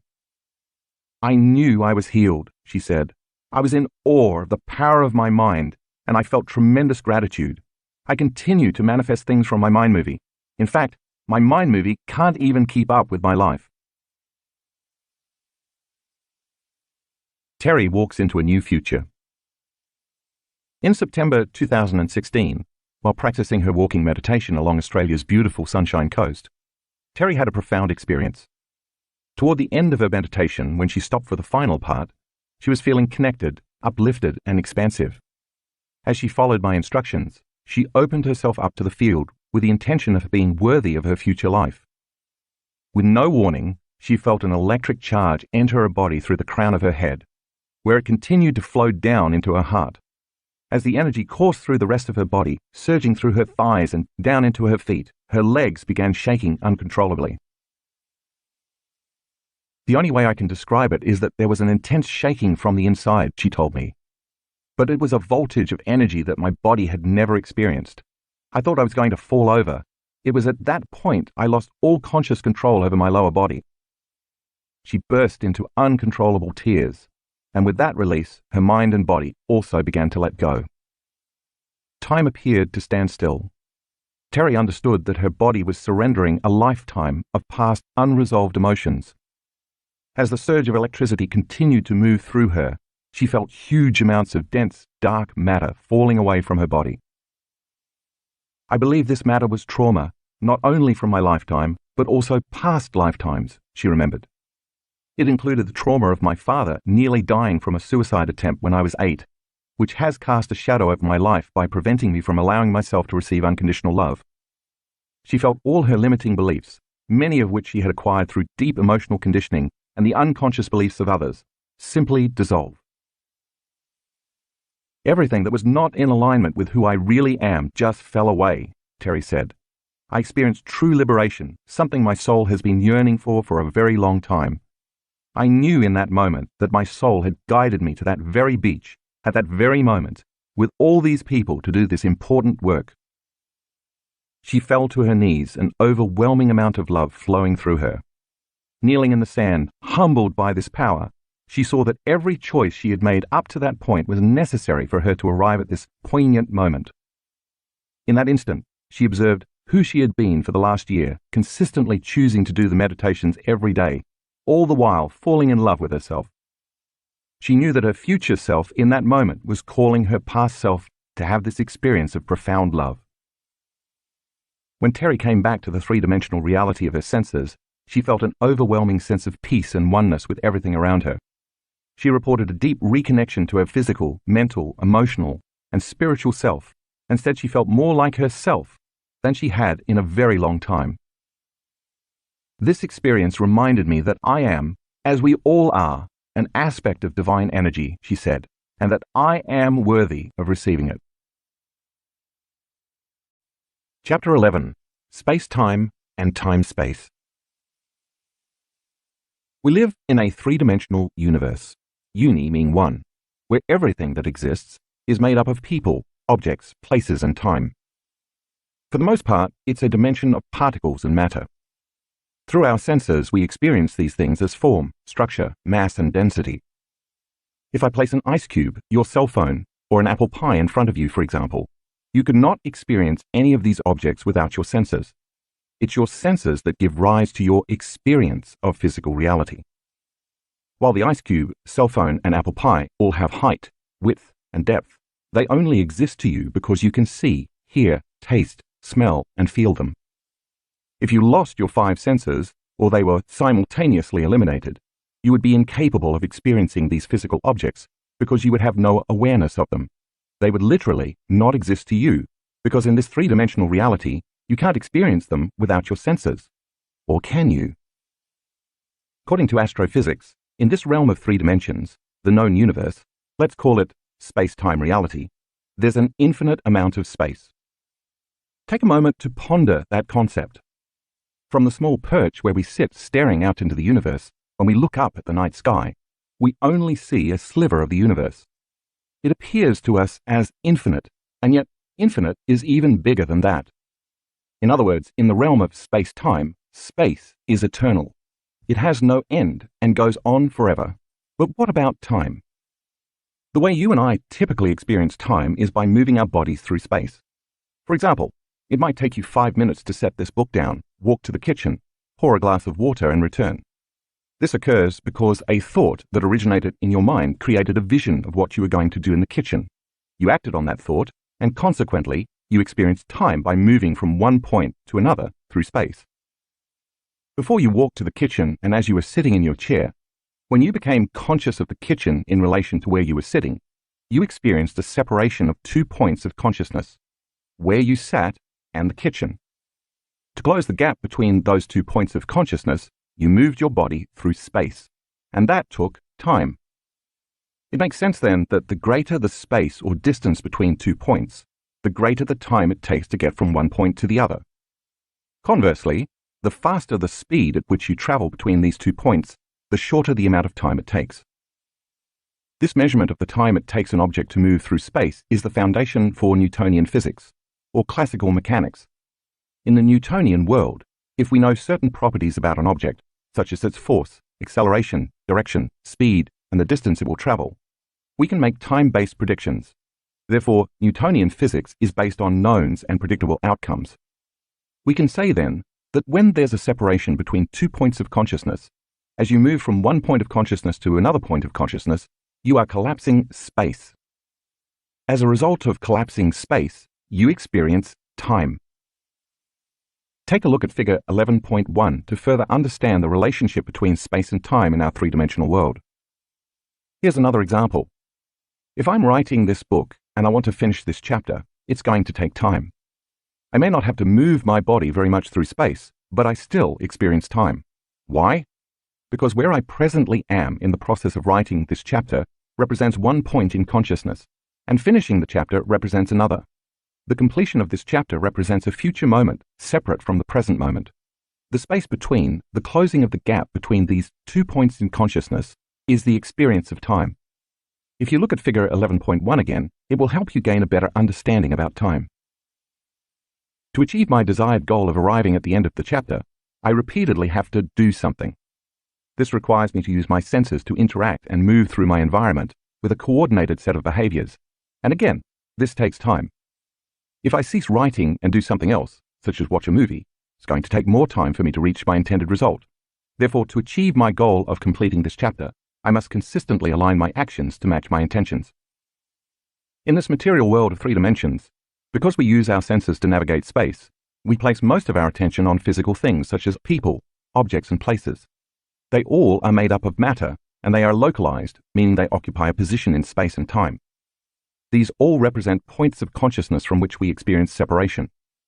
For instance, when you observe your best friend sitting across the table from you, or look at your car parked in the driveway, you notice the space between you and your friend or the car. As a result, you feel separate from them. You are here, and your friend or the car is there. In addition, if you have dreams and goals, then where you are in the present moment and where your dreams exist as a reality in your future also creates the experience of separation. It's safe to say then that 1. In order for us to navigate this 3-dimensional reality, we need our senses. 2. The more we use our senses to define reality, the more we experience separation. 3. Because most of this three-dimensional reality is sensory-based, space and time create the experience of separation from everyone, everything, every place, and every body in every time. 4. All things material occupy one position in space and time. That's called locality in physics. In this chapter, we are going to explore and contrast two models of reality: space-time and time-space. Space-time is the physical Newtonian world based on knowns, predictable outcomes, matter, and the three-dimensional universe in which we live, which is made up of infinite space. Time-space is the non-physical quantum world, an inverse reality based on unknowns, endless possibilities, energy, and the multi-dimensional multiverse where we also live, which consists of infinite time. I'm going to challenge your understanding and perception of the nature of reality, because if you're going to experience the mystery of self as a dimensional being, you're going to need a roadmap to get there. Stress and the consequences of living in a perpetual state of survival. Because we use our senses to observe and determine physical reality, we identify as a body living in space and time, yet separate from everything in our environment. Over time, this interaction creates the experience of our identity.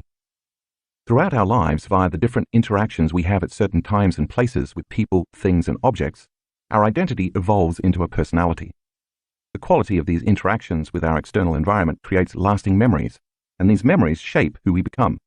We call this process experience, and it is life's experiences that shape who we are. And as you know, the majority of people's personality is based on past experiences. As you learned in Chapter 8, to our brains, the material objects, things, people, and places that we perceive daily occur to us as patterns, and the recognition of these patterns is called memory. If the self is created from memories of past experiences, then memories are based on knowns. Therefore, most of our three-dimensional world is based on knowns. This is where most of us focus our attention. When you align everything material in your external world with the memories of your past experiences, you recognize them as familiar. You're matching a physical reality with a set of neurological networks in your brain. This is called pattern recognition, and it's the process whereby most people perceive reality through a lens of the past. We could say, then, that we're materialists, not only living in this dimension, but also enslaved to and limited by it, because we've defined ourselves as a body living in an environment at certain times, and our focus is more on matter and less on energy. From a quantum perspective, we're keeping our attention on the physical particle, matter, instead of the immaterial wave of possibilities, energy. This is how we become immersed in this three-dimensional reality. When stress is thrown into the equation, our body begins to draw from the invisible electromagnetic field of energy around us to produce chemistry. The greater the frequency, intensity, and duration of the stress, the more energy our body consumes. The very nature of these chemicals endorses our senses, causing us to pay attention to matter and knowns. As this vital field of energy around our body shrinks, we feel more like matter and less like energy. In fact, when our frequency slows down, our bodies become more dense as we run out of energy. As we've discussed, this is fine for the short term when danger, crisis, or a predator is lurking around the corner. In fact, the fight or flight response has been a cornerstone of our evolution.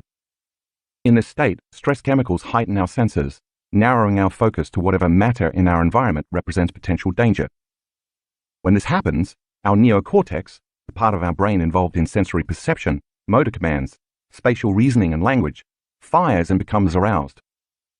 For survival purposes, this narrows our focus on our body and the external threat, causing us to become preoccupied by the time between the moment of the perceived threat and the moment we reach physical safety, both of which are points of consciousness. The more we experience stress, the more we feel separation.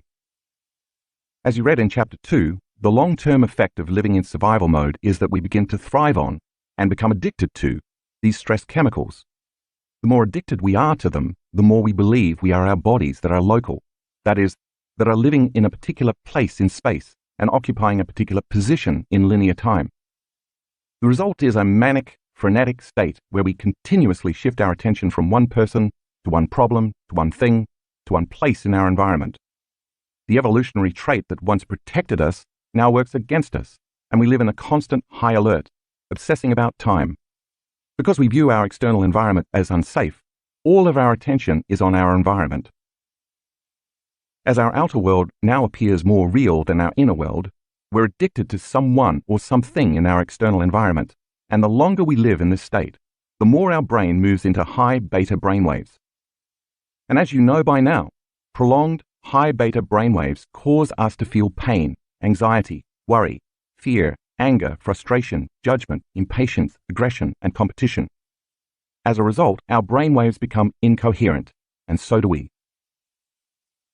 When the emotions of survival have a hold on us, we need the conditions in our external world, our problems with different people, financial hardships, fear of terrorism, disdain for our job, to reaffirm our addiction to those emotions. These emotional addictions cause us to become preoccupied by whatever we think might be causing the upset in our environment, whether it be someone or something, and as a result, the survival gene switches on. Now we're living in a self-fulfilling prophecy. If you understand that where you place your attention is where you place your energy, you know that the stronger the emotional reaction associated with the cause, the more you will consistently place all your attention on a person, thing, or problem in your external world. When you do this, you are giving quite a bit of your power away to someone or something. Now all your attention and energy is anchored in this three-dimensional realm of the material, and your emotional state is causing you to continuously reaffirm your present reality. You can become emotionally attached to the reality you really want to change. This mismanagement of your energy keeps you enslaved to the world of the knowns, trying to predict the future based on the past. What's more, when you're in the survival state, the unknown or the unpredictable is a scary place. So for you to truly make changes in your life, you would have to step into the unknown, and if you don't, nothing ever really changes. The Newtonian 3D space-time reality, living as a somebody with something, somewhere in some time. If feelings and emotions are a record of the past, and those feelings are driving your hardwired thoughts and behaviors, you'll keep repeating your past and therefore become predictable. Now you're firmly ensconced in the Newtonian world because Newtonian physics is based on predictable outcomes. The more you live in stress, the more you are simply matter trying to affect matter, matter trying to fight, force, manipulate, predict, control, and compete for outcomes. As a result, everything you want to change, manifest, or influence is going to take a lot of time, because in this space-time reality, you have to move your physical body through space to create the outcomes you want. The more you are living in survival and using your senses to define reality, the more you experience separation from a new future. Between where you are presently, as one point of consciousness, and where you want to be, as another point of consciousness, lies a very long distance. Not to mention that your constant obsession on how it's going to happen is based on how you think and predict it should happen. But if you're predicting, your thinking is based on knowns, so there's no room for an unknown or new possibility in your life.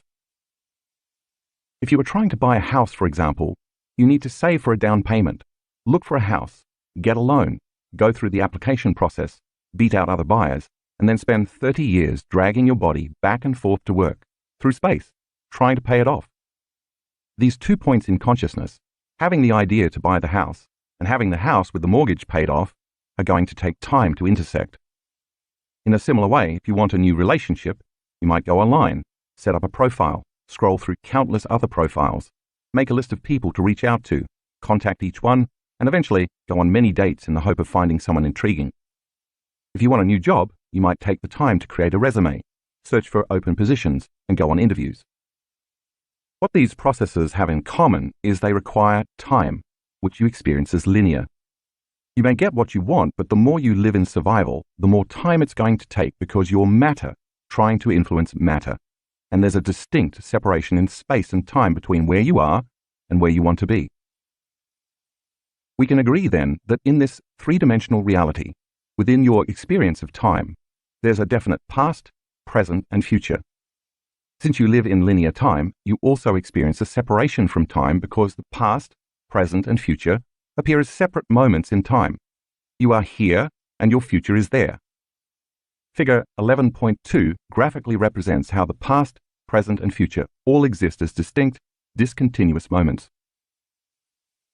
As I said earlier, thanks to Newtonian physics, We've unraveled the natural laws of force, acceleration, and matter, allowing us to predict outcomes.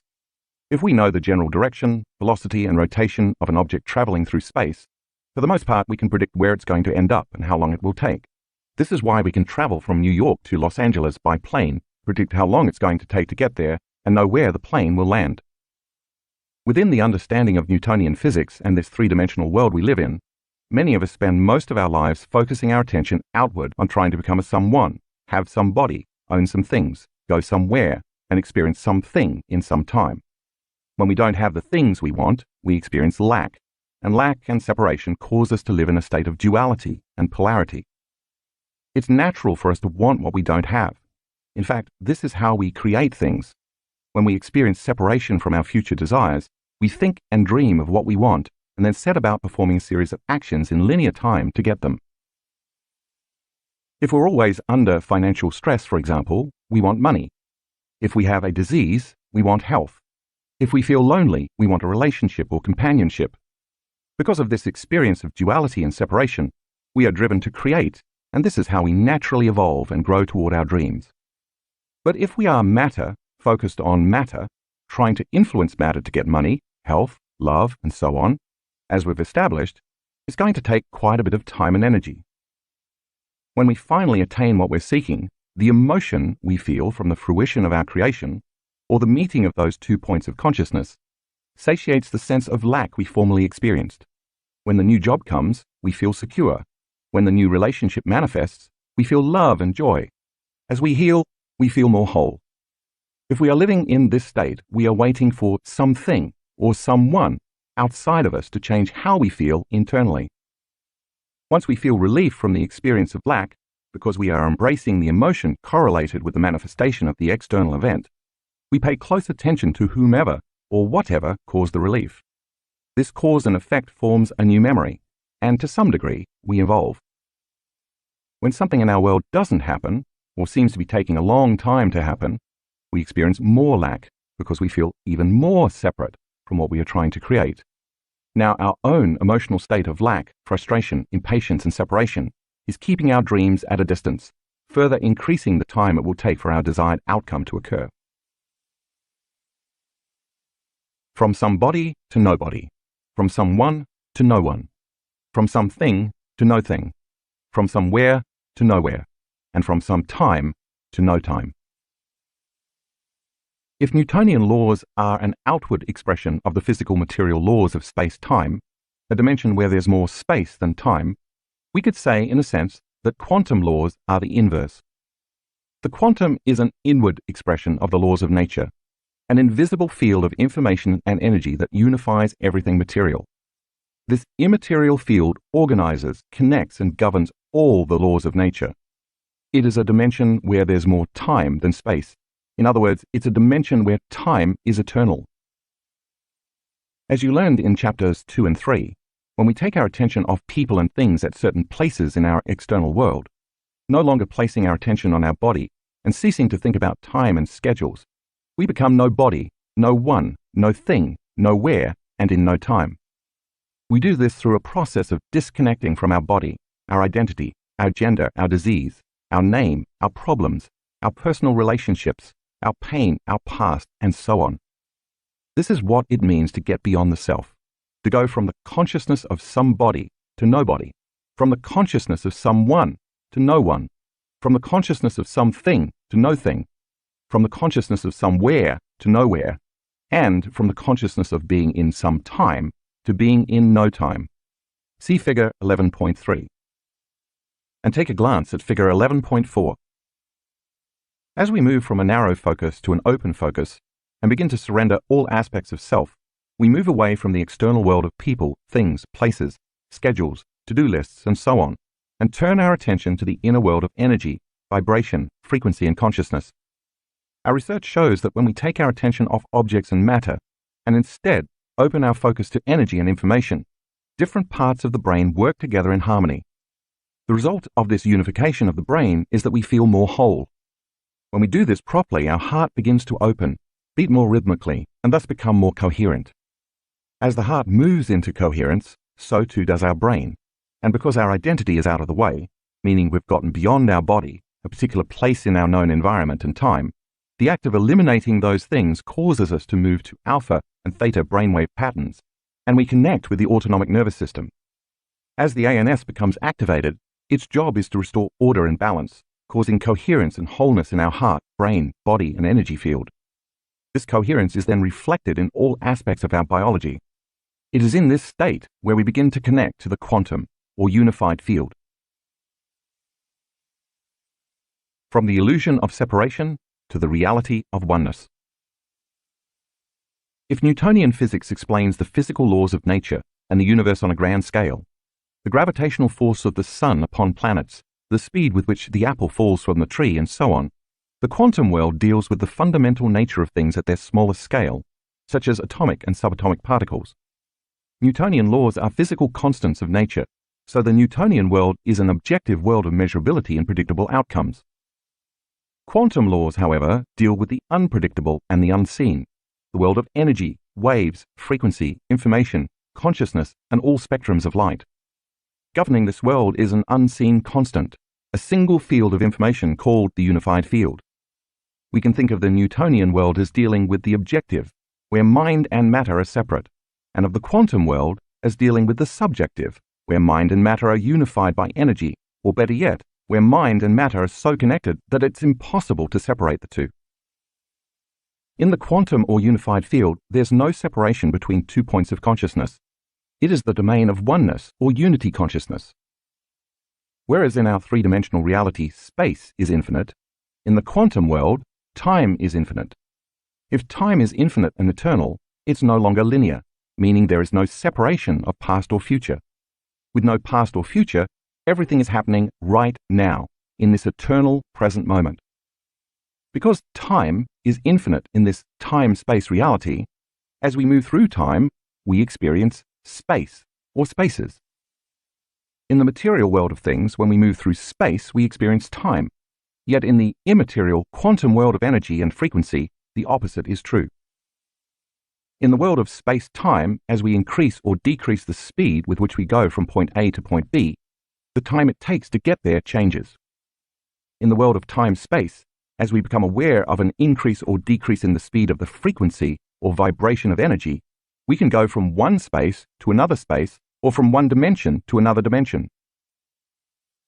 When we collapse space, we experience time in the material reality. When we collapse time, we experience spaces or dimensions in the immaterial reality. Each of those individual frequencies is carrying information or a level of consciousness that we experience as different realities as we become aware of them. In figure 11.5, you can see that as you move through time, you experience different dimensions in the eternal present moment. In space-time, you experience the environment with your body, your senses, and time. Time appears linear because you are separate from objects, things, people, and places, as well as the past and the future. In time-space, however, you experience this realm with your awareness, as a consciousness, not as a body with senses. This realm exists beyond your senses. You access this domain when you are totally in the present moment, so there is no past or future, just one long now. Since your awareness is beyond the realm of matter, because you have taken all of your attention off matter, you can become aware of different frequencies, all carrying information, and these frequencies allow you to have access to different unknown dimensions. So if you are in a realm above the senses and unfolding as a consciousness into the energy of the unified field, you can experience many possible dimensional realities. I know that this is a big bite to take in all at once, so hang in there. If you are confused, it means you're about to learn something new. When I say that as you move through time you experience space or spaces, I mean all possible dimensions and possible realities. We could say then that in this time-space reality, all possible spaces or dimensions exist in an infinite time. This is the unified field, the realm of possibility, unknowns, and new potential realities, all of which exist in endless time, which is every time. Let's think of it another way. Everybody I know is always saying that they want or need more time to get more things accomplished. If you had more time, you could create more experiences, do more things, and therefore get more things done. This would mean more possibilities could happen and you could live more of life. So now imagine that there was an infinite amount of time because the past and the future no longer exists, so time is standing still. And you had all the time you needed. Wouldn't you agree that you could have endless possible experiences, and therefore could live many lives? We could say then that an infinite number of experiences would be available to you, equal to your imagination. To say it yet another way, if time is eternal, then more spaces can exist in that infinite time. If we keep elongating or making more time, it makes sense that we can fit more spaces in time. If there is an infinite time, then there are infinite spaces we can fit in time, which are endless possibilities, potential realities, dimensions, and experiences. In the quantum field, there is no separation of past or future because everything that is exists in the eternal now, or the eternal present moment. If everything that is exists unified or connected in the quantum field, then its infinite frequencies contain information about every body, everyone, everything, everywhere, and every time. As your consciousness begins to merge with the consciousness and energy of the unified field, you will go from the consciousness of somebody to the consciousness of nobody to the consciousness of everybody, from the consciousness of someone to the consciousness of no one to the consciousness of everyone, from the consciousness of something to the consciousness of no thing to the consciousness of everything, from the consciousness of somewhere to the consciousness of nowhere to the consciousness of everywhere, and from the consciousness of being in some time to the consciousness of being in no time to the consciousness of being in every time. Take a look at figure 11.6. The atom, fact and fiction. To help you understand how the quantum field is constructed, you first need to revisit the possibilities that exist in the atom. When we reduce matter to its smallest unit of measurement, we get the atom, and the atom vibrates at a very high frequency. If we could peel back the atom like an orange, we'd find a nucleus and subatomic particles such as protons, neutrons, and electrons. But for the most part, we'd find that it's 99.99999999999% empty space, or energy as you read earlier. Take a look at figure 11.7. On the left, we see the classical model of the atom that we were taught in grade school. But this is in fact an outdated model. In actuality, electrons don't move in fixed rotations around the nucleus like planets orbiting the sun. Instead, as you see on the right, the space around the nucleus is more like an invisible field, or a cloud of information. And as we know, all information is made up of light, frequency, and energy. To get an understanding of just how small these subatomic particles are, if the nucleus of an atom were increased to the size of a Volkswagen Beetle, the size of the electron would be equal to the size of a pea. Meanwhile, the space where the electron could exist would be 85,000 square miles. That's twice the size of Cuba. That's a lot of empty space for the electron to exist in. According to Heisenberg's uncertainty principle, we never know where the electron is going to appear in the electron cloud, yet from nothing comes something. This is why quantum physics is so exciting and unpredictable. The electron is not always physical matter. Rather, it exists as the energy or as the probability of a wave. It is only through the act of observation by an observer that it appears. Once an observer, mind, comes along and looks for it, the act of observation, directed energy, causes all that potential energy to collapse into an electron, matter. Thus it manifests from the realm of infinite possibilities, an unknown, to a known. It becomes local in space and time. When the observer is no longer observing it, the electron turns back into possibility. That's the wave function. In other words, it turns back into energy, returning to the unknown and to its own agenda. When it turns back to energy and possibility, it becomes non-local. In the realm of the quantum, mind and matter are indivisible. Therefore, if Newtonian physics is the world of the predictable, the quantum is the world of the unpredictable. When we close our eyes in meditation and open our focus to infinite space, this is exactly what we are doing. We are putting more of our attention on energy, space, information, and possibility rather than on matter. We are becoming less aware of the material realm and more aware of the immaterial realm. We are investing our energy into the unpredictable and unknown and disinvesting our attention and energy from the predictable and the known. Each time we do this, we develop a deeper understanding of what the unified field is. Before we go any further, let's briefly review what we just learned. take a moment to review Figure 11.8. The three-dimensional Newtonian world is made up of objects, people, places, matter, particles, and time, basically most of the nouns, or everything we know in our external world. And in this world, there's more space than time. As a body, we use our senses to define this infinite space we live in, a universe of form, structure, dimension, and density. This is the realm of the known and predictable. Because we experience the material universe with our senses provide us with information that occurs as patterns in our brain, which we recognize as structures, and it is through this process that things in our external environment become knowns. It is also through this process that we become a somebody, a someone with some things in some place and in some time. Finally, because we experience the universe with our senses, we experience separation. Therefore, this is the realm of duality and polarity. Now review Figure 11.9. If the Newtonian world is a material world defined by the senses, in the quantum world the opposite is true. This is an immaterial world defined by non-sense. In other words, there's nothing sensory-based here, and there's no matter. Whereas the Newtonian world is based on predictable knowns such as matter, particles, people, places, things, objects, and time. This is an unpredictable dimension made up of light, frequency, information, vibration, energy, and consciousness. If our three-dimensional world is a dimension of matter, where there's more space than time, the quantum world is a dimension of antimatter, a place where there's more time than space. Because there is more time than space, all possibilities exist in the eternal present moment.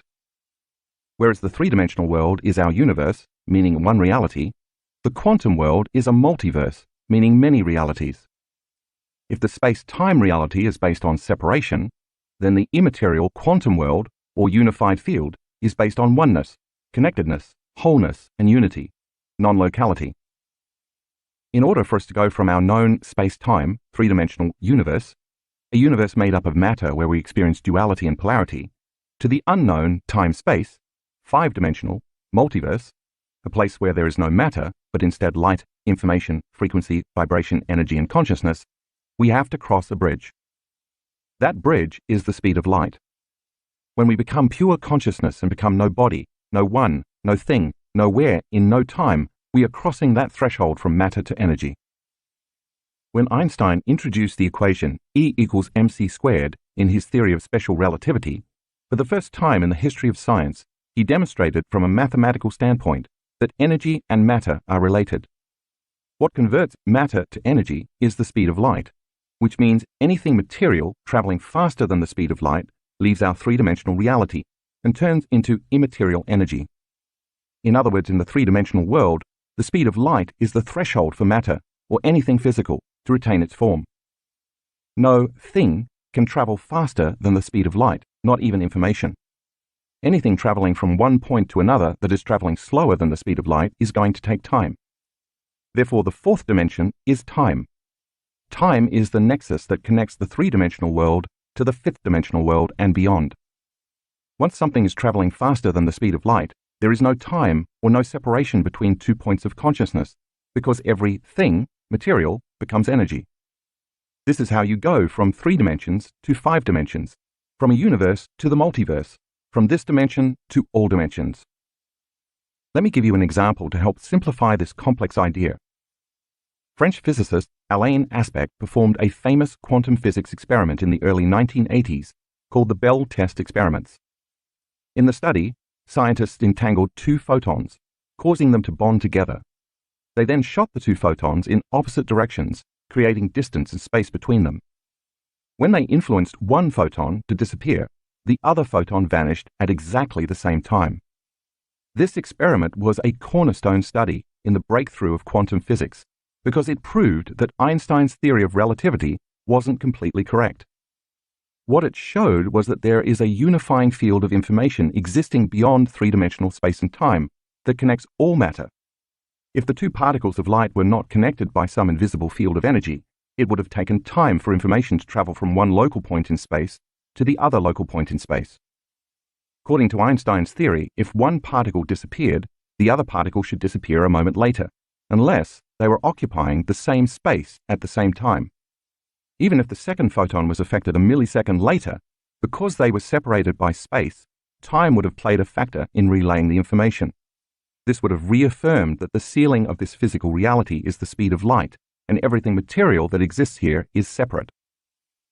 Because the two particles vanished at exactly the same time, it proved that all matter, bodies, people, things, objects, places, and even time are connected by frequency and information in a realm beyond three-dimensional reality and time. Everything beyond the material is unified in a state of oneness.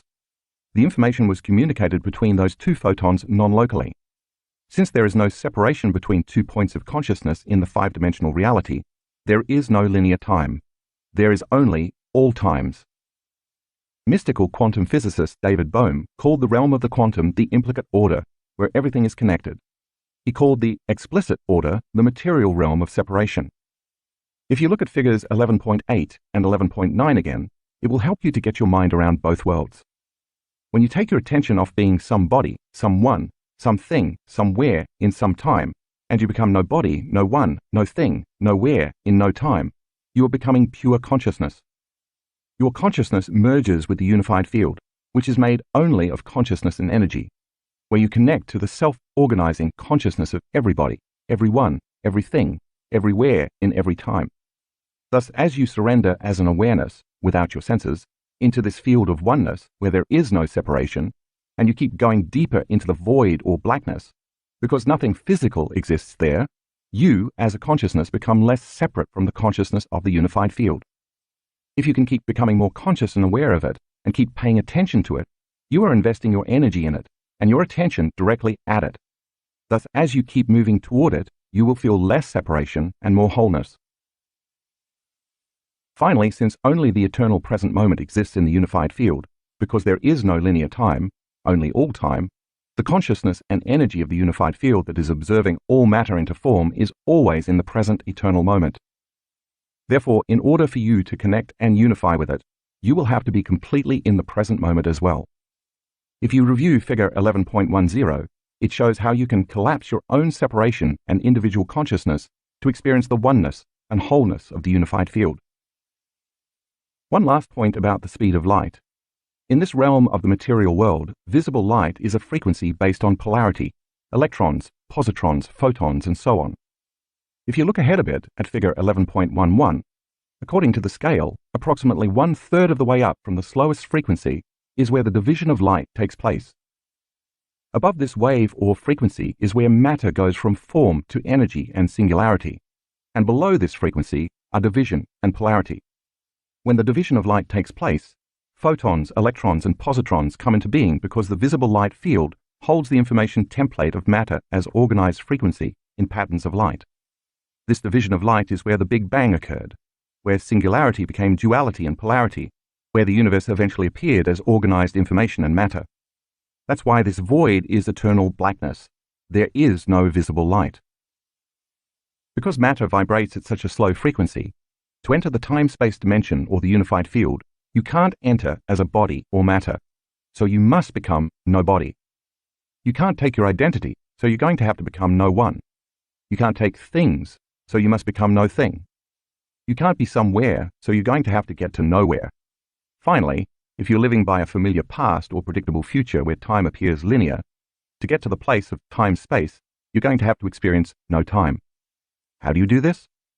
You keep placing your attention on the unified field, not with your senses, but with your awareness. As you change your consciousness, you raise your energy. The more you become aware of this invisible field, the more you're moving further away from the separation of matter and closer to oneness. Now you're in the quantum, or the unified field. This is the realm of information that connects every body, everyone, everything, everywhere, and every time. The unified field, becoming every body, everyone, everything, everywhere, in every time. Matter is very dense, and because of its density, it vibrates at the slowest frequency in the universe. In figure 11.11, you see that as you raise matter's frequency by speeding it up faster and faster, matter as we know it dematerializes into energy. At some point just beyond the visible light spectrum, above the realm of duality and polarity, any information about matter converts to more unified energy. As you can see, the higher the frequency, the more orderly and coherent that energy becomes. At this level of frequency and energy, duality and polarity unify to become one. We call this love or wholeness because there is no longer any division or separation.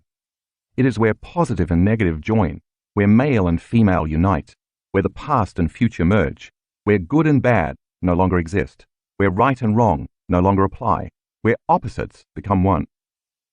As you continue up this scale away from matter and separation, you continue to experience greater and greater degrees of wholeness, order, and love. The orderliness of this more coherent energy is carrying information, and that information is more and more love. If you continued speeding matter up even faster, eventually it would be vibrating so fast as a frequency that it would exist as a straight line. Infinite frequencies exist in that line, which means infinite possibilities exist there as well. This is the zero-point field, or the point of singularity of the quantum, an omnipresent, ubiquitous field of information that exists as energy and frequency that is observing all of reality into order from a single point. We could call this the mind of God, unity consciousness, source energy, or whatever nomenclature you want to use to define the self-organizing principle of the universe. This is the place where all potentials or possibility exists as a thought, the ultimate source of a loving intelligence and an intelligent love that is observing all of this physical reality into form. Therefore, the greater the frequency we experience, the greater the energy. The greater the energy, the greater the information we have access to. The greater the information, the greater the consciousness. The greater the consciousness, the greater the awareness. The greater the awareness, the greater the mind. The greater the mind, the greater ability we have to affect matter. In the hierarchy of universal laws, quantum laws trump Newtonian or classical laws. This is why Einstein said, the field is the sole governing agency of the particle. For the quantum field governs, organizes, and unifies all the laws of nature and is always directing energy into order by patterning light into form. On our own planet, we need only look at nature to see how Fibonacci's sequence, otherwise known as the golden ratio, a recurring mathematical formula found throughout nature that brings about order and coherence, brings order to matter. It's the zero-point field made of possibilities or thought, because thoughts are possibilities, that is slowing its frequency down, creating order and form. The unified field is a self-organizing intelligence that is always observing the material world into order and form. The more you can surrender to it, move closer to it, and become one with it, the less separation and lack you feel, and thus the more wholeness and oneness you experience. When you as an awareness unfold into this infinite realm of possibilities, you begin to feel connected to the consciousness of everyone, every body, everywhere, everything, in every time, including your future dreams. Since consciousness is awareness, and awareness is paying attention, the first step to experiencing the unified field is to become aware of it, because if you're not aware of it, it doesn't exist. Thus, the more you pay attention to this field, the more you will become aware of it. There is a caveat, however. As we've seen, the only way you can enter the realm of pure consciousness is to become pure consciousness. In other words, the only way to enter this kingdom of thought is as a thought. This means you have to get beyond your senses by taking your awareness off matter and particles, and instead place it on energy or the wave. If you can unfold as an awareness into this unseen, immaterial realm of infinite blackness and become aware that you are an awareness in the presence of a greater awareness, your consciousness will merge with a greater consciousness. If you can do this, if you can get out of the way and linger as a consciousness or awareness in this field, if you can keep surrendering to this intelligent love, the same innate intelligence that's creating the universe and giving you life, it's going to consume you. This loving intelligence is both personal and universal, within you and all around you. And when it consumes you, it's going to create and restore order and balance in your biology, because its very nature is to organize matter in a more coherent way. Now you are moving through the eye of the needle, and on the other side of the eye, there is no longer the separation of two points of consciousness. There is one consciousness, or oneness. This is where all possibilities exist.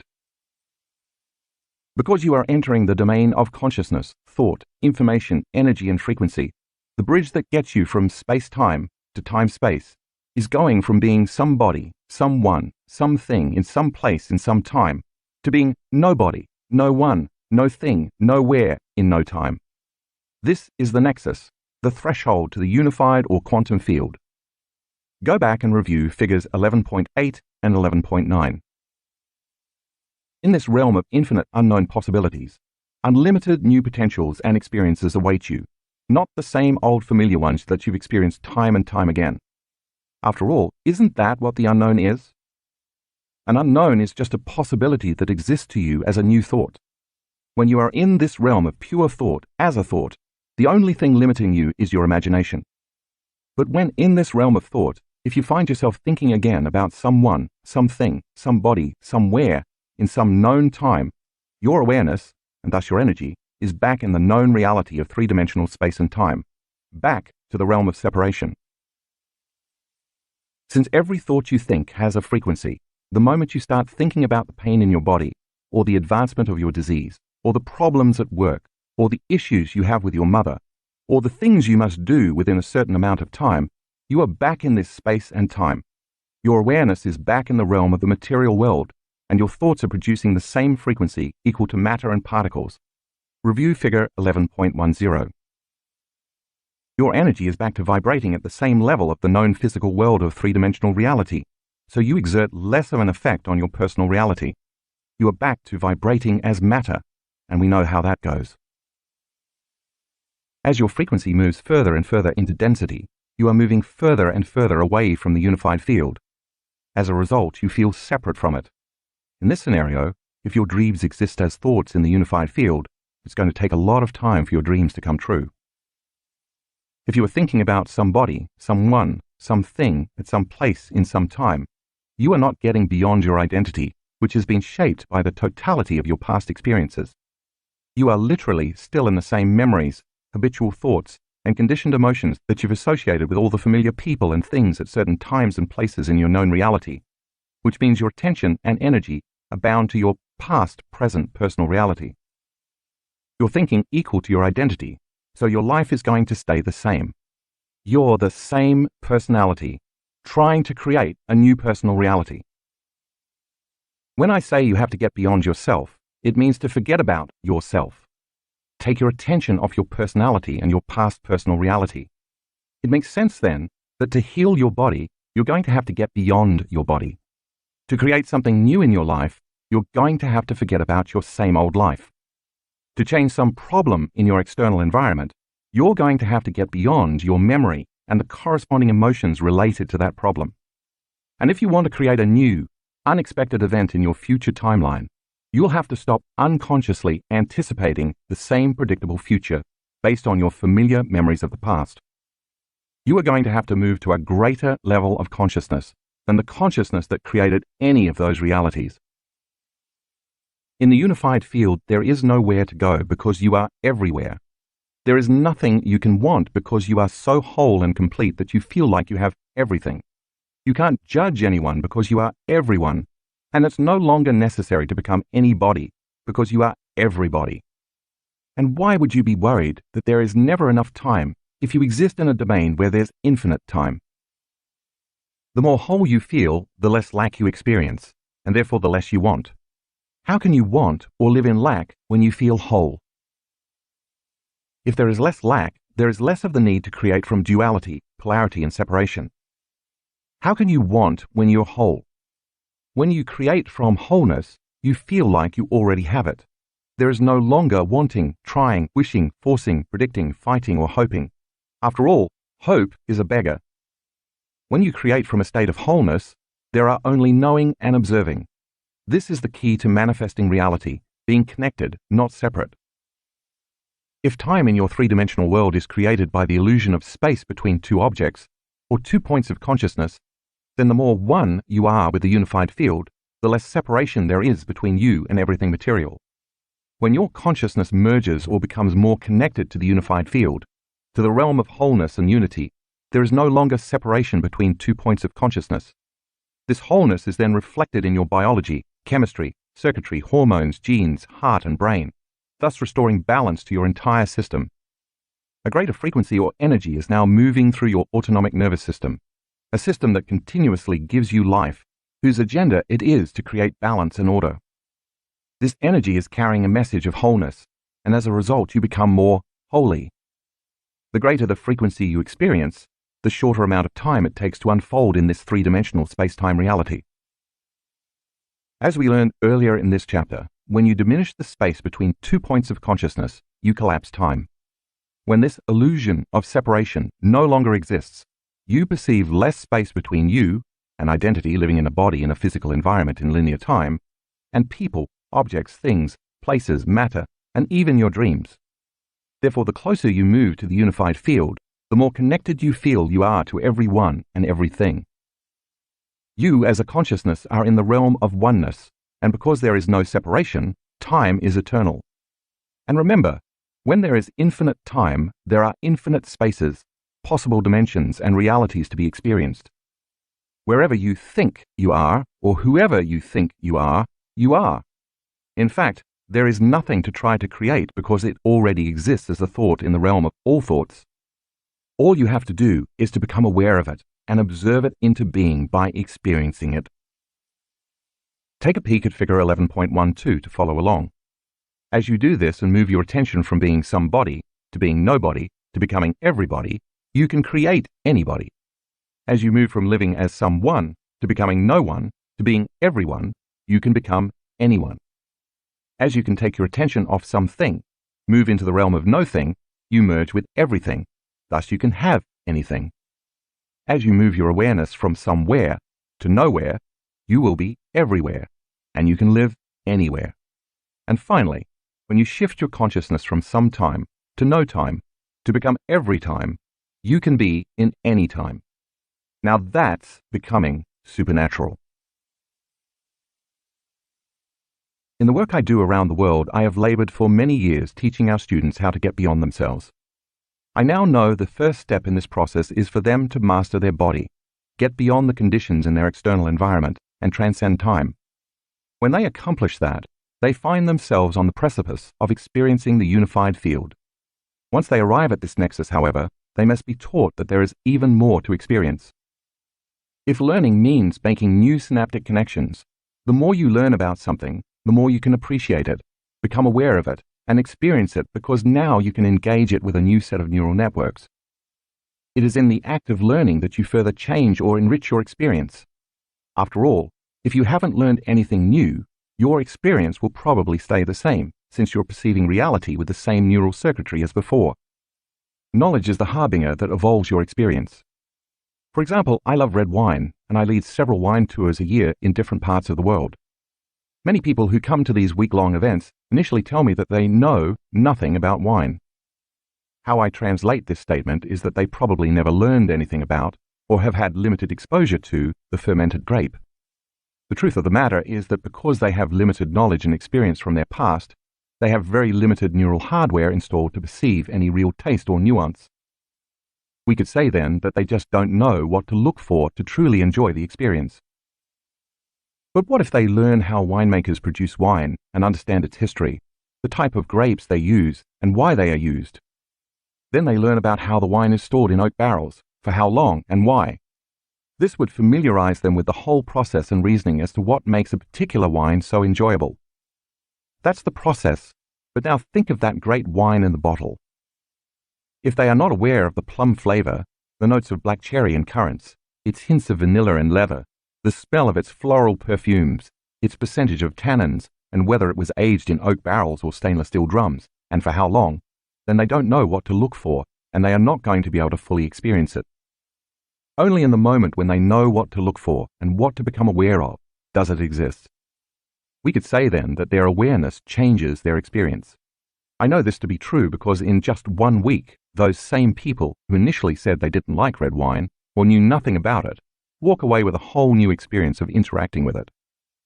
After many full days of learning and discovering what to look for, repeatedly staying present and focusing all their awareness on specific flavors and aromas, day after day experiencing all types of wines and deciding what they like and don't like, continuously paying attention and therefore firing, wiring, and assembling new neural connections, those folks get very specific about what type of wine they like. In 1 week, they gain a whole new level of appreciation, awareness, and understanding. Again, the experience changed them. The same is true when it comes to the unified field. If you are not aware of it, then it doesn't exist for you. Yet the more you know about it, and the more aware you are of what to look for, the more you can pay attention to it with your awareness and experience it more deeply. And it should change you.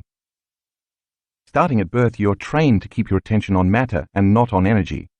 You are conditioned into believing you need your senses to experience reality. In other words, if you don't see, hear, feel, smell, touch, or taste something, it doesn't exist.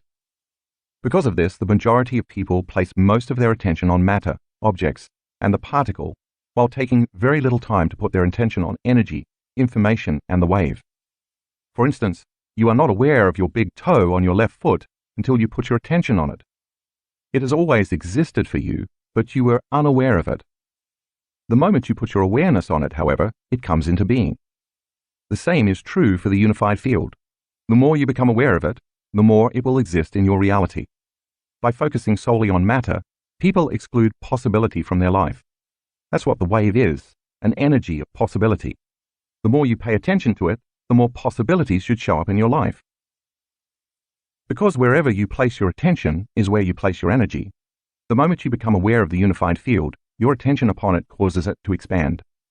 For example, when you place your attention and awareness on your pain, it expands, because you experience more of it. If you keep attending to your pain and experiencing more and more of it, it becomes a part of your life. The same thing also happens with the unified field. When you place your attention on it and become more aware of it, it expands. And just as I said about pain, when you experience more of it, it exists as part of your life. Simply by placing your attention on the unified field, as you become aware of it, notice it, experience it, feel it, interact with it, and stay present with it moment after moment, it shows up and unfolds in your reality on a daily basis. How does it show up and unfold? As unknowns, serendipities, synchronicities, opportunities, coincidences, luck, being in the right place at the right time, and moments filled with awe. In my best description from experience, this unified field is a divine, loving intelligence and an intelligent love that is within and around you. So each time you focus your attention on it, you are becoming aware of the presence of the divine within and all around you. As you place your attention on it, the divine should appear more in your life. Since consciousness is awareness, and awareness is paying attention, when you are aware of it and pay attention to it, you begin to merge with it. Your experience of it will literally cause you to become it. And as you unfold deeper and deeper into this unified field, there's more and more for you to explore and experience. If you look at figure 11.11 again, as you move closer and closer to that straight line that represents source energy or oneness, it makes sense that the only way you can move closer to it is by keeping your attention on it and becoming more conscious of it. If you do this correctly, as you journey away from duality or separation and toward unity and oneness, since feelings are the end product of experience, you should feel more and more levels of love, unity, and wholeness. Once you feel and experience more of this intelligent love, three things happen in your life. The first thing that happens is that as you place your attention and awareness on the unified field, as you move closer to source and deeper into it, you experience more of it. That journey carves a neurological path from your thinking brain straight to your autonomic nervous system. Now, each time you venture deeper into it, as you slow your brainwaves down, you're building a neurological highway with more lanes, and that neuro pathway becomes thicker because you are using it more. Over time, this enables you to more easily merge with the field. The second thing that happens is that because experience enriches the brain, each time you interact with this unified field and experience it, your brain changes. This is what experience does. It enriches and refines brain circuitry. Now you are installing the hardware in your brain to be more aware of this field the next time you merge with it. Likewise, since experience produces an emotion, as you feel the unified field, you begin to embody it. Thus you embody more of the divine. According to the quantum model of reality, since all disease is a lowering and incoherency of frequency, the moment the body experiences this new coherent elevated frequency, the energy from that event raises the body's vibration into coherence and order. Numerous times in our advanced workshops around the world, when our students' bodies have been upgraded by a new frequency and new information, we have witnessed instantaneous changes in their health. Since the autonomic nervous system's agenda is to create balance and health, the instant we get out of its way, stop analyzing, cease thinking, and fully surrender, this intelligence steps in and creates order. But this time it's carrying a newer, more self-organizing message with a greater frequency from the unified field. That very same coherent energy raises the frequency of matter. It's like changing the frequency of a static-filled radio station to one that is carrying a clear frequency and signal. The body is receiving a more coherent signal. When this happens, you will feel intense love, a profound joy for existence, a heightened sense of freedom, indescribable bliss, an awe for life, elevated levels of gratitude, and a humbled sense of true empowerment. In that moment, the energy from the unified field, in the form of emotion, is reconditioning your body to a new consciousness and a new mind. In a heartbeat, the elevated emotions signal new genes in new ways, changing your body and moving it out of your biological past. The third thing that happens as you move closer toward the unified field is that you begin to hear or experience knowledge and information differently. That's because you've changed your brain circuits and are no longer the same person. You will meet truth on a whole new level, and things that you thought you knew will seem like a brand new encounter. Your inner experience has changed your perception of what is happening in your outer world. In other words, you've awakened. Once you have an experience, a feeling, or better understanding of the unified field, once it changes your brain circuitry, it allows you to experience and perceive reality in new ways. In fact, you will see a spectrum of life that your brain did not have the circuitry to perceive before. The next time your brain fires those networks, you already have the hardware to experience even more of the reality. You are now perceiving more of a reality that has always existed. You merely lacked the circuits to perceive it previously. If on a consistent basis, you can make this journey all the way to source, see figure 11.11 again, and connect with it, the moment you truly interact with it, you will begin to behave more like it. Its nature becomes your nature, and now more intelligent love is being expressed through you. What are its innate qualities? You will become more patient, forgiving, present, conscious, aware, willful, giving, selfless, loving, and mindful, to name but a few of them. You realize that which you have been seeking is seeking you. You become it, and it becomes you. The discipline then is to allow your consciousness to merge with a greater consciousness. Surrender deeper into intelligent love. Trust in the unknown. Continuously surrender some aspect of the limited self to join the greater self. Lose yourself in nothing to become everything. Relax into an infinite deep sea of coherent energy. Keep unfolding deeper and deeper into oneness. Continuously let go of control. Feel greater and greater degrees of wholeness. And finally, as a consciousness, moment by moment, become aware, pay attention to, experience, be present with, and feel more and more of this unified field all around you, without returning your awareness back to three-dimensional reality. If you do this properly, you won't be using any of your senses because you're beyond your senses. You'll simply be awareness. Space-time, time-space meditation. Begin by resting your awareness on your heart, and once you are locked in on the space your heart occupies in space, become aware of your breathing. Allow it to flow in and out of your heart, all the while deepening and relaxing your breath. Keeping your attention on your heart, call up an elevated emotion and sustain this feeling for a period of time while paying attention to your breathing. Radiate that energy beyond your body in space. Next, using any song that inspires you, like the one you used for the meditation in Chapter 5, do that meditation to pull the mind out of the body. Take all the energy stored in your body as survival emotions and liberate it into elevated emotions, using a level of intensity that is greater than the body as the mind. For the next 10 to 15 minutes, listen to 1 or 2 songs without lyrics that will induce trance. Now become pure consciousness, becoming no one, no body, no thing, nowhere, in no time, unfolding as an awareness into the unified field.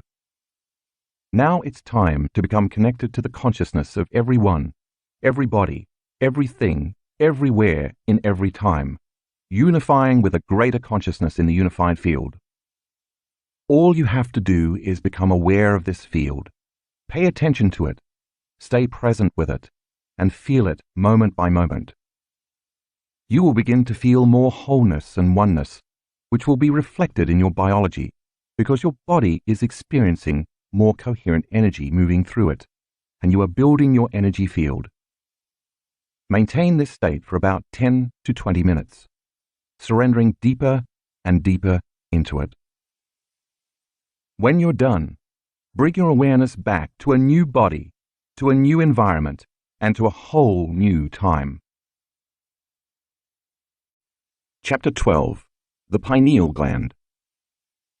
As you now know, when we as a consciousness move beyond the world of the senses in this three-dimensional reality, we can tap into frequencies that carry specific information beyond the vibration of matter and the speed of light.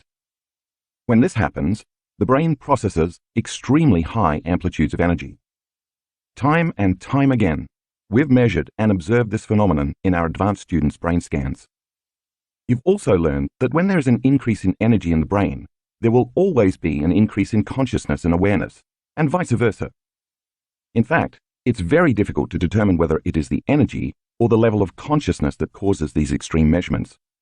But I don't think we can separate the two, because you cannot have a change in energy without a change in consciousness, or a change in frequency without a change in information.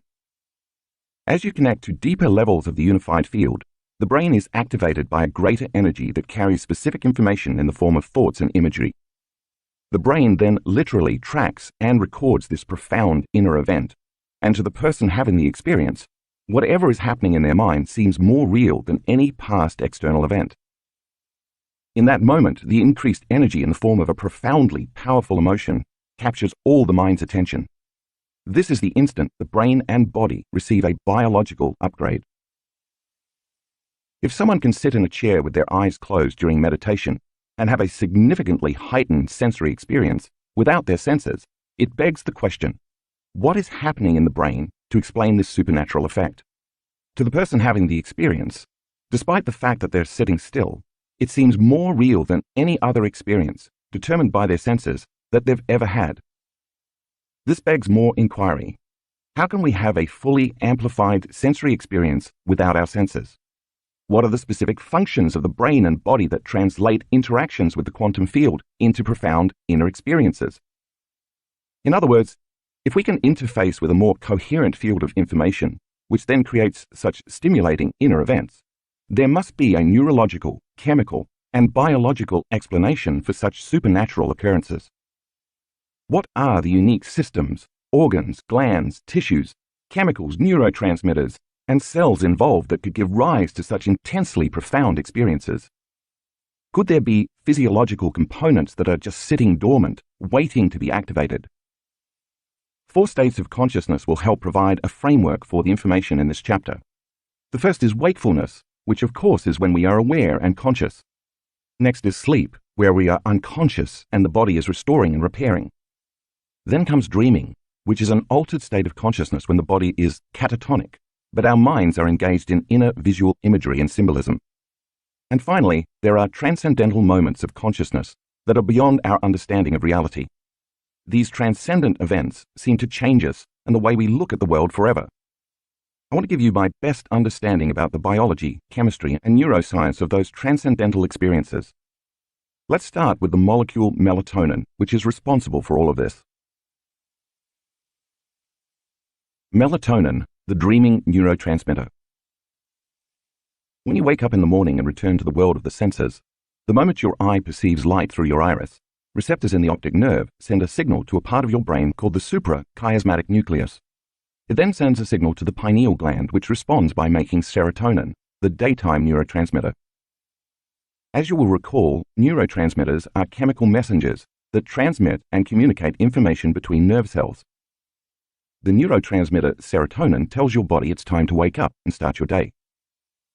As you integrate information between all your senses in order to create meaning between your inner and outer world, serotonin stimulates your brainwaves from delta to theta to alpha to beta, causing you once again to realize you're in a physical body in space and time.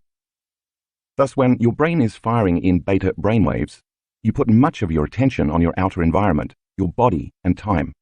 That's normal. As night falls and it gets dark, a similar but inverse process occurs. The inhibition of light sends a signal along the same route back to the pineal gland, but now the pineal gland transmutes serotonin into melatonin, the nighttime neurotransmitter. This production and release of melatonin slows down your brainwaves from beta to alpha, making you sleepy, tired, and less likely to want to think or analyze. As your brainwaves slow down to alpha, you become more interested in returning your attention to your inner world rather than your outer world. Eventually, as your body falls asleep and goes into a catatonic state, your brainwaves move from alpha to theta to delta, thus inducing periods of dreaming as well as deep, restorative sleep. By living within the rhythm of our external environment, within this diurnal pattern of wakefulness and sleep, based on where we live in the world, our brain becomes automatically entrained to the daily production of these chemicals at very specific times in the morning and evening. This is called the circadian rhythm. Most of us know that when we move out of this natural rhythm, we become out of sorts, such as when we travel to another part of the world where the sun rises and sets several hours ahead of our normal time zone. This is jet lag, and we need some time to recalibrate. When the body gets out of its natural circadian rhythm, it will usually take a few days to readjust to the new environment's rhythm of sunrise and sunset. This is all chemistry produced from our interaction with our external, three-dimensional world, from our eyes' reaction to the sun and the frequency of visible light. Melatonin induces rapid eye movement, REM sleep, a phase of the circadian rhythm that causes dreaming. As the thoughts and chatter in our head diminish, giving way to sleep and eventually the dreaming state, the brain begins to internally see and perceive in images, pictures, and symbols. But before we get into why melatonin is so important, let's take a closer look at the molecular structure of this dreaming neurotransmitter. The process of creating melatonin starts with the essential amino acid, L-tryptophan, the raw material responsible for making serotonin and melatonin. To be converted into melatonin, it must pass through a series of chemical changes known as methylation. Methylation is the process of taking a single carbon and 3 hydrogens, known as a methyl group, and applying it to countless critical functions throughout our body, such as thinking, repairing DNA, turning genes on and off, fighting infections, and so on. In this case, it's part of the production of melatonin. In figure 12.1, we see methylation in action. Because this methyl group is made up of very stable chemicals, the basic structure of the 5- and 6-sided rings stay the same during this series of chemical reactions. However, as different groups of molecules attach to those rings, they change the properties and characteristics of the molecule. Beginning with L-tryptophan, the pineal gland transmutes it into 5-hydroxytryptophan, 5-HTP, which then becomes serotonin. Serotonin is a more stable molecule than 5-HTP, can sustain itself in the brain, and has a more useful function, as we'll soon see. Through another chemical reaction, the pineal gland converts serotonin into N-acetyl-serotonin, and then an additional reaction turns it into melatonin. And all of this happens in the pineal gland. In a 24-hour cycle, the production of melatonin is highest between the hours of 1 a.m. and 4 a.m. This is important to remember. We now know there's an inverse relationship between our adrenal hormones and melatonin. As adrenal cortisol levels go up, melatonin levels go down. This is the reason why we can't sleep when we're under stress. In antiquity, this served as a biological safety mechanism. For instance, if you were chased by a predator a few times on the way to the watering hole, and then you spotted more large beasts in your territory, your body, in its innate intelligence, would want to prevent you from becoming prey yourself. In such cases, sleep and restoration become less important than surviving. More aptly put, staying alive by remaining awake through the night is more valuable than sleeping and risking death. When the body is trying to rest in this vigilant state, it never gets the restorative sleep it needs because the survival chemicals, like cortisol, have switched on the survival genes. If the perceived stressor is not a saber-toothed tiger, but instead your strained relationship with your ex-spouse, whom you must interact with daily, that chronic stress keeps the survival system activated. Now, this safety valve is no longer adaptive, but maladaptive. This type of chronic stress alters typical levels of melatonin, and even serotonin, knocking the body out of homeostasis. But if you lower the levels of cortisol, melatonin levels will increase. In other words, when you break the stress response by overcoming the emotional addiction to those chemicals, your body can go back to long-term building projects instead of constantly dealing with the perceived emergency. Take a look at figure 12.2 to review the relationship between melatonin and cortisol. Melatonin has many other interesting applications. For example, it's been proven to improve carbohydrate metabolism. This is important because when certain people respond to stress, the body takes carbohydrates and stores them as fat, and fat is nothing more than stored energy. This is a result of primitive genes signaling the body to store energy in case there's a famine. Melatonin has also been known to help with depression. It's even been proven to increase levels of DHEA, the anti-aging hormone. For more facts about the importance of melatonin, the dreaming neurotransmitter, see figure 12.3. Now, let's deepen your understanding of all the information you've been studying in this book up until this point. Activating the pineal gland. For years, I spent enormous amounts of time studying the pineal gland and seeking researchers who did extensive measurements of its metabolites and tissue. My interest was in tying together my findings with some ancient mysteries. One abstract in particular piqued my interest. The pineal gland is a neuroendocrine transducer secreting melatonin responsible for physiological circadian rhythm control. A new form of biomineralization has been studied in the human pineal gland and consists of small crystals that are less than 20 microns in length. These crystals are responsible for electromechanical biological transduction mechanism in the pineal gland due to the structure and piezoelectric properties. That's a lot of words to digest, but let's break it down into two meaningful points. The key words here, in reverse order, are piezoelectric properties and transducer. The piezoelectric effect occurs when you apply pressure to certain materials, and the mechanical stress is changed into an electrical charge. To put it in simple terms, the pineal gland contains calcite crystals made of calcium, carbon, and oxygen, and because of their structure, they express this effect. Like an antenna, the pineal gland has the capacity to become electrically activated and generate electromagnetic fields that can tune into information. That's point number one. In addition, in the same way an antenna pulsates a rhythm or frequency to match the frequency of an incoming signal, the pineal gland receives information carried on invisible electromagnetic fields. Since all frequency carries information, once the antenna connects to the exact signal of the electromagnetic field, there must be a way to convert and descramble that signal into a meaningful message. That's exactly what a transducer does. And that's the second point.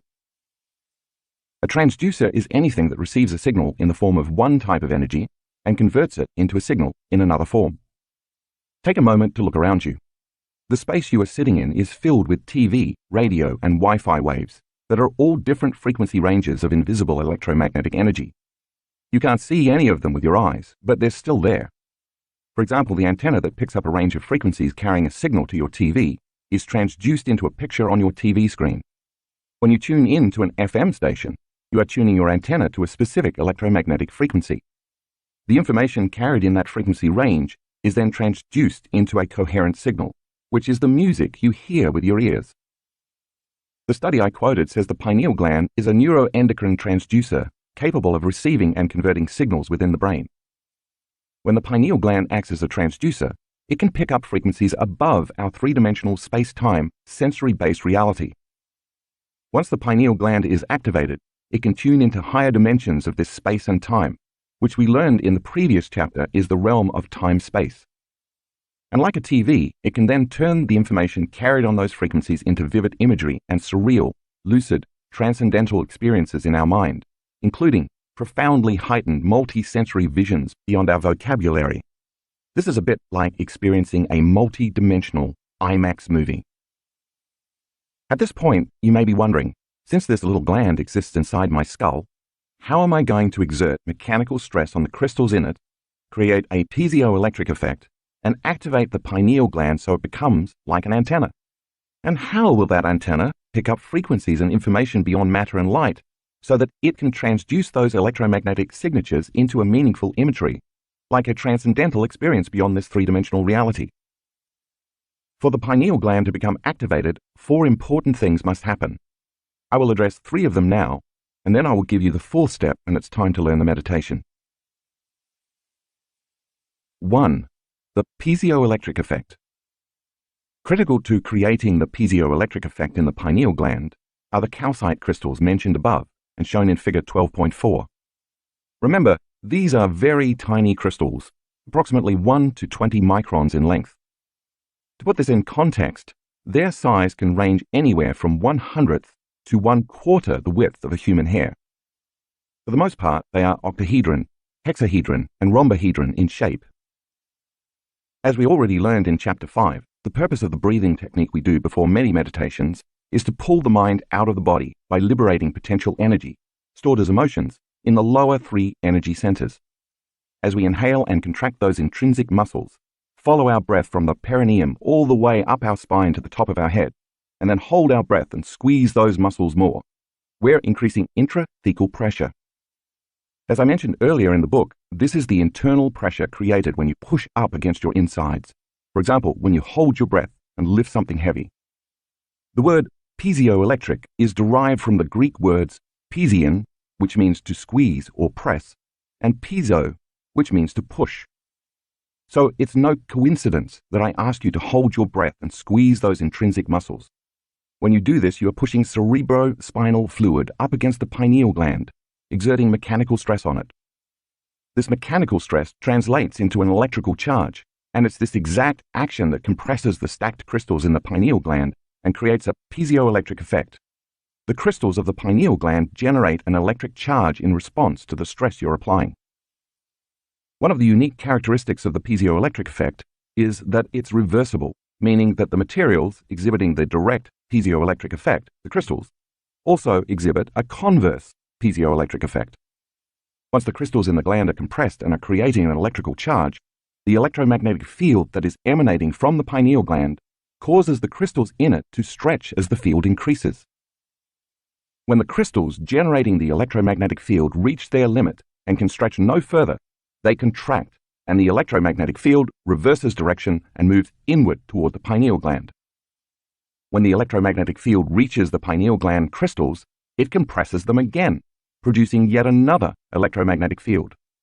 This cycle of expanding and reversing the field perpetuates a pulsating electromagnetic field. It's no wonder then that I ask you to hold your breath, squeeze and contract those muscles. And it's no surprise that I insist you repeat this process over and over. As you keep doing the breath and holding and squeezing again and again, with every cycle of breathing, you are activating the piezoelectric properties of the pineal gland. The more you do this, the more you speed up the cycles per second of the expansion and contraction of this electromagnetic field, making the pulses get faster and faster. Now the pineal gland becomes a pulsating antenna, capable of picking up subtler and subtler, faster electromagnetic frequencies. Take a close look at figure 12.5. We talked about the movement of cerebrospinal fluid during the breath in Chapter 5, but let's build on the teaching. As the fluid enters the brain, it moves up through the central canal, through the space between the spinal column and the spinal cord. From this juncture, it flows in 2 directions. First, the fluid moves into the 4th ventricle, followed by the 3rd ventricle. As the fluid travels from the 4th to the 3rd ventricle, it passes through a narrow path or channel, and nestled right at the back of the 3rd ventricle rests what looks like a tiny pine cone. That's what pineal means. This is the pineal gland, and it's about the size of a large grain of rice. Second, the cerebrospinal fluid also flows around the back of the cerebellum to the other side of the pineal gland, surrounding the entire gland with pressurized fluid. By increasing the intrathecal pressure, you funnel a greater volume of fluid into the chamber of the 3rd ventricle, as well as from the space around the cerebellum. So when you hold your breath and squeeze, this extra volume of fluid exerts pressure from both directions up against the crystals, causing them to compress and create the piezoelectric effect. This is the first event that must take place to activate the pineal gland. 2. The pineal gland releases its metabolites. Cerebrospinal fluid moves through a closed system called the ventricular system. Review figure 12.5. The ventricular system facilitates the movement of this fluid from the base of the spine, up through the spinal column, through the 4 chambers of the brain, called aqueducts or ventricles, and back down to the sacrum, the base of the spine. When you inhale and follow your breath to the top of your head, and then hold your breath and squeeze up and in, you are accelerating the cerebrospinal fluid. On the surface of the pineal gland are tiny hairs called cilia, Latin for eyelashes, see figure 12.6.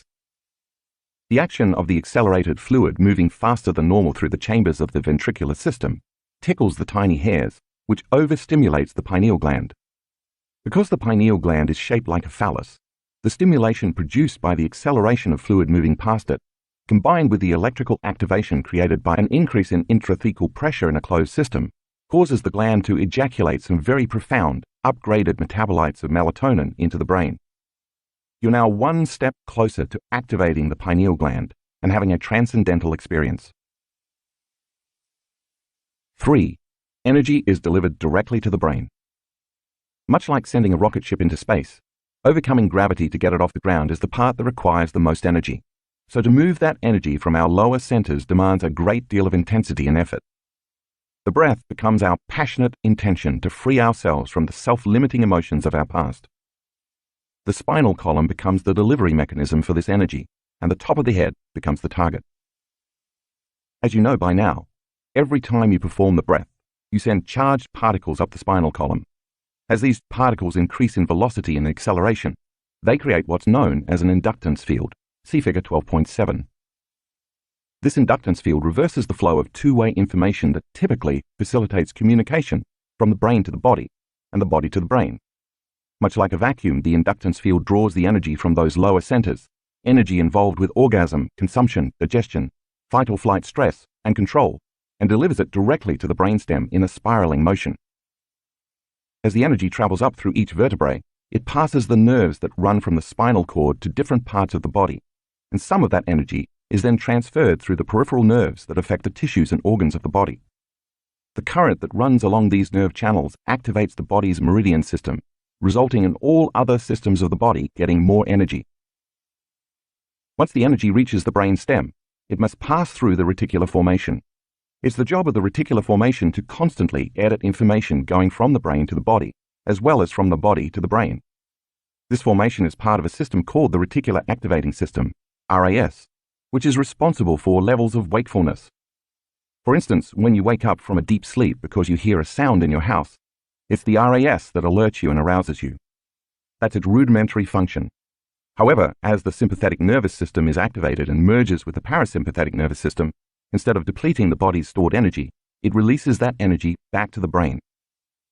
Once this energy reaches the brain stem, the thalamic gate opens like a door and energy moves through the reticular formation to the thalamus, where it relays information to the neocortex. Now the reticular formation is open and you experience greater levels of awareness. In a sense, you become more conscious and awakened. Think of the thalamus as a big train station with tracks leading to higher centers of the brain. That's how the brain goes into gamma brainwave patterns. As a side note, there are two individual thalami in the midbrain, one on each side, which feed each hemisphere in the neocortex. The pineal gland sits right between them, facing the back of the brain. See figure 12.8.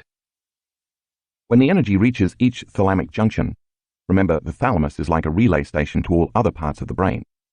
These thalami send a message directly to the pineal gland to secrete its metabolites into the brain. The effect is that the thinking neocortex becomes aroused and goes into higher brainwave patterns like gamma. The nature of those chemical derivatives of melatonin relaxes the body and at the same time awakens the mind. If you remember, when you're in beta brainwaves, your sympathetic nervous system is aroused for an emergency in your outer world and utilizes energy to survive. The difference with gamma brainwaves is that instead of losing vital energy, you're liberating and creating more energy in your body. You're not in any emergency or survival state when this occurs. You're in bliss, and your sympathetic nervous system is switching on to arouse you to pay more attention to whatever is happening within your mind.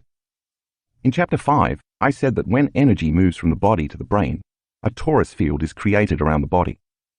As you run a current up your spinal column by accelerating the movement of cerebrospinal fluid, your body becomes like a magnet and you create an electromagnetic field around it. A torus field represents a dynamic flow of energy. At the same time the torus field is moving up, out, and around your body, when the pineal gland becomes activated, A reverse torus field of electromagnetic energy is drawing energy into your body through the top of your head. Since all frequency carries information, now your pineal gland is receiving information from beyond the visible light field and from beyond your senses. See figure 12.9. When these three happenings occur in tandem, it's going to feel like you're having an orgasm in your head. You've now created an antenna in your brain, and this antenna is picking up information from realms beyond matter and beyond space and time. Information is no longer coming from your senses or your eyes' interaction with your environment.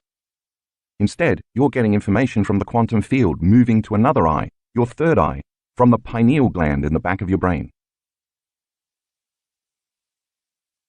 When melatonin gets an upgrade, magic happens. When your pineal gland, or the third eye, is awakened, because it is picking up higher frequencies, these higher energies alter the chemistry of melatonin. The higher the frequency, the greater the alteration. It's this translation of information into chemistry that primes you for those transcendental, mystical moments. Now you're opening the door to higher dimensions of space and time. This is why I like to call the pineal gland an alchemist, because it transmutes melatonin into some very profound, radical neurotransmitters. Take a look at figure 12.10. As higher frequencies and higher states of consciousness interact with the pineal gland, one of the first things to happen is that these frequencies transmute melatonin into chemicals called benzodiazepines. Benzodiazepines are a class of drugs from which Valium is created that anesthetize the analytical mind, so all of a sudden the thinking brain relaxes and stops analyzing. According to functional brain scans, benzodiazepines suppress neural activity in the amygdala, the brain's survival center. This limits chemicals that cause you to feel fear, anger, agitation, aggression, sadness, or pain. Now your body feels calm and relaxed, but your mind is awakened. Another chemical created from melatonin produces a class of very powerful antioxidants called pinolines.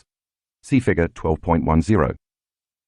Pinolines are important because they attack free radicals, which harm your cells and cause aging. These antioxidants are anti-cancer, anti-aging, anti-heart disease, anti-stroke, anti-neurodegenerative, anti-inflammatory, and antimicrobial.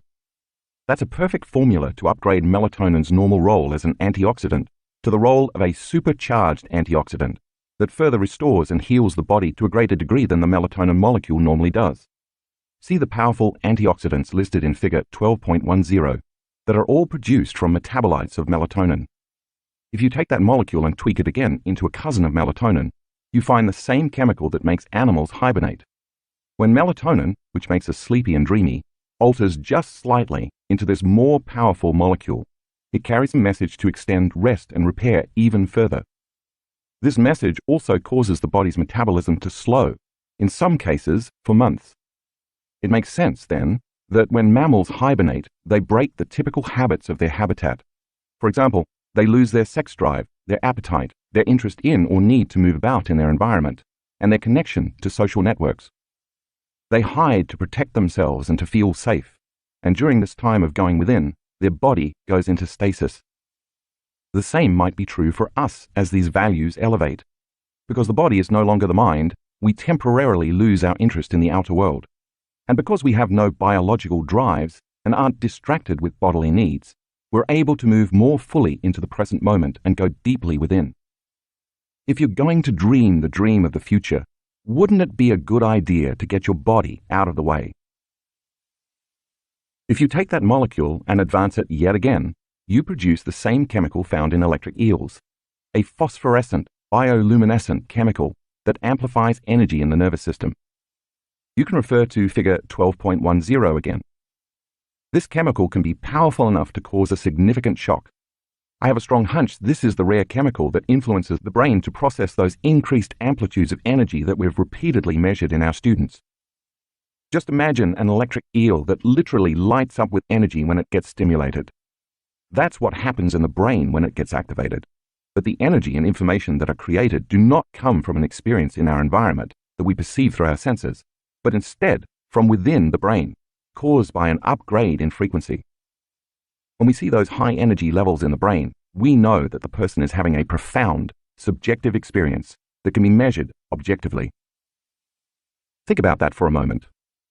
Via sensory input from our environment through our eyes, the pineal gland makes serotonin and melatonin. This visible light coming from the sun causes us to move into harmony with our environment, which we call the circadian rhythm.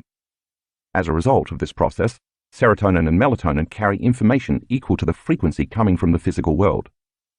Because we perceive visible light through our senses, those molecules are inherent to humans.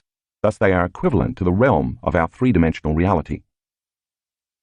Remember, as Einstein said, that the ceiling of this material world is the speed of light.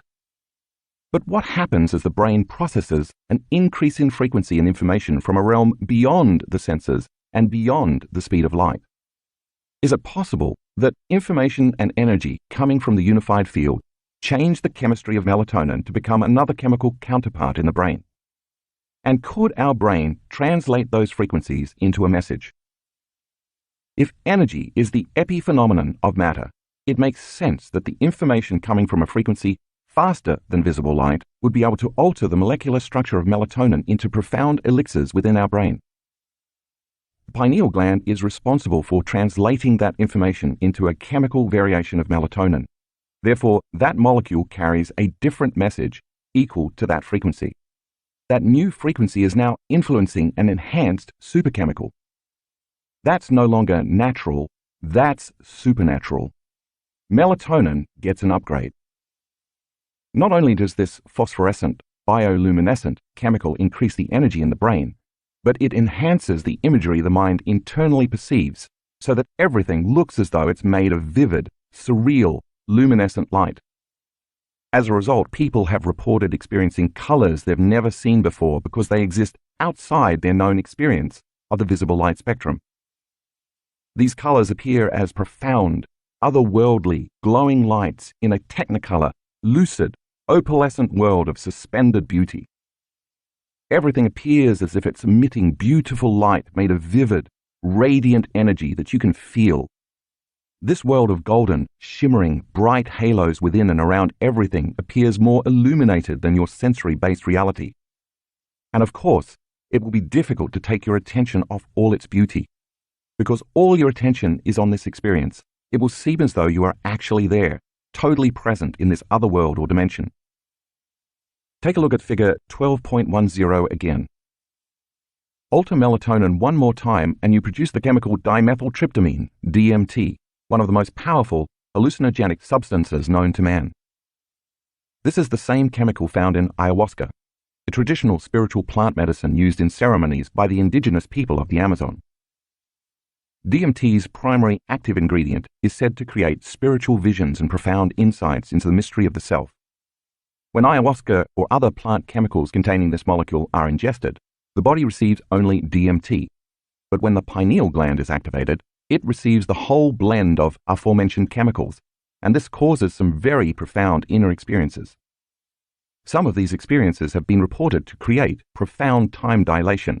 Time appears infinite, time travel, journeys to paranormal realms, visions of complex geometric patterns, encounters with spiritual beings, and other mystical, interdimensional realities. Many of our students during the pineal gland meditation report amazing encounters beyond their known physical world. When these chemicals are released in the brain, the mind has experiences that appear more real than anything that person has ever encountered in their sensory-based reality. This new dimension is difficult to articulate with language. The novel experience that results will occur as a complete unknown, and if you surrender to it, it's always worth it. Tuning in to higher dimensions, the pineal gland as a transducer.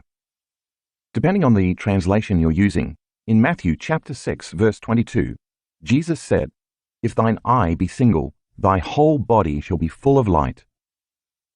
I believe he was talking about activating the pineal gland, because this allows us to experience a broader spectrum of reality. Many of our students can attest to the fact that when their pineal gland becomes activated, when they fully connect with the unified field, their whole body becomes filled with energy and light. Beginning from the cosmic field, energy from beyond their senses enters through the top of their head and travels down throughout their whole body.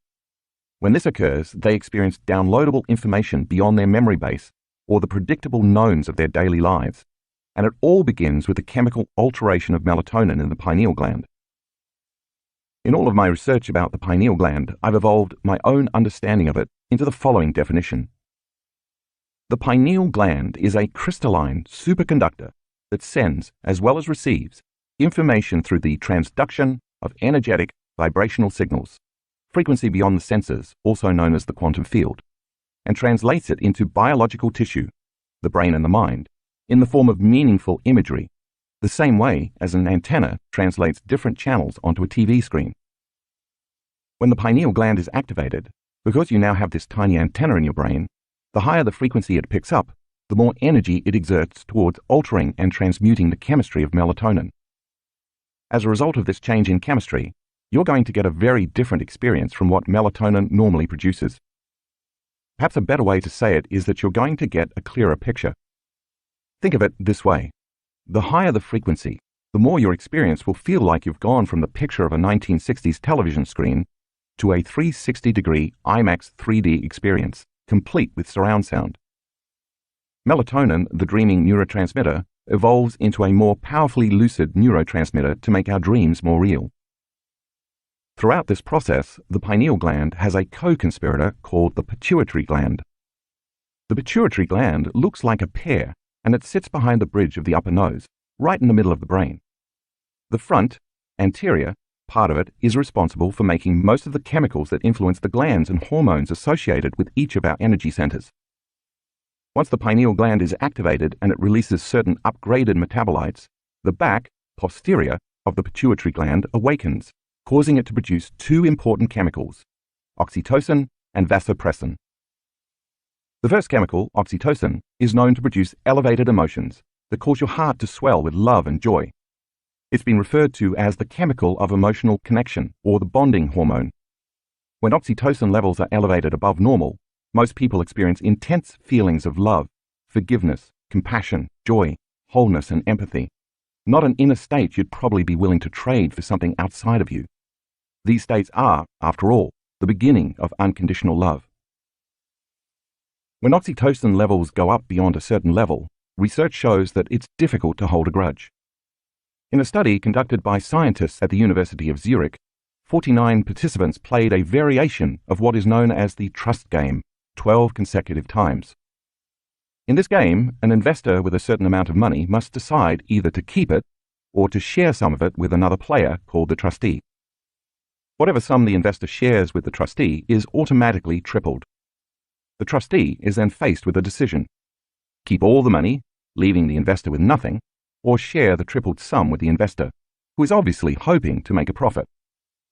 Basically, the either-or decision comes down to betrayal. While a selfish act is a win for the trustee, it leaves the investor at a loss. But what if oxytocin is introduced into the equation? In the study, the researchers gave some players a squirt of oxytocin in their nose before the game, giving the others a squirt of placebo. The researchers then took fMRI, functional magnetic resonance imaging, scans of the investors' brains as they made their decisions regarding the amount to invest and whether or not to trust. After the first 6 rounds, the investors were given feedback on their investments and were notified that their trust had been betrayed about half of the time. The participants who received the placebo before playing the game felt angry and betrayed, so they invested much less in the closing 6 rounds. The participants who received a squirt of oxytocin, however, invested the same amount as they had in the first rounds, despite having been betrayed. The fMRI scans showed the key areas of the brain affected were the amygdala, associated with fear, anxiety, stress, and aggression, and the dorsal striatum, which guides future behaviors based on positive feedback. Participants who received the oxytocin had much lower activity in the amygdala, equating to less anger and fear of being betrayed again, as well as less fear of financial loss. They also had much lower activity in the dorsal striatum, meaning they no longer needed to rely on positive results to make future decisions. As this study demonstrates, the moment the posterior pituitary releases its chemicals and oxytocin levels go up, this shuts down the survival centers in the brain's amygdala, meaning it cools off the circuits for fear, sadness, pain, anxiety, aggression, and anger. Then the only thing we feel is a love for life. We've measured the levels of oxytocin in our students before and after our workshops. At the conclusion of the event, some of them had elevated their levels significantly. When we interviewed those students, Many of them kept saying, "I'm just so in love with my life and everyone in it. I never want this feeling to go away. I want to remember this feeling forever. This is who I really am." The other chemical the pituitary gland makes as the pineal gland is activated is called vasopressin, or antidiuretic hormone. As vasopressin levels go up, the body naturally retains fluids, causing the body to become more water-based. This is important because if you're going to process a greater frequency, you need water to act as a conduit to better handle the higher frequency in the body, and to then translate that frequency into your cells. The moment vasopressin goes up, it creates a more stable thyroid gland, which affects the thymus and the heart, which affects the adrenals, which affects the pancreas, which produces a chain cascade of positive effects all the way down to the sexual organs. When we tune in to these higher frequencies, we have access to a different kind of light, a frequency faster than visible light, and all of a sudden we are activating a greater intelligence within us. Now, because the pineal gland is activated, we can pick up higher frequencies, which in turn produces a change in chemistry. The higher the frequency we pick up, the more it alters our chemistry, which means the more visual, hallucinogenic, and higher energy experiences we have. The crystals in our pineal gland, acting like a cosmic antenna, are the doorway to these higher vibrational realms of light and information. This is how we have internal experiences that are more real than our external ones. These pineal metabolite chemicals your body produces fit into the same receptor sites as serotonin and melatonin, but they carry a very different chemical message from a realm beyond sensory-based material reality. As a result, the brain is now primed for a mystical experience, opening the door to other dimensions and moving the individual from space-time reality to a time-space reality. Since all frequency carries a message, and that message is a change in chemistry, once the pineal gland gets activated and you start experiencing and processing these higher frequencies, energies, and elevated levels of consciousness, they often present themselves as complex, changing, geometric patterns, usually perceived in the mind's eye. This is good. This is information. When you have these mystical experiences, because your nervous system is so coherent, it's able to tune in to these super coherent messages. In the darkness of the void, the pineal gland becomes the vortex for these very organized patterns and packets of information, and as you place your attention on them, just like a kaleidoscope, they constantly change and evolve. The same way a TV picks up frequencies and turns them into pictures on the screen, the pineal gland chemically transduces higher frequencies into vivid, surreal images. In graphic 13 in the color insert, you can see some of these geometric patterns which are called divine or sacred geometry. Such patterns have been around for thousands of years. In chapter 8, I mentioned that these patterns appear to look like ancient mandalas. They're energy and information in the form of frequency, and if you can surrender to them, your brain, via the pineal gland, will transduce those forms, messages, and information into very vivid pictures, imagery, or lucid experiences. The best thing to do when you see or experience these patterns is to surrender to them and not try to make anything happen. These patterns and forms usually do not appear as two-dimensional or static. Instead, they are alive, have depth, and comprise mathematical and very coherent fractal patterns, never-ending and infinitely complex. Another way to see this is through the concept of cymatics. Derived from the Greek word for wave, cymatics are a phenomenon based on vibration or frequency. Here's a way to picture them. Imagine if you took the cover off an old speaker box and laid it flat. If you filled that speaker with fluid, shined a light on it, and began playing classical music up through it, the frequency and vibration of the music would eventually create coherent standing waves. These waves would interfere with each other and eventually create geometric patterns within patterns within patterns. As with a kaleidoscope, you would see these evolving geometric arrangements become more highly organized. The difference between the images in the kaleidoscope and cymatics is that the images in the kaleidoscope appear two-dimensional. Geometric patterns such as cymatics, however, appear to be alive and are three-dimensional or even multi-dimensional. In addition to water, the vibrational effects of cymatics are translatable to sand and air.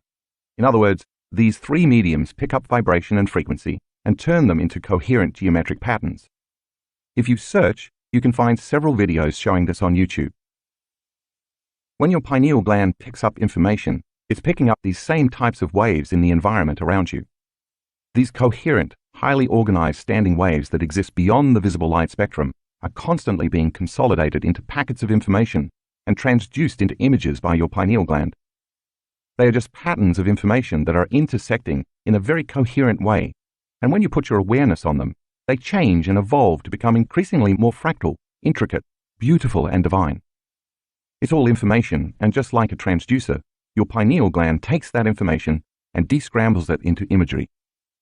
This is one of the reasons I decided to use the kaleidoscope as a tool in our advanced events, to train students' brains to be disarmed when they experience this mode of complex imagery, as well as to more easily recognize and open up to receiving this type of information. Additionally, as the kaleidoscope causes the brain to move into alpha or theta brainwaves, and you become more suggestible, you can see how gazing into it in a state of trance primes your subconscious mind for a mystical experience. Once your pineal gland picks up the imagery, fasten your seatbelts because things are going to get exciting. You might come out of your body and travel down a tunnel of light, or your entire body might become filled with light. You might even feel like you've become the entire universe, and when looking down at your body, even find yourself wondering how you're going to get back into it. When you start having these very profound, unknown experiences, you have one of two choices. You can contract in fear because it's the unknown, or you can surrender and trust because it's the unknown. The more you surrender and trust, the deeper and more profound your experiences become. And because the experience is so profound, you're not going to want to rouse yourself back to wakefulness, thereby changing your brainwaves back to beta. Instead, this is the time to surrender, relax, and go even deeper into this transcendental state of consciousness. In this moment, you are not sleeping, you are not awake, you are not dreaming. You are transcendent of this reality. If your brain chemistry is right, your body will be totally and completely sedated. This is what we are training for, to experience greater levels of wholeness, oneness, love, and higher consciousness. But there's more. Alteration in chemistry creates a new reality. Imagine if in this moment all your senses were increased by 25%. If that were the case, everything you were seeing, hearing, tasting, smelling, and feeling would cause you to become more aware of everything around you. If awareness and consciousness are the same, then as your consciousness is heightened, the energy your brain is receiving would also be increased. Because you can't have a change in consciousness without a change in energy, or vice versa.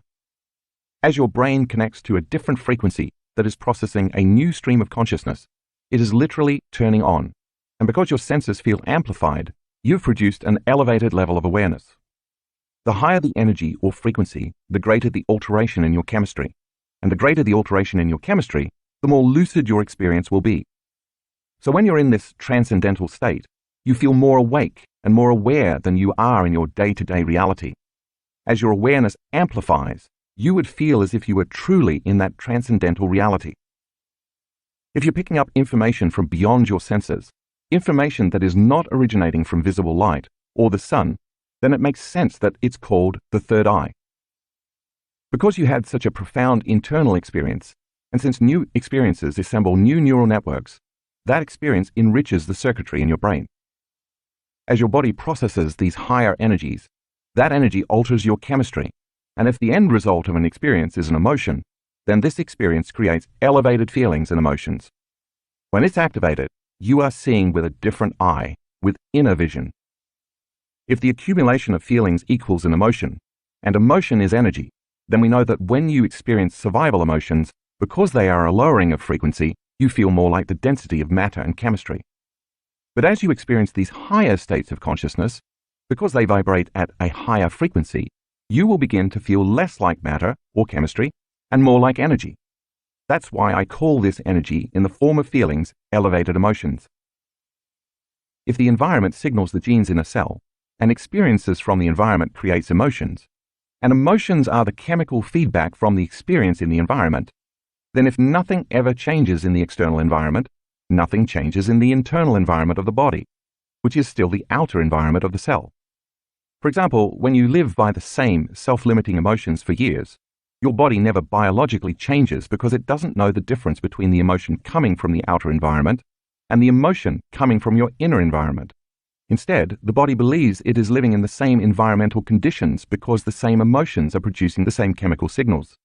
Just as the body lives in an external environment in which nothing is changing, the cell too lives in a chemical environment in which nothing is changing.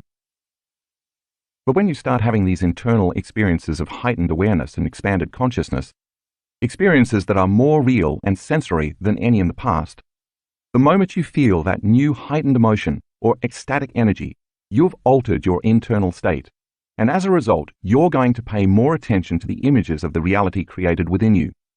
And if you have a new experience that is so real it captures all the brain's attention, that new experience, or awakening, embosses the event neurologically in your brain. That new emotion now creates a long-term memory, and those new emotions signal new genes. But this time, the experience that's creating the long-term memory is not coming from your outer environment, it is coming from your inner environment, which is still the outer environment of the cell. Because the event is so powerful that you cannot not be aware, therefore, the higher the energy, the higher the consciousness. The higher the consciousness, the greater the awareness. The greater the awareness, the broader experience of reality you have. As we know, all perception is based on how the brain is wired from our experiences in the past. We don't perceive things in our reality the way they are. We perceive reality the way we are. If you just had an internal experience in which you saw profound, mystical beings, witnessed a glow, a halo, or light around everything, felt the wholeness, oneness, and interconnectedness of everything and everyone, or experienced a completely different time and space, when you open your eyes after the experience, your spectrum of reality in your waking state will be broadened. That's because the inner experience changed your brain, and now you're neurologically wired to perceive a greater expression of reality. This is how you begin to change who you are, from the inside out. This is how you alter your experience of the three-dimensional world of matter. Evolution on both an individual and a species level is a slow process. You have experiences, you get hurt, you learn your lesson, you grow a little bit. Then you have some more pain, you get the next lesson, you move on to the next challenge, you succeed and achieve goals, you set more goals, you grow again, and the cycle continues. It's a slow process because you're not receiving much new information from your outer environment. But once you have these unknown internal experiences that are more real than anything in your external world, you can never again see reality in the same manner because the experience changes you so profoundly. Another way to say it is that you receive an upgrade or a software update. If all of the reality you perceived is based on your experiences, and you've just had an interdimensional experience, your brain is now going to be able to perceive what has always existed, but you have never before had the brain circuitry to perceive. If you continuously have these expansive experiences, you will continuously experience a broader and broader spectrum of reality. This lifts the veil of illusion, and when that veil is lifted, you can see reality as it truly is, vibrating, shining, connected, and shimmering in luminescent light. And energy is driving the whole process. You're now tuning in to a greater spectrum of information where all of a sudden everything looks and feels different than it did when you saw it simply as matter, and your relationship changes. This is how the mystics and masters made their way, by tuning into their inner world and thus broadening their perception of the nature of reality in their outer world. Imagine who you could become if you stopped living by the hallmarks of the lower three energy centers, including survival, fear, pain, separation, anger, and competition, and instead live from the heart and operated out of love, oneness, and connection to all things, both seen and unseen. By having enough interdimensional experiences from information beyond the senses, the mystics and the masters no longer saw equal to the genes they were born with. They no longer processed things the way the brain they'd been given at birth had been wired, the way the human brain has been imprinted for thousands of years. Instead, because of their interaction with the field, they created the awareness, the circuitry, and the mind to perceive a different reality, one that's always been there. These mythic and magical properties of the pineal gland, the brain's alchemist, are certainly not new information, although it seems modern science is just now catching up to what ancient civilizations have always known. Melatonin, mathematics, ancient symbols, and the pineal gland.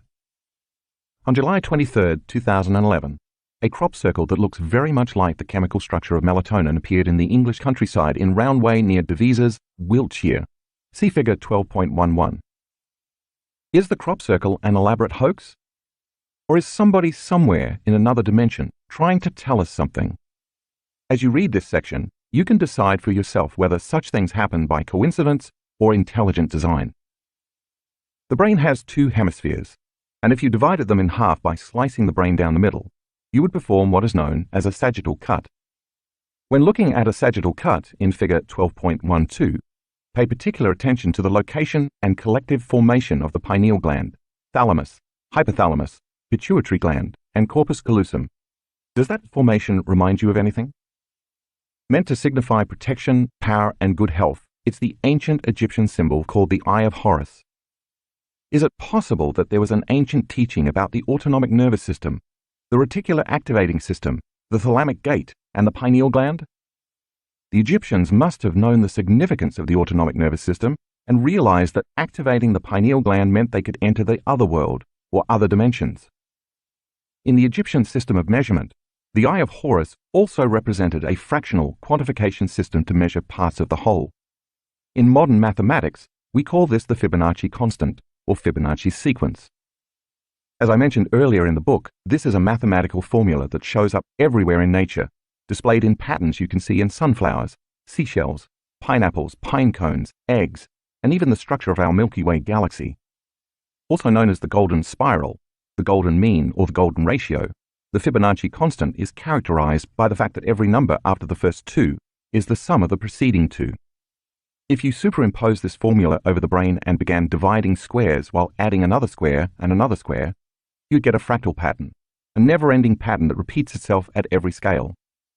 Starting at the pineal gland, this formula outlines the exact structure of the brain. See figure 12.13. Are you beginning to think that there might be something special going on with the pineal gland? In Greek mythology, Hermes was a messenger of the gods who could move in and out of earthly and divine realms. He was considered a god of transitions and dimensions, as well as a guide to the afterlife. His main symbol was the caduceus, which consists of two snakes wrapped around a rod, the top of which unfolds into wings or birds. See figure 12.14. The caduceus, which Hermes used as a staff, is often considered a symbol of health. Do you think those snakes moving up the staff represent the movement of energy up the spine from the body to the brain? And the wings, the liberation of the self when the energy arrives at the pineal gland to signify enlightenment? The crown represents our highest potential and our greatest expression of the divine when we activate our pineal gland, represented by the pine cone. The crowning of the self is the conquering of the self. This is why I chose this image for the cover of this book. Tuning in to higher dimensions of time and space meditation. Since melatonin levels are at their height between 1 a.m. and 4 a.m., that's the best time to do this meditation. Start by activating your heart center for one song. Then bless your energy centers, starting with the lowest one, as you learned in the Blessing of Your Energy Centers meditation in Chapter 4. Bless this energy center by resting your attention first in the space of that energy center, and then in the space around it. Do this for the first and then for the second energy center, and then focus your attention on the first and second center at the same time. Continue this process with each energy center, creating a bigger field by connecting each new energy center to the prior centers. Eventually, you'll align all 8 centers and the energy around your entire body simultaneously. This should take about 45 minutes. Then lie down for 20 minutes and let your autonomic nervous system take the orders to balance the body. Now, sit up and do the breath, bringing that energy all the way up to the top of your head. Hold it and squeeze, compressing the crystals of the pineal gland, thus activating it and creating an electromagnetic field. That field is going to stretch as far as it can go, and then it's going to reverse and compress those crystals. As you increase the frequency, you're going to pick up higher and higher vibrational realms, and then your brain is going to take that information and turn it into imagery. One last point about this breath. I want to emphasize that it is not necessary to take a fast, deep breath and then squeeze your intrinsic muscles and then hold your breath to the point that you turn purple. Instead, I want you to take a very slow, long, steady breath, coordinating the breath with the contraction of your intrinsic muscles equally as you inhale and slowly follow that breath all the way to the top of your head. This is the fourth way you can activate the pineal gland. When you're done with the breath, rest your attention between the back of your throat and the back of your head in space. You are locating that gland, and by placing your attention there, you are placing your energy there. Keep your attention there for about 5 to 10 minutes. As a thought, an awareness, and consciousness get really tiny and move into the chamber of the pineal gland and sense the space of that room in the center of this organ in space. Linger there for about 5 to 10 minutes. Then sense the frequency in space beyond the boundaries of the gland. Radiate the energy beyond that room into the big black space. Direct that energy to carry the intention that this gland release its sacred metabolites for the mystical experience. Broadcast that information into the space beyond your head in space. Now open up. Tune into the energy beyond your head in that vast, eternal black space, and just receive. The longer you're conscious of this energy, and the more you can receive that frequency, the more you are altering and upgrading melatonin to its radical metabolites. Don't expect anything to happen. Don't try to anticipate. Just keep receiving. Finally, lie down again and let the autonomic nervous system take over. Enjoy the scenery. Chapter 13. Project Coherence, Making a Better World. We are living in a time of extremes, and these extremes are both a reflection of an old consciousness that can no longer survive and a future consciousness in which planet Earth herself and all of us on Earth are transforming. This old consciousness is driven by survival emotions like hatred, violence, prejudice, anger, fear, suffering, competition, and pain. Emotions that serve to seduce us into believing we are separate from one another. The illusion of separation taxes and divides individuals, communities, societies, countries, and Mother Nature herself. The mindless, careless greed and disrespect of human activity is threatening life as we know it. By pure logic and reason, this type of consciousness cannot sustain itself for much longer. Because everything is moving toward extreme polarities, undeniably many of the current systems, whether political, economic, religious, cultural, educational, medical, or environmental, are being pulled apart as antiquated paradigms collapse. We can see this most prominently in journalism, where no one knows what to believe anymore. Some of these changes reflect people's choices, while others reflect increasing levels of personal awareness. One thing is apparent, however. In this age of information, everything that is not in alignment with the evolution of this new consciousness is coming to the surface. If you aren't aware that there is an increase in frequency and energy occurring at this time, an increase in anxiety, tension, and passion, then you might not be paying attention to your own state of being and mankind's interconnectedness to this energy. In addition to the upheavals in our highly charged political, social, economic, and personal environments, many people also feel as if time is speeding up, or that more momentous happenings are occurring in a shorter amount of time. Depending on your outlook, this could be either an exciting time of awakening or an anxiety-inducing moment in history. Regardless, the old must fall away or break down so that something more functional can emerge in its place. This is how people, species, consciousness, and even the planet itself evolve. This excitement in energy both within humans and nature begs several questions. Could greater influences be at play that are affecting mankind's correlation to violence, war, crime, and terrorism, and conversely, peace, unity, coherence, and love? And is there a reason why all of this is happening at this particular time? The history of peace-gathering projects. To date, the power of temporary peace-gathering projects has been exhibited and thoroughly field-tested in more than 50 demonstration projects and 23 peer-reviewed scientific studies scrutinized by independent scholars around the world. The results have consistently demonstrated a positive effect in the immediate reduction of crime, warfare, and terrorism by an average of greater than 70%. Think about that for a moment.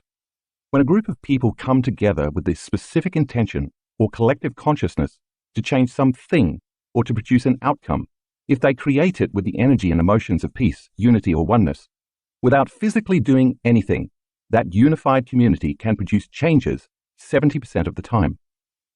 To quantify the results of these studies, scientists use a measurement called lead-lag analysis. The purpose of lead-lag analysis is to uncover correlations between people and incidents. For example, if you looked at the lead-lag analysis of a chain smoker, it would show that the more a person smokes, the greater chance they will have of developing lung cancer. In relation to peace-gathering projects, the studies have found that the greater the number of meditators or peace gatherers, combined with the amount of time they meditate, the greater influence the gathering has upon decreasing incidences of crime and violence in society. A powerful example is the Lebanon Peace Project, which brought together a group of meditators in Jerusalem in August and September of 1983 to demonstrate the radiating influence of peace. Although the number of meditators fluctuated over time, it was often large enough to achieve the super radiance effect for both Israel and nearby Lebanon. This effect happens when a group of specially trained meditators come together at the same time on a daily basis to create and radiate a positive effect on society. The results of the 2-month study showed that on days when there was a high participation of meditators, a 76% reduction of war deaths occurred. Other effects included reduced crime and fires, decreased traffic accidents, less terrorism, and increases in economic growth. The results were then replicated in 7 consecutive experiments over a 2-year period during the peak of the Lebanon War. All of this was achieved simply by combining people's intentions for peace and coherence with the elevated emotions of love and compassion. This clearly demonstrates that the more unified the consciousness of a group of people within a specific elevated energy is, the more it can change the consciousness and energy of others in a non-local way.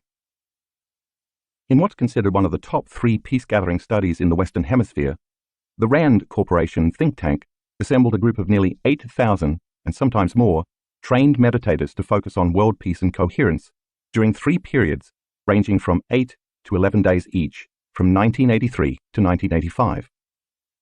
The results showed that during this time, worldwide terrorism was reduced by 72%. Can you imagine the results and positive effects, as well as the speed with which they would occur if this type of meditation and mindfulness was part of the education curriculum? In still another study, this time in India from 1987 to 1990, 7,000 people gathered to focus on world peace.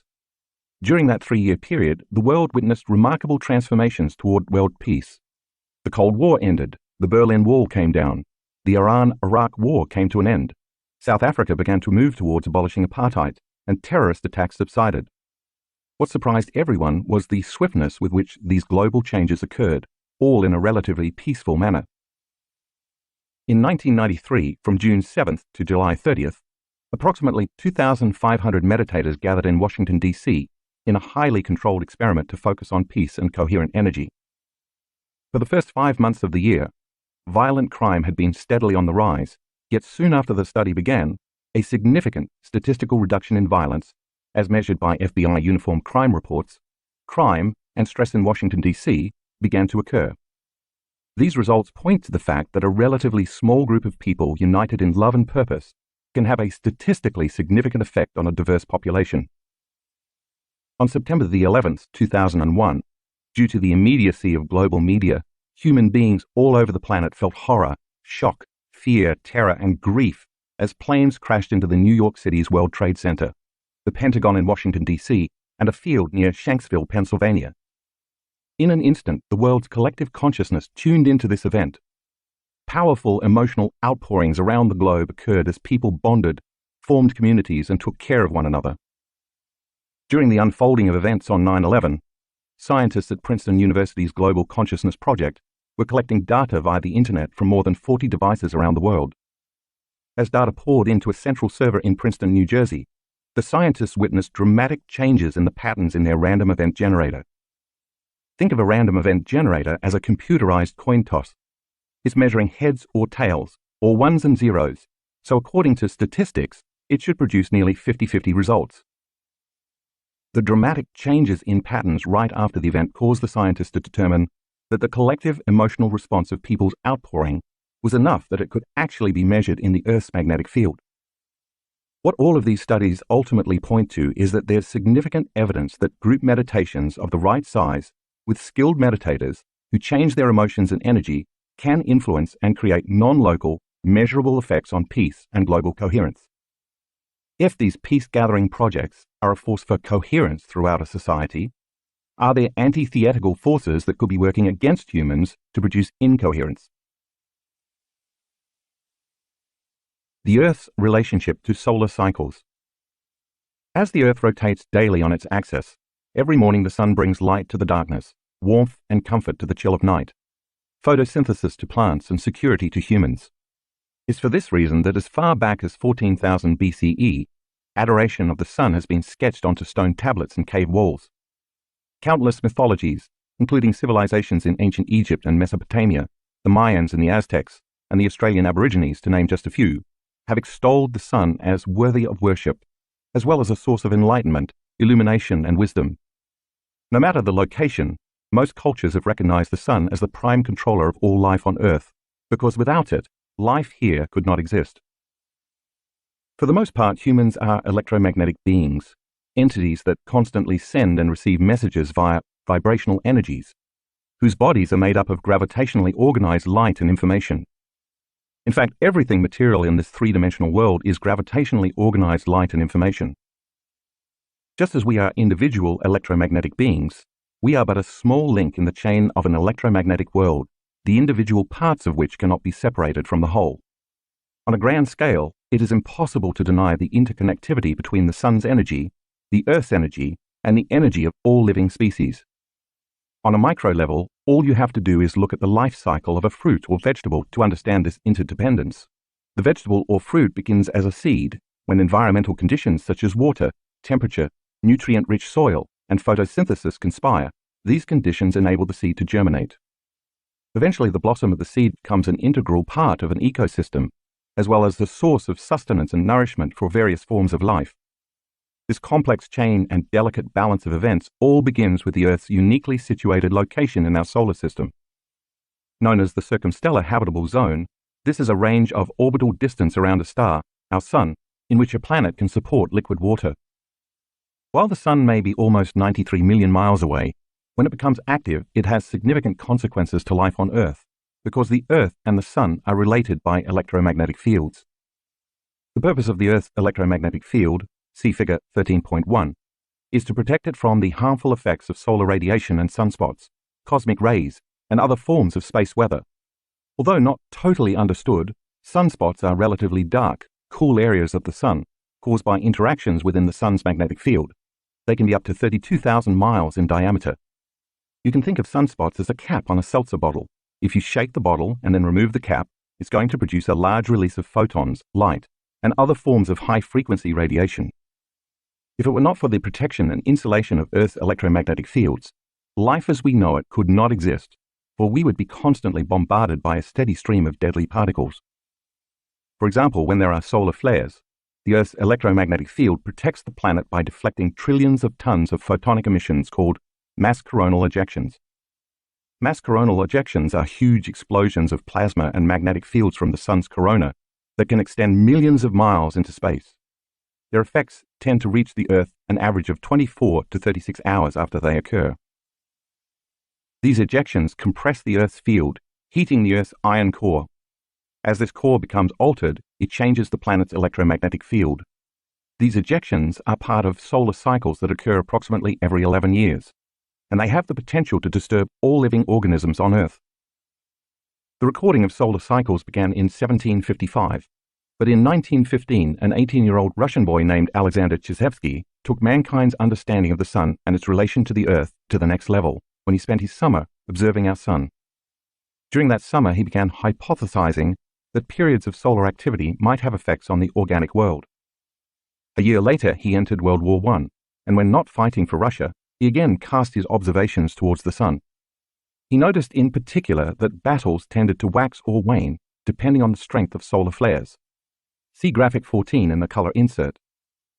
Chizhevsky later compiled the histories of 72 countries from 1749 to 1926, comparing the annual number of important political and social events, such as the start of wars, revolutions, outbreaks of diseases, and violence, with increased solar activity, demonstrating a correlation between the Sun's activity and human excitability.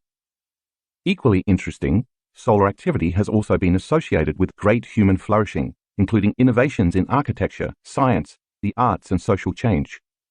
Every place where you see the red line spiking in the graphic represents an active solar flare or sunspot that occurred between the years 1750 and 1922.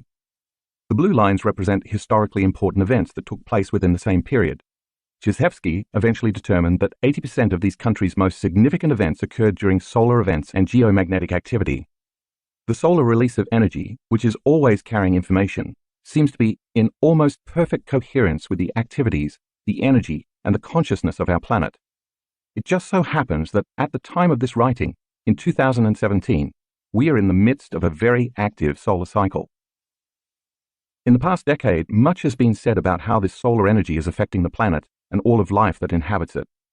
In 2012, doomsayers thought the end of the Mayan calendar, which correlates to the December solstice, meant the end of the world was at hand. Today, astrologers talk about the age of Aquarius. An astrological age is a period consisting of approximately 2,150 years that corresponds to the average time it takes for the vernal equinox to move from one constellation of the zodiac into the next, and how it will usher in a new awareness for humanity. Astronomers and cosmologists talk about galactic alignment, a rare astronomical event occurring every 12,960 years that brings the Sun into alignment with the center of the Milky Way galaxy. Regardless of what you believe, all of these occurrences point to solar cycles that increase the energy coming toward the Earth from the Sun. Since we are electromagnetic beings connected to the Earth through electromagnetic fields and shielded from the Sun by electromagnetic fields, this increase in energy from the Sun is going to change both the energy of the Earth and our personal energy. This means that this new energy has the potential to influence human beings in either positive or negative ways, depending on our individual energy. For example, if you are feeling separation, living by survival emotions, and enslaved to the hormones and chemicals of stress, your brain and heart are going to fire incoherently. This will cause your energy and awareness to become divided and out of balance, and the increase in energy from the Sun is going to enhance that state of being.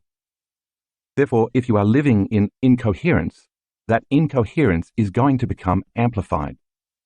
By the same means, if you are living in the coherent alignment of head and heart, working daily in your meditations to connect to the unified field, and to overcome your limited beliefs and attitudes, you are going to be propelled even further into the truth and understanding of who you are and what your purpose is.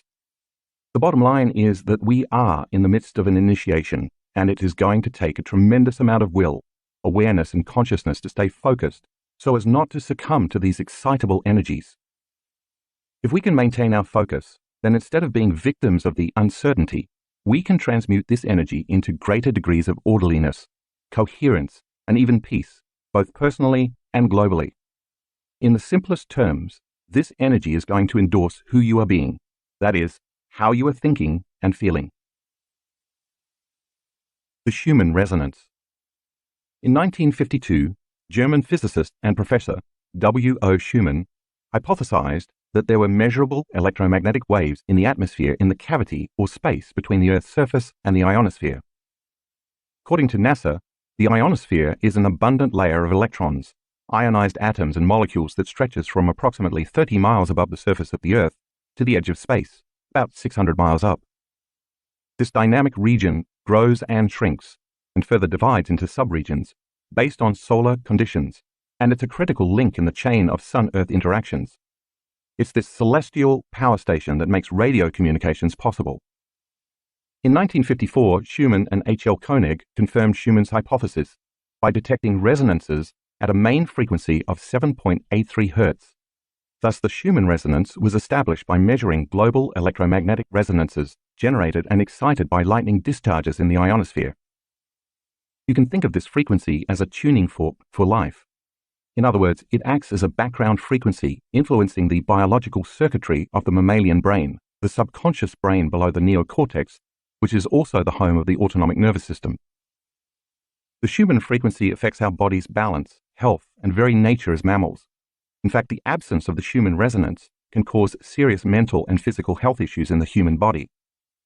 This was demonstrated through research by German scientist Rutger Weaver from the Max Planck Institute for Behavioral Physiology in Erlangen-Andechs, Germany. In the study, he took young, healthy student volunteers for 4 weeks at a time and placed them in hermetically sealed underground bunkers that screened out the Schumann frequency. Throughout the 4 weeks, the students' circadian rhythms changed, causing them to suffer emotional distress and migraine headaches. When Weaver introduced the Schumann frequency back into the bunkers, after only a brief exposure to 7.83 Hz, the volunteers' health returned to normal. As far back as we know, the Earth's electromagnetic field has been protecting and supporting all living things with this natural frequency pulsation of 7.83 Hz. You can think of the Schumann resonance as the Earth's heartbeat. The ancient Indian rishis referred to this as Om, or the incarnation of pure sound.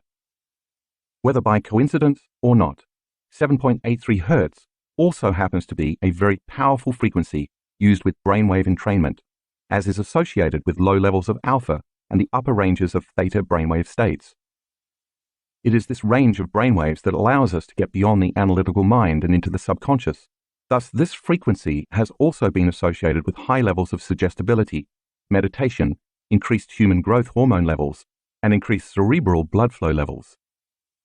It appears then that the Earth's frequency and the brain's frequency have very similar resonances, and that our nervous system can be influenced by the Earth's electromagnetic field. Perhaps this is why getting out of the city and into nature often provides such a calming effect. The concept of emergence. In 1996, researchers at the HeartMath Institute discovered that when an individual's heart is in a state of coherence, or harmonious rhythm, it radiates a more coherent electromagnetic signal into the environment, and that this signal can be detected by the nervous systems of other people as well as animals. In fact, as you know by now, the heart generates the strongest magnetic field in the body, and it can be measured several feet away. This provides a credible explanation for the fact that when someone walks into a room, you can feel or sense that individual's mood or emotional state, independent of their body language. From a purely scientific standpoint, we can then ask, if this phenomenon works on an individual level, can it work on a global level? In 2008, more than a decade later, the HeartMath Institute launched the Global Coherence Initiative, GCI, a science-based, international effort that seeks to help activate the heart of humanity to promote peace, harmony, and a shift in global consciousness. GCI is based on the beliefs that 1.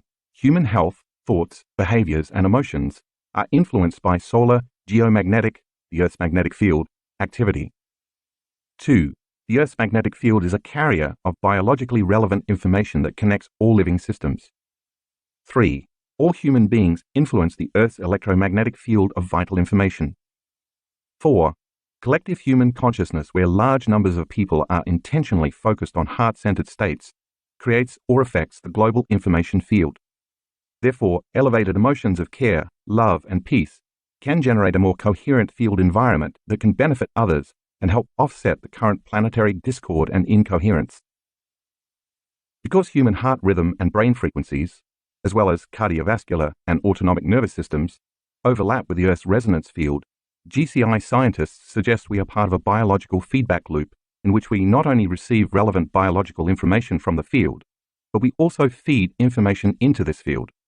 In other words, human thoughts, consciousness, and emotions, energy, interact with and encode this information into the Earth's magnetic field, and this information is then distributed on carrier waves, a signal on which the information is impressed or carried, around the globe. To further their research and test this hypothesis, using state-of-the-art sensors located in various locations around the globe, the HeartMath Institute created the Global Coherence Monitoring System, GCMS, to observe changes in the Earth's magnetic field. Designed to measure global coherence, the GCMS uses a system of highly sensitive magnetometers to continuously measure magnetic signals that occur in the same range as human physiological frequencies, including our brain and cardiovascular systems. They also continuously monitor activity caused by solar storms, flares, and solar wind speed activity resulting from solar storms, disruptions of the Schumann resonances, and potentially the signatures of major global events that have a strong emotional component. Why are they doing this, and what does it point to?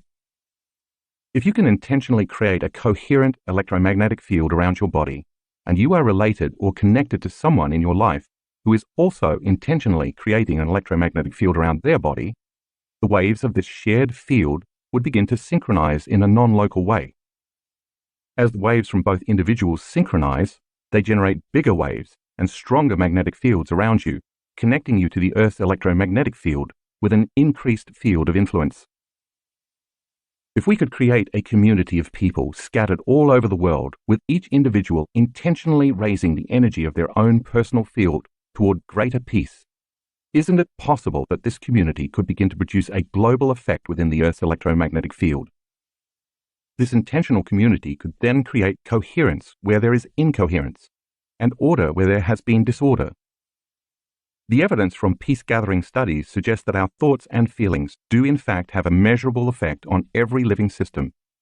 You may have heard of this as the concept of emergence.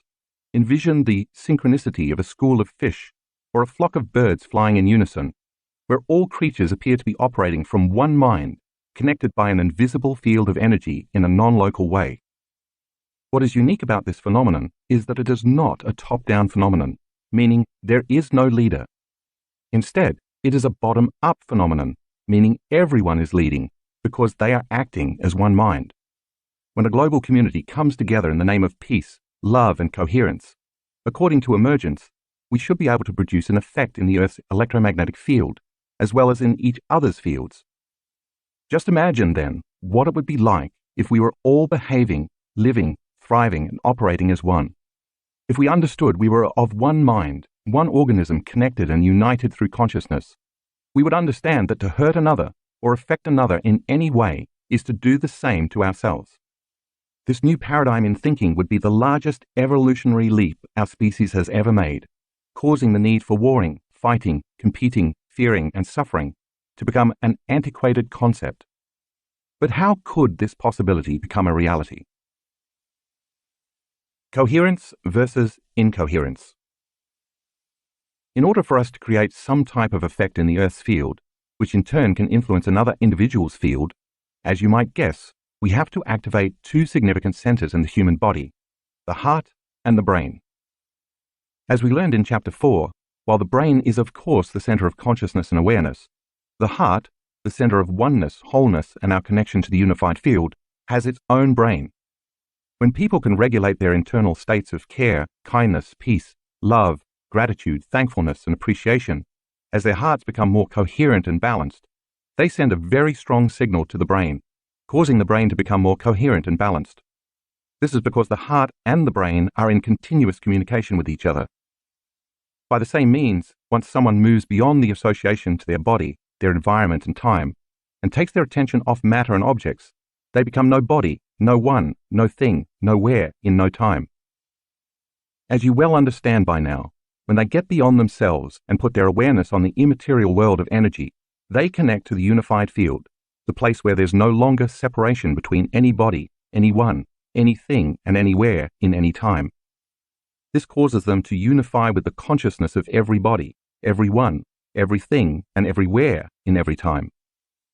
As a consciousness, they have now entered the quantum field of energy and information, the place where consciousness and energy can influence the material world in non-local ways. The side effect of this process is that it creates more coherence in the brain and in our energy, so our biology becomes more whole. In our research, we've found that when the brain becomes more coherent, it affects the autonomic nervous system and the heart. The heart, our connection to the unified field, then acts like a catalyst to amplify the process of coherence back into the brain. Because the heart sends more information to the brain than the brain sends to the heart, the more coherence you can achieve through the elevated emotions of the heart, the more the brain and the heart synchronize. This synchronization produces measurable effects not only within the body, but also within the electromagnetic field surrounding the body. And the bigger the field we produce around our body, the more we can affect others in a non-local way. How do we know this? Because we've seen this over and over in our students' HRV measurements. Evidence of the influence of the heart's electromagnetic field upon the field of another's heart can also be seen in a heart math study in which 40 participants were divided into groups of 4 around 10 card tables. While the heart rhythms of all 4 participants at the table were being measured, only 3 people were trained to raise their emotions through heart math techniques. When the 3 trained participants raised their energy and sent positive feelings to the untrained participant, that person also went into higher states of coherence. The authors of the study concluded that evidence of heart-to-heart synchronization across subjects was found, which lends credence to the possibility of heart-to-heart biocommunications. Key to the process of coherence is getting beyond the analytical mind. We know this because we've measured it enough times in the brain scans of our students. Their participation has also demonstrated that with enough practice, coherence can be achieved in a relatively short amount of time. When the thinking brain is quieted, it moves into alpha or theta brainwave states, and this opens the doorway between the conscious and subconscious mind. The autonomic nervous system then becomes more receptive to information. By raising our energy through the feelings of elevated emotions, we become less matter and more energy, less particle and more wave. The bigger the field we can create with these energies, as energy, awareness, and consciousness, the more we can influence others in a non-local way. The greater energy you can create through the elevated emotions of the heart, the more you're going to connect with the unified field, which means you're going to experience more wholeness, connection, and oneness. But you can't experience that connection when you're incoherent, feeling separate, or living by the hormones of stress. When the chemicals released during stress rouse the brain, we feel disconnected from the unified field, and we tend to make less evolved choices. We know without a doubt that the emotions of competition, fear, anger, unworthiness, guilt, and shame keep us separate from one another because they produce slower and lower frequencies than elevated emotions like love, gratitude, care, and kindness, which produce faster and higher frequencies. We also know that the faster the frequency, the more energy is present. This prompted us to ask several questions. What if we assembled a community of several hundred people in one room, had them open their hearts and generate elevated energetic states, and then asked them to send the intention for the greatest good of a select group of people gathered in the same room? What would happen if the electromagnetic field around each person's body merged with the field of the person sitting next to them? Could those elevated emotional states then begin to produce a change in energy in the room? Is it possible that everybody experiencing elevated emotions and energy could begin to create coherence within a community? Building a collective coherent field. Since early 2013, we've partnered with our friends at the HeartMath Institute to further our research. Since we began measuring our students' physiological states, we've scanned thousands of brains and hearts, resulting in a significant amount of information. We have been overwhelmed and mystified by some of the data we've collected when common people start doing the uncommon. Over the course of this journey, in collaboration with HeartMath, we've witnessed amazing measurements in our students. We've taken equally amazing measurements of the collective energy in the rooms where our students have gathered, measurements that show consistent daily increases in energy, using a sophisticated sensor from Russia called Sputnik, mentioned briefly in Chapter 2.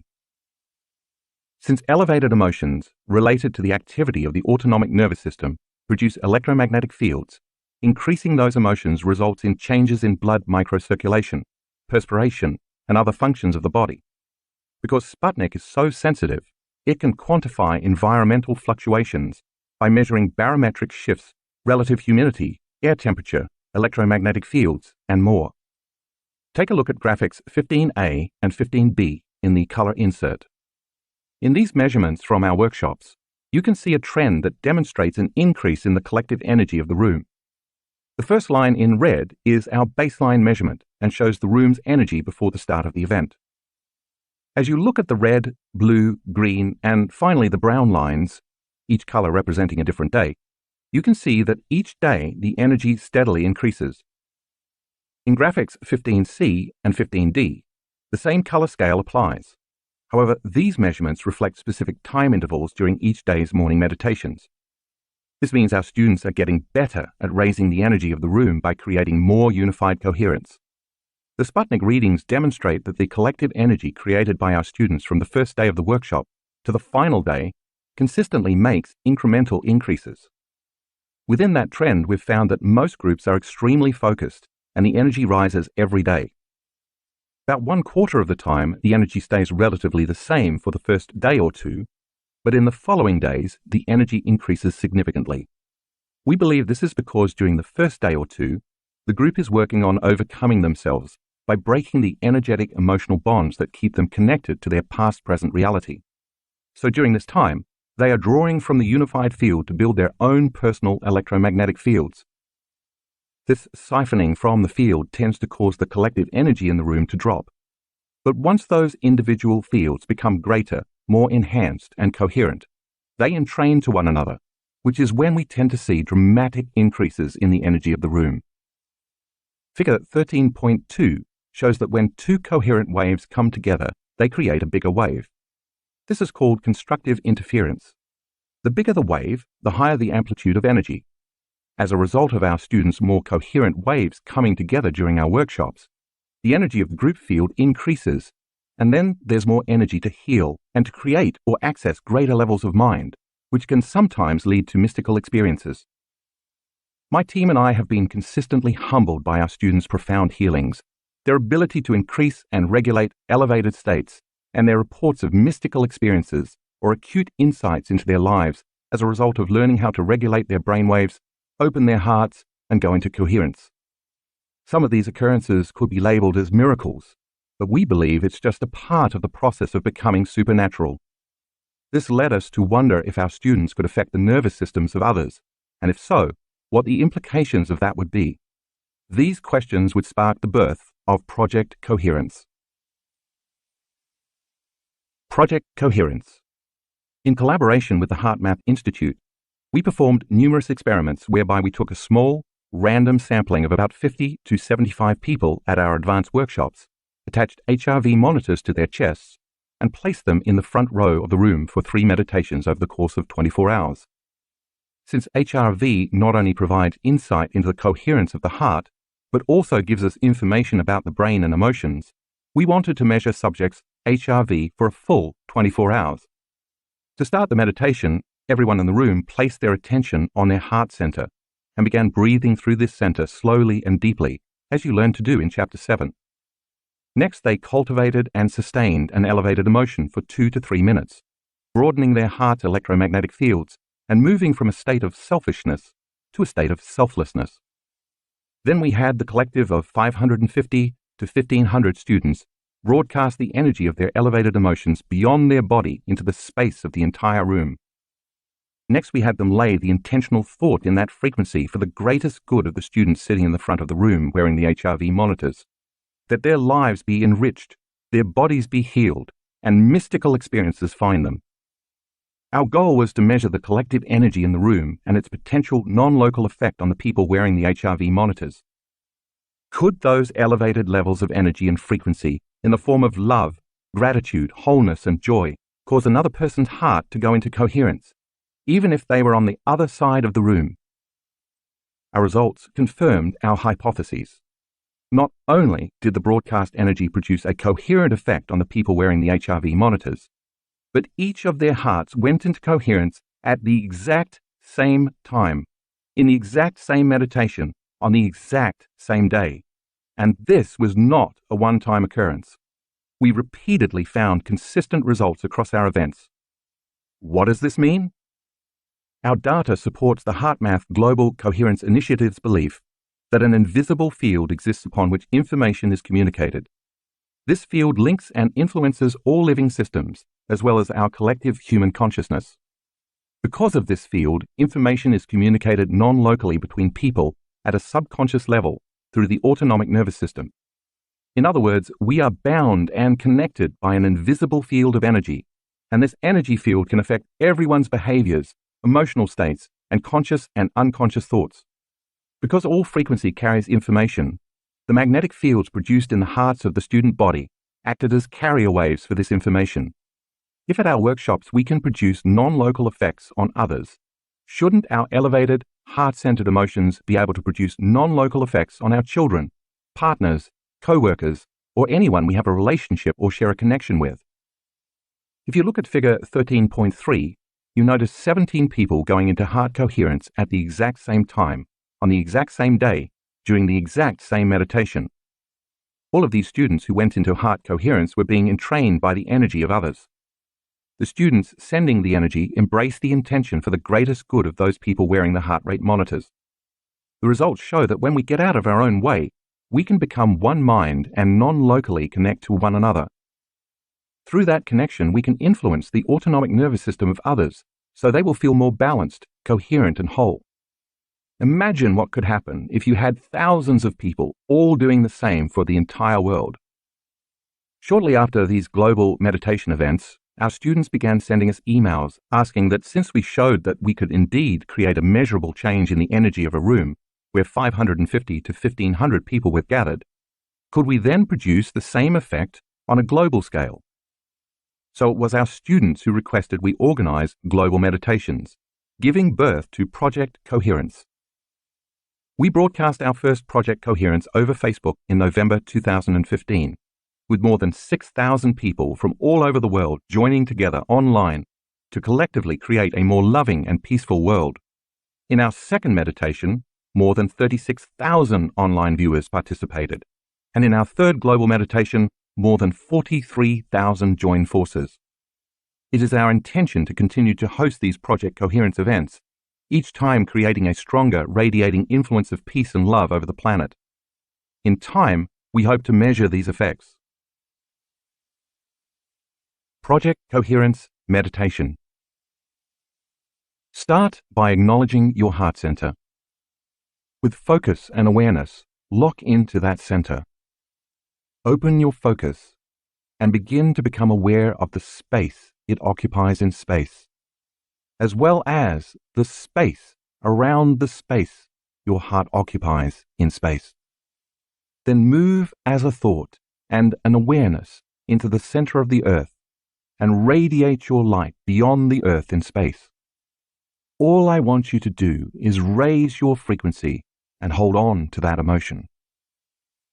Still as a consciousness and awareness, slowly move away from the earth and then take the earth as a thought and place it in your heart.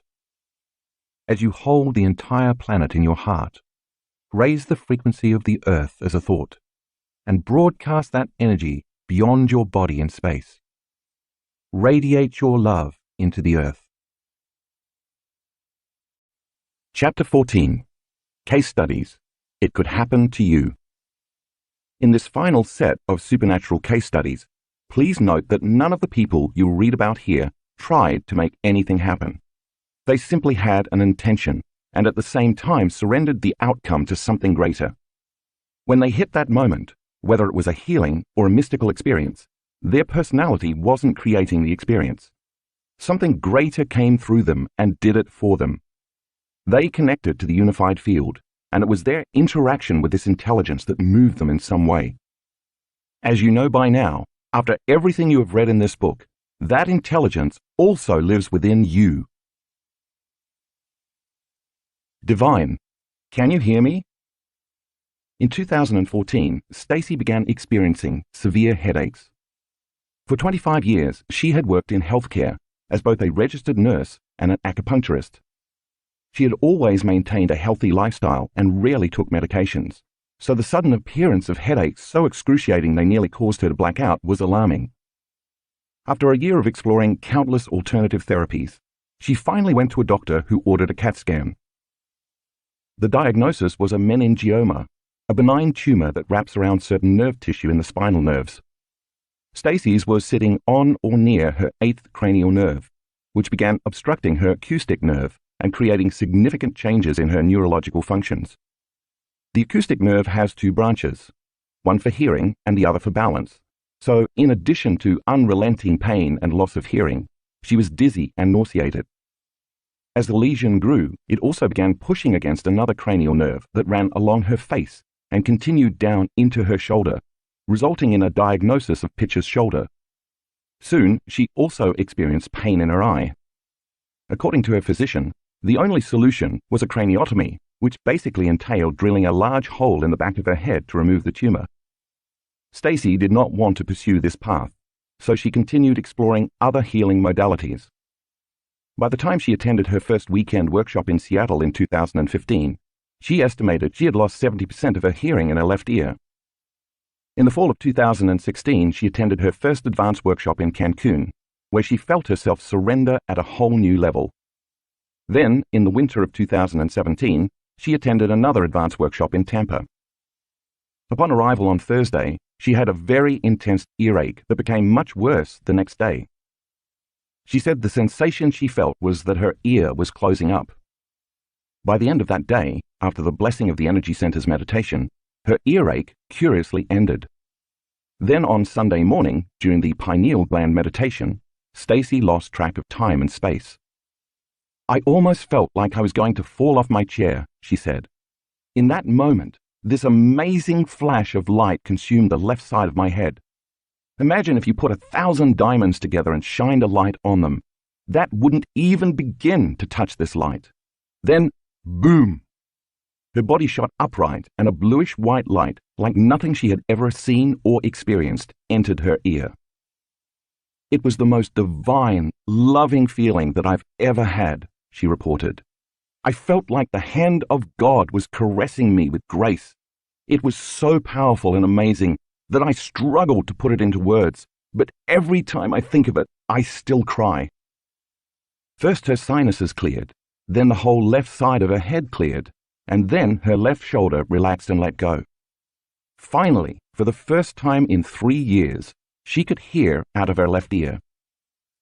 I just sat there in awe, laughing and crying as tears flowed down my face, she said.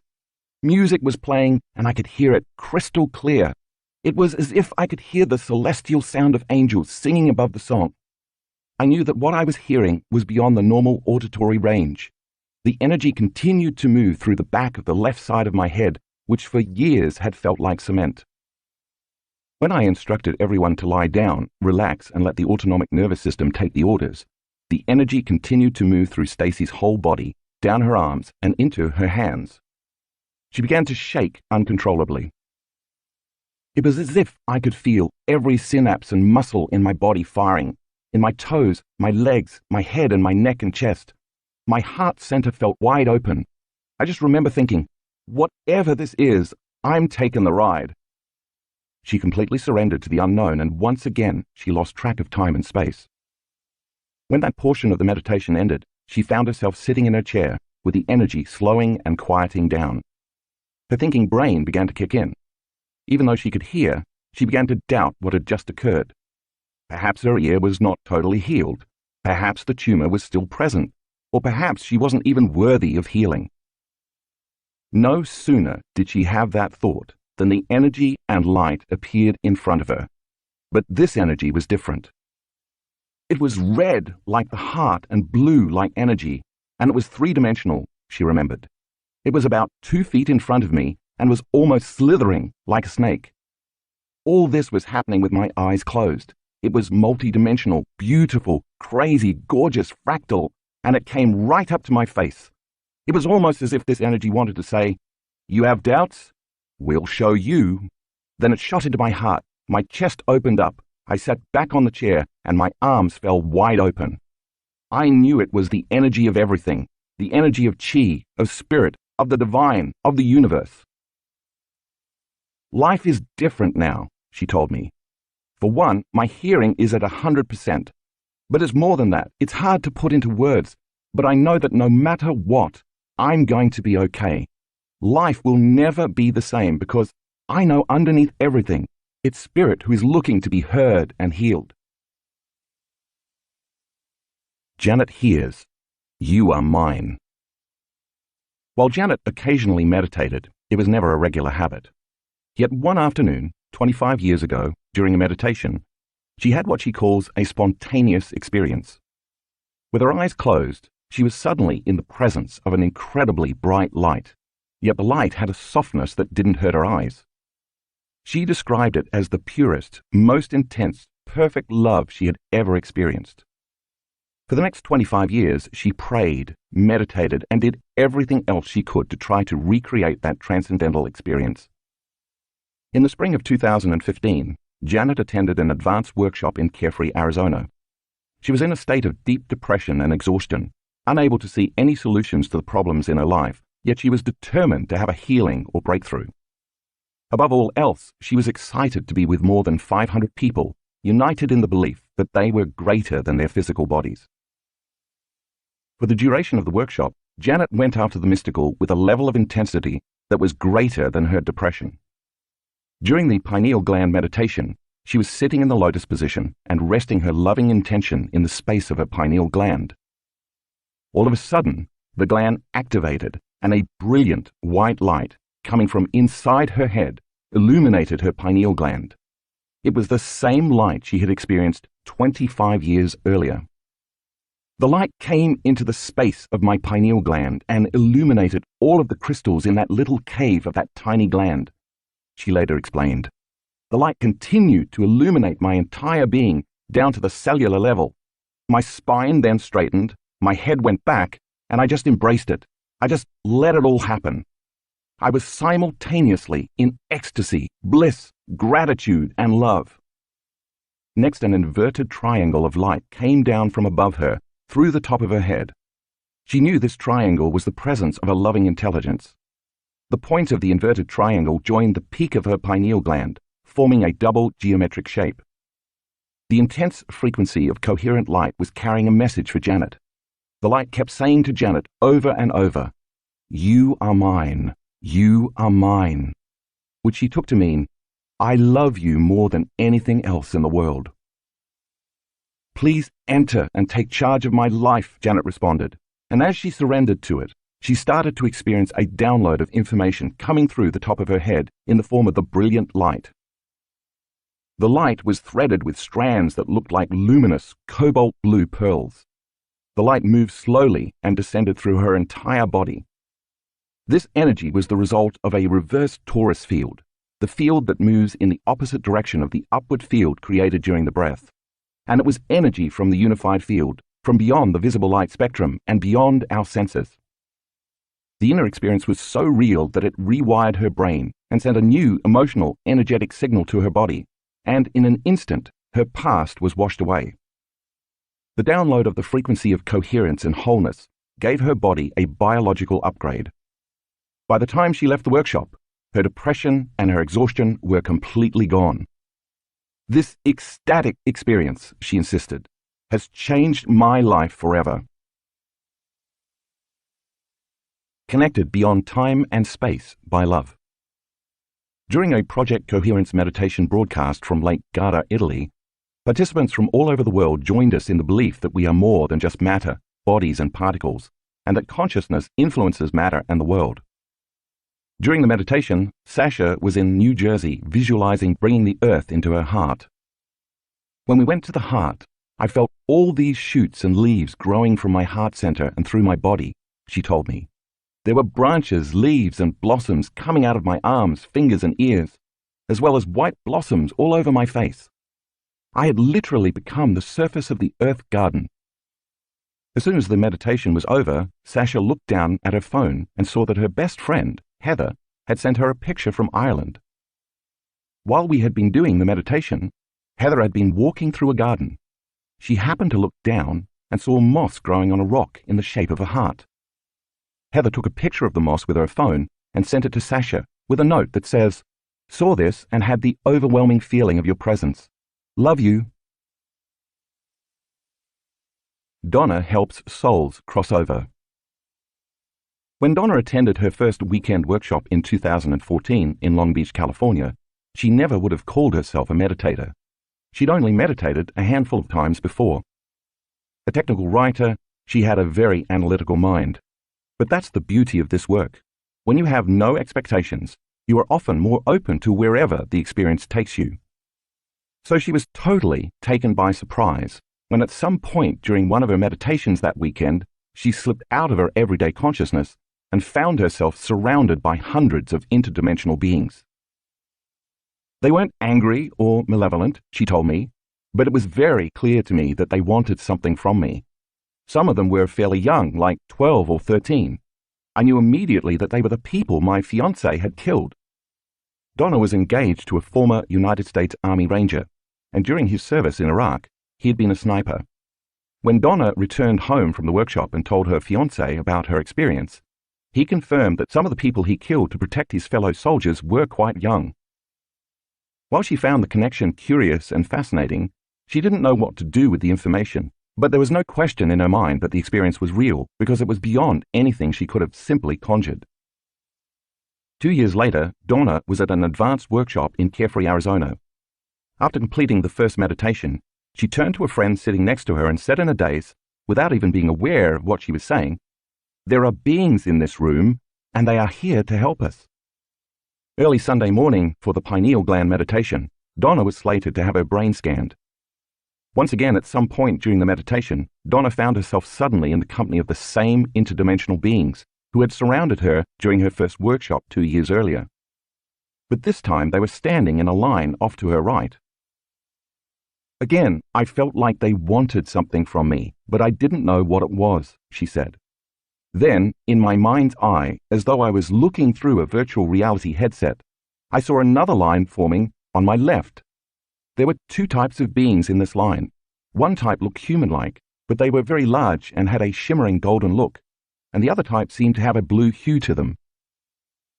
She innately knew that if she took the people who were killed by her fiancé in the war, who were lined up on the right, and gave them to the beings on the left, the people on the right would receive what they needed. Because the people who had been killed by sniper fire had died so suddenly without any warning, some were confused about whether they were alive or dead. Some weren't sure where to go or what to do, while others were trying to stay in this dimension because they were attached to their loved ones and couldn't move on. They were stuck in between matter and light, yet somehow they recognized that Donna was the bridge, or the facilitator, who could help them cross over. And it was all happening in a very real, very lucid experience. To say I handed them over to the other beings is not quite right, she explained. But it was something like me passing them over. It's really beyond language. But when they passed to the other side, it seemed like they passed through the other beings. And then I could see them running across a field of waist-high red mist. I could feel all the freedom, joy, and happiness they were experiencing as they ran across this field. Again, as if looking through a virtual reality headset, Donna turned to the right in her mind's eye and saw a winding dirt road filled with people stretching far into the distance. She sensed they were from Bosnia and Serbia, which she couldn't quite make sense of. It felt almost as if the word got out. I didn't have the sense that they were unaware they were dead. It was more like they were stuck in limbo. They didn't know how to get to the other side. This was the longest meditation of the workshop, perhaps 2 to 3 hours, but to Donna, it seemed like it was 10 minutes. Donna attended another advanced workshop in Cancun in the fall of 2016. This time, when I asked the students to surrender their consciousness to merge with the consciousness of the unified field, Donna had the experience of becoming the universe. She went from the consciousness of somebody, something, someone, somewhere, in some time, to the consciousness of nobody, no thing, no one, nowhere, in no time, to the consciousness of everybody, everything, everyone, everywhere, in every time. In the instant her consciousness connected with the unified field, the field of information that governs the laws and forces of the universe, she became the universe. She was in bliss. Since that experience, my life has become magical and I'm experiencing a new energy and vitality like never before, she reported later. I keep having one powerful experience after another, and I can never go back to the way my life was before starting to practice this work. Jerry returns from the brink of death. On August 14, 2015, Jerry was putting a project together on his back deck. As he was reading the directions, he felt a sudden, sharp pain right below his sternum. He thought perhaps it was gas, so he took some medication, but it didn't go away.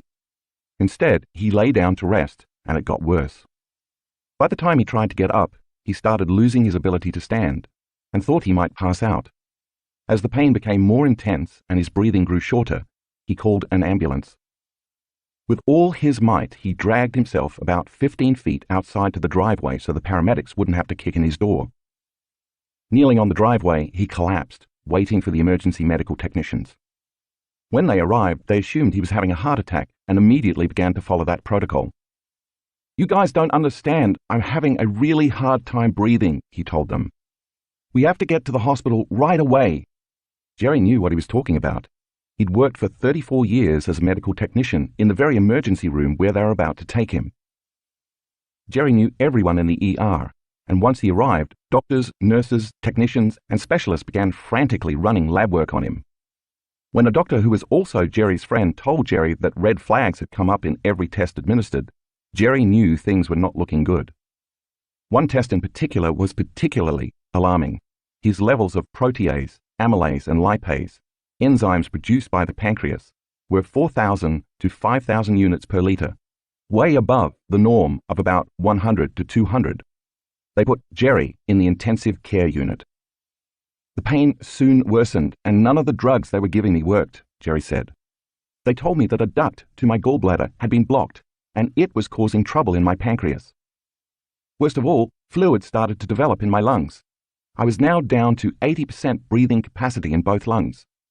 That's when the doctors put me on a ventilator, and I knew things were bad. The doctor then asked his team to turn on the TV to Boston, allowing the doctor to have an immediate teleconference with other doctors in a larger hospital in the nearest big city. In all the time I'd worked at the hospital, I'd only seen the TV to Boston come on a few times for the most serious of traumas or for people who are dying, Jerry said. It means they have no idea what is happening. When a doctor you have trusted for years tells you they don't know what's going on, well, that's when my stress hormones started to kick into high gear. While all of this was happening, the medical staff told Jerry's wife that if there was any end-of-life paperwork she needed to get in order, now would be the time to go home and get it. She left, sobbing. Jerry soon realized he needed to start taking care of himself. He knew that if he allowed the stress hormones to start taking over, he was not going to win.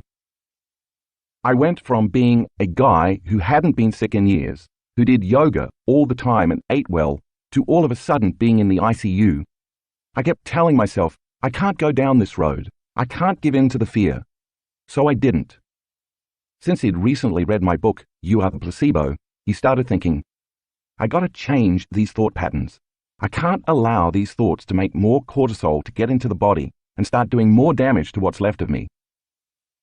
The doctors eventually found out that Jerry had a large mass blocking a duct in his pancreas. The mass was not letting the mucus drain, so everything in the gland was backing up and spilling over into his bloodstream. My doctors stayed with me for 3 days straight, he says. They put an oxygen mask on me because I couldn't breathe. I had IVs on both sides, and meanwhile I kept thinking, watch your thoughts, relax, put something into the quantum field that's going to help you and not hurt you, because you're already knocking on the door. I'm gonna be okay. This too shall pass. I'm gonna be all right. Whenever he was conscious, Jerry placed his energy on overcoming himself, changing his state of being and creating a different outcome, constantly tuning in to a different potential in the unified field. Fortunately, he had a private room, giving him plenty of opportunity to do his meditations whenever he wanted to. Jerry spent a week in the ICU, and by the end of that time, when he moved to a progressive care unit, the oxygen mask was gone and Jerry was walking around. Even so, he could not eat or drink anything for 9 weeks. If he ate anything or even had water, his pancreas would release acid into his body, eventually killing him. The only nourishment he received was through an IV. When Jerry was admitted to the hospital, he weighed 145 pounds. When he was discharged, he weighed 119. When he finally went home, still with an IV pole, he continued to do the work. As October drew near, the mass was still present. His doctors suggested he see a specialist in Boston to undergo surgery. Because Jerry was a medical professional, 2 days before the surgery, he suggested his medical team take some more tests and scans, so the doctors would have the most up-to-date information. I know all the X-ray technicians, and yet when they told me I no longer had a mass, I didn't believe them. I called in the radiologists and the doctors. They just kept saying, Jerry, we're looking at your film right now. We're telling you there's nothing there. I'm calling the guys in Boston to tell them there will be no surgery. Jerry later realized that by constantly raising his energy, moving into a feeling of health, and changing the thoughts and beliefs that he was sick to the thoughts and beliefs he was going to be fine, the higher frequency caused him to heal. I wasn't going to allow myself to think, woe is me, this is going to be bad. I kept working on this every day, for as much of the day as I could. I put the right message, intention, and energy out into the quantum field to heal myself, and eventually, I did. Afterward, being peace. What I hope you take away from this book is that it's not enough to change your state of being only when you meditate. It's not sufficient to just think and feel peace with your eyes closed, and then open them and carry on throughout the day in limited, unconscious states of mind and body. In many of the peace-gathering projects and studies mentioned in Chapter 13, when the experiments concluded, very often the reduced violence and crime return to their former baseline levels. This means that we actually have to demonstrate peace, which requires us to get our bodies involved, and that means we have to move from thinking to doing. Every time we change our state of being and begin our day by opening our hearts to the elevated states that connect us to a love for life, a joy for existence, the inspiration to be alive, a state of gratitude that our future has already happened, and a level of kindness toward others, we must carry, maintain, and demonstrate that energy and state of being throughout the day, whether we are sitting, standing, walking, or lying down. Then when upsetting events occur in our lives or in the world, if we demonstrate peace rather than unconsciously act in predictable, so-called natural reactionary ways, expressing anger, frustration, violence, fear, suffering, or aggression, we are no longer contributing to the world's old consciousness. By breaking that cycle and demonstrating peace by example, we give others permission to do the same. Because knowledge is for the mind and experience is for the body, when we move from thinking to doing and experience the corresponding emotions of peace and inner balance, the moment we begin to embody peace is when we really begin to change the program. By tempering those reactive behaviors, and thus no longer creating the same redundant experiences and emotions, we no longer fire and wire the same circuits in the brain. This is how we cease conditioning the body to live in the self-limiting emotions of the mind, and this is how we change ourselves and our relationship to the world around us. Every time we do this, we are literally teaching our body to chemically understand what our mind has intellectually understood. This is how we select and instruct the latent genes that cause us to thrive, not just survive. Now peace is within us, and we are knocking on the genetic door to biologically become exactly that. Isn't that what every great charismatic leader, saint, mystic, and master throughout history has continually preached? Of course, it's going to feel unnatural in the beginning to go against years of automatic conditioning, unconscious habits, reflexive emotional reactions, hardwired attitudes, and generations of genetic programming. But that is exactly how we become supernatural. To do what feels unnatural means going against how we have all been genetically programmed or socially conditioned to live when we are threatened in some way. I'm sure any creature that has broken from the consciousness of the tribe, the pack, the school, or the herd in order to adapt to a changing environment must have felt the discomfort and uncertainty of the unknown. But let's not forget that living in the unknown means that we are in the realm of possibility. The real challenge is not to return to the level of mediocrity that the prevailing social consciousness agrees on merely because we don't see anyone else doing what we are doing. True leadership never needs confirmation from others.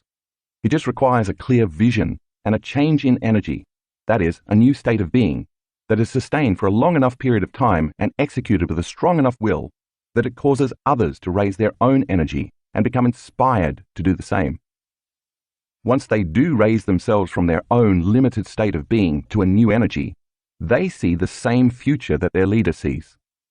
There is power in numbers. After all my years of teaching people about personal transformation, I know no one changes until they change their energy. In fact, when someone is truly engaged in change, they are less likely to talk about it and more prone to demonstrate it. They are working on living it. This requires awareness, intent, staying present, and constant attention to their inner states. Perhaps the biggest hurdle is not only being uncomfortable, but also being okay with being uncomfortable, because discomfort is our challenge to grow. It makes us feel more alive. After all, if stress and the survival response are the result of not being able to predict our future, thinking or believing that we are unable to control an outcome or that things are going to get worse, then opening our minds and hearts to believe in possibility requires going against thousands of years of genetically hardwired survival traits. We must lay down the very thing that we have always used to get what we want for something much better to occur. To me, that's true greatness.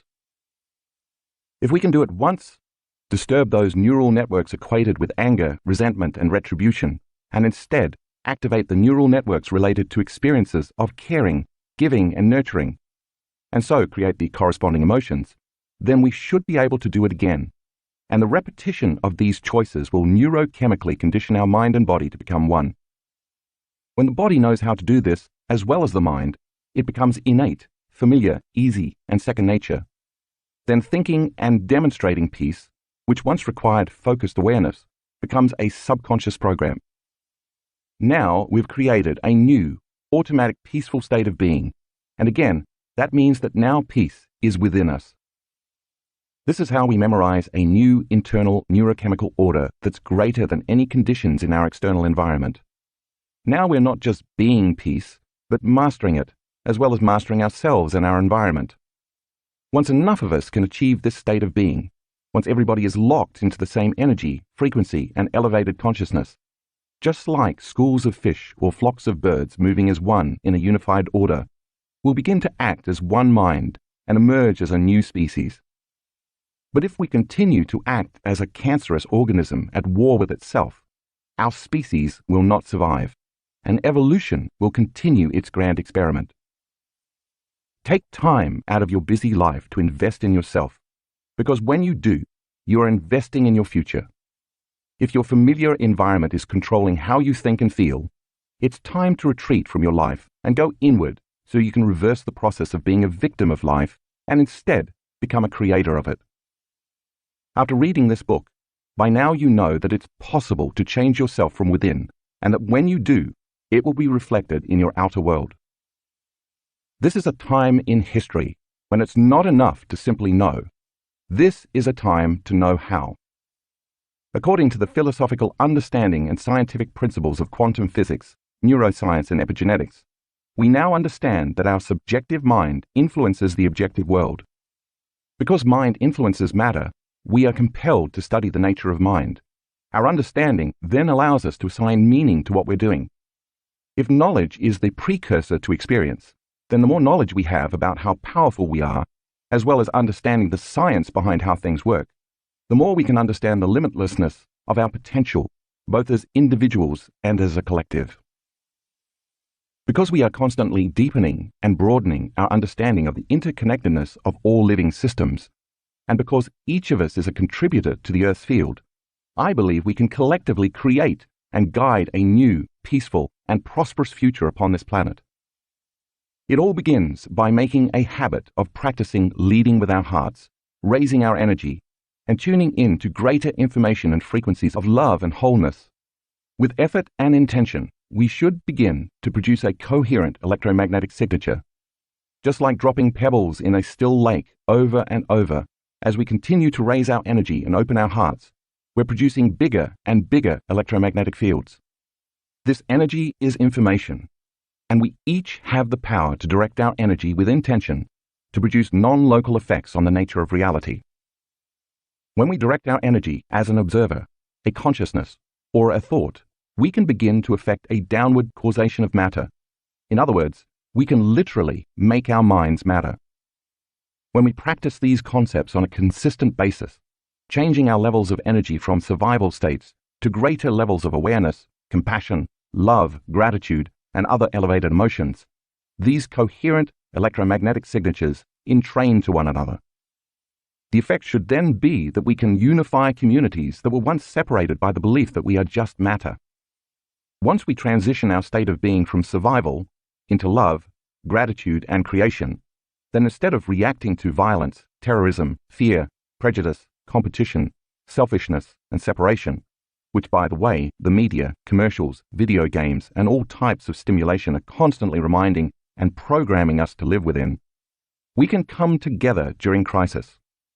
We will have no further need for splintering, assigning blame, or seeking revenge. Every time we meditate as a global community, we're casting a larger, stronger, coherent wave of love and altruism around the world. If we do this enough times, we should be able to not only measure the changes in energy and frequency around the world, but measure our efforts by the positive changes in the events that take place in our future. To stand up for justice and peace, then, you must first find peace within yourself. You must then demonstrate peace to others, which means you can't make a stand for peace or be peace while you're warring with your neighbor, hating your coworker, or judging your boss. If everybody, and I mean everybody, chose peace, and if we came together at the exact same time, Imagine the type of positive change we could create in our collective future. There would be no conflict. What's equally powerful is that when we are the living embodiment of peace, we show up as unpredictable to others, and then they pay attention. Thanks to mirror neurons, a special class of brain cells that fire when we see someone perform an action, we are biologically wired to mimic each other's behavior. Modeling peace, justice, love, kindness, care, understanding, and compassion allows others to open their hearts and move from fearful, aggressive states of survival to feeling wholeness and connectedness. Think what would happen if we all understood how interconnected we were to one another and to the field, rather than feeling separated and isolated. We might actually begin to take responsibility for our thoughts and emotions, because we would finally understand our state of being affects all of life. This is how we begin to change the world, by first changing ourselves.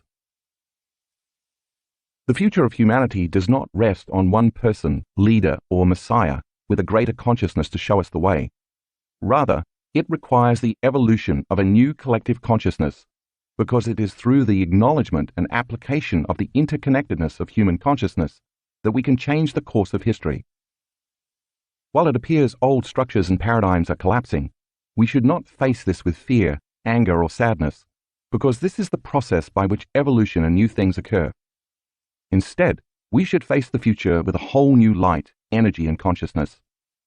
As I have mentioned, the old has to fall apart and fall away before something new flourishes. Integral to this process is not squandering our energy by emotionally reacting to leaders or people in power.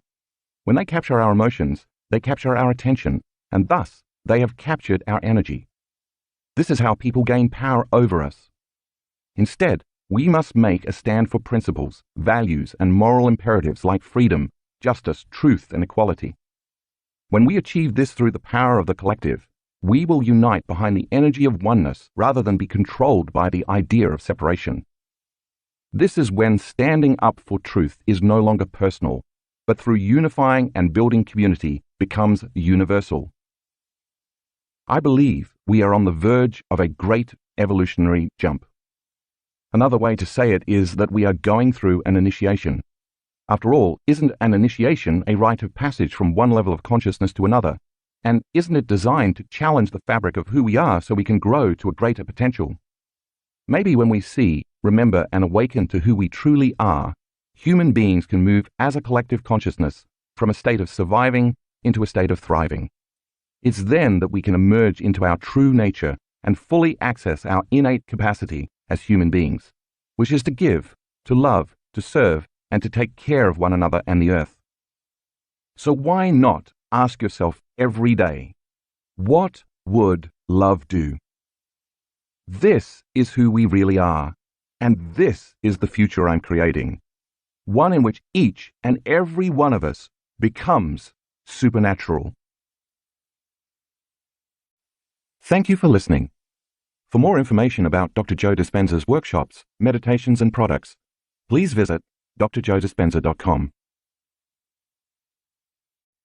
Becoming Supernatural: How Common People Are Doing the Uncommon, by New York Times best-selling author Dr. Joe Dispenza. Read by Adam Boyce. Audible hopes you have enjoyed this program.